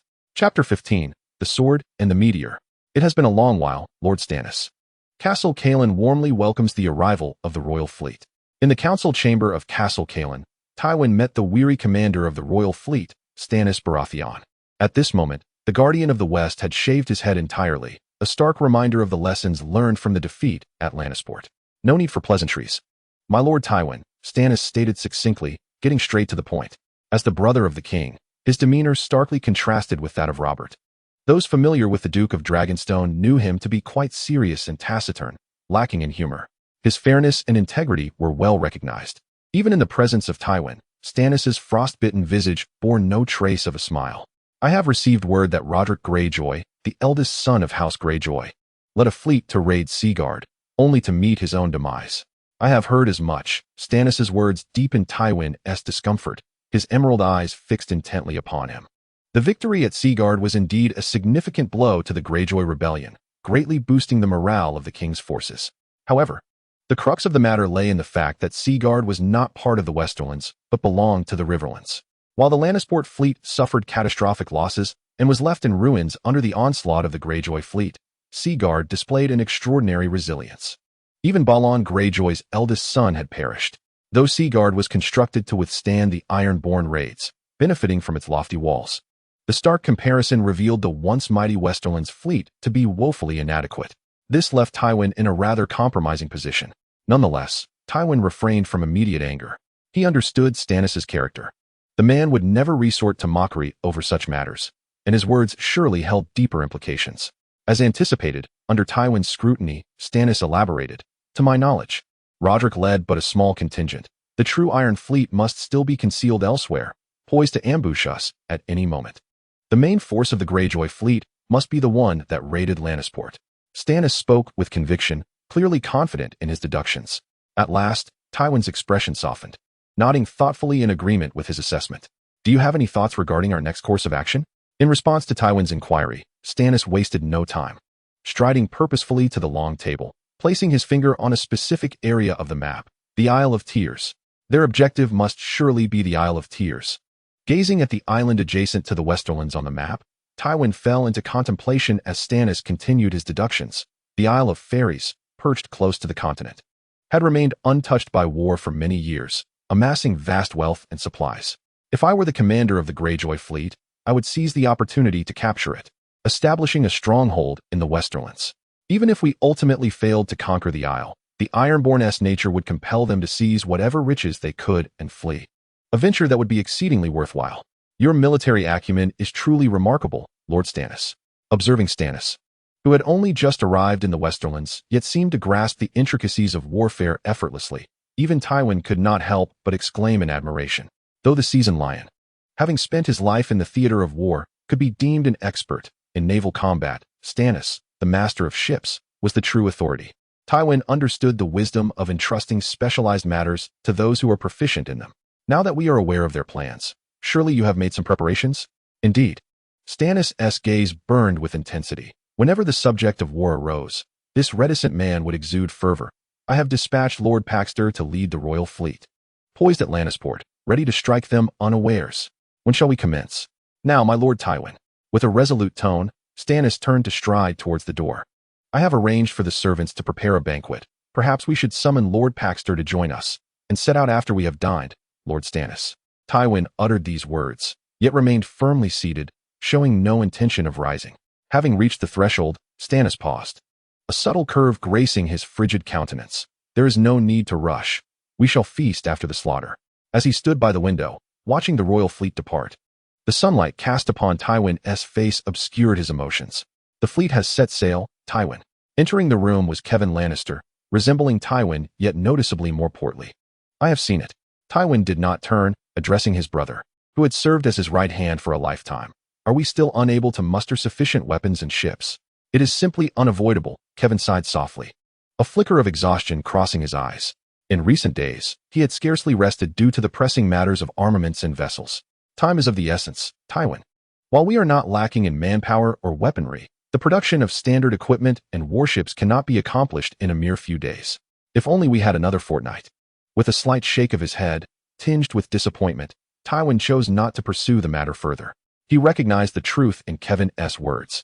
With the Lannister family's substantial financial resources, acquiring men and weaponry was indeed feasible. However, what Tywin requires is a deep crimson armor and weaponry, adorned with the lion emblem. Identical to the fleet of Lannisport that was reduced to ashes, something that unmistakably signifies the army's identity. Having been so thoroughly outmaneuvered by Greyjoy, he certainly intends to retaliate with the utmost grandeur. Moreover, what troubles him most is the warships. The vessels of Lannisport were limited in number, and Greyjoy had set them ablaze without mercy. It is evident that within mere days, whether through reconstruction or procurement from elsewhere, he would be unable to replace them in time. Gazing at the desolate harbor, the wealthiest duke in Westeros found himself grappling with the predicament of a skilled cook unable to prepare a meal without rice. The Duke of Casterly Rock had never feared failure. This lesson would be indelibly etched in his memory. Once this matter is resolved, you shall personally journey to Starfall. The weaponry of House Dayne is renowned for its superior quality. We shall significantly increase our orders, doubling our procurement. Additionally, inquire with that young scion of House Dayne whether they possess the capability to construct warships. If so, provided the quality is satisfactory, I shall reserve 50 vessels in advance. Without turning back, Tywin continued to gaze out at the harbor, issuing his commands to Kevin with unparalleled grandeur. This defeat had instilled within the seasoned lion a palpable fear of insufficient firepower. As Kevin dutifully noted Tywin's requests, he shook his head in resignation, preparing to exit the chamber. At that moment, however, he heard Tywin's voice, tinged with surprise. "What is that?" Kevin, puzzled, looked towards Tywin, who was beckoning him with one hand while pointing outside with the other. "Sharpen your sight, and come here, Kevin. Look at the banners flying from that fleet." A fleet? Could it be that ships would still arrive at Lannisport at this hour? Kevin's curiosity intensified as he hastened to the window, peering intently. Before him, on the tranquil sea, a formation of over a dozen large ships was gradually making its way into the harbor. Strangely, all the vessels bore two flags. "One is our lion banner, Tywin." As the fleet drew nearer, Kevin finally discerned the emblem on the flag and exclaimed in astonishment. "The other is the sword and the shooting star." Chapter 16. Lewis Dayne. Greetings, esteemed Lord Tywin. Lewis entered the castle with an elegant stride, a smile on his face that blended warmth with a hint of mercantilism. "Good day, Count Lewis." Observing the tall and imposing young man, Tywin, who was reputed never to smile, exhibited a subtle gleam of amusement in his emerald eyes. Ever since Jaime had been rescued 7 years ago, he had heard Lewis's name mentioned numerous times in his eldest son's conversations. From Jaime's words, Tywin could discern the deep admiration Jaime held for this young man of House Dayne. For Jaime, who revered the chivalric code, this admiration was not surprising, given that House Dayne had produced several candidates worthy of inheriting the Dawn Sword. However, in the course of subsequent commercial dealings, Tywin began to sense an unusual undertone. This young man exhibited an impressive command over the pricing, quantity, and quality of goods, bearing little resemblance to a mere knight. Rather, he appeared akin to a shrewd merchant. At such a critical juncture, it was no trifling matter that he bravely led a fleet to Lannisport. Moreover, judging by the substantial size of the vessels, Tywin suspected that Lewis could indeed bring forth some surprises. After conducting business for so long, this must be our first encounter, correct? Indeed, my Lord Tywin. Your demeanor surpasses the legendary accounts, instilling a profound respect. Lewis uttered flattering words, gazing at Tywin as though he were beholding a veritable mountain of gold. In recent years, due to King Robert's extravagant expenditures, not only had the considerable wealth amassed by House Targaryen been depleted, but he had also accrued nearly 1,000,000 golden dragons in debt from Tywin, his father-in-law. The fact that Tywin had lent such a vast sum without a flicker of his eyelids was a testament to the Lannisters' opulence. Since the opening of the port in Starfall, they had managed to earn merely a paltry sum of over 100,000 golden dragons. Lewis was resolute in his intent to extract some gold from the jaws of this old lion guarding the treasure. "Haha, just as Jaime said. You truly have a silver tongue." To Kayvon's astonishment, Tywin unexpectedly burst into hearty laughter. It is worth noting that even in the presence of his own brother, Kayvon had witnessed Tywin laugh only a handful of times. "I speak only from the heart, my Lord Tywin. In terms of noble demeanor, you are the most charismatic leader I have encountered, even Prince Doran of Dorne pales in comparison." Lewis smiled, maintaining eye contact, unfazed by his own flattery. "That remains true. Earning money is nothing to be ashamed of. Ha! After a while, Tywin's laughter gradually subsided into a smile. His emerald eyes regarding Lewis with a blend of scrutiny and admiration. Yet, he lamented internally, if only Jaime could learn to be as adaptable as this young man. So, my Lord Count Lewis Dayne, what brings you to Casterly Rock this time? As you can see, Lannister Port is far from tranquil at present. I am acutely aware of your situation and that of House Lannister, my Lord Tywin. Having finally broached the subject, Lewis smiled and slightly inclined his body. Arms open in an embracing gesture as he declared, I am deeply pained by the plight of Lannister Port and find the actions of House Greyjoy utterly disgraceful. Hence, I have come with the goodwill of Starfall to offer my assistance in resolving your troubles. Lewis's words piqued Tywin's curiosity further as he strode confidently towards him, only to realize that despite his own towering stature, he still stood nearly half a head shorter than this striking young man. Tywin, who was never accustomed to looking up to others, quietly stepped back 2 paces and locked his gaze onto Lewis's violet eyes. You are aware of my predicament and possess a solution? The fleet of Lannister Port had been ruthlessly incinerated by the Greyjoys, and now the Lannister ships were woefully insufficient. How could the proud lion of the Westerlands possibly endure such egregious conduct? Lewis's words struck a chord in Tywin's heart, prompting him to forego any further pleasantries and professionally present the cargo he had brought. 6,000 spears, 4,000 suits of armor, and accompanying swords, each emblazoned in the Lannisters' signature deep crimson, adorned with the lion's sigil. Additionally, there were 17 merchant vessels, each capable of accommodating over 200 souls. Laden with provisions and water, once filled with soldiers, they could instantly transform into warships. With these assets, I believe your troubles can be thoroughly alleviated, my Lord Tywin.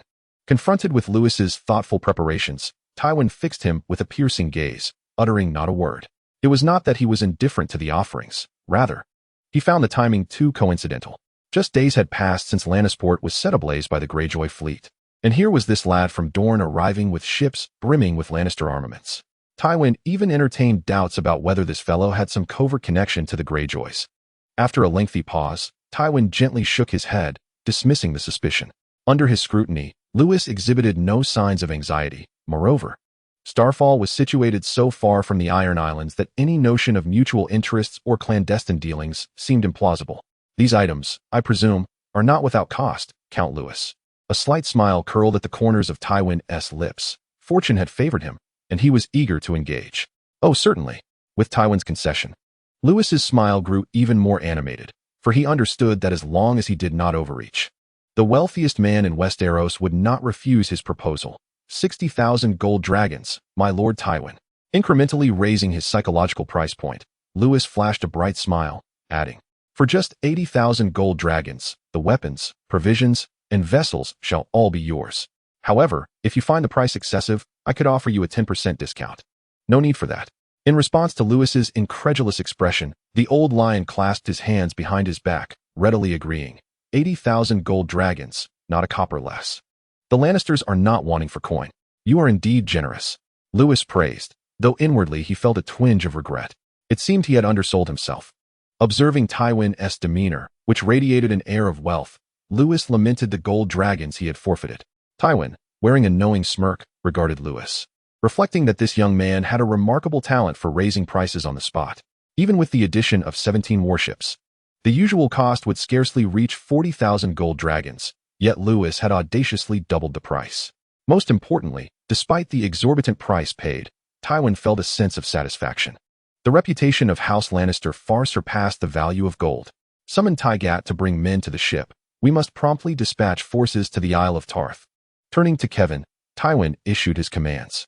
The Duke's aide nodded and prepared to descend for arrangements. Wait, my Lord Kevin. Just as Lewis, who had just concluded a profitable transaction, was beaming with delight, he called out to Kevin. In the midst of their puzzled glances, Lewis decided to propose another deal. When my fleet entered the harbor, I spotted the royal fleet, bearing the stag banner, heading north. Surely, they are making for the Isle of Tarth? Tywin nodded, not probing further into Lewis's deduction of Stannis' destination, instead gesturing for Kevin to pause.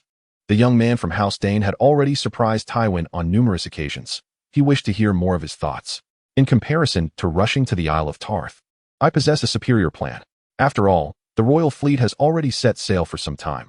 Arriving now would only allow us to pick at the scraps. You have a better idea? Indeed. With an eager glint in his eyes, Lewis grinned. narrowing his gaze as he slowly continued, "But it will require additional funds." "Then let it be additional funds," Kevin blurted out. Since the destruction of the Lannister Port fleet, he had been unable to sleep soundly, even with his typically composed demeanor. He was now impatient to reclaim their honor. Tywin showed no signs of discontent regarding Kevin's impulsiveness. As Tywin stated, Lannisters are not short of coin. If money can resolve the matter, then what is it worth?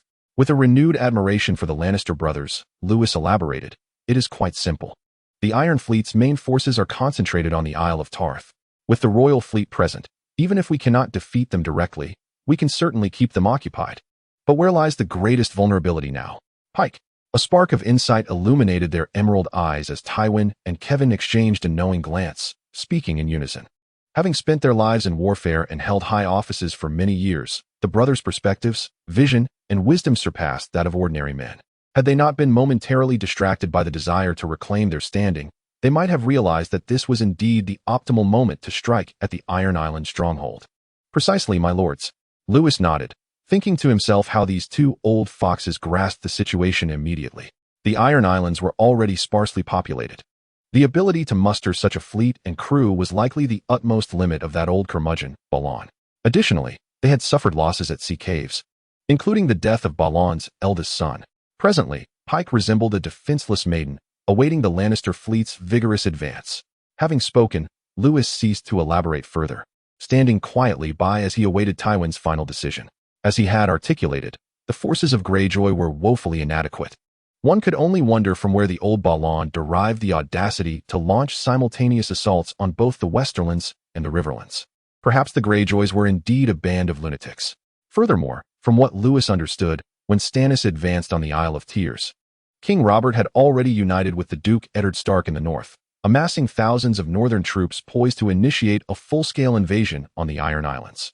"You have truly surprised me, Count Lewis," Tywin remarked after a contemplative pause, gazing intently at Lewis, his admiration evident.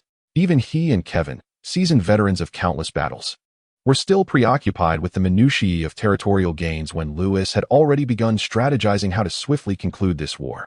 It had been a long time since Tywin had witnessed such remarkable intellect and foresight in a noble so young. He could even envision the expression on Robert and Eddard's faces when they arrived at Pike, only to find the island adorned with the banners of the lion. That would indeed be quite amusing. After a moment of reflection, Tywin fixed his gaze on Lewis, his demeanor serious as he spoke. "However, I have a request. No. To be precise, a plea." "Please, do go on, Lord Tywin," Lewis replied with a slight nod. "For a major client like the Lannisters, we at Starfall will certainly provide the utmost quality service." This was not mere flattery. It was Lewis's genuine sentiment. His ambitions soared far beyond mere transactions with the Lannisters. He envisioned a future of profit, recruitment, troop expansion, and territorial acquisition, only to amass even greater wealth, bolster his forces further, and seize more lands. His enterprise would extend throughout all of Westeros, even across the narrow sea. What is paramount in business? Quality? Incorrect. Price? Also incorrect. While both are significant, the most crucial aspect is reputation. What is reputation?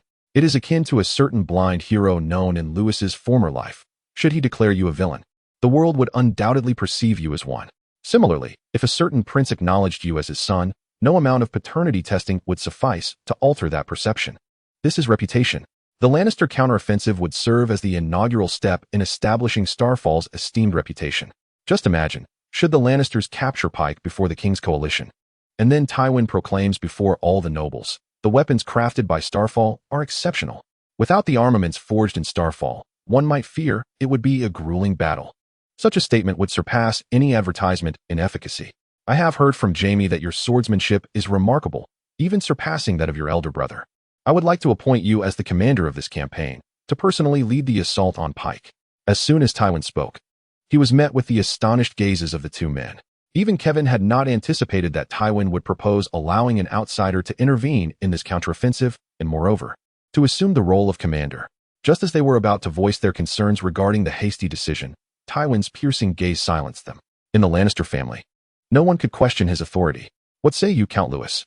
Noticing Lewis' prolonged silence, seemingly weighing the pros and cons, Tywin continued, "I understand your reservations, but you need not worry. You may conceal your identity and refrain from engaging in battle personally. I shall appoint Tygat as your deputy, and all operations will be under your command. Furthermore, as long as I remain the Duke of Casterly Rock, the Lannisters will double their orders to Starfall each quarter. This is my commitment to you."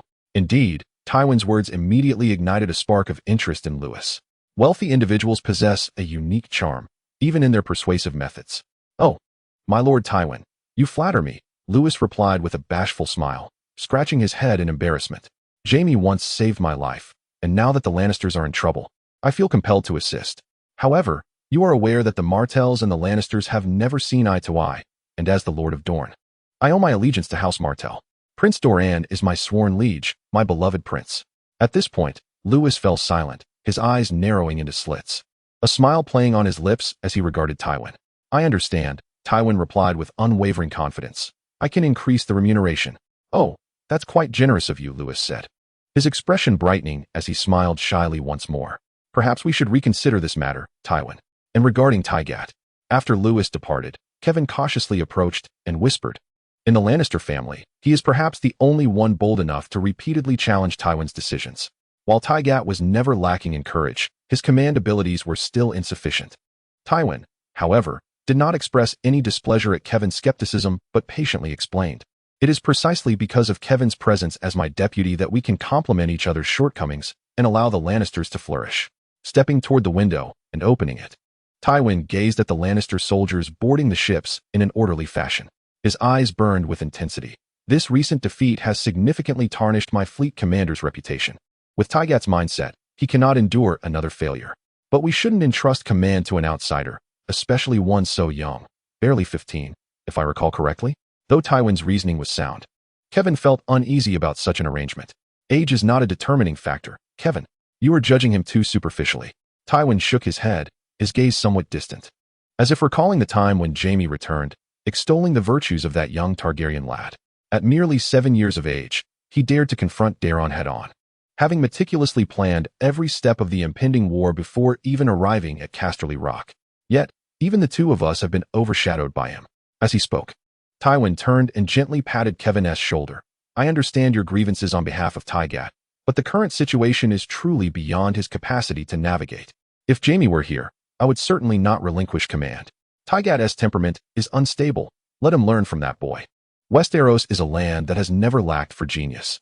Chapter 18. Devon and Sodor upon the sea. A fleet of 17 grand ships sailed forth, bravely facing the northern winds and waves.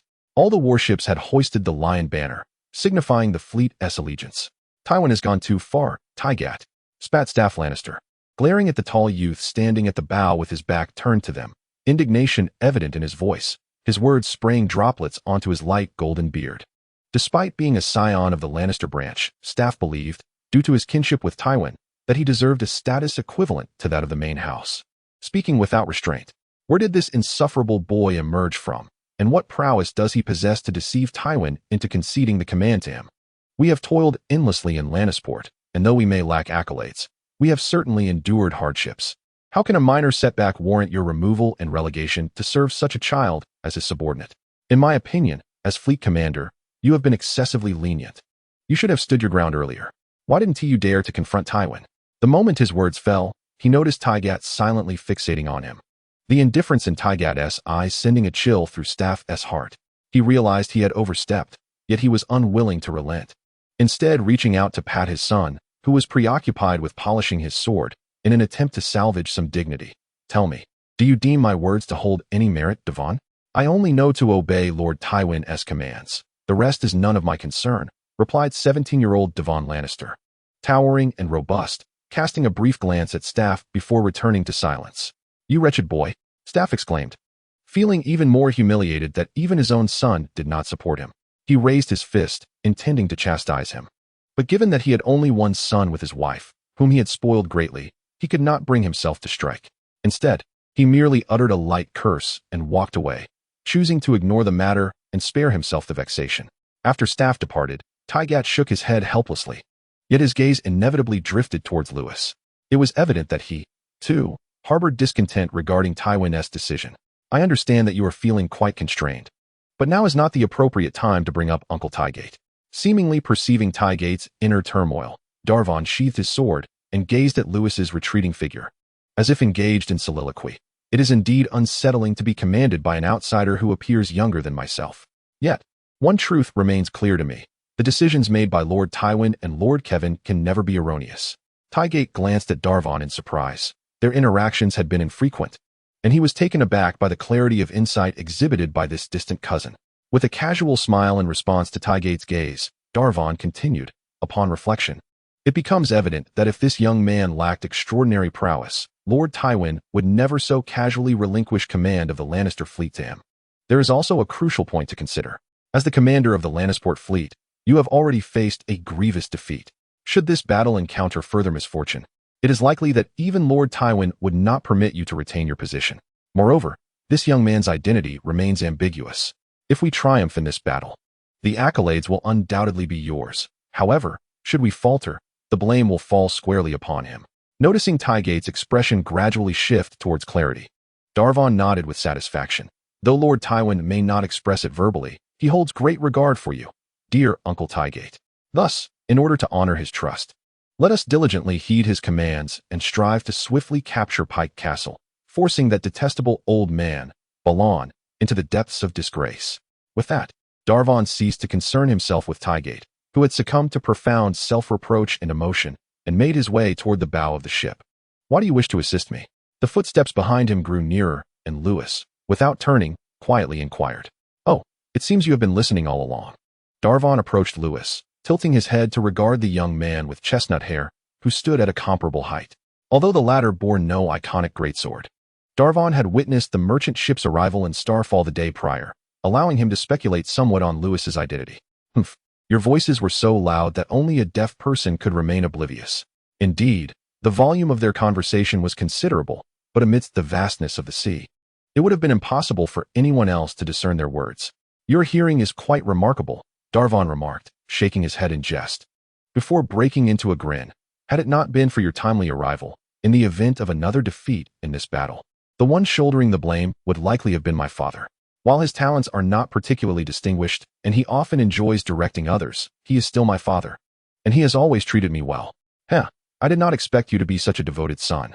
Lewis chuckled softly, then turned to take a formal measure of this distant Lannister relative, unabashedly revealing his violet eyes. Regarding the side branch of Defiance, Louis II held little recollection, for the Lannisters were indeed numerous. He vaguely remembered that this individual sported a grand beard. However, glancing at the other's smooth chin, it seemed he had not yet reached that stage. A sudden change in command would surely incite discontent among the Lannister nobles, particularly Tygate, as Tywin's brother. Initially, he had intended to showcase some strength before nearing the Iron Islands to intimidate those unruly fellows, but unexpectedly, before he could make his move, Defiance had nearly resolved everything himself. Perhaps this was for the best, as it conserved some energy. He could hardly be called a filial son, nonetheless. This would enable him to execute Lord Tywin's orders more effectively, would it not? Defiance stepped forward, resting his hand on the ship's railing, and calmly spoke. After such a commotion caused by Greyjoy, if we do not take action, where lies the honor of House Lannister? If this continues, those rascals might soon forget the rainy season of Casterly Rock. Turning around, he placed a firm hand on Lewis's shoulder, their brown eyes locking in a gaze that seemed both pleading and threatening. You must truly display your capabilities and lead us, this band of defeated soldiers, to regain our breath. Chuckling, Lewis shrugged off Defiance's hand and turned towards the cabin, nonchalantly waving back. Rest assured, Defiance Lannister. With me around, those fishermen will surely face their reckoning. Observing Lewis's retreating figure, Defiance couldn't help but smile slightly, then shouted after him. What should I call you, Commander? I can't keep calling you boy. Sod. Lewis did not halt his pace. His voice, carried by the sea breeze, reached Defiance's ears. Just call me Sod. And if you prefer, you may add my lord. The cabin door slammed shut, leaving Defiance leaning against the railing, murmuring to himself. Sod's sword? Indeed. He is a man of that family. Chapter 19. Target, Pike Island. We are nearing Commander Sod. Inside the cabin, Lewis slowly opened his eyes in acknowledgement. He had not been asleep, but rather engaged in meditation. The monotony of sailing was tiresome. And for someone who had not spent much time on a ship in 2 lifetimes, despite his robust physique not suffering discomfort, the constant swaying was indeed rather unpleasant. During the journey from Starfall to Lannister Port, he had endured it by relying on meditation. However, prolonged meditation was not without its benefits. Glancing at the panel displaying Level 7, 63, A slight smile graced Lewis's lips. The enhancement of the path of the infinite primarily depended on extended meditation and insights gained from battle, coupled with experience earned through finishing blows. Given Lewis's current prowess, ordinary battles no longer yield substantial rewards for him. Moreover, since reaching level 6, the experience gained from farming has become negligible. For instance, eliminating Lady Laura's 15 knights resulted in a mere increase of 0.3 on his experience bar, and these were elite knights. If he were to target common soldiers or farmers, the gain would be even less. According to Lewis's calculations, relying solely on slaying foes to reach maximum level would likely require a river of blood across all of Westeros and Essos, which would still be insufficient. Fortunately, Lewis does not relish in slaughter. He yearns instead for adversaries of greater worth. As he pushed open the cabin door, Devon's indistinct visage came into view. My, what a thick fog. He observed the sea, now enveloped in a blanket of white mist, yet Lewis's smile only grew brighter. Such dense fog could effectively conceal the fleet's whereabouts, indicating that his familial slaughter had little impact. Greyjoy, fate seems to conspire against you, he mused. Up ahead lies Great White. Commander, please issue the operational orders. Devon gestured forward, yet even with Lewis's keen eyesight, all he could discern was a wall of fog.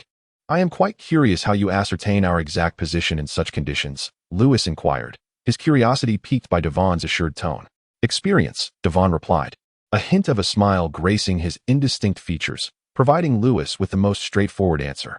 The Iron Island's barren soil yields virtually no crops, necessitating that most supplies be procured from inland ports. Although our fleet has yet to approach the Iron Islands directly, it is relatively easy to find a few guides among the passing merchant convoys. Having grown up on ships, these individuals have spent their lives navigating between islands and could locate them even with their eyes closed, relying solely on instinct. Now, that is what we call professionalism. Lewis nodded in appreciation before countering. What suggestions do you have regarding this operation? Why inquire of me when you are the commander? Devon pondered, albeit he dutifully responded. Great White is expansive, even surpassing Pike Island several times over. While it hosts families such as the Old Burrow, Spar, and Merlin, the population is sparse and scattered, making a swift conquest with our forces somewhat challenging. However, Old White presents a different scenario. It is a notably small island, and with most of its military strength diverted to the Iron Fleet for the battle at the Isle of Tears, we could easily seize it. By establishing a stronghold on Old White, once the bulk of the King's army arrives, Greyjoy will find himself without recourse. Devon's reasoning was cogent, clearly demonstrating his intimate knowledge of the Iron Island situation. You make a compelling argument, Sir Devon. Lewis nodded in agreement, acknowledging Devon's insights as he surveyed the fog-laden sea. Yet, observing his demeanor, Devon felt a tinge of dissatisfaction. No, truly, you seem utterly inept. Is it not far too effortless for you to assume the role of a commander? However, you have overlooked a crucial matter. With a semblance of a smile, those violet eyes appeared to penetrate Devon's thoughts. I fail to grasp your meaning. A sudden jolt surged through Devon as he keenly sensed the previously gentle youth exude a suddenly sharp aura. You have neglected the purpose of our expedition, Devon. Duke Tywin summoned us not to furnish the king's army with embellishments. Amidst Devon's astonished gaze, Lewis strode past him towards the deck. Though visibility was limited, Lewis could sense the presence of Tygat and Davos.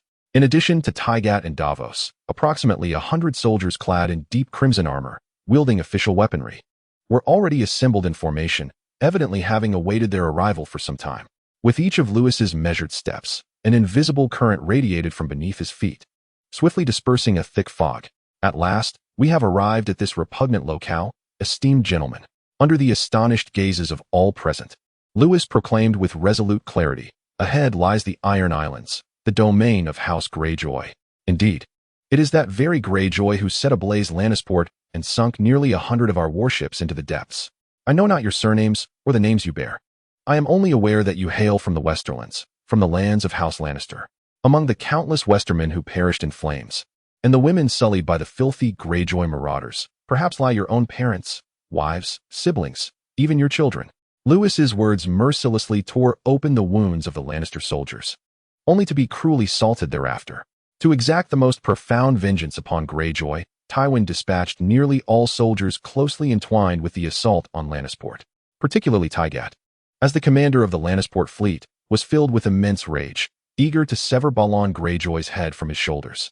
Surveying the fervent crowd, whose eyes blazed with indignation, Lewis, however, merely smirked with disdain, further stoking their fervor. I am not a Lannister, nor do I comprehend the customs of your Westerlands. But in my homeland, if one receives a blow, it is customary to return it tenfold, otherwise one is branded a coward. Tell me, do you wish to be labeled as cowards? No.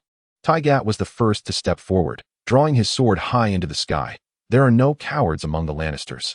At his rallying call, all Lannister soldiers raised their weapons above their heads, united in a resounding chant. There are no cowards among the Lannisters. There are no cowards among the Lannisters. Lewis, satisfied, nodded slightly. Since you are not cowards, let us show those bastards from Greyjoy what the claws of the lion from the west can do.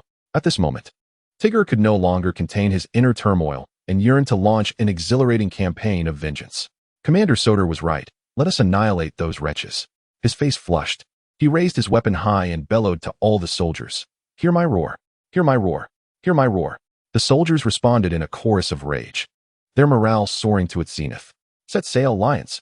Seeing that the atmosphere had been sufficiently stirred, Lewis waved his hand decisively, pointing forward. Destination, Pike Island. Chapter 20. A sword breaks the city. Within the castle of Kingsport, Harren Portley awoke languidly in his grand bed. Bored, he yawned and threw aside the soft silk duvet, lifting the nearby sleeping maid, who was entirely unclothed, to commence his morning exercises. As the eldest son of the Lord of Kingsport, Shaven Portley, he had become the acting lord of the largest port on Pike Island since his father had set sail aboard the Swiftfin with Victarion. He intended to indulge himself thoroughly before his father returned. Do not disturb, Master Harren. She has not yet rested well. The woman was startled awake by Harren's rough actions, playfully resisting. This is precisely the unguarded look I desire. Observing the woman's bashful demeanor only fueled Harren's excitement, and he began to caress her incessantly. This woman had been procured at a high price by his father from the Bay of Rivers. Unlike the Ironborn women, whose skin was weathered and coarse from the harsh elements, her skin was fair and delicate, and her voice was soft and enchanting. In ordinary circumstances, Shaven treated her like a treasure, ensuring she was well-fed and cared for, forbidding her from any hard labor. Harren was utterly infatuated with her, and on the very night his father set out to war, he forcibly claimed her in the room. The young lord was determined to assert his will, clearly inheriting the tenacity of the Ironborn. However, after numerous attempts that yielded no success, Harren was consumed by fury. Filthy wench! He struck the woman's tender face with a resounding slap, seizing her pale neck and snarling. Are you awake yet? Before the stunned woman could respond, he struck her twice more. Her fair complexion flushed crimson. I ask you, are you awake, you wretched creature? Yes, I'm awake. The woman trembled in fear at Harren's bloodshot eyes, covering her face and pleading for mercy. Bah, you dirty harlot, pretending to be a noble lady. Harren violently grasped her hair and hurled her to the ground. Then, he leaped from the bed, approaching the woman with a wicked grin. Bang! Not good, Harren. At a critical moment, the door to the room was abruptly flung open, and a guard, with 2 axes strapped to his waist, strode in. Damn it! Can't you see I'm busy? Get out! Helron bellowed, clearly irritated by the interruption. Stop thinking about women. The guard, evidently of considerable standing within the Portley family, had the audacity to address Helron by name and even pointed a finger at him in reprimand. The Lannisters have breached the gates, you fool. What? Helron was taken aback, hastily abandoning his clothing as he rushed outside. As he pushed the door open, sunlight flooded his face, momentarily blinding him, but he paid little heed. His heart racing at the sudden sounds of battle echoing from afar. He sprinted to the terrace, peering down to witness countless soldiers clad in deep crimson armor wreaking havoc in the harbor. It was evident that the walls of Kingsport had fallen. How is this possible? Helron murmured in disbelief. Wasn't the Lannister fleet completely destroyed and sunk to the depths? How had they managed to arrive here? God knows. Unbeknownst to him, the guard had positioned himself behind Helron, shaking his head gravely. These Lannister soldiers seemed to have appeared out of thin air. We had no time to respond. We must leave, Helron. Gripping Helron's arm tightly, the guard met his gaze with a serious intensity. They number at least 2,000. Kingsport cannot be held. You are the heir of the Portley family. The leader instructed me to ensure your safety above all else. We must flee to Pike, where there are still forces loyal to Greyjoy. If we can endure until Lord Victarion's Iron Fleet returns, Kingsport will still be ours, and not a single one of those damned Lannisters will escape. But thoughts of Tristafin and his 5 brothers clouded Helron's mind, and he hesitated. What would become of his siblings if he abandoned them? Damn it, fine. After a brief moment of contemplation, Helron clenched his teeth, resolved, and turned back toward the room. If he were to perish, his father might endure, but if he vanished, it would truly be the end. Once Helron departed, the guard finally relaxed, withdrawing his 2 axes with a fierce glint in his eyes as he gazed downward. There, a radiant figure was mercilessly cutting down the soldiers of King's Port as if they were mere grass. Kill. Slay that wretched bastard.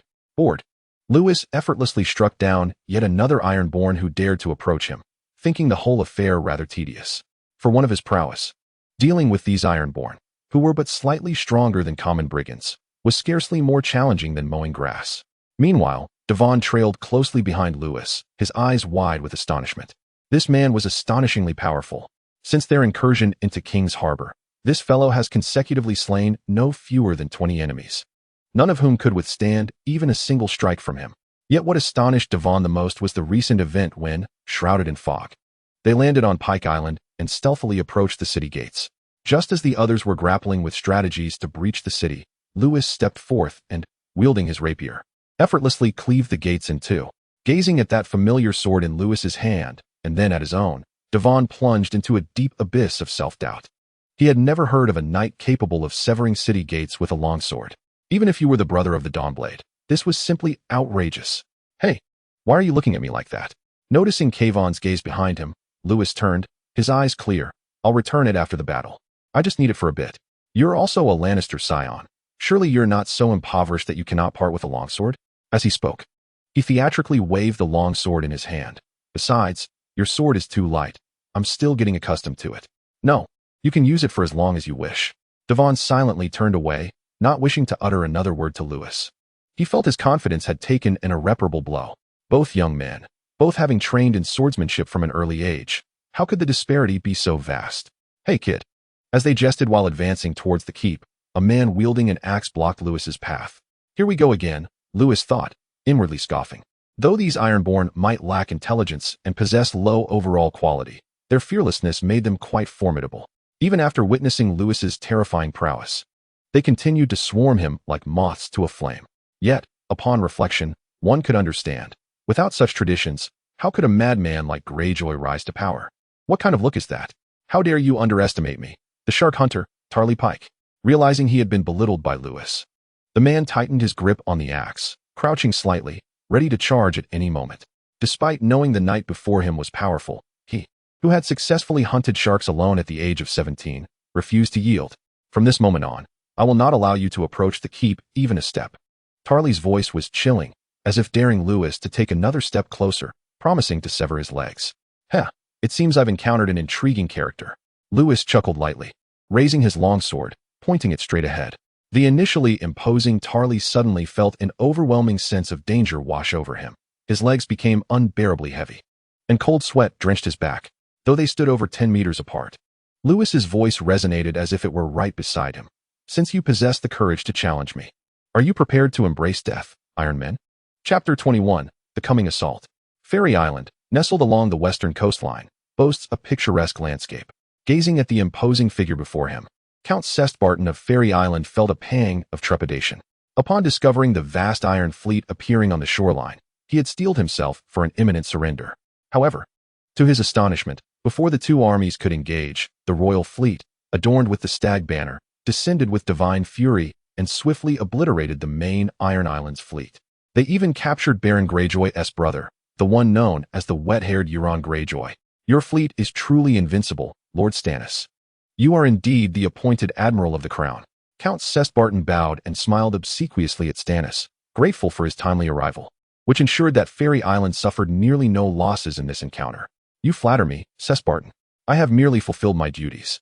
Any family that dares to challenge the king's authority shall inevitably face defeat.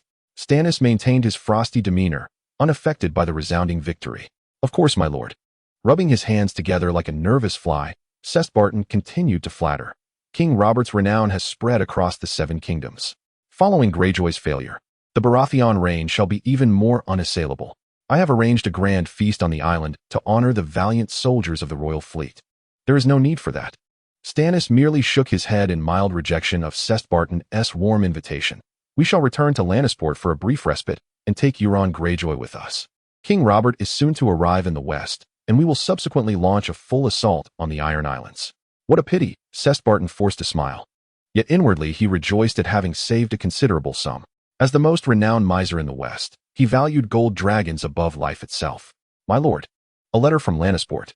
Just as Stannis prepared to reorganize the fleet for departure, a knight approached swiftly, his expression marked by urgency. His left hand, save for the thumb, bore only a single joint, a clear sign of having lost the rest, as he extended his unscathed right hand to deliver the letter to Stannis. With a puzzled glance, Stannis furrowed his brow as he accepted the letter to examine its contents closely. He knew that this composed knight would not display such anxiety without pressing significance. "Inform all ships to set sail immediately for the Iron Islands," Stannis commanded, his breath slightly hurried, under the watchful gaze of Barristan. The knight wasted no time. As if foreseeing the order, and swiftly made his way toward the flagship to convey Stannis's command. "What is the matter, Lord Stannis?" Seeing Stannis, who appeared unfazed after a fierce battle, Barristan mustered his courage and cautiously inquired.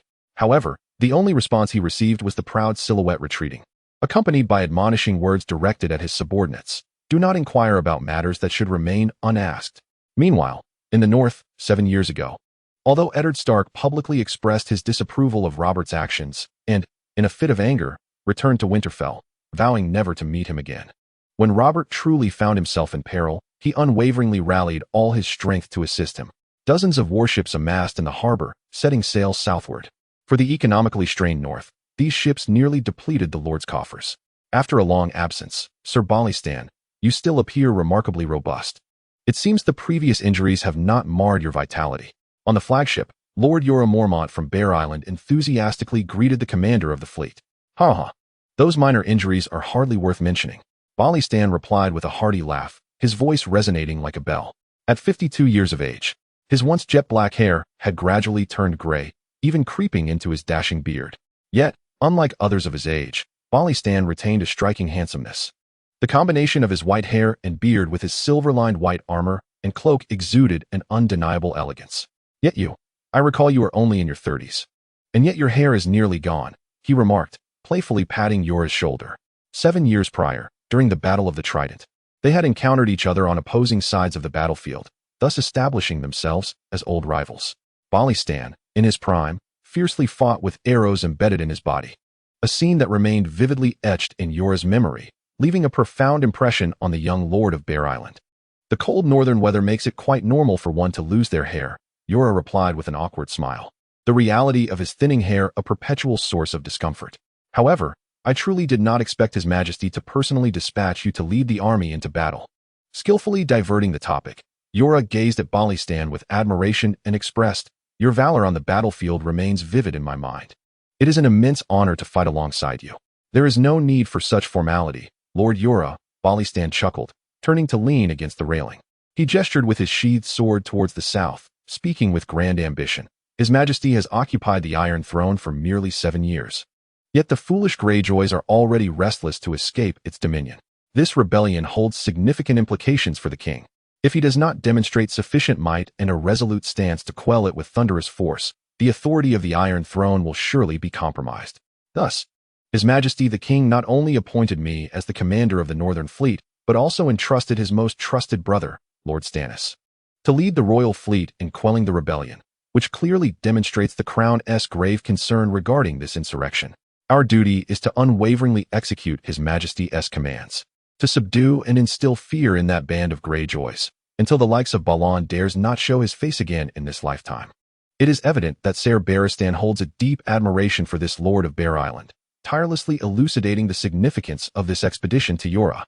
For a knight who has devoted his life as a member of the Kingsguard, constantly by the king's side, his vision and perspective far surpass those of Jorah, who has remained confined to the modest confines of Bear Island. "Thank you for your guidance, Ser Barristan." Jorah gazed appreciatively at the old knight. For the simple-minded men of Bear Island, without such insights, he would likely remain oblivious to these matters throughout his existence. "Do your utmost, Lord Jorah." With a firm pat on Jorah's shoulder, Barristan solemnly pledged, "Should you be the first to breach a castle in battle, I shall petition King Robert to personally knight you. Indeed, I shall not disappoint your expectations." With Barristan's promise, Jorah's chest swelled with pride as he gazed toward the Iron Islands, his heart brimming with boundless aspirations. To receive the king's personal knighthood would be the utmost honor for Bear Island. However, while dreams may be grand, their expedition was fated to yield no rewards. For a peerless swordsman from the southernmost continent was already at their destination, mercilessly slaughtering their enemies. Chapter 22, Annihilation. Crimson blood flowed slowly down his neck.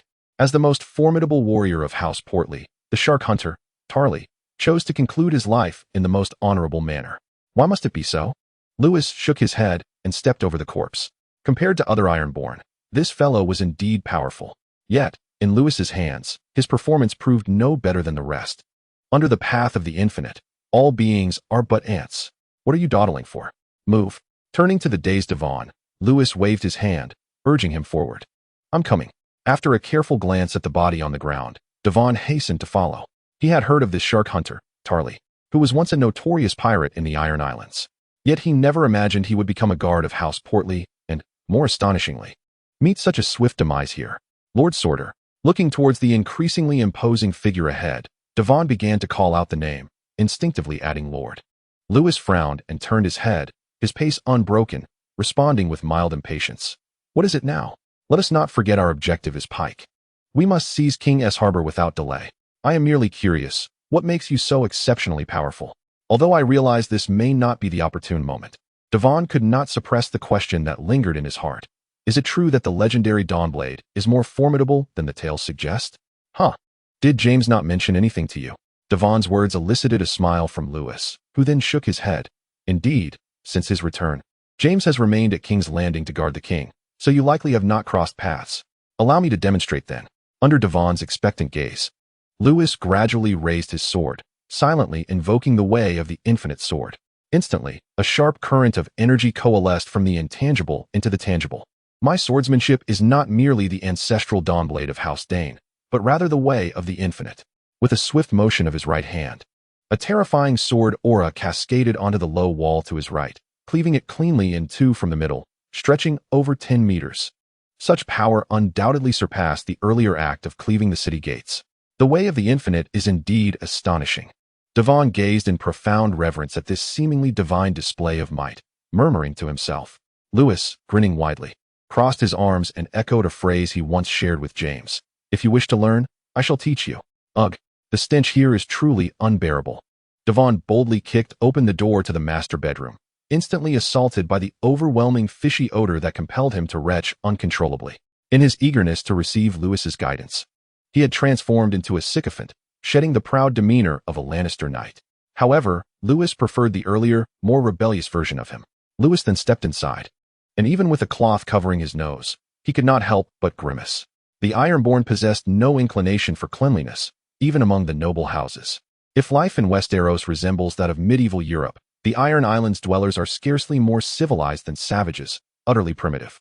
These islanders spend their days by the sea, living off fishing and plundering, yet seem oblivious to the stench of fish that clings to them, rarely bathing. Lewis contemplated that once he conquered the Iron Islands, he must ensure that these foul-smelling individuals receive a thorough scrubbing with iron brushes. Pushing the door ajar, sunlight streamed in, revealing two corpses. One male body lay sprawled on the floor, his clothing disheveled, a bloodied sword clutched in his hand, with a jeweled dagger embedded in his back, piercing his heart. The female corpse lay entirely naked, her throat grotesquely slit, her eyes fixed vacantly on the ceiling. Let us take a look and see if we recognize them. Lewis signaled to Devon, who promptly covered his mouth and nose, advancing towards the male body. He flipped it over for a closer inspection, only to find that the dagger had pierced through the family crest of silver fish on the man's chest, which was still adorned with a partially unbuttoned shirt. This individual must be Harren Portley, the eldest son of Sean Portley. The dagger lodged in his chest was undoubtedly fatal. It seems he attempted to flee upon discovering our intrusion, only to fall victim to an internal struggle with this woman, who ambushed him from behind. Yet, the woman herself could not escape, as Harren struck her down with a swift blow to the throat, sealing her fate. Devon, a seasoned knight with ample experience in the art of killing, quickly deduced the circumstances surrounding their demise. It is rather audacious of Harren to bestow such a name upon his son. Sean truly has no fear of extinction. Gazing at the lifeless bodies on the ground, Lewis chuckled lightly, jesting about the situation. Devon, equally amused, relished the complete annihilation of Sean's progeny, feeling a significant weight lift from his shoulders over the destruction of Lannisport. However, one cannot overlook the woman's remarkable strength. She had managed to pierce Harren's heart with her dagger, as Devon examined Heron's corpse. He couldn't help but marvel at the sheer force required to penetrate flesh and ribs, a feat not easily accomplished by a woman. Clearly, her hatred for Heron must have fueled such an explosive display of power. To perish at the hands of a woman is indeed a pitiful fate. Lewis crouched before the woman, noting her wide-open eyes, unwilling to close, as if yearning to gaze at the clear sky beyond the roof. Her expression revealing a sense of relief. He uttered no words, but gently closed her eyes with his hand before rising slowly. What of Shauna's other sons? Lewis turned away from Devon, his tone devoid of any change, yet Devon could easily discern the indifference in his voice. They have all been captured, none have escaped. Devon's heart skipped a beat, as he anticipated Lewis's intentions, swallowing hard before responding. Initially, his younger brother, Tristan, was sent to Black Tide Island as an adopted son of the Blackthorns. However, to ensure Sean's unwavering loyalty to Victorion, Baron permitted him to retrieve his younger son. Yet, this fortuitously allowed us to ensnare all of Sean's sons at once. It saved us considerable effort. Lewis nodded, stepping over the woman's corpse as he made his way outside. He remained oblivious to the woman's story, possessing no interest in uncovering it. It was merely another tragic tale of woe. Since his arrival in this world, he had witnessed too many such narratives. Nevertheless, he was acutely aware of his current displeasure. They were all to be eliminated. Turning his head, the sunlight illuminated Lewis's veiled face, one half basking in light, while the other remained shrouded in shadow. His indifferent voice reached Devon's ears, echoing like the harbinger of death announcing the extinction of the Portley family. Such a vile lineage held no rightful place in this world. Let them meet the deity they worship. As one foot stepped beyond Portley Castle, the fresh air that greeted Devon provided a momentary respite for his taut nerves. Despite the pervasive and pungent scent of blood in the air, it was not as stifling as the presence of Lewis beside him. He could not fathom why such a formidable and refined noble lord would be so profoundly altered by the death of a seemingly inconsequential woman from the lower ranks. At that moment, the blood-soaked Tygat finally arrived with his soldiers. As he marched forward, the resplendent golden lion banner rose over King's Harbor. It was evident that the city had irrevocably transformed into a stronghold of the Lannisters. Noticing Devon standing alone, Tygat inquired with a hint of confusion, "Where is Soder, Devon?" Devon gazed towards the direction of Pike Castle, recalling that ominous figure, and anxiously licked his lips. He said he would scout ahead alone, but I fear something truly dreadful may transpire. Chapter 23. The deceased are dead. The sound of heavy boots striking the stone-paved floor echoed crisply. The long sword hung low, blood dripping steadily to form a slender crimson line on the ground with each step of the approaching figure. "Do not struggle, old man. Your men are nearly all dead." Step by step, the lean king of the Iron Islands sat upon his throne, his back pressed tightly against the stone seat, cold sweat cascading down his body. The crown forged from black iron appeared so meager compared to a true golden crown. "What manner of creature are you?" Old Balon grasped the armrests tightly, his voice trembling with indignation. Since the moment he discovered this man had silently infiltrated Pike Castle, he had effortlessly dispatched over 20 guards. Such formidable prowess was something old Balon had never witnessed in his lifetime. What infuriated him most was that the entirety of Pike Castle remained utterly oblivious to the intruder. To this day, not a single soldier left behind had noticed the upheaval within the castle, leaving him in a state of almost complete isolation. Entrusted by others, loyal to the cause, Lewis remarked nonchalantly, his steps unwavering. His boots felt slightly sticky as they pressed into the congealing blood, yet he remained unfazed. Balon Greyjoy, self-proclaimed king of the Iron Islands, openly rebelling against the Iron Throne, has slaughtered thousands in Lannister Port. Before my arrival, Tywin promised me 90,000 golden dragons. If I cannot slay you with these 9 swords, I shall take my leave. Wardfa. Old Balon's eyes widened in disbelief, filled with incredulity. 90,000 golden dragons. How was I unaware of the worth of my own head? He cursed vehemently. No matter how wealthy the Lannisters are, they cannot so brazenly bully me. Balon swore to the drowned god that had he known his life was valued so dearly, his own sons would have brandished his head to claim the reward. However, speaking of his beloved son, he cast a glance at the trembling boy hiding behind his throne, and then looked towards the lifeless form of his second son, Meryn Greyjoy, lying in a pool of blood. With the death of his eldest son in the coastal city, it seemed that Balon Greyjoy was truly facing extinction. As Lewis's footsteps drew nearer, Balon gripped the dagger tightly in his embrace. If it came to that, perhaps he would have to take a desperate gamble. Die. With a piercing cry, a slender figure darted from behind a nearby pillar, hurling her weapon at the seemingly oblivious Lewis. Witnessing Lewis's utter lack of defense, the short-haired girl's brown eyes momentarily sparkled with joy. Yet, soon after, the light in her gaze faded into profound shock. The young man had no sense of martial decorum. Glancing at the hand axe in her grasp, Lewis merely smiled faintly and turned his attention toward the girl. She appeared thoroughly frightened, her legs trembling slightly, yet she straightened her posture, defiantly fixing her gaze upon him, one hand stealthily reaching toward her lower back, likely concealing another weapon. If I were you, I wouldn't choose to act recklessly at this moment, Asha Greyjoy. Lewis tilted his head with a playful smile, advancing toward the girl with graceful strides. An invisible pressure weighed upon Asha's every nerve. Each step he took felt as if he were treading upon her heart. It was as if the very blood within her veins had frozen, and no matter how desperately she struggled, every muscle in her body remained utterly immobilized. I'm going to die. Her eyes widened in terror as Lewis drew closer, and for the first time, Asha realized how perilously close she was to death. As the towering youth came to a halt, his hand holding the axe descended slowly. In despair, Asha closed her eyes, bracing herself to return to the embrace of the drowned god. Courage is commendable. The chilling sensation enveloped her, yet she felt no anticipated pain. Asha opened her eyes in astonishment, finding her axe resting quietly in her arms. The man had vanished without her noticing. The dramatic shift from the brink of death left the 13-year-old girl utterly weakened, and she sank to her knees, warmth seeping from beneath her, dampening the ground. Now it's your turn. Approaching Balon, Lewis stood before him, sword held horizontally, his expression indifferent. Is there no room for negotiation, unknown formidable knight? I can concede to all your conditions. Old Balon's gaze flickered. Though he had resigned himself to the inevitability of death, no one truly wished to perish. At the very least, one should struggle before the end. I am in a foul mood today, so you must die. Lewis shook his head slightly, his eyelids lifting, revealing an unyielding determination in his violet eyes. Had he been dealing with any other duke from the Seven Kingdoms, he might have entertained the notion of listening to their terms. But as for the Iron Islands, it was best to forego such considerations. In such a desolate place, where the local customs are remarkably simple, even Lewis would be too indifferent to accept a gift. Well, I understand. Given the circumstances, old Balon has gracefully relinquished his resistance.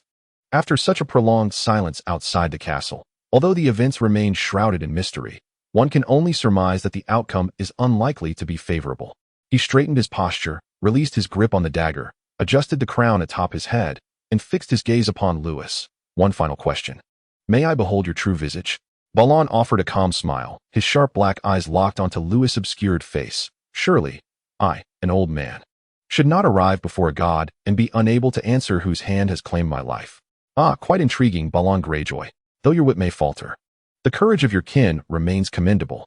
A hint of admiration flickered in Lewis' eyes as he decisively lowered the scarf, revealing his chiseled, handsome features. Indeed, upon gazing at Lewis' countenance, Balon widened his eyes, seemingly anticipating this revelation. The distinctive purple eyes bore a striking resemblance to that man, and such formidable swordsmanship undoubtedly belonged to that lineage. Old Balon leaned back in his chair, his doubts evaporating. As he watched Lewis' sword descend slowly, he muttered hoarsely, "The deceased do not perish. The deceased do not perish?" With a swift and decisive stroke, Lewis severed Balon's head, grasping the hair to examine it closely. Is this not the very definition of death? With that, he turned and strode towards the exit. Oh wait. Suddenly recalling something, Lewis pivoted back and approached the headless corpse's chair. There, he spotted a tear-streaked young boy crouched on the ground, trembling in fear, yet desperately stifling his cries. Hey, he taunted, waving Balon's head before the boy, who collapsed in terror and succumbed to loud sobs. Do not weep, or I shall slay you this instant. Lewis sneered, raising his sword and pressing the tip against Theon Greyjoy's chest, observing the boy's frozen demeanor with a mix of amusement and reflection. No wonder that scoundrel, Daron, clung to him 7 years ago. It seemed quite entertaining to bully children. Remember, it was Tywin Lannister who sent me to eliminate your father. Should you seek vengeance in the future, direct your ire towards the Lannisters, understood? Theon nodded frantically, terrified of inciting the wrath of this demonic executioner. Excellent. You are quite obedient. Gently ruffling Theon's hair, Lewis turned to the little girl still crumpled on the ground and smiled broadly, praising. You are far more compliant than your sister. Chapter 24, The Adopted Son Pa? Beneath the walls of Pike, Tygat spat a mouthful of blood, mingled with a tooth. Their time was running short. In order to swiftly seize Pike City and hoist the Lion's banner above Greyjoy's stronghold, Fewer than 200 men were left to guard King's Landing, while the majority of the forces were brought here. If they did not capture it promptly, they would likely find themselves besieged on all sides once reinforcements from other islands arrived. Darvon, with a swift strike, he felled yet another enemy. And Teagate shouted furiously from a distance, "Are you certain that fellow is heading towards Pike City? I can't see a soul. How the hell would I know?" Darvon retorted, narrowly avoiding a volley of arrows. His own situation was dire. Perhaps the gleaming gold-trimmed armor he and Teagate wore drew the arrows like moths to a flame. Despite the few hundred defenders left in Pike City, each was an elite fighter. Moreover, these Ironborn lacked many skills, but their repugnant tactics were boundless. Not only were they well supplied with arrows, but these were also smeared with a vile mixture of filth. To be struck by such arrows would be a fate even the seven gods could not avert. Damn it, we should retreat. Teagate began to waver as he witnessed the Lannister soldiers around him fall one by one. It was evident that a relentless assault was not a viable strategy. However, Darvon understood that Teagate was merely venting his frustration. If they could not breach Pike City, their only option would be to return to King's Landing. With their meager numbers, they would hardly withstand a dual assault for long. One more time with the battering ram. I shall lead. The thought of that formidable figure capable of splitting the gates sent a shiver through Darvon, who bellowed orders behind him. If only that individual were present now. At Darvon's command, a dozen Lannister soldiers, shielded by tortoise shields, escorted a uniquely designed battering ram to the city gates. During this escort, 2 more men fell to the relentless arrows. Follow my lead. Darvon grasped the handle and shouted, 1, 2, 3, strike. 1, 2, 3, strike. Under his direction, the soldiers exerted their strength in unison, yet the stout gates remained resolutely unmoved. Their battering ram was simply too small. Is there no other way? Teagate pressed his back against the wall, sensing Darvon's growing despair, and he too began to feel a creeping hopelessness. Had he known better than to heed that fool's counsel, he would never have believed Pike Island could be so easily taken. The commander was nowhere to be seen now. Damn it. Cursing inwardly, Teagate cautiously approached Darvon and grasped the other end of the battering ram. I'll join you. Let us try once more. Together, let us try again. Even if we perish, we are Lannister warriors, fearless and resolute.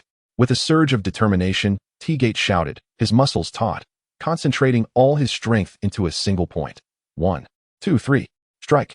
With his fervent shout, all the Lannister soldiers summoned their final courage, unitedly wielding the battering ram against the city gate. Bang! A subtle crack appeared upon the gate, instantly invigorating everyone. It worked. A glimmer of joy sparkled in Teagate's eyes as he seized the battering ram once more, preparing to command the next assault. However, Defun sensed something amiss. They had struck the center of the gate, yet the crack emerged slightly higher. Moreover, the fissure was remarkably smooth, strangely familiar. No, Defun pondered for a moment before exclaiming loudly, "This is a sword mark. Fall back." Defun's urgent call resonated clearly in the ears of the soldiers nearby, causing them to turn their gazes toward him. Memories of that figure once seen beneath King's Landing flooding their minds. Especially Teagate, who stared at the crack on the gate, momentarily stunned before he reacted. Sprinting towards the side of the wall, the soldiers swiftly followed suit, hastily retreating to either side of the wall. It was then that they noticed the once dense rain of arrows raining down from above had markedly thinned. Bang! Just as they reached the side of the wall, the city gate shattered with a resounding crash. Damn, we escaped just in time. Glaring at the gate now split in two, both Teagate and Defun silently expressed their relief. Had they hesitated even a moment longer, the fierce sword energy could have claimed their lives by mistake. What a tragic fate that would have been. Charge, Lannister warriors. With the gate now breached, Teagate finally felt a surge of triumph, grasping his long sword and being the first to rush into the city. The Lannister soldiers, emboldened, raised their weapons and roared as they poured in. Yet, upon entering the city, the anticipated figure remained elusive, with only the scattered corpses of Ironborn soldiers strewn about. Nevertheless, Teagate was untroubled. As long as he confirmed the presence of that individual within the city, the downfall of Greyjoy was inevitable. Slay them. Surveying the Ironborn around him like sheep awaiting slaughter, Teagate smiled cruelly. Let these filthy wretches behold the sharp claws of the lion. The rhythmic sound of marching echoed outside the castle, startling Theon, who trembled, spilling scalding tea over his hand, instantly reddening it. Yet, he dared not set it down. Instead, he steadied himself and respectfully placed the teacup on the table before retreating to the side. The footsteps grew ever closer, and Theon, heart pounding with fear, looked up to see a deep crimson tide surging into the castle like a flood.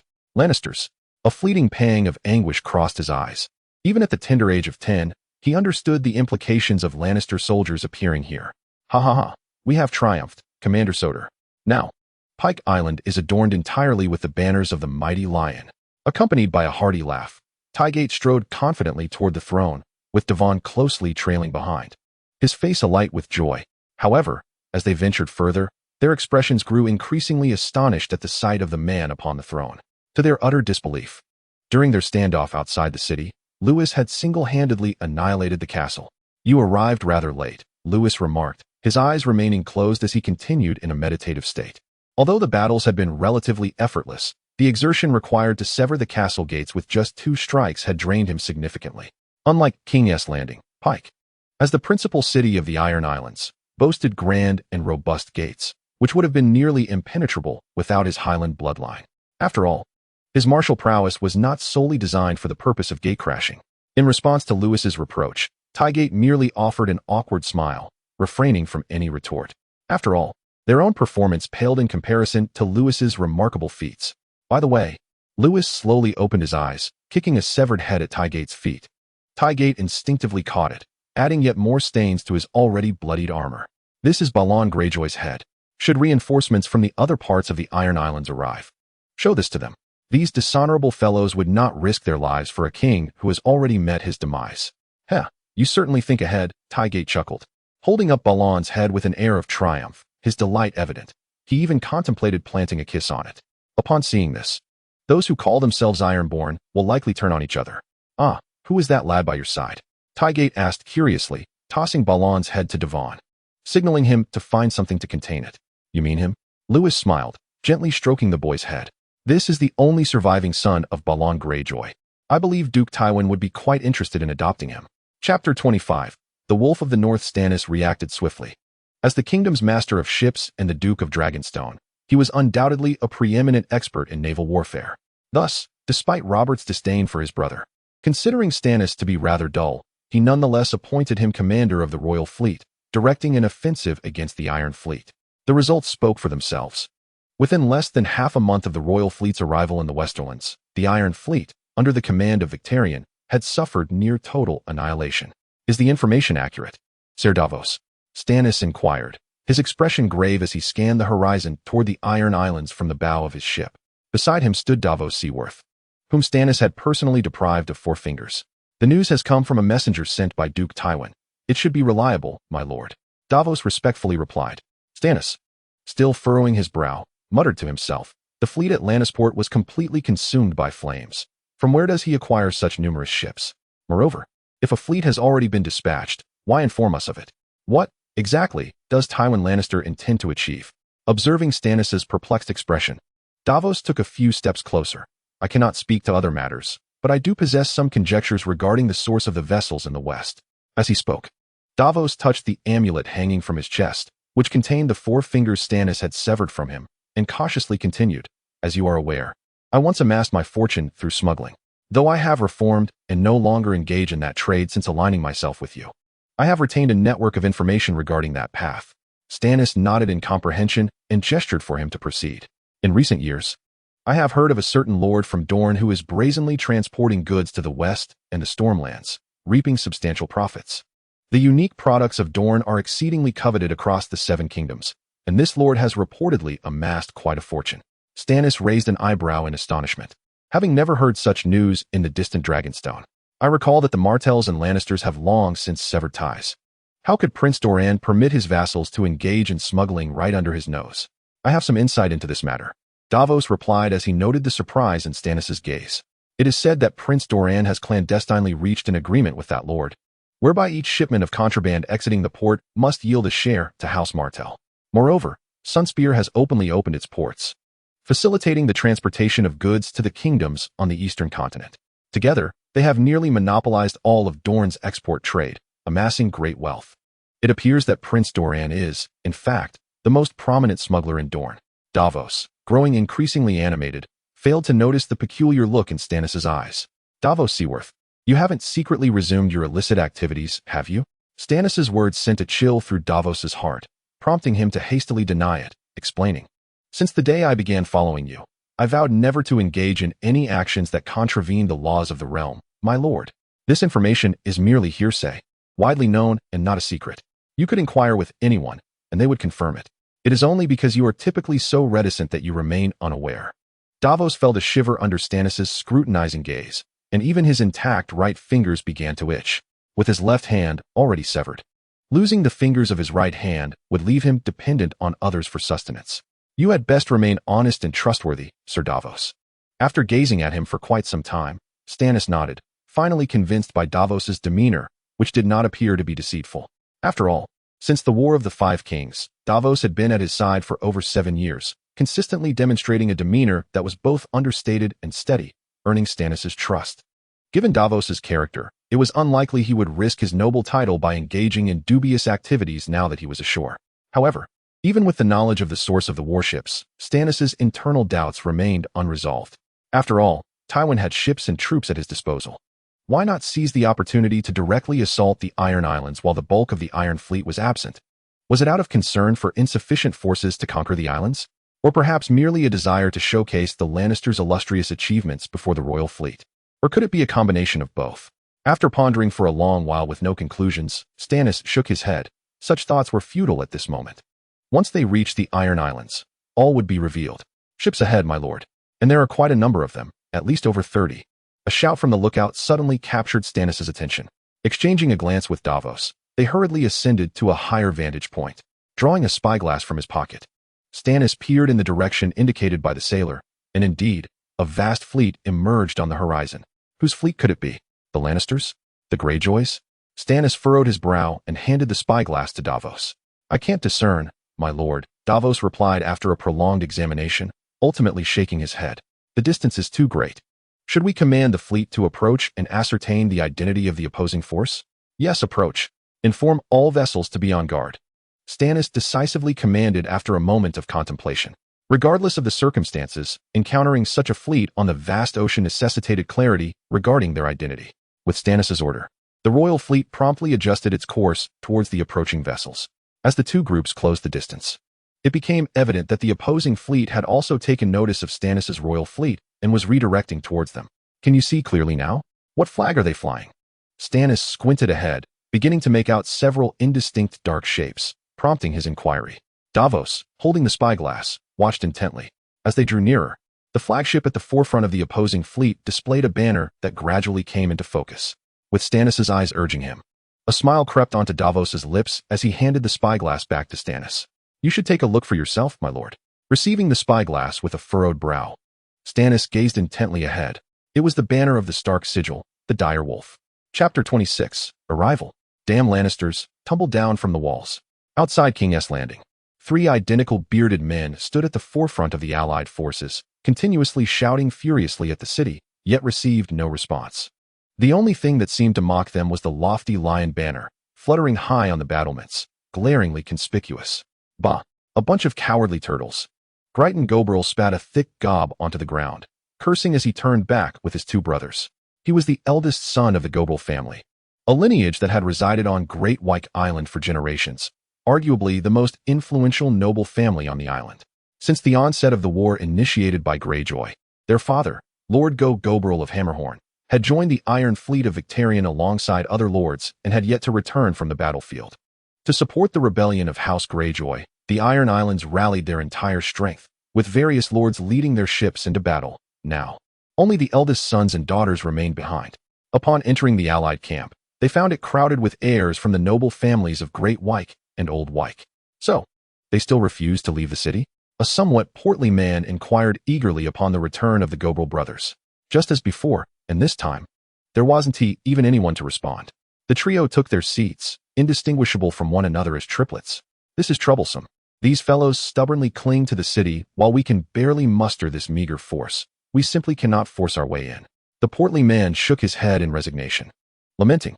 Most of the military strength had been taken by the lords, and after the raid on Pike, they had only managed to gather a few thousand men by uniting their efforts. And the most crucial question is, do you think King Balon is truly dead? The man's voice trembled, revealing a glimmer of fear in his eyes. Did we not all see it that day? His head is still hanging at the gates of King's Landing, and you ask me? Gryton replied curtly, letting out a sigh tinged with sorrow. Whether Balon was alive or dead made little difference to him. In fact, he felt a flicker of joy. With the old king gone and the new king yet to arrive, perhaps the Gobrel family could contend for the title of King of the Iron Islands. Yet, he held concerns about the Lannisters within King's Landing. The audacity they displayed, slipping past their watchful eyes to Pike and swiftly conquering 2 cities while slaying Balon Greyjoy, was utterly unfathomable. If these rogues were to launch a surprise attack before the Iron Fleet could return, their forces might not withstand the onslaught.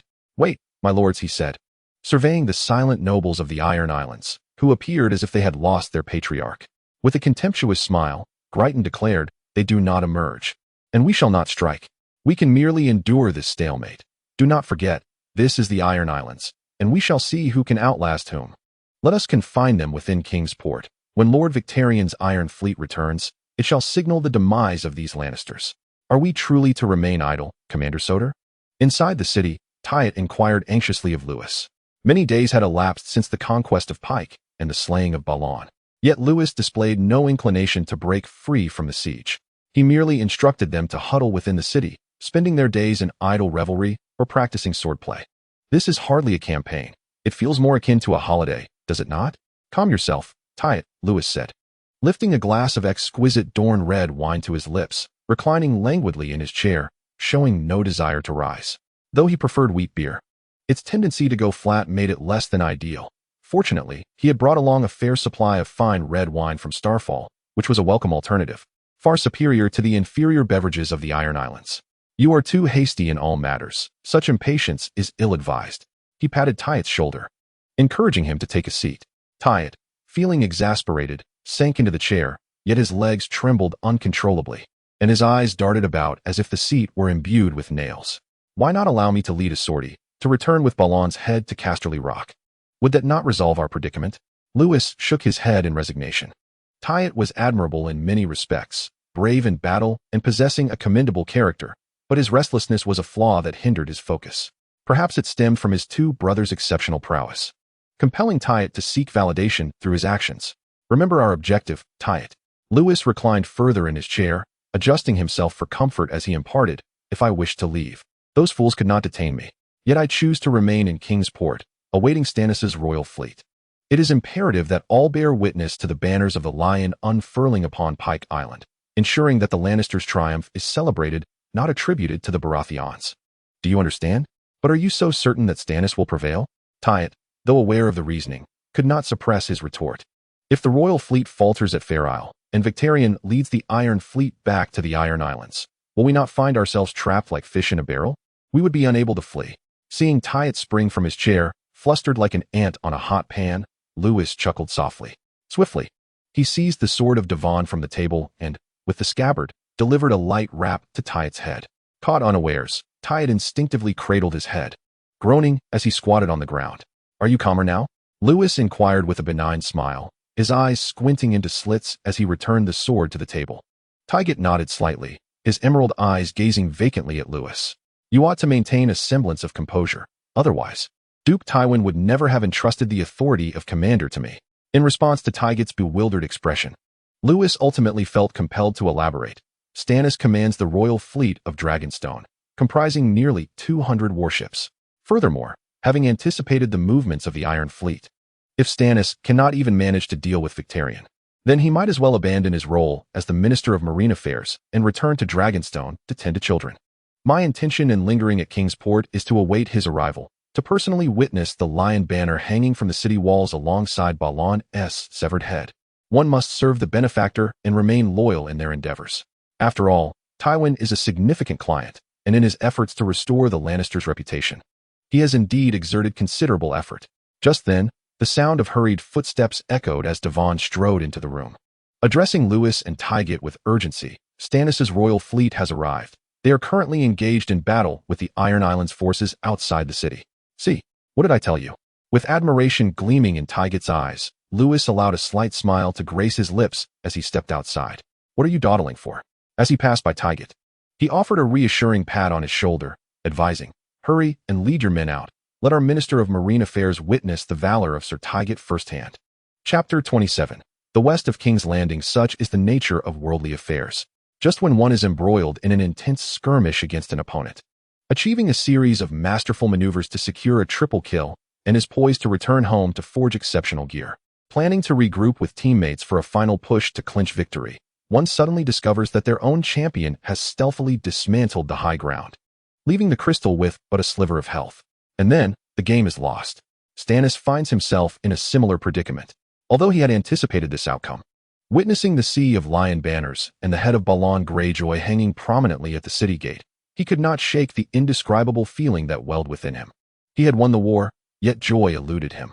It was, after all, his royal fleet that ought to have been the center of attention. However, the tide of events had irrevocably turned. The annihilation of the Iron Fleet and the fall of Pike had officially heralded the failure of the Greyjoy Rebellion. Under Tygett's guidance, Stannis, along with the owner of the royal fleet from Dragonstone, Pike Stredwyn, and those who had previously joined at sea, such as Barristan, made their way into Kingsport. I must say, your performance has astonished me, Sir Tygett. As Stannis entered the city, the streets were nearly devoid of the native inhabitants of Kingsport, save for the Lannister soldiers clad in red armor. I am quite curious as to how many men you brought along to seize control of Pike Island in such a short span of time. Although the majority of the Iron Island's main forces are absent from the island, it requires immense courage to venture alone into the heart of the enemy's territory. Ha ha. You flatter me, my Lord Stannis, Tygett replied with a hearty laugh, though his expression betrayed an unmistakable pride. It is but a trifling achievement. Before departing the city, Lewis had already instructed him that all glory for this war should be attributed to the Lannisters, with no connection to himself. After all, Lewis's position was somewhat sensitive, making it ill-suited for grand proclamations. It sufficed to inform others that the commander was Tygett himself. Tygett would gain renown while Lewis quietly amassed wealth, a win-win situation. This time, I bring with me the elite warriors of House Lannister. 17 ships, over 2,000 men. Tygett pointed proudly at the Lannister soldiers standing erect along the streets. 2,000. Upon hearing this, not only Stannis but even Barristan beside him was taken aback. As seasoned veterans, they understood that while 2,000 may sound considerable, it was woefully insufficient for a siege. After all, long voyages preclude the transport of large siege equipment, and one must evade enemy forces on other islands while breaching 2 heavily fortified castles in a short span, an impossible feat even if these Lannister soldiers were elite. How elite could they truly be? Were they all as formidable as the Kingsguard? Stannis, however, could not press for further details about the operation and thus entered the stronghold with lingering questions. He merely cast a sidelong glance and remarked, I once thought Sir Barristan was unparalleled in the realm, yet it seems Sir Tygett's valor surpasses even his. Barristan, upon hearing this, simply chuckled, his demeanor as genial as that of a kindly neighbor. After all, his own accolades were already beyond compare, and since the Kingsguard were forbidden from marriage or land, the difference between gaining another honor or two was negligible. Subtly regarding Tygett, Barristan's lips curled into a slight smile. He was familiar with Tywin's younger brother, brave in battle and competent with a sword. Yet, when it came to strategic command, he paled in comparison to the foremost lords, even falling short of Tywin himself. Barristan pondered, could he conquer Pike Island with 2,000 men? Moreover, observing their demeanor, they seemed to have suffered little loss. If Tygett could achieve such a feat, might he command the entire Lannister army and dominate the 7 kingdoms? At Casterly Rock, Tywin had arrived early, accompanied by a host of Lannister nobles, eagerly awaiting the king's arrival at the city gates. Clad in a soft silk robe adorned with golden embroidery, he shone brilliantly in the sunlight, a testament to the grandeur of House Lannister. Standing at the forefront, gazing into the distant line of figures, Tywin's verdant eyes betrayed a subtle glimmer of hope. However, this hope was not directed towards the king. Despite it being Robert's inaugural visit to the Westerlands since ascending the throne, Tywin found little merit in casting even a cursory glance at him. His focus was solely on the imposing figure clad in white robes beside the king, his eldest son, Jaime Lannister. At long last, as Tywin anticipated, the royal procession arrived at the foot of Casterly Rock. Welcome to Casterly Rock, Your Majesty. Tywin stepped forward, offering a slight nod to Robert as he dismounted. Although he held the debauched king in contempt for his indulgences in drink, vice, and hunting, Tywin still extended him a degree of respect. Yet, as he observed the man's considerable girth, which made dismounting a laborious task, a flicker of disdain crossed his features. Ha ha ha, it's been too long, dear Lord Tywin, Robert exclaimed, seemingly to mask his own embarrassment as he clumsily embraced Tywin, having finally managed to dismount with the assistance of a servant. In the presence of this shrewd, formidable creditor and father-in-law, Robert refrained from the sharpness he often directed at his queen, even though he had recently suffered a defeat. Jaime, standing beside his father, stepped forward and offered a slight bow. "You have matured considerably, Jaime." Tywin regarded his son, whose face bore no smile, yet his eyes sparkled with an unspoken warmth. Jaime returned a faint smile, remaining silent. Perhaps due to his father's perpetual sternness, he found it challenging to express his emotions openly. As Tywin's gaze drifted past Jaime to the carriage behind him, he caught a fleeting glimpse of another pair of emerald eyes peering back at him before the curtain was promptly drawn shut. Cersei mentioned she was feeling weary from the journey and unwell, thus she prefers to remain in the carriage, Jaime explained, turning his head awkwardly. Tywin merely nodded, withholding further comment, and redirected his attention to Robert. "I have arranged a banquet within the castle to welcome you, Your Majesty." "Ha ha ha, splendid." Robert's eyes sparkled with anticipation at the mention of a feast. The journey from King's Landing to the Westerlands had spanned the breadth of the continent of Westeros, and the prolonged monotony of travel had been unbearable for a king so enamored with revelry. By the way, where is Stannis? Fortunately, he still possessed enough awareness to recall the primary purpose of his visit to the Westerlands and inquired casually about his brother, whom he had dispatched for battle. "Lord Stannis has defeated the Iron Fleet at Dragonstone and is currently launching an assault on the Greyjoy stronghold," Tywin replied, pressing his lips together, a hint of amusement dancing in his eyes. "Ah, my royal fleet truly is invincible." Upon Stannis's triumphant return, he exacted a significant revenge upon the fleet of Lannisport, "and you must duly reward them, Duke Tywin." With that, Robert let out a hearty laugh and strode purposefully towards the city. The implication was clear. The Iron Fleet was scorched at Lannisport, yet fell to the Royal Navy. Is there any doubt regarding who holds the upper hand? "Indeed, Your Majesty." Tywin followed closely behind Robert, hinting that after the victory in war, he would certainly honor the valiant with appropriate rewards. Chapter 28. The first encounter of the Earl of Bear Island and the Earl of Starfall. Thud. Jorah Mormont, the Earl of Bear Island, relentlessly swung his sword against the massive tree before him, seeking to vent his inner turmoil. He had envisioned leading his forces to the Iron Islands, determined to achieve some measure of glory upon his return. Yet, to his dismay, the Lannisters had accomplished all the feats, leaving him with naught but a taste of broth. Well, at least he had managed to capture a few thousand Iron Islanders trailing behind Stannis. But what of that, really? At 35 years of age, Jorah had once been given the opportunity to carve out his destiny. His father, donning black attire, joined the Night's Watch so that Jorah could ascend to the title of Earl of Bear Island. However, during King Robert's rebellion, despite leading troops alongside Eddard Stark southward, he had only succeeded in eliminating a few inconsequential figures, achieving nothing of note. To his dismay, he found himself facing a similar fate once more. Not that Jorah harbored grand aspirations. Rather, Bear Island was notoriously impoverished. If the North is considered the most destitute region of Westeros, then Bear Island is undoubtedly its most impoverished isle. The harsh environment, while nurturing a fierce spirit among its inhabitants, rendered them all natural warriors, both men and women alike. Yet, the relentless hardships had taken a toll on his wife, who had suffered 3 pregnancies without a successful delivery, ultimately leading to her demise. This was why, throughout the years, numerous noble suitors had sought his hand in marriage, but Jorah had steadfastly refrained from committing to another union. In his heart, he resolved to achieve greatness and accumulate sufficient wealth, vowing never to repeat the past. Snap! The sharp Valyrian steel sword cleaved through a branch as thick as his thigh, severing the last of the poor tree's limbs. Only then did Jorah, panting heavily, cease his cathartic efforts. The cut was smooth and precise, clearly indicating that this Earl of Bear Island was no mere novice. Snap! Snap! Boom!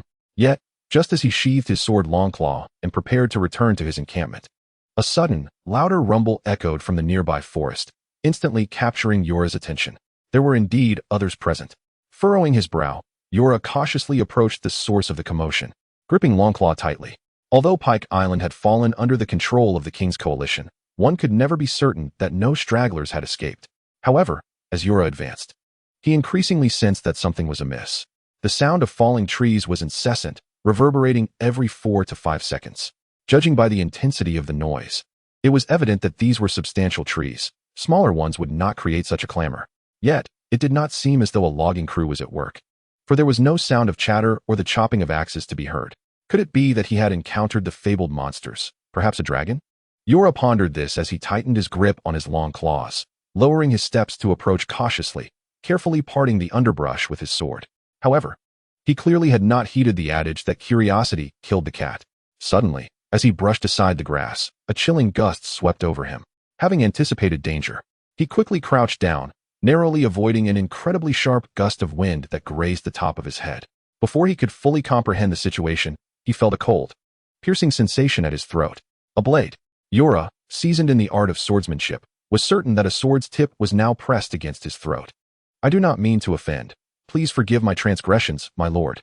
Unlike his father, who had risen to the rank of commander of the Night's Watch, Yura, though hailing from Bear Island and known for his valor and swordsmanship, would not hesitate to concede when necessary. After all, at just 35 years of age, he had no desire to meet an untimely demise. From the north, the assailant seemed to recognize Yura's accent, the sword tip gradually lowering as it nudged away his arm that shielded his chest. "Bear Island. So, you are of House Mormont." Upon seeing the black bear emblazoned on Yura's chest, the stranger decisively withdrew his sword and extended his right hand to Yura. What a relief, he was not an enemy. Yura finally exhaled, silently thanking the seven, the old gods, and every deity he could conceive 1,000 times over, as he hastily grasped the outstretched arm and rose to his feet. It was then that he had the opportunity to observe his rescuer more closely.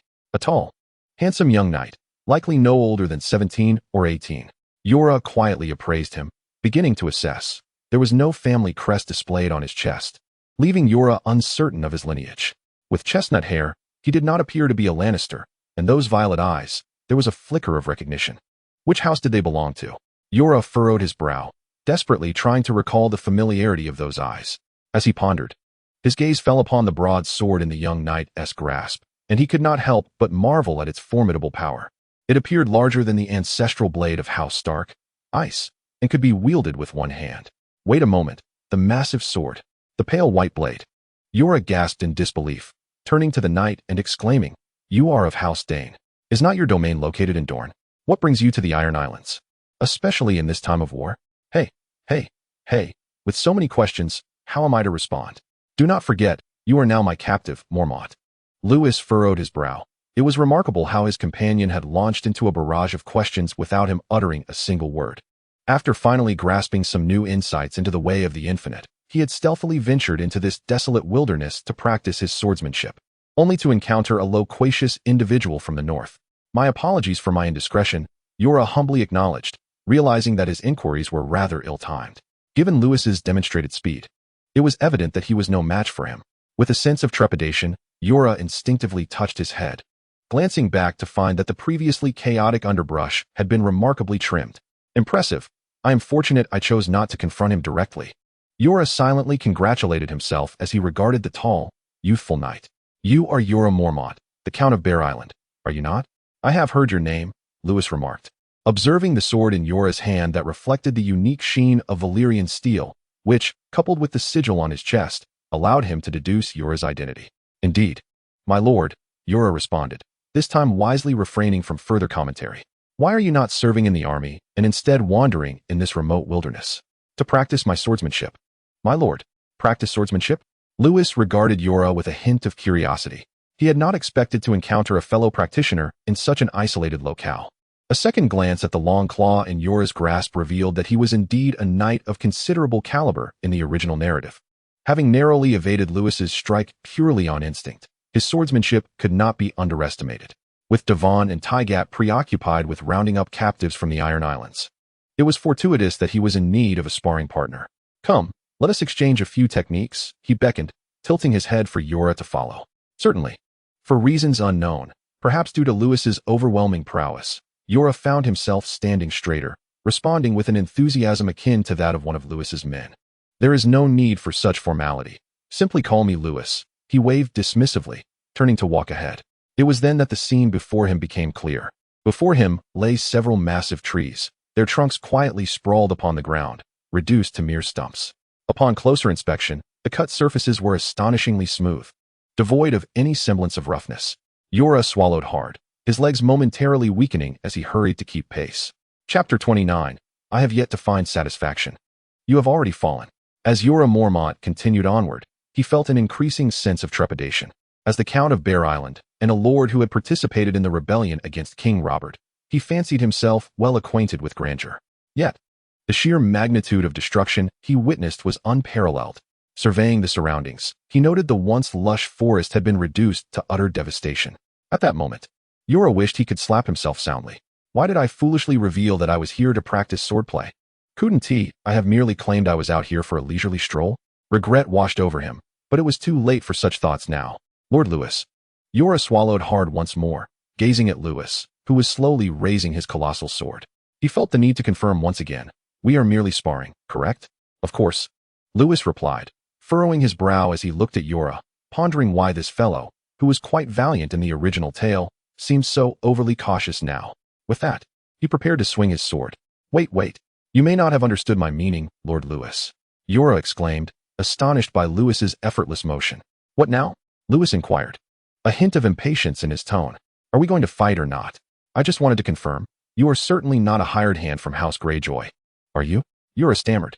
It's not that I doubt your integrity, but he glanced at a massive tree that Lewis had felled.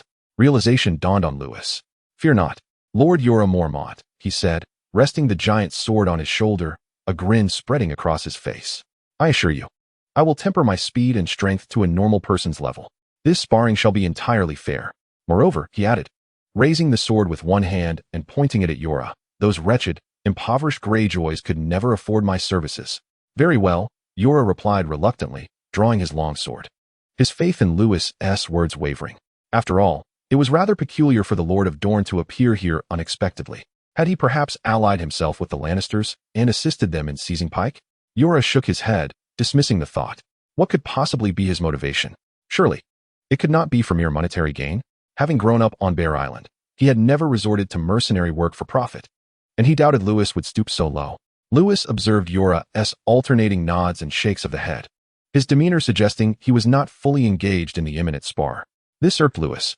Since the day he had taken up his sword, no opponent had dared to treat a confrontation with such flippancy, not even Oberyn 7 years ago.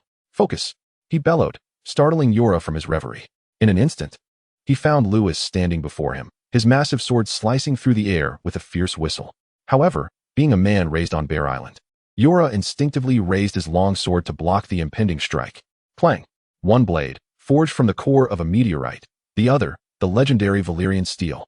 The rare swords collided, producing a sound that left Yura momentarily deafened. The tremendous force of the blow compelled him to stagger backward, and he barely managed to steady himself. The Valyrian sword embedding itself in the ground, thanks to the strength of his long sword. Lewis stood motionless, not even lifting his head. Although it was merely a spar, he squeezed his somewhat numb arm, and his words, a mixture of reminder and warning, reached Jorah's ears. But if you continue to treat this so lightly, you may find yourself in grave danger, Jorah Mormont. Jorah looked at Lewis with uncertainty, and finally saw him raise his gaze, his violet eyes devoid of any emotional hue. As if in Lewis's view, only the sword mattered. I understand, Jorah replied gravely, sensing Lewis's serious demeanor. Stretching his numbed arm to restore the flow of blood, he then raised his long claw, focusing intently on Lewis's every movement.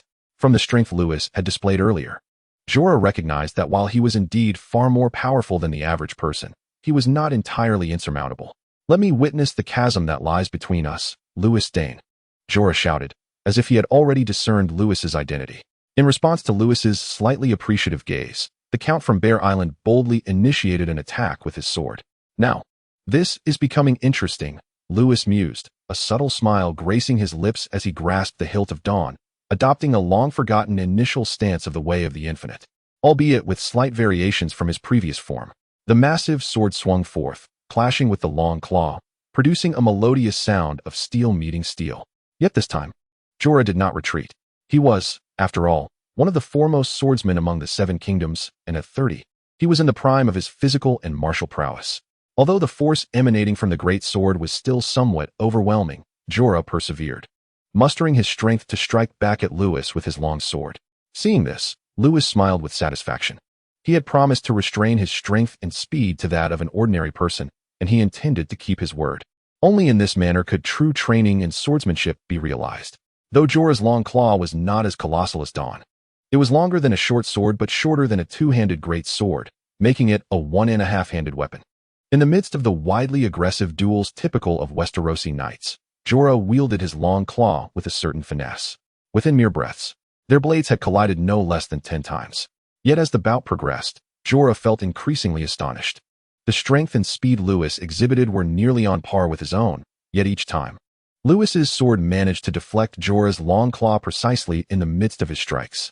It was as if Lewis had anticipated each of Jorah's movements. It was remarkable to note that this was their first encounter, leaving no room for familiarity with each other's techniques. How on earth was he able to accomplish this? Casting a furtive glance at Lewis, Jorah increasingly felt a sense of suffocation as the battle progressed. Realizing he could no longer continue in this manner, he decisively altered his tactics, deftly maneuvering behind Lewis. Gripping the sword hilt, he shifted from a slash to a thrust, aiming directly for Lewis's lower back. Learning quickly. Are we? Lewis raised an eyebrow, swinging his massive sword without turning around. At the very moment Jorah's claw-like sword struck, the tip of the Dawn blade lightly touched the blade of Jorah's weapon, the immense force causing Jorah to stumble. Damn it, I'm done. After barely regaining his footing to avoid a humiliating fall, Jorah discarded his long sword and unceremoniously plopped down on the ground, panting heavily. Hey, why have you stopped? Lewis turned, perplexed by his opponent's sudden capitulation. He had barely exerted himself, yet Jorah lay defeated. This is ridiculous. There's no point in continuing. Each time I swing, it gets intercepted mid-air. If this continues, I will surely suffocate in frustration. Whoever wants to fight can continue. I refuse to partake any longer. Jorah shot a resentful glare at Lewis before sprawling out on the ground, adopting a posture of surrender, indifferent to any further treatment. Observing Jorah in this state, Lewis chuckled and shook his head in resignation. The exquisite swordsmanship of the Infinite Path was indeed somewhat extraordinary for these native swordsmen. Very well, then, we shall cease hostilities. Despite not feeling completely satisfied, Lewis understood that prolonging the fight might shatter Jorah's spirit. Sheathing his massive sword, he turned to walk away. Suddenly, as if struck by inspiration, he squinted with a smile, the formidable Infinite Sword Saint now adopting a merchant's demeanor, addressing the supine Jorah. Now, let us discuss business, shall we? Count Jorah of Mormont. Chapter 30. A family of four with a sharp thrust, the lance pierced the belly, crimson blood flowing downwards. An innocent life, under the gaze of 7 or 8 pairs of eyes, slipped away. This wild boar must weigh over 300 pounds, Your Majesty. Truly, you are invincible.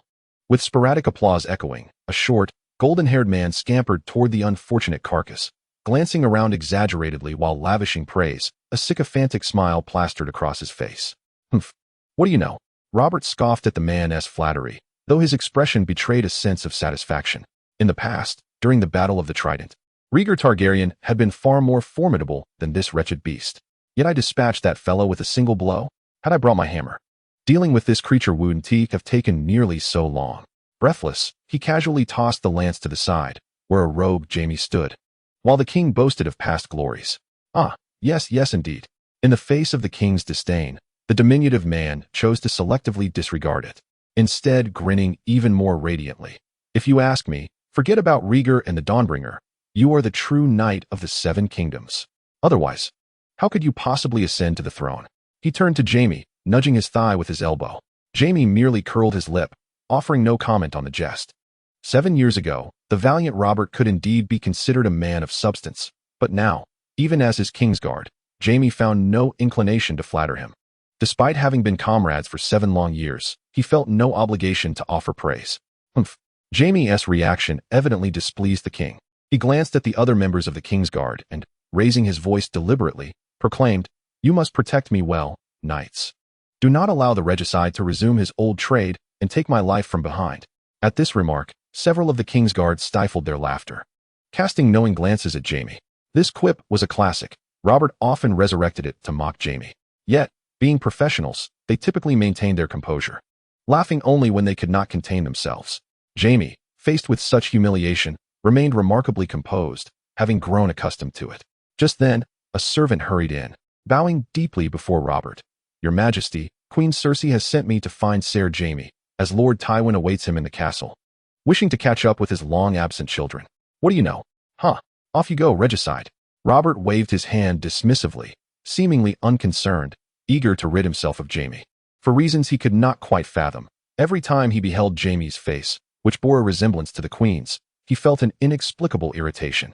In contrast, the dwarf, being their kin, was somewhat more agreeable to him.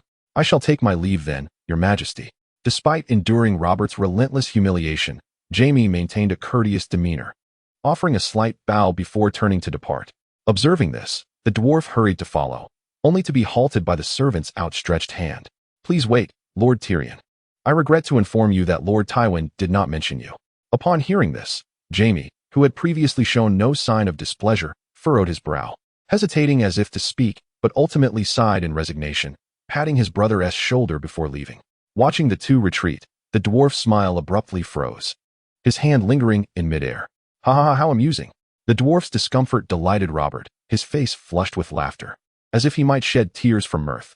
Had I known Casterly Rock was so entertaining, I would surely visit every year. Robert patted his back vigorously, exuding a sense of camaraderie, yet his words were laced with irreverence as he addressed the other with a derogatory moniker. Hey, little demon. Are there any courtesans in this city? Take me to see them, shall you? It was only after Jaime's figure had vanished that Robert spoke again. The journey had been exceedingly dull, and the days had left him, the king of debauchery, restless. Although he dared to leave Jaime outside while he indulged, aiming to humiliate both siblings, he was wise enough not to act too recklessly beneath Tywin's watchful eye upon his arrival in Casterly Rock. After all, Tywin was no toothless lion, and each day he relied on hunting to expend his abundant energy. Seeing such a splendid opportunity, how could Robert let it slip away? Of course, my dear king, Tyrion Lannister, often referred to as the Little Demon, concealed the cold glint in his eyes and donned a mask of enthusiasm once more. Since being outmaneuvered by his own father 3 years prior, he had learned the art of suppressing his emotions, biding his time to seize an opportunity that would earn him Tywin's respect. Oh, Jaime. Inside the castle, after the servant had departed, Jaime was welcomed with an exuberant embrace. Did not our father summon us to gather? Where is everyone? Sensing the familiar scent behind him, Jaime eagerly turned, enveloping the enchanting queen in his arms and savoring her luscious red lips. Ha ha ha, you are truly delightful, my love. Jaime's words elicited a radiant smile from Cersei. No need for such pretexts. How else would I draw you away from that wretched fat pig, renowned as the fairest of the 7 kingdoms? Cersei appeared even more resplendent when she smiled, her maternal glow evident since becoming a mother. Even Jaime, who had shared years with her, found himself momentarily entranced. He lifted Cersei, resting her against his strong embrace. Both were acutely aware of what would ensue. However, a baby's cry abruptly interrupted their rare moment of tenderness. Oh, Joffrey. Cersei quickly slapped Jaime's chest, signaling him to set her down. She hastened to the crib, gently lifting the swaddled prince. Look how vigorous our son is.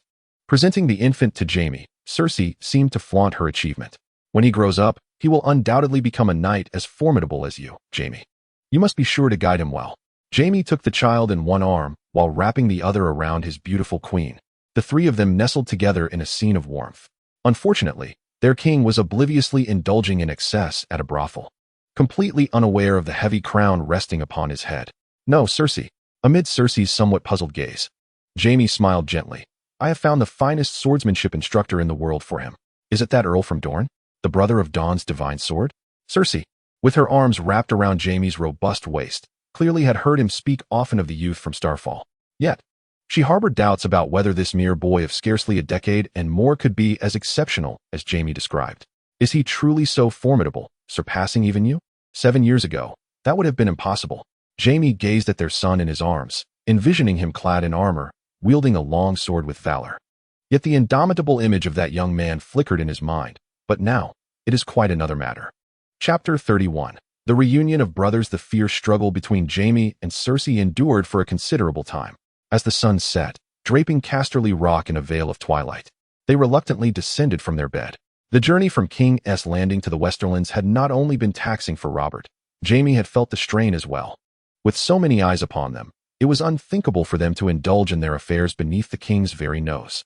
Cersei had initially intended for him to stay the night, for given Robert's nature, he would likely be loath to emerge from the comforts of her embrace. As Cersei bade farewell and stepped out of the chamber, her footsteps light along the corridor, Jaime felt an invigorating rush of clarity. Boldly, regicide. Suddenly, a sharp reprimand echoed from behind. How dare you engage in such treachery with the queen in broad daylight? What of the king's honor? By the 7 discovered. The unexpected rebuke sent a jolt through Jaime, as if his very soul had been claimed by the 7. Yet, he found it perplexing. They had engaged in their clandestine encounters for years without ever being caught, and they had ensured that all witnesses were dismissed prior to their actions. This was Casterly Rock. How could anyone be here? With no time for further contemplation, Jaime's muscles tensed, and he swiftly drew his sword, aiming in the direction of the voice. He must silence this intruder. He could not allow this individual to divulge their secret. At that moment, his mind was consumed by a singular thought. If their scandal were to be exposed, it would spell disaster. Not only would the Lannisters face public scorn, but his son would also be ensnared in the fallout. It could even spark a war. Jaime's gaze hardened, the blade of his sword poised at the intruder's throat, fully convinced of his impending victory.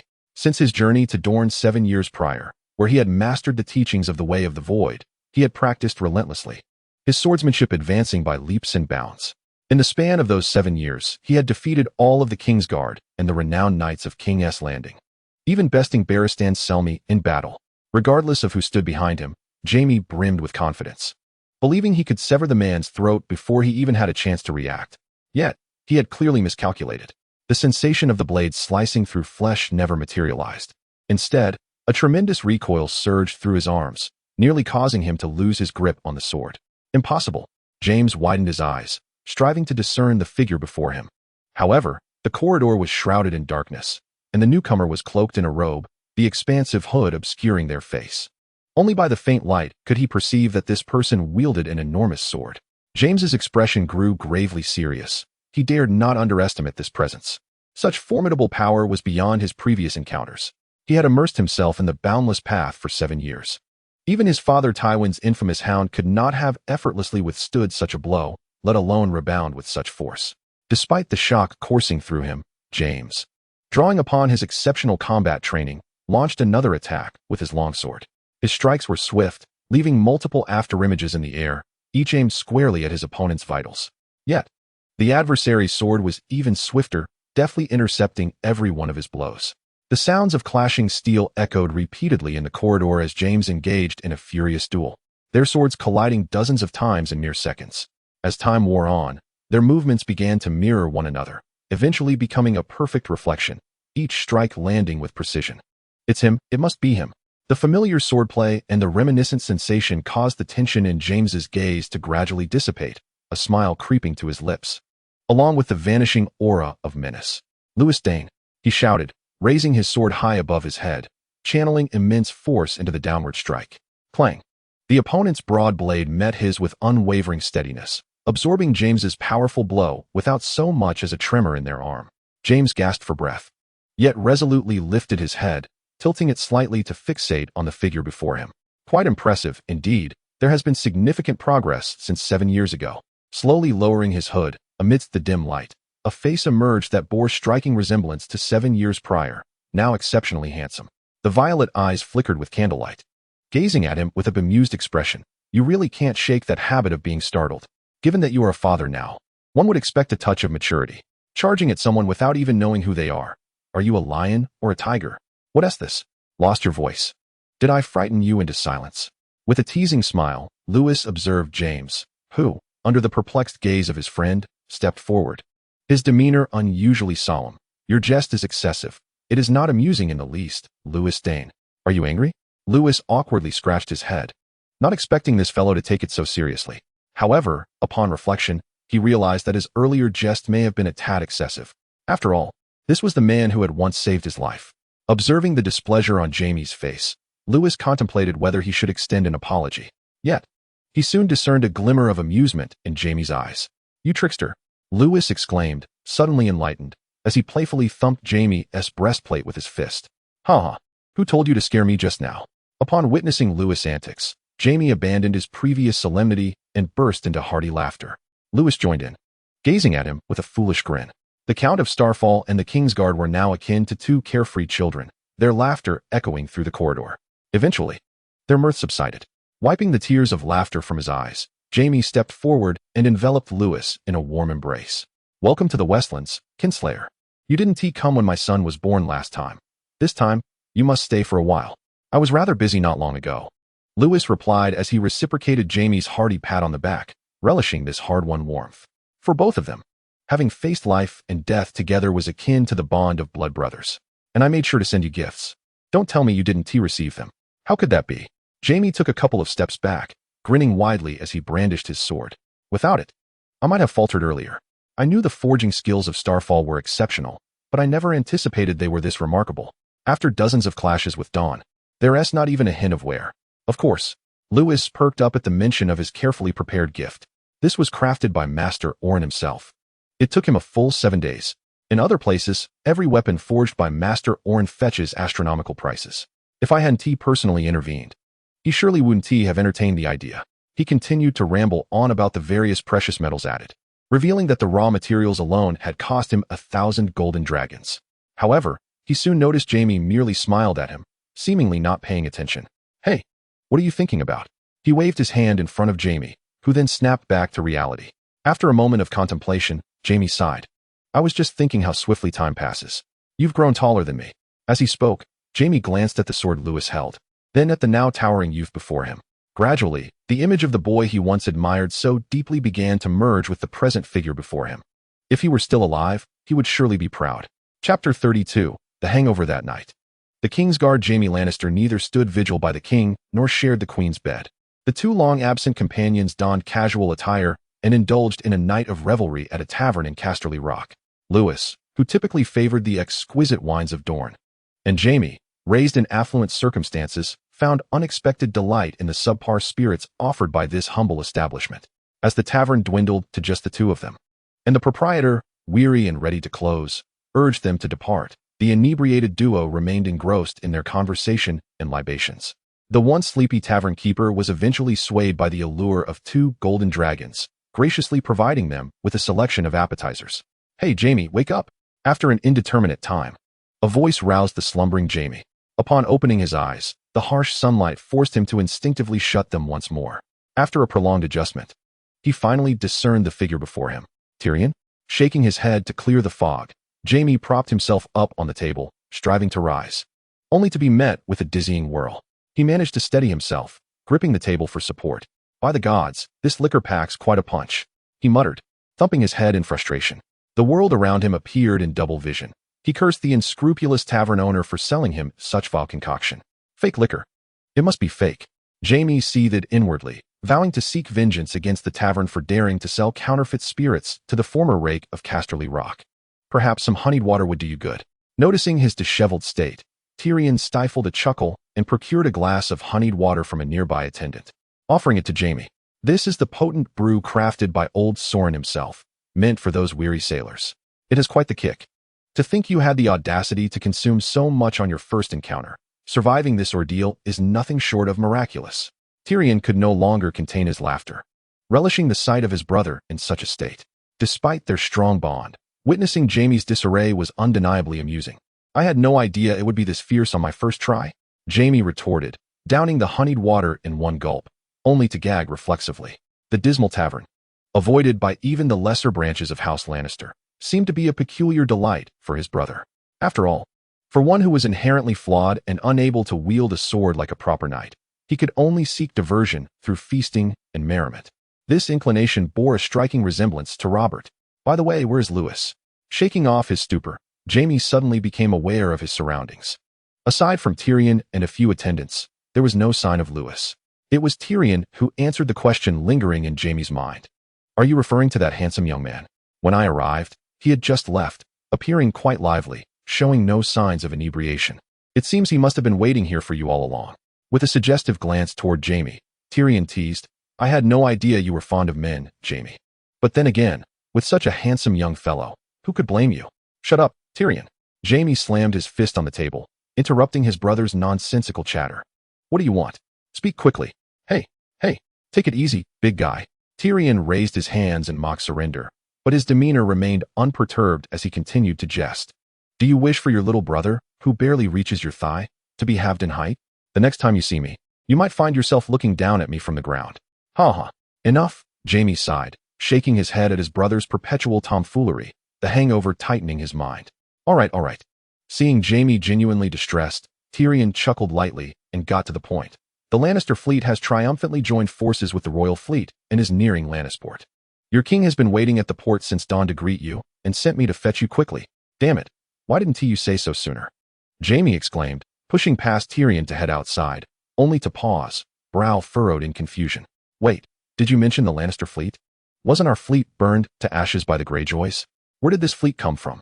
Tyrion shrugged, hands raised in feigned ignorance. Who knows? Perhaps our omnipotent father pulled it from his backside. Mind your words in front of others, or you'll be scolded again. Jaime merely shook his head at Tyrion's jibe against Tywin, offering a light reminder before turning to leave. However, as he stepped outside, sunlight bathed his face, causing his head to spin once more. Ugh, my tolerance is pathetic. Aimlessly wandering the bustling streets of Lannisport, he reflected on his behavior from the night before, nearly laughing at the memory. That fellow had been thoroughly intoxicated by midnight, yet stubbornly insisted on ordering 2 more jugs of wine, claiming that if he couldn't surpass Lewis in swordsmanship, he would best him at the drinking table. The outcome, however, was already predetermined. With an almost level 8 martial arts mastery, Lewis possessed extraordinary physical capabilities. What was potent drink for others was akin to mere wheat beer for him. Perhaps even more palatable. Had he not been concerned about leaving that fellow alone in the tavern, Lewis would have departed long ago. It is rather peculiar that he always harbors either suspicion or ulterior motives when confronted with others. Yet, before James, Lewis finds himself able to completely open his heart. James exhibits a similar demeanor. Perhaps this is the unspoken understanding shared between men of like disposition. Despite Lewis's perception of James as somewhat lacking in intellect, he unexpectedly finds himself standing before a jewelry store. Coincidentally, at that moment, a dazzling golden figure arrives at the entrance of the shop, standing beside him. "Why not purchase some jewelry for your lady, sir?" The shopkeeper, noticing their opulent attire indicative of noble lineage, approaches with a beaming smile, eager to boast about his wares. These are exquisite gold pieces, unique to the West, and quite difficult to find elsewhere. He proceeds to retrieve several boxes from within the store, preparing to showcase them to Lewis. "Wait." Lewis interjects decisively, thwarting the narrative from veering into a more melodramatic direction. "She is not my lady. We are merely walking together by chance. Furthermore, this young lady appears to hail from the Lannisters. How could she possibly be interested in your rudimentary jewelry? Wouldn't you agree?" With a smile, Lewis glances down at his companion, a sight that instantly revitalizes his weary spirit. Good heavens! So grand. So fair. Suddenly caught off guard by the glare of headlights, Lewis feels slightly dizzy, but cannot divert his gaze. It is rather bright. "Do you not think your gaze is somewhat intrusive, knight?" The audacity of Lewis's stare unsettles the noble lady, yet her tone carries little reproach. After all, his striking features cause her heart to race. Such is the reality. Typically, it is the unattractive who are deemed rude. A tall and handsome knight like Lewis, exuding an air of gallantry, is often regarded with understanding, even if his behavior is somewhat forward. "Which house do you represent, Sir Knight? Are you not aware that it is quite improper to stare so intently at a noble lady?" At the sound of her playful reprimand, Lewis snaps back to reality, reluctantly shifting his gaze upward. Before him stands a vision of elegance. Her iconic golden locks cascade around her porcelain complexion, her large, gem blue eyes fixated upon him. Although she feigns reproach, her lips are slightly bitten, and her cheeks are flushed, revealing her own intrigue towards Lewis. She likely perceives him as a knight of some esteemed family, holding her head high, embodying the grace of a noble swan. "I beg your pardon, beautiful lady. Your beauty is so astonishing that it renders me akin to a parched soul in a desert encountering a crystalline mountain spring, momentarily lost in its depths, yearning to savor the rare sweetness it offers. I beg your pardon." Lewis maintained an elegant smile as he slightly bowed to her. "How amusingly you speak, Sir Knight." She chuckled, her lips curving into a smile as Lewis's compliments coaxed away the last remnants of her displeasure. However, her laughter was not without consequence.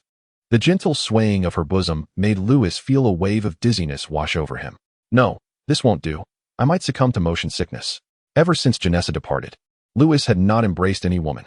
How could a youthful, restless body withstand such alluring temptation?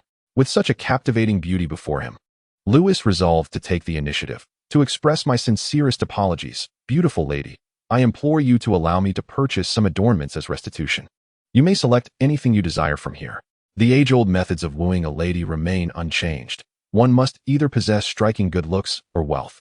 Fortuitously, Lewis possessed both. Upon witnessing his generosity, the woman's blue eyes seemed to sparkle with delight. "Anything I wish?" she inquired. "Indeed," Lewis declared, thumping his chest. To earn the favor of such a stunning lady, even if it meant acquiring this entire establishment, it would be worth every penny. Though aware of the Lannisters' immense wealth, he was confident he could afford this modest sum. "No, no, Sir Knight," she replied, the corners of her eyes curving into a crescent moon of a smile. "I believe you are mistaken. I am not a Lannister." In response to Lewis's puzzled gaze, the woman extended her fair left hand and parted her crimson lips. "I am Linus Hydar, hailing from Old Town. Linus Haidar, a gold digger, Lewis gasped inwardly, realizing he had indeed erred. After all, her eyes were not the Lannister's signature emerald, but a pure, resplendent blue. He had some knowledge of this Linus Haidar. In the original tale, this woman encountered Jorah Mormont during the tournament at Lannister Port. After Jorah claimed victory, he placed the crown of love and beauty upon her head, winning her heart and marrying her. Yet, their bliss was short-lived, as the impoverished life on Bear Island left Linus discontented. In a bid to please her, the beleaguered lord of Bear Island squandered all his prize money and fell into dire debt. To repay his obligations, Jorah risked everything by engaging in the slave trade, only to be discovered by Lord Eddard Stark, who condemned him to death. To survive, Jorah fled with Linus to Braavos, where the noble lord of Bear Island was reduced to the life of a mercenary. However, upon returning home, bloodied and battered, he discovered that his wife had already found solace in the arms of the wealthy Lysander. As Lewis contemplated the delicate visage of Linus, he mused upon the reason for Jorah's profound infatuation with a woman, to the extent of risking financial ruin and legal transgressions. While it was true that Jorah was inherently prone to romantic folly, the primary allure lay in Linus's striking beauty. Although, in terms of mere appearance, she was comparable to Asherah and Janissa, the subtle aura of fragility that enveloped her was undeniably captivating. A slight smile graced Lewis's lips.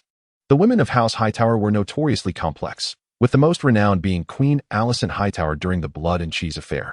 Lewis suspected that Jorah Mormont would find it challenging to resist such a woman. After all, having recently concluded a business deal with that fellow, it seemed only fitting for him, the Earl of Starfall, to assist in alleviating a predicament on Jorah's behalf. He ought to be grateful for the opportunity. Clearing his throat, Linus gently coughed, prompting Lewis, who had been silent for a considerable time, to respond. Is it not somewhat discourteous to keep a lady waiting so long, Sir Knight?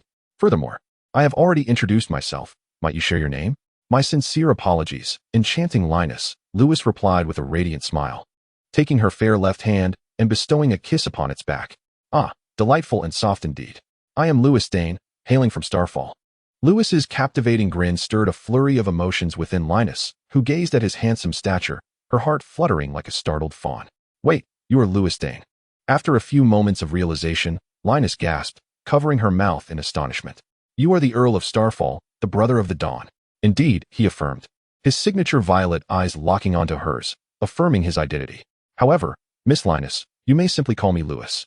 I wish to foster a more amiable rapport between us. And no, it was I who was overly presumptuous, Lord Lewis. In response to Lewis's overture, Linus gracefully lifted her skirt, inclining her body slightly in a noble gesture, shedding her earlier haughty demeanor. Yet, as she performed the courtesy, whether by design or happenstance, the sheer fabric of her bodice slipped slightly, revealing a tantalizing glimpse of her décolletage. I have often heard my father speak of you, Lord Lewis. Each time the ships from Starfall dock, he sets aside all matters to personally oversee their arrival, constantly extolling the virtues of an exceptionally admirable earl from House Dayne. After completing her curtsy, Linus maintained a subtly forward-leaning posture, seemingly reveling in Lewis's gaze. In recent years, trade from Starfall had flourished, with Old Town not far distant, and commerce thriving. In the words of Linus's father, Leighton Hightower, House Dayne had become the wealthiest lord in all of Dorne. Haha. I did not expect Count Lutter to remember such a minor character as myself. With a humble smile, Lewis waved his hand grandly. As I mentioned earlier, Miss Linus, please select some jewelry that catches your eye. All expenses will be on my account. No, my Lord Lewis. It is already an honor to encounter you. How could I allow you to incur further expenses? Chapter 34. Triumph in the face of Lewis's generosity. Linus smiled and politely declined. Furthermore, the mere chance of meeting amidst the vast sea of humanity signifies a profound connection between us. As a woman from the river bend, she was acutely aware of how to endear herself to a wealthy lord like Lewis. One engages in discussions of wealth only with the impoverished, with the affluent. One speaks of sentiments. This is fundamental etiquette. Her sister, Ellerith Hathar, understood this principle well, enabling her to shine among the noble ladies and marry the illustrious Duke Mastiliel of the High Court. Naturally, Linus would not exhibit any behavior that might displease someone as promising as Lewis. If he were in need, she might even consider reaching into her own pockets to contribute. Quite astute, indeed. Silently admiring the dazzling headlights, Lewis seemed able to glimpse the thoughts hidden within her heart. She merely sought to present herself as a swan, one that values fate and emotions above all else. In the original narrative, had it not been for Jorah Mormont becoming the champion of the tournament, gaining both fame and fortune while professing his love for her in front of the nobility. This woman might never have accepted his proposal. But now, oh right. Lewis suddenly slapped his forehead as if recalling something. Duke Tywin has arranged accommodations for me in the castle and even gifted me a little cat, which is said to perform backflips. Shall we visit the castle together? He looked at Lenny's with earnest, clear eyes. This. Lenny's hesitated, her blue eyes revealing her inner turmoil. Though she found the dashing and wealthy Lewis quite appealing, they had only been acquainted for a mere 10 minutes. Such a direct invitation left little room for misinterpretation regarding intentions. What, are you unwilling? Lewis appeared somewhat disappointed, shaking his head with a sigh. If so, then let us part ways here, Miss Lennies. With that, he turned decisively, preparing to leave. Wait. Seeing him depart without hesitation made Lennies nearly leap up in panic. Such matters require at least a moment of contemplation. Noticing Lewis's indifference to her pleas, she bit her lip and quickly rushed forward, clasping his arm tightly, her generous form pressing against him. After all, it is rare to encounter a young, handsome, and exceedingly wealthy lord like Lewis. If she did not seize this opportunity, it might slip away forever. With a mindset of taking risks to reap rewards, Lennies resolved to make her move. A soft caress ignited a stir within Lewis's heart, prompting him to turn and gaze at the enchanting lady beside him. There stood Lennies, her smile radiant as a blooming flower, her fair complexion glowing, and her large, sparkling eyes gazing at him with a sweetness akin to honey. I would be delighted to accompany you, my Lord Lewis.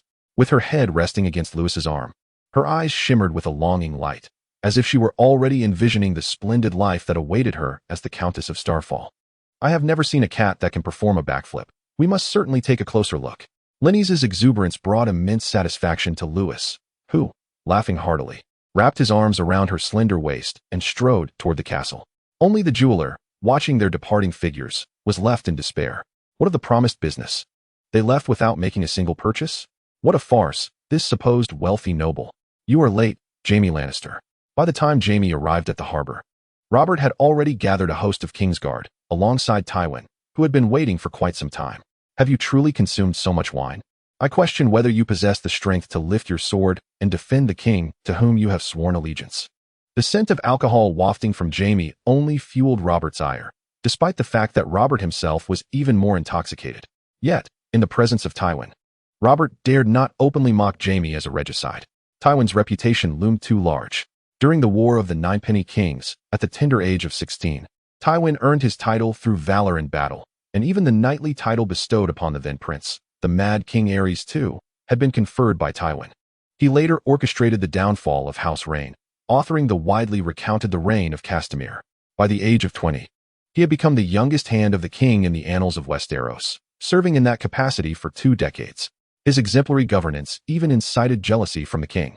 In stark contrast, although Robert held the title of King of the Seven Kingdoms, his accomplishments paled in comparison.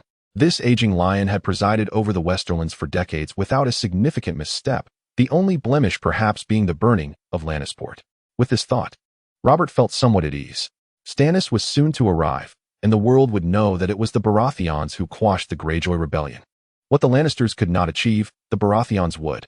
This would not only solidify his claim to the throne beneath him, but might even overshadow the old lion. Faced with Robert's reproach, Jaime maintained his composure, silently rejoining the ranks of the Kingsguard. His temperament disinclined him from retorting, and the wretched wine he had consumed was far too potent.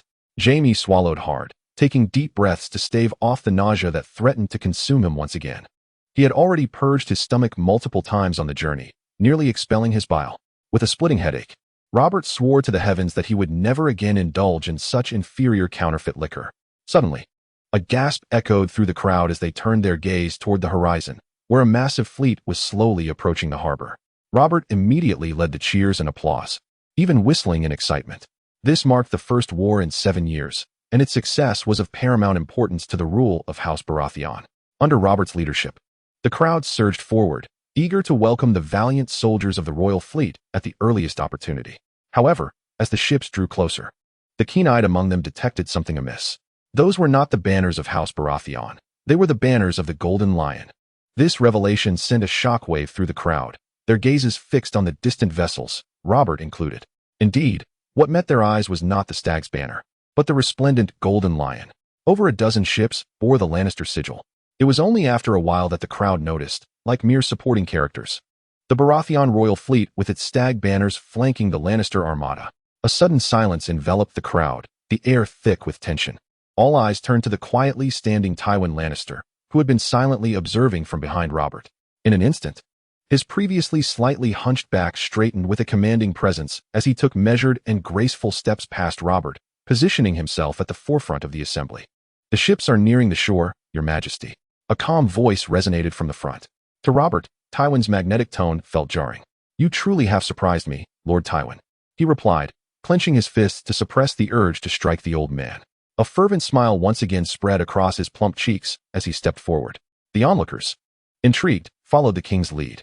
Yet one knight, clad in white robes and armor, stood awkwardly in place. A peculiar expression on his face as he grimaced and thumped his chest. Ugh. Chapter 35. Robert's humiliation. We have returned, Tywin. The Lannister fleet was the first to dock, and Tygat eagerly disembarked, striding forward with an audacity that disregarded all propriety, calling Tywin's name without hesitation. "Well done, Tygat." Tywin, already apprised of the news, stepped forward to embrace Tygat, his emerald eyes remaining unfazed. Robert stood to the side, silently observing the nostalgic exchange between the Lannister brothers, feeling as though he, the king, had become a mere background figure, much like his royal fleet. After all, his fleet was meant to be the main force. As the two continued their idle chatter, he struggled to maintain his composure, his expression darkening. Fortunately for Robert, his discomfort did not last long. With the royal fleet's arrival, Stannis and Barristan soon followed suit onto the shore. "Ha ha ha! Look, our great hero has returned." Robb, in a stark departure from his usual indifference towards Stannis, approached with exuberance and purposeful strides. Whether intentional or not, he deliberately maneuvered between Tywin and Tygat. "Thank you for your hard work, gentlemen." Robb attempted to emulate Tywin's gestures, aiming to envelop Stannis in a grand embrace. However, Stannis had never experienced such overt warmth. Throughout his life, he had been regarded as a dullard by Robb, who often dismissed him as utterly uninteresting. On this unprecedented occasion, when his brother treated him with such fervor, Stannis instinctively sidestepped, evading Robb's bare hug. Robb's arms met only empty air, plunging the moment into greater awkwardness. Observing Stannis' frosty demeanor and the seemingly fraternal bond between the Lannister brothers, Robb mentally berated his oblivious sibling 1,000 times over. Indeed, banishing him to the desolate Dragonstone had proven to be a wise decision. To alleviate the tension, Robb hesitated momentarily before stepping forward once more, seizing the bewildered Barristan in an embrace. Clad in white, old Barristan, having served a lifetime as a Kingsguard, was taken aback by such enthusiastic reception for the very first time. "You honor me immensely, Your Grace," he exclaimed, tears welling in his eyes, feeling an overwhelming impulse to die for one who truly understood him. It should be noted that he had merely traversed a brief stretch with the Northern Fleet. "Your exploits deserve the finest accolades, Sir Barristan."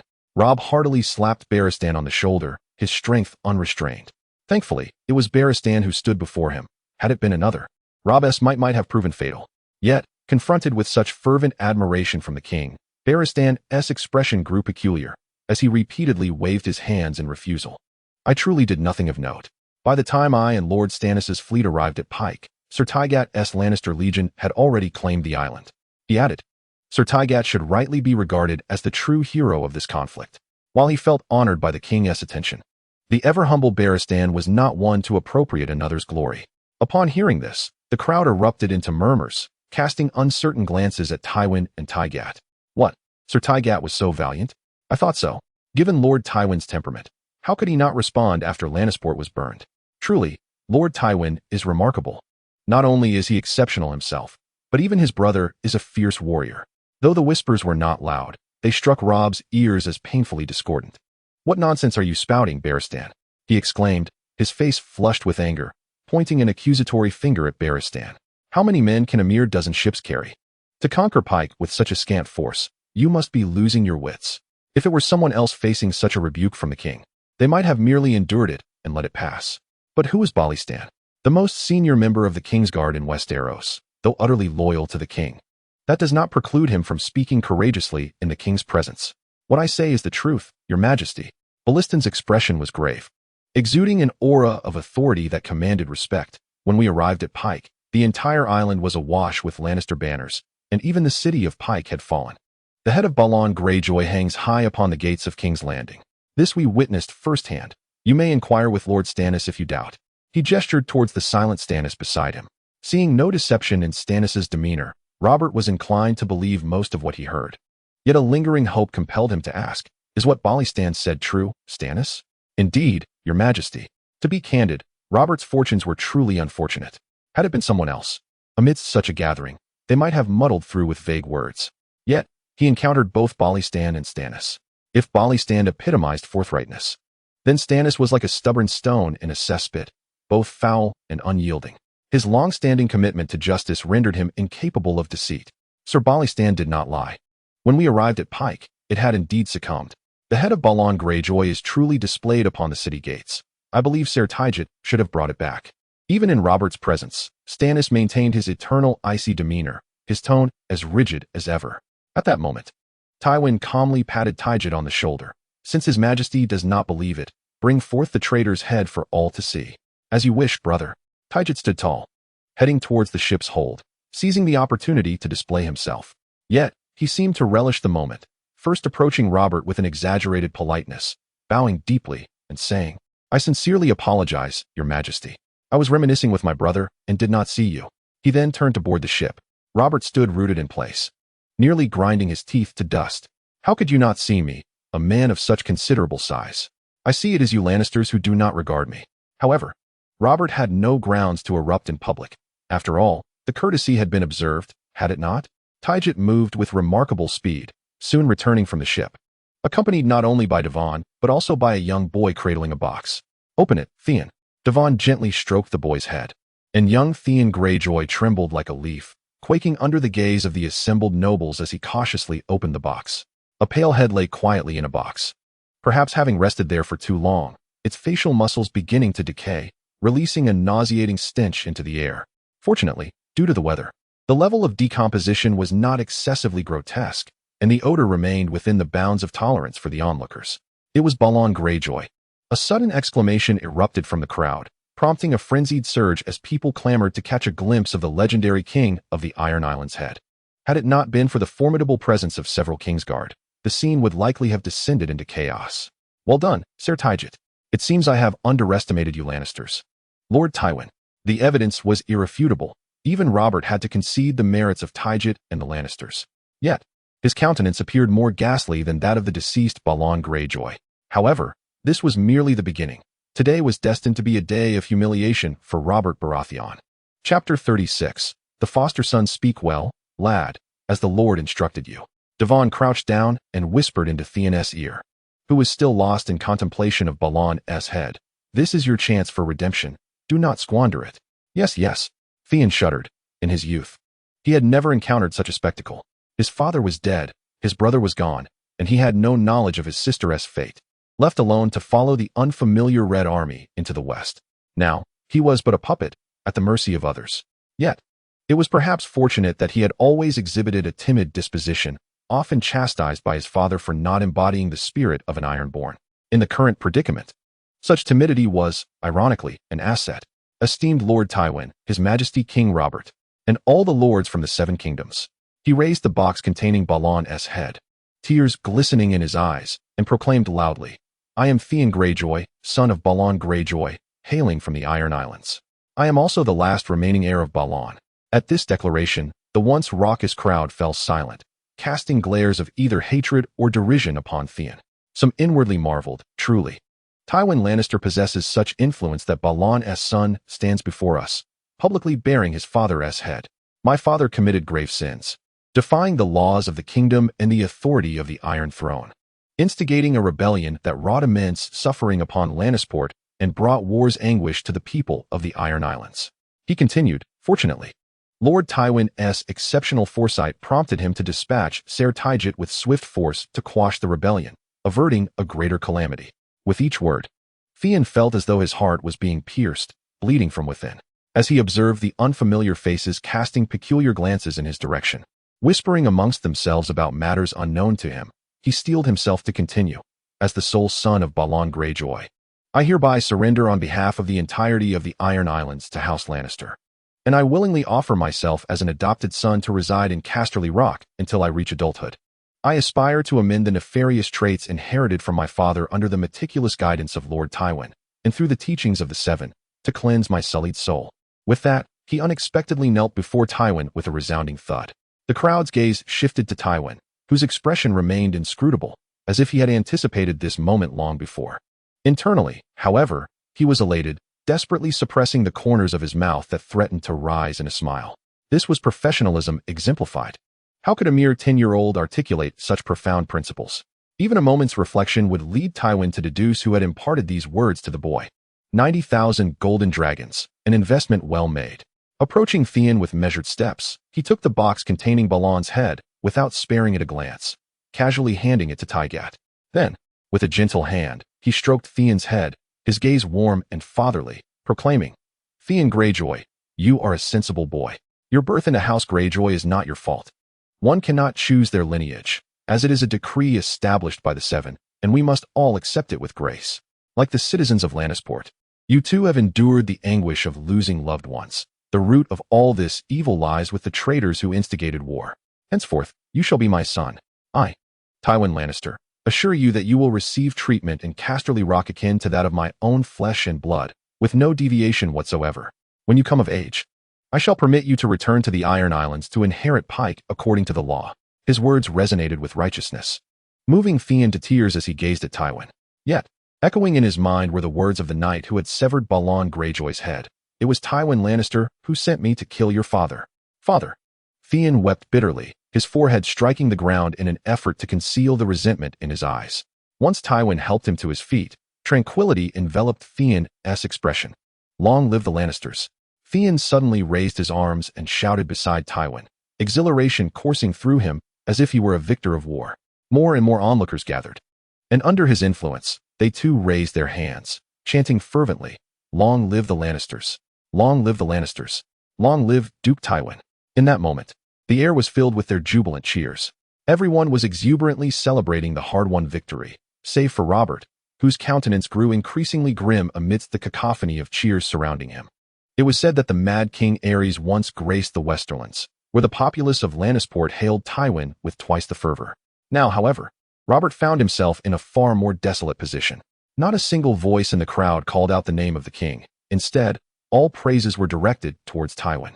Overwhelmed by indignation, Robert decided to exit in a huff, accompanied by Barristan and a retinue of Kingsguard. With such a meager number of supporters, it was utterly impossible to seize Harrenhal. As he strode away, Robert vented his frustrations to Barristan, exclaiming, "That old fool Tywin must have an accomplice. Find out who that wretched soul is that assists him." Meanwhile, in a lavish bed, Lewis awoke from a slumber that he had scarcely indulged in since discovering that meditation could supplant sleep with even greater efficacy. Yet, a rare moment of indulgence was not unwelcome. He cast aside the soft down comforter, revealing beside him a resplendent figure shrouded in a faint sheen of bloodstains on the sheets. No one would ever suspect that this woman from House Hightower was still untouched. Yet, upon reflection, Lewis understood. Her innate beauty, combined with her shrewdness, indicated a degree of self-preservation in her pursuit of higher social standing. This demonstrated her regard for Lewis, willing to invest significantly to align herself with the affluent Earl from Starfall. As Lewis donned his attire, he noticed Lynesse still deep in slumber, utterly devoid of any inclination to awaken, likely exhausted from their earlier escapades. He chose not to rouse her or bestow a kiss, instead opting to step outside to procure some sustenance. She would surely require nourishment upon waking. With a smile, Lewis instructed the maid stationed at the door, who had vigilantly awaited his return throughout the night. "Yes, my lord," the maid replied, curtsying and casting him a gaze filled with profound admiration. The room had been alive with activity all night long. Even without witnessing the scene, she could envision the intensity of the encounters within. By the latter part of the night, she could distinctly hear the lady's voice growing hoarse from exertion. "Are you heading out, my lord Lewis?" she inquired as he turned to leave, her concern evident. "May I be so bold as to inquire about your destination? Or perhaps, when Miss Lynesse awakens, how should I respond to her about your whereabouts?" Lewis glanced back at the maid, taken aback that she had considered such a detail. Indeed, should Lynesse awaken to find him absent, she would undoubtedly seek answers and assign blame. However, understanding the necessity of her position, Lewis decided against complicating matters. "If she asks, tell her I went to collect debts from Duke Tywin." "Debts?" The maid, somewhat perplexed, involuntarily spoke up. The Lannisters had never been accustomed to extending credit. Even when they found themselves short on funds during a transaction, they would never leave behind any promissory notes. A mere exchange of pleasantries would suffice for them to indulge in preemptive consumption. There was no need to fret over bad debts. For the Lannisters were wealthy enough to simply approach Kevin and collect what was owed. Moreover, there was no concern of anyone misappropriating these debts, given the formidable reputation of House Lannister. Thus, it was widely acknowledged that the Lannisters would always honor their debts. Yet, throughout the entirety of Casterly Rock, no one had dared to directly demand payment from Duke Tywin. Indeed, it was a matter of demanding payment. In response to the maid's inquiry, Lewis did not express anger. Rather, a slight smile graced his lips as he stepped outside with a lively and rhythmic gait. 90,000 gold dragons must weigh quite heavily. Chapter 37. Tywin's warning. In the early morning, Tywin did not linger in bed, rising early to attend to his affairs at his desk. Only cowards and courtesans would remain in bed. For decades, he had adhered to this ironclad principle, perhaps due to his father's timidity. Since Tywin had taken the helm of House Lannister, he had not only demonstrated the family's might with an iron fist, but had also shown unparalleled diligence in every detail. Even though his name had long echoed throughout the Seven Kingdoms, and House Lannister had subtly emerged as the most powerful family in Westeros, Tywin remained unrelenting in his efforts. It was precisely due to his meticulousness that the Lannisters could bask in their current glory. Knock, knock, knock. Enter. The knock reverberated, yet Tywin continued to write, absorbed in his task. As the door swung open, Kevin, slightly more rotund than before, stepped inside and prudently closed the door behind him. Give me a moment. Tywin did not lift his gaze. Even without looking, he could discern who had entered from the familiar sound of footsteps. Kevin, too, remained silent, standing by in tacit understanding. After decades as both brothers and partners, they had grown accustomed to each other's working styles. True to his word, Tywin precisely measured a minute before setting down his pen and placing the freshly written document into the letterbox, turning his attention to Kevin. The king has not returned for yet another night. Kevin's voice was notably subdued, clearly indicating that this was not a matter of pride. This situation cannot persist. To my knowledge, since the king arrived in the West, he has not shared a bed with the queen even once. Moreover, she continually seeks out various excuses to find Jaime. While their sibling bond is indeed strong, it inevitably invites scandal. I believe you should advise Cersei to temper her behavior for the sake of the Lannister reputation. In concluding his thoughts, Kevin added this last remark. Yet, in response to Kevin's concerns, Tywin's expression remained unperturbed. He gazed at Kevin with a placid demeanor, feeling a twinge of reflection within. This younger brother may be described as exceptionally capable and remarkably loyal. He has served as a devoted assistant for decades without a single complaint, willingly living in the shadow of another. However, despite his abilities, it must be said that Kevin perceives a certain vet in him that borders on the overly virtuous. He has long been aware of the relationship between Jaime and Cersei, yet Kevin, having watched them grow up, seems blissfully oblivious. Even when whispers of scandal arise, Kevin dismisses them as mere slanders born of jealousy towards the Lannisters. Yet, oblivious to his own ignorance, Kevin cannot expect Tywin to disclose the truth to him. Moreover, Tywin's painstaking efforts to seize King's Landing and marry Cersei to the king were not solely for the purpose of placing Robert Baratheon upon the throne. With the birth of Joffrey, that striking golden hair served as undeniable proof of the Lannister lineage. I understand, Tywin replied calmly. However, to reassure Kevin, he added, I will speak with Cersei and advise her to maintain some distance from Jaime. You are quite right. Regardless of their feelings, they are no longer children, and Cersei, now a queen, ought to be mindful of her influence. With Tywin's assurance, Kevin breathed a sigh of relief. The scene from yesterday, where the masses in Lannister Port chanted Tywin's name, still lingered vividly in his mind. Though it was not his first experience of such an awkward display, it was undoubtedly a profound insult to the king. After all, Robert was not akin to the former Ares. He was vigorous and had claimed the Iron Throne through sheer might. Although Robert had lost much of his former bravery over the years, he had once been a formidable warrior. Should a rift develop between him and the Lannisters, the consequences could be unpredictable. The current situation appeared somewhat tense, and he certainly did not wish for any further disturbances from Cersei's side. What of that boy from House Greyjoy? After alleviating Kevin's concerns, Tywin finally turned to the matter at hand. He has arrived and is waiting at the door. Let him in. Kevin nodded and stepped outside. Moments later, the young Theon entered the room, yet this time, Kevin did not accompany him. Greetings, father, Theon said with a slight bow, now clad in a striking red robe. His hair meticulously arranged, He resembled a Lannister who had grown up in the Westerlands. Yet the golden lion sigil on his chest seemed starkly ironic against his dark brown locks. How did yesterday go? Are you adjusting well? Tywin inquired with an air of casual warmth. Very well, father, Theon replied, bowing once more, his eyes reflecting a semblance of admiration and respect. I have never slept on such a soft bed. It feels as though I have returned to my mother's embrace. Lady Jenna and several maids provided me with a warm bath, and it felt as though the burdens of my past were washed away. As he observed the seemingly paternal demeanor of Tywin, a derisive snort escaped his lips, followed by a deliberate stride towards him. Having long resided in a position of power, each step he took exuded an air of authority.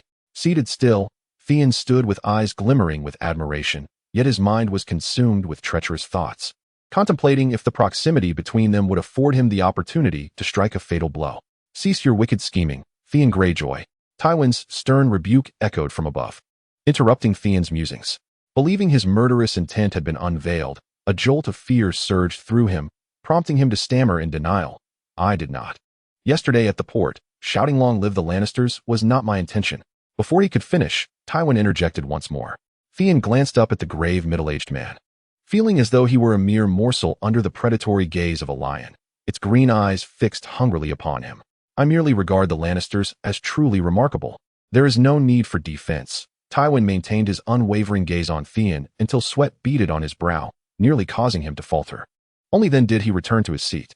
Do not presume that your petty actions can incite discord between the Lannisters and the crown. Your father single-handedly orchestrated the tragedy at Lannisport. His demise was entirely of his own making. If you seek vengeance, bide your time until adulthood. Should such thoughts still plague you, I shall be ready to engage. However, if I discover you plotting behind my back again. Tywin left the threat unspoken, confident that this clever young man would grasp its implication.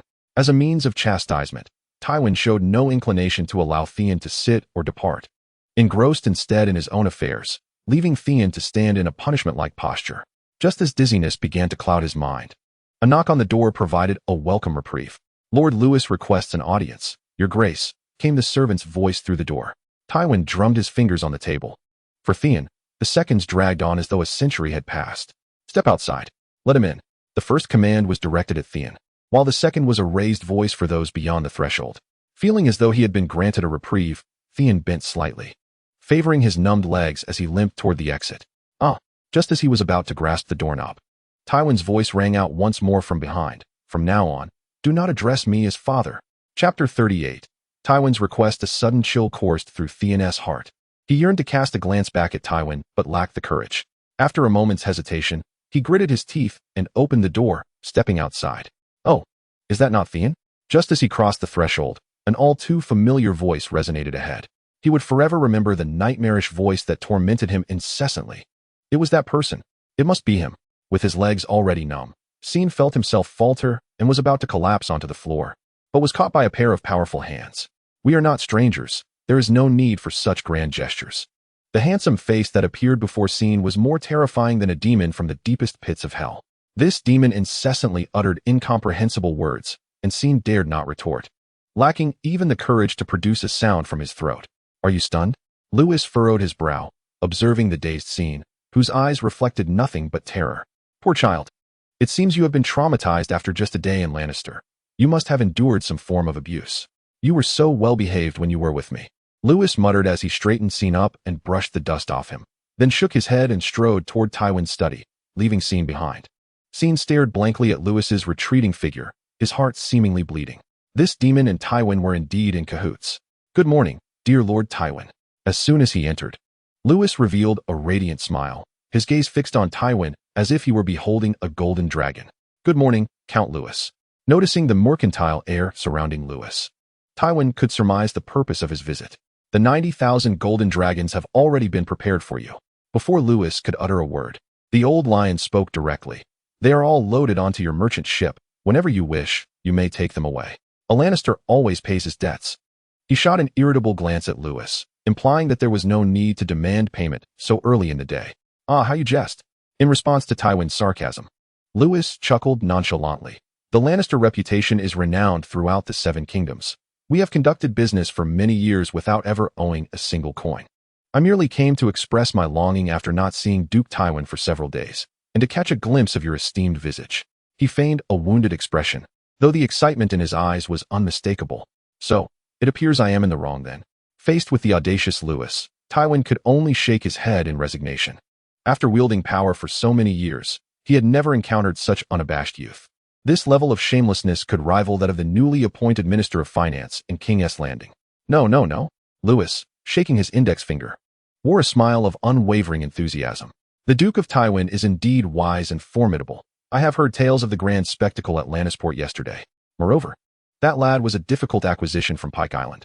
So I wonder what you intend to do? Observing Lewis's eyes narrowing into slits, Tywin felt an unsettling premonition in his heart. Sure enough, as Tywin had anticipated, Lewis rubbed his thumb against his index finger and brazenly declared, "This boy is the sole son of Baron, and he has made quite the impression for you and the Lannisters at the port. Therefore, I ask if you might consider increasing the remuneration? Get lost."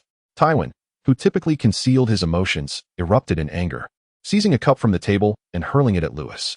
That cup was worth 90,000 gold dragons, a sum that other families could scarcely amass over generations.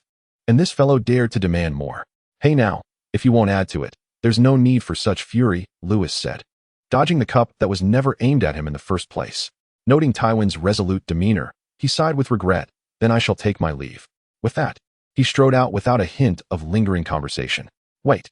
Tywin, witnessing Lewis's indifferent demeanor, felt a surge of irritation. However, he refrained from further outbursts, taking a couple of deep breaths before speaking. "I heard that Lady Leighton Hightower spent the night in your chamber yesterday. Your information is remarkably astute, my Lord Tywin." Lewis halted, puzzled by the sudden shift in topic. "I merely wish to caution you.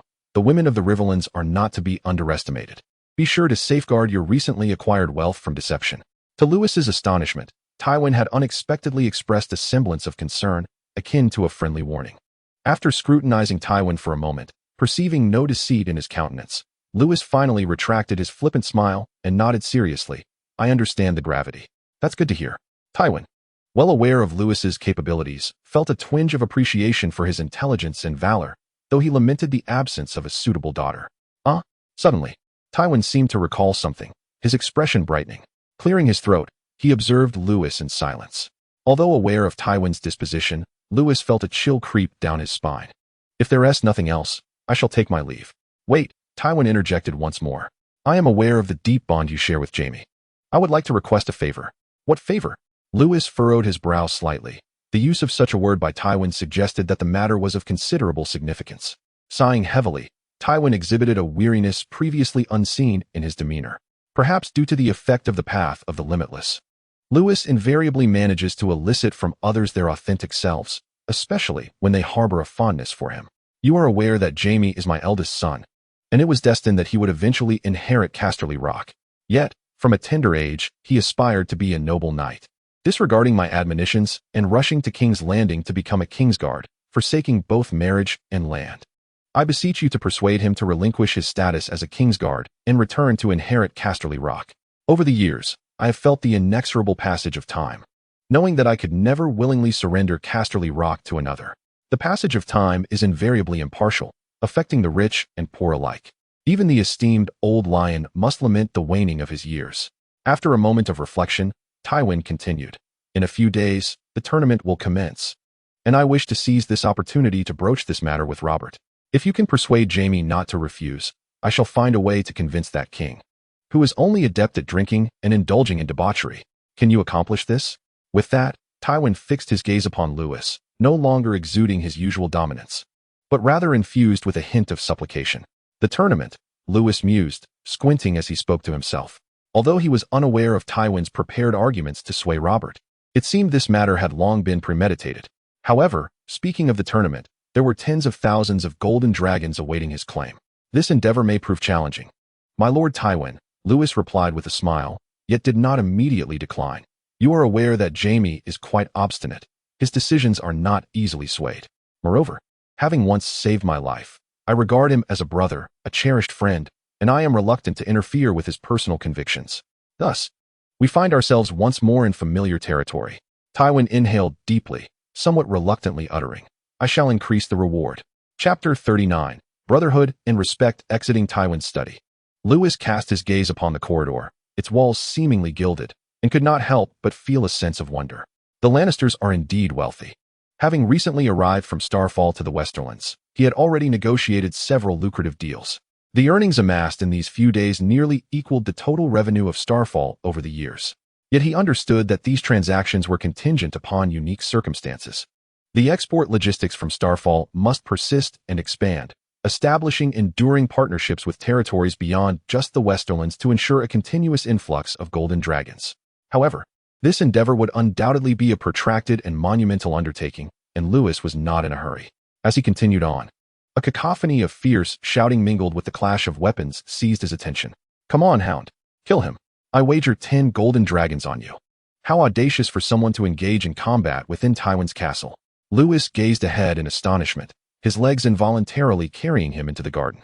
It is human nature to revel in spectacle, and even the great sword saint is not exempt from this trait. Upon entering the garden, the first sight that met his eyes was that of two formidable men engaged in a frenzied duel with their swords. The more striking of the two stood at least 2 meters tall, appearing even taller than the once mighty Urhoda, who had been slain by Jaime with a single stroke.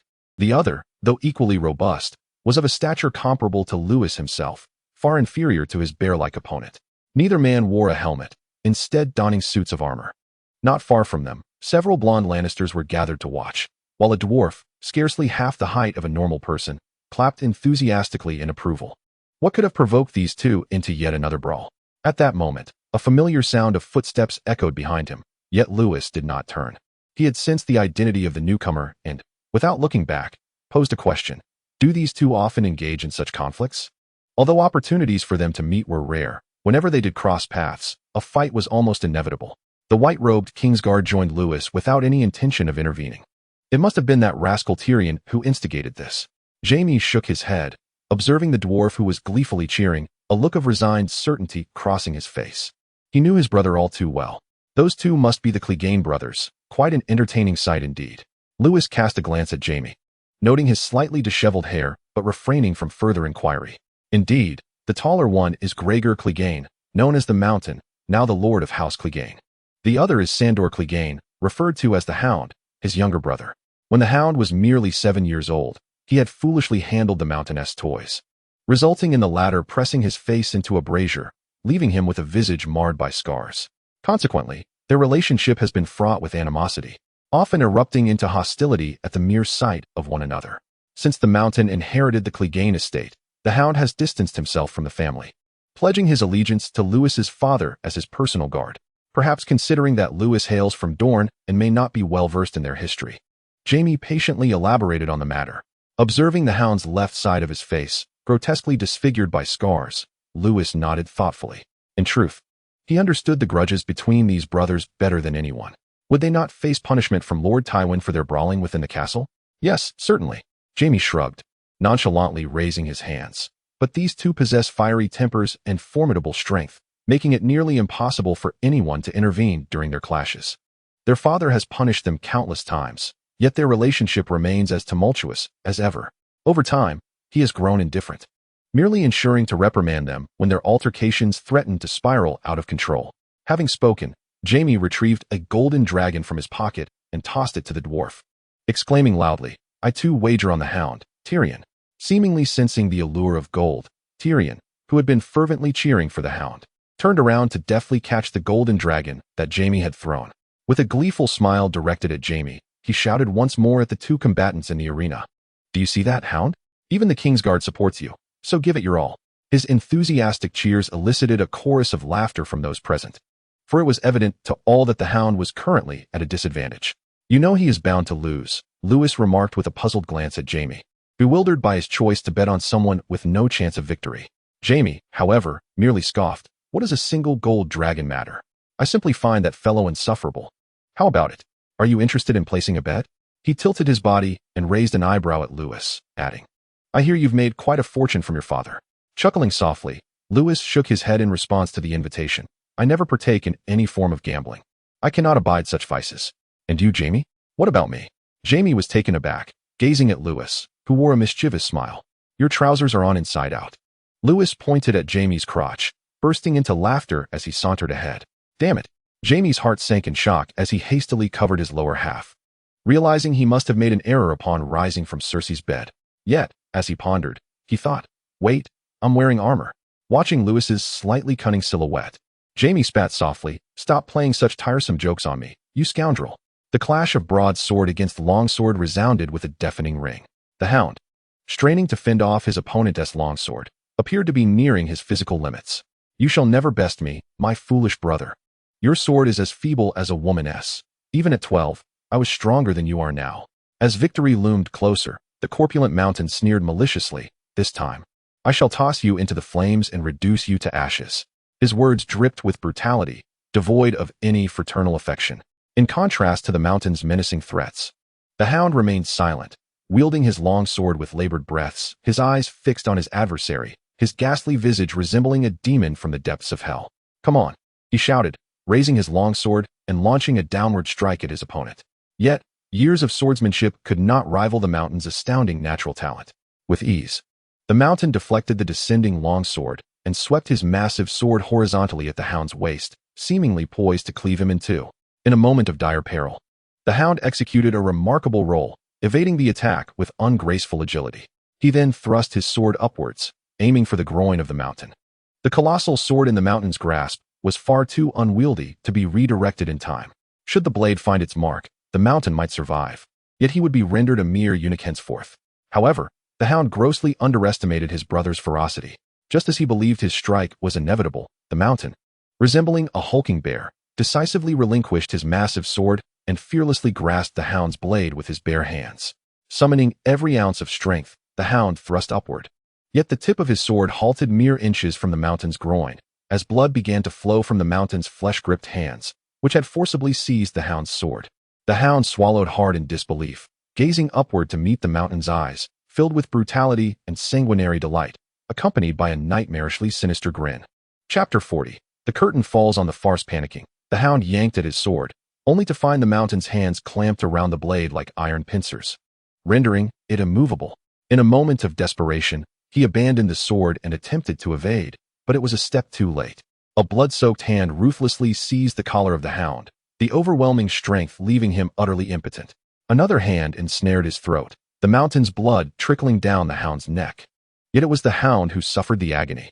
He battered the mountain's arms in vain, striving for release, but to no avail. In the mountain's eyes, perhaps a brawny swordsman like the Hound was no different from a delicate maiden. An intense sensation of asphyxiation began to engulf the Hound's mind, his vision fading into a murky haze. A profound fear filled his heart, and in that moment, he felt transported back to that fateful night at the age of 7. A night forever etched in his memory. Perhaps it would be better to perish here. The Hound's hands fell limply to his sides, his legs gradually ceasing their struggle. Meanwhile, the gathered Lannisters reveled in the spectacle, seemingly intoxicated by the thrill of bloodshed. Yet fate appeared to have other plans. He would not meet his end today. Release him. With a flash of cold light, a blade surged toward the mountain's arms. Sensing the imminent danger, the mountain instinctively loosened his grip, narrowly evading the lethal strike. Thus, the Hound was saved, collapsing to the ground, violently coughing and retching. Who dares? The mountain roared in furious indignation, directing his wrath towards the onlookers. Faced with the monstrous figure of the mountain, whose eyes blazed crimson, even the Lannisters, well aware that he was merely a dog of Tywin, fell silent. Afraid to utter a sound. Just a wild dog, who grants you the audacity to kill within Casterly Rock. A calm voice broke through the tension as a tall figure stepped forth from the crowd, advancing towards the mountain, instantly capturing the attention of all present. How audacious to provoke the mountain. Who is this fellow? I have seen him before. He seems to be a guest of Lord Tywin, known as Lewis Dayne. Lewis Dayne? Is he of House Dayne, the family of the fabled Dawnblade? Onlookers gazed at Lewis, murmuring in astonishment at his audacity. After all, anyone brave enough to speak against the mountain could be deemed a warrior, and Lewis had taken up his sword to assist. Meanwhile, Jaime stood rooted in place, gazing at his empty sheath, shaking his head in resignation. This lad has once again stolen the spotlight. He had intended to draw his sword to quell the chaos as the Hound was on the verge of losing consciousness. But to his surprise, Lewis acted faster. Wielding Jaime's own blade, Lewis, for his part, felt equally powerless. After all, he had come solely to meet Tywin and certainly could not be expected to carry a sword. While Lewis was indifferent, he remarked that it would be prudent to inquire whether Tywin would permit further sparring. Lewis met the furious gaze of the mountain. his tone steady and unyielding. "If you wish to continue, allow me the pleasure of entertaining you." The Mountain glared back at Lewis, his fists clenched, trembling with rage. Though he yearned to annihilate this impudent youth with a single blow, reason prevailed in the end. "You are a guest of Lord Tywin."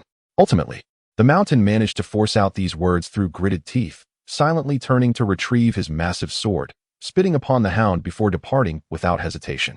Such actions prompted Lewis to regard this formidable figure with newfound respect. Evidently, he possessed some semblance of reason, unlike others.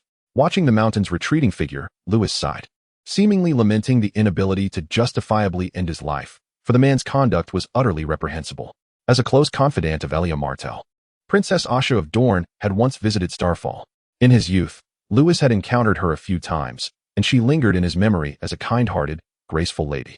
The tragic demise of Asha filled Lewis with profound sorrow, not due to any deep-seated affection for the Dornish princess, but rather because even in death, she deserved a more honorable fate, devoid of such barbaric cruelty that stripped away the very essence of humanity. Cough. At that moment, the Hound finally regained his composure. Struggling to rise from the ground in utter disarray, yet uttering not a word, too weary even to reclaim his sword, he stumbled away. Lewis made no attempt to call him back, instead contemplating the fate of this man, whose life had become more pitiful than that of a mere dog. An intriguing thought suddenly crossed his mind, and a glimmer of amusement flickered in his eyes as he bent down to retrieve Jaime's sword, turning to make his way back. "Next time you wish to use my sword, please do inform me beforehand," James remarked, gazing sorrowfully at the dust-covered blade. His affection for this sword was profound.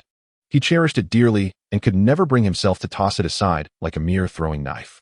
"Oh, come now, at one tea break," Lewis said, patting him on the back nonchalantly, despite the evident pettiness of the heir to the wealthiest family in Westeros. "Even if it were to be damaged, I would simply have Master Oren compensate you with another." James meticulously cleaned the blade, inspecting it for any signs of damage. Only when he found none did he feel at ease enough to return it to its sheath. "You have no idea," he thought. The sword held significance far beyond that of a mere weapon. Yet, he refrained from voicing these sentiments to Lewis, fearing that excessive expression would render him overly sentimental. "Hey, dear brother." At that moment, Tyrion approached with his characteristic short stride, though his once bulging coin pouch now appeared noticeably deflated. "Are you not going to introduce your charming brother to this handsome knight?" Tyrion, despite having lost money, bore no trace of sorrow. As a true-born Lannister, he had ample funds, regardless of his father's disdain due to his congenital defect. His daily expenses were always indulged in the utmost luxury.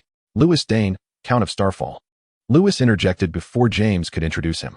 "We met at the tavern last time." "Greetings, Lord Lewis. I am Tyrion Lannister, the brother of this tall and formidable Kingsguard." Tyrion bowed slightly, aware that even as a scion of high nobility, he could not escape the formalities in the presence of a true lord. His diminutive stature rendered the gesture somewhat comical. "There is no need for such formality, Lord Tyrion," Lewis replied dismissively, waving his hand. "James and I share a bond of brotherhood. You may simply call me by my name. However, I am curious, didn't you only wager 10 golden dragons? How could you lose so much?" he inquired, pointing to Tyrion's shriveled coin pouch, which clearly suggested more than just 10 golden dragons had once resided within. "Ha ha." Tyrion laughed heartily at Lewis's question. "It wasn't merely 10 golden dragons that I wagered. I was the house for this gambling match." "Oh." Lewis's confusion deepened. "What were the odds?" 1-1. "How many bet on the Hound to win?" "None, not a single soul," Tyrion exclaimed with glee, seemingly more delighted than those who had won. "I lost a grand total of 130 golden dragons." Chapter 41. The Lone Hound. 130 gold dragons.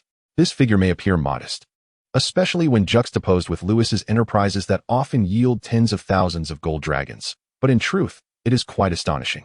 To put it into perspective, during times of peace devoid of warfare, a lavish feast scarcely costs a single silver stag. A solitary gold dragon can be exchanged for over 200 silver stags. Thus, one gold dragon, when spent judiciously, could suffice to cover the annual expenses of an average family. Yet, Tyrion's demeanor seemed utterly unfazed.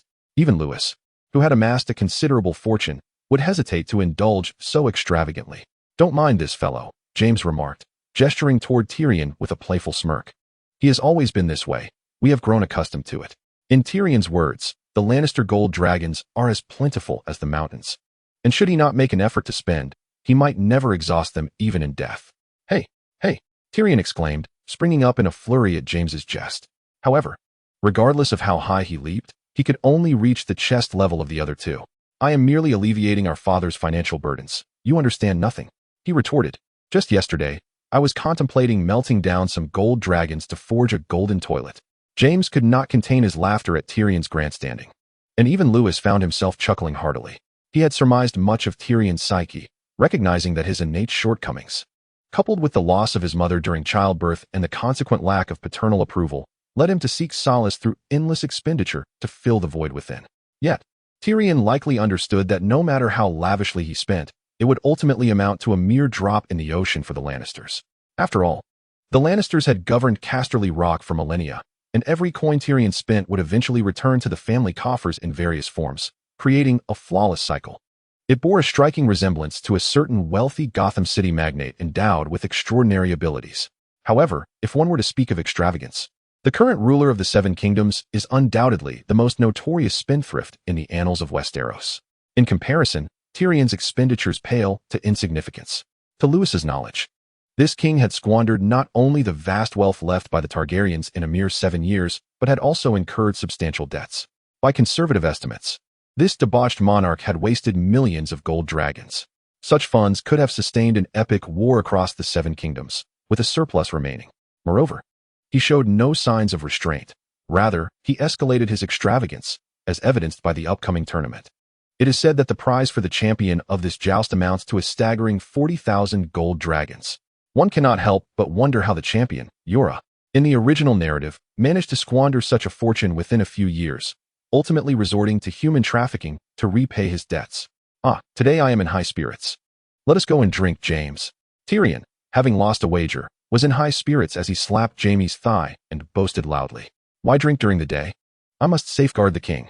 At the mere mention of alcohol, Jaime promptly waved his hand in refusal, evidently still haunted by the shadows of his last hangover. Do not feign ignorance. I saw you emerge from your chambers at dawn. Moreover, our king had already been ensnared by the courtesans of Casterly Rock, proclaiming with bravado that he would indulge in every harlot within the city, leaving no time even to dine outside the brothel. Do not dare to suggest that you, the esteemed Kingsguard, lack the courage to compete in a drinking contest with a dwarf. Tyrion chuckled ominously, the implication of his words unmistakable. Yet he refrained from voicing it outright, mindful of Lewis's presence nearby. Fine then. Jaime gritted his teeth, his neck stiffening defiantly. When I have you downed, do not whine and cry for Tessa as you did before. It was a long-forgotten affair, yet Tyrion's jibe struck a nerve, prompting him to jab Jaime's thigh, only to recoil in pain from the hardness of his greaves. So what say you, Lewis? Care to join us? Jaime raised an eyebrow at Lewis, clearly eager to reclaim his former bravado. Seeing Jaime's expression, Lewis chuckled softly. This fellow's current state resembled his own former life, mired in regret every hungover morning, only to regain his resolve once restored, thus falling back into that damned cycle. You are not afraid, so why should I be? Since Jaime was willingly courting trouble, Lewis saw no reason to relent. Besides, he found the dynamic between the two brothers quite amusing, making their company enjoyable. Very well, it is settled. Tyrion eagerly took a few steps forward, waving back at Jaime. I have just squandered my funds, so you shall cover the tab today, Kingsguard. Let us return to that tavern you frequented before. What? At the mention of that establishment, Jaime's stomach twisted in protest, his complexion darkening. Lewis, witnessing Jaime's discomposure, laughed heartily as he and Tyrion headed outside. However, it seemed he had forgotten something important. What could it be? Meanwhile, Miss Hightower, who had just transitioned from girlhood to womanhood, sat bewildered on the grand bed, gazing at the empty room. Night enveloped the space. Sandor Clegane, the hound, silently tended to his wounds in his chamber. The intense pain caused his body to tremble slightly, yet he remained utterly silent. For the hound, all the injuries he had endured in his life paled in comparison to the grotesque scars marring his left cheek. He would forever remember that night, the mountain of sorrows twisting in delight at his anguished cries. As night descends, that scene haunts the hound like a relentless nightmare, tormenting him to the point where sleep eludes him, compelling him to practice his swordsmanship until sheer exhaustion grants him respite. With a towel, he meticulously wipes the scars on his face. Despite the passage of many years, the shadow of the burns lingers, refusing to dissipate. Even now, he grapples with the incomprehensible cruelty of a brother who would treat his sibling in such a manner. Once, the hound prayed fervently to the seven, the old gods, and any deity he could conceive of, imploring for a change in his tragic fate. Yet, He received no response. He was engulfed in despair, consumed by fear, and began to harbor a profound hatred for the mountain, for himself, and for the entirety of this world. Alas, it all proved futile. He was merely the second son of a minor lord, inferior in strength to the mountain, and lower in the line of succession. Thus, upon the mountain inheriting the family title, the Hound departed from House Clegane, following Tywin into battles far and wide. At the tender age of 12, he had already participated in the War of the Usurper, claiming the lives of several foes. True to his moniker, he lay in wait like a shadowy hound, bearing blood-stained fangs, silently anticipating his moment of vengeance. "Damn the gods," he muttered softly, flinging the towel into the basin with a force that sent water splashing. As the surface of the water settled once more, he gazed upon his grotesque reflection under the moonlight, his head drooping in weariness as he collapsed onto the bed. The world would not alter due to his impotent roars. Suddenly, a calm voice echoed from the doorway. "Disrespecting the divine can lead to curses." Sandor Clegane. Chapter 42. The Astonished Hound Who. The unexpected voice startled the Hound, instinctively prompting him to seize his sword and spring from the bed, eyes alert towards the entrance. In his solitary existence, the world seemed rife with malice. "There's no need for such tension, Hound," the voice continued, as a tall figure confidently stepped into his view. "It's you." The Hound breathed, yet he did not lower his sword. Rather, his taut muscles relaxed slightly. "I have no dealings with you. What brings you here?" Renly Baratheon. Due to his childhood experiences, he harbored an intense fear of flames, refraining from lighting candles even at night. Yet, the moonlight illuminated the handsome features of the visitor, unmistakably the nobleman from Dorne who had aided him during the day. "I merely came to check on you." "I was surprised to hear someone cursing the gods upon entering," Lewis quipped, observing the Hound, who appeared as a startled creature. "I must say, Jaime's capacity for alcohol remains consistently poor. Within mere hours, he was reduced to the floor. Tyrion certainly possesses some advantages over others. After all, having navigated the complexities of the taverns and brothels for years, he exhibits remarkable resilience to alcohol at the tender age of 16. Yet, when standing before Lewis, he pales in comparison. Ultimately, this fellow even resorted to summoning both Tygate and Devon for assistance, yet they remained no match for Lewis. The level 7 Sword Saint status bestowed upon Lewis grants him extraordinary physical prowess, making him formidable even in terms of alcohol tolerance. He can drink anyone under the table. Despite consuming the most, he exhibits no signs of inebriation. Engaging in a fierce contest against 4 Lannisters within a single day, he managed to incapacitate them all through sheer drinking prowess. Lewis's name could easily be inscribed in the Lannister family annals. "This is none of your concern," the Hound retorted curtly, radiating an air of disdain towards everyone. "I suggest you leave this place." Were it not for the fact that Lewis was a guest of Tywin, he would not have displayed such courtesy. Is this how the Clegane family repays a life debt? In the face of the Hound, who resembled a prickly porcupine, Lewis remained nonchalant, swaggering into the room and taking a seat as if he were at home. "I would rather not bear the Clegane name," the Hound scoffed, indulging in self-deprecation. Nevertheless, the fact remained that his life had indeed been saved, prompting him to refrain from further dismissive remarks and to lower his sword. "That's more like it," Lewis remarked with satisfaction, observing the Hound seated opposite him, and added with a smile, "Regardless of your feelings, Clegane is your surname. It courses through your veins, an inescapable aspect of your identity." "Umph," the Hound scoffed derisively. "You, who grew up in a life of privilege and rightfully inherited your title, would naturally take pride in your name. But this world is not one where everyone shares your experience, my lord." "How amusing," Lewis replied, an amused smile playing on his lips as he regarded the Hound, who continued to rail against the injustices of fate while subtly mocking him. "What do you find amusing?" the Hound inquired, puzzled. "You know I am the Earl of Starfall, yet you have never heard of my circumstances?" Lewis challenged, to which the Hound furrowed his brow and shook his head. He was not one to indulge in gossip, nor did he pay heed to the trivial tales of nobility, showing little interest in anything beyond enhancing his own strength. "Ha! No wonder," Lewis chuckled, clearly entertained by this revelation. "What are you laughing at?" the Hound demanded, anger evident as he pounded the table. For the first time in his life, he felt a pang of shame for his ignorance. "You must be aware of the tale of Jaime, the Kingslayer. That is surely within your knowledge?" "Of course," he replied, casting Lewis an irritated glare. For this was the most renowned scandal in all of Westeros. Though, it cannot exactly be termed news, considering it has been over 7 years. In truth, aside from my title as the Count of Starfall City, I bear another designation. Lewis, with a semblance of a smile, gazed at the Hound and slowly spoke. "The parricide." "What?" The hound's eyes widened in disbelief, staring at the seemingly cultured youth before him. He understood the implications of the title parricide, but questioned, "Who did you kill?" The hound appeared to have an inkling, his muscles twitching with excitement. "My brother, the former Count Davos Dayne of Starfall." Unsurprisingly, Lewis recounted the past in a nonchalant manner. "You need not delve too deeply into the details. Simply know that at the tender age of 7, I took the life of my gambling-addicted brother, thus shouldering the title of parricide. Yet, I have not encountered the rumored curse. Rather, I have grown increasingly powerful." As the hound regarded him with a hint of reverence, Lewis gradually rose, approached the bedside, and grasped his sword, executing a gentle flourish. "To hell with the gods." With Lewis's exclamation echoing the hound's previous sentiments, a chill sword light flashed forth.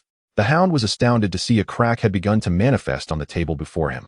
Suddenly, the table split in two, crashing to the ground. The sheer magnitude of this power left the hound utterly astonished. He stood up from his seat and retreated several steps until his back pressed against the wall, with nowhere left to escape. "Who exactly are you?" His chest heaving, he gazed at the sword-wielding Lewis, his heart racing with trepidation. Such strength, such swordsmanship. Since he began his campaigns at the age of 12, he had never witnessed anything like it. "Allow me to reintroduce myself." With his sword held horizontally before him, Lewis grinned and proclaimed, "Lewis Dayne, of Starfall City. Brother to the Dawnblade, Arthur Dayne. You may also refer to me as the Sword Saint of the Infinite. I hear you have clashed with Sandor once more, Sir Gregor." Meanwhile, in Tywin's study, the old lion fixed his emerald gaze upon the mountain, whose hands were wrapped in bandages. Although his tone remained calm, it bore an unmistakable reproach. In response to Tywin's admonition, the mountain remained silent, kneeling on one knee, his eyes averted and his chest heaving with suppressed fury. "I have told you countless times, both you and Sandor are my Lannister men." Noticing the mountain's defiance, Tywin rapped the table twice, his voice hardening. "I care not for the grievances between you brothers. You are forbidden to engage in private conflicts. You not only disregard my orders, but escalate the matter further, even fighting within the castle." It was the imp. Tywin's disappointment seemed to strike a nerve within the mountain. His voice, gruff as a bull, protested, "I was merely passing through." It was the imp who deliberately lured the hound. That dwarf dared to wager on the hound's victory, an utter insult to me. The mountain grew increasingly agitated, even resorting to pounding his chest. Blood seeped through the pristine bandages once again, yet he appeared utterly indifferent to the pain. His expression one of a ravenous desire to devour both the hound and Tyrion. "The little demon is not what you call him."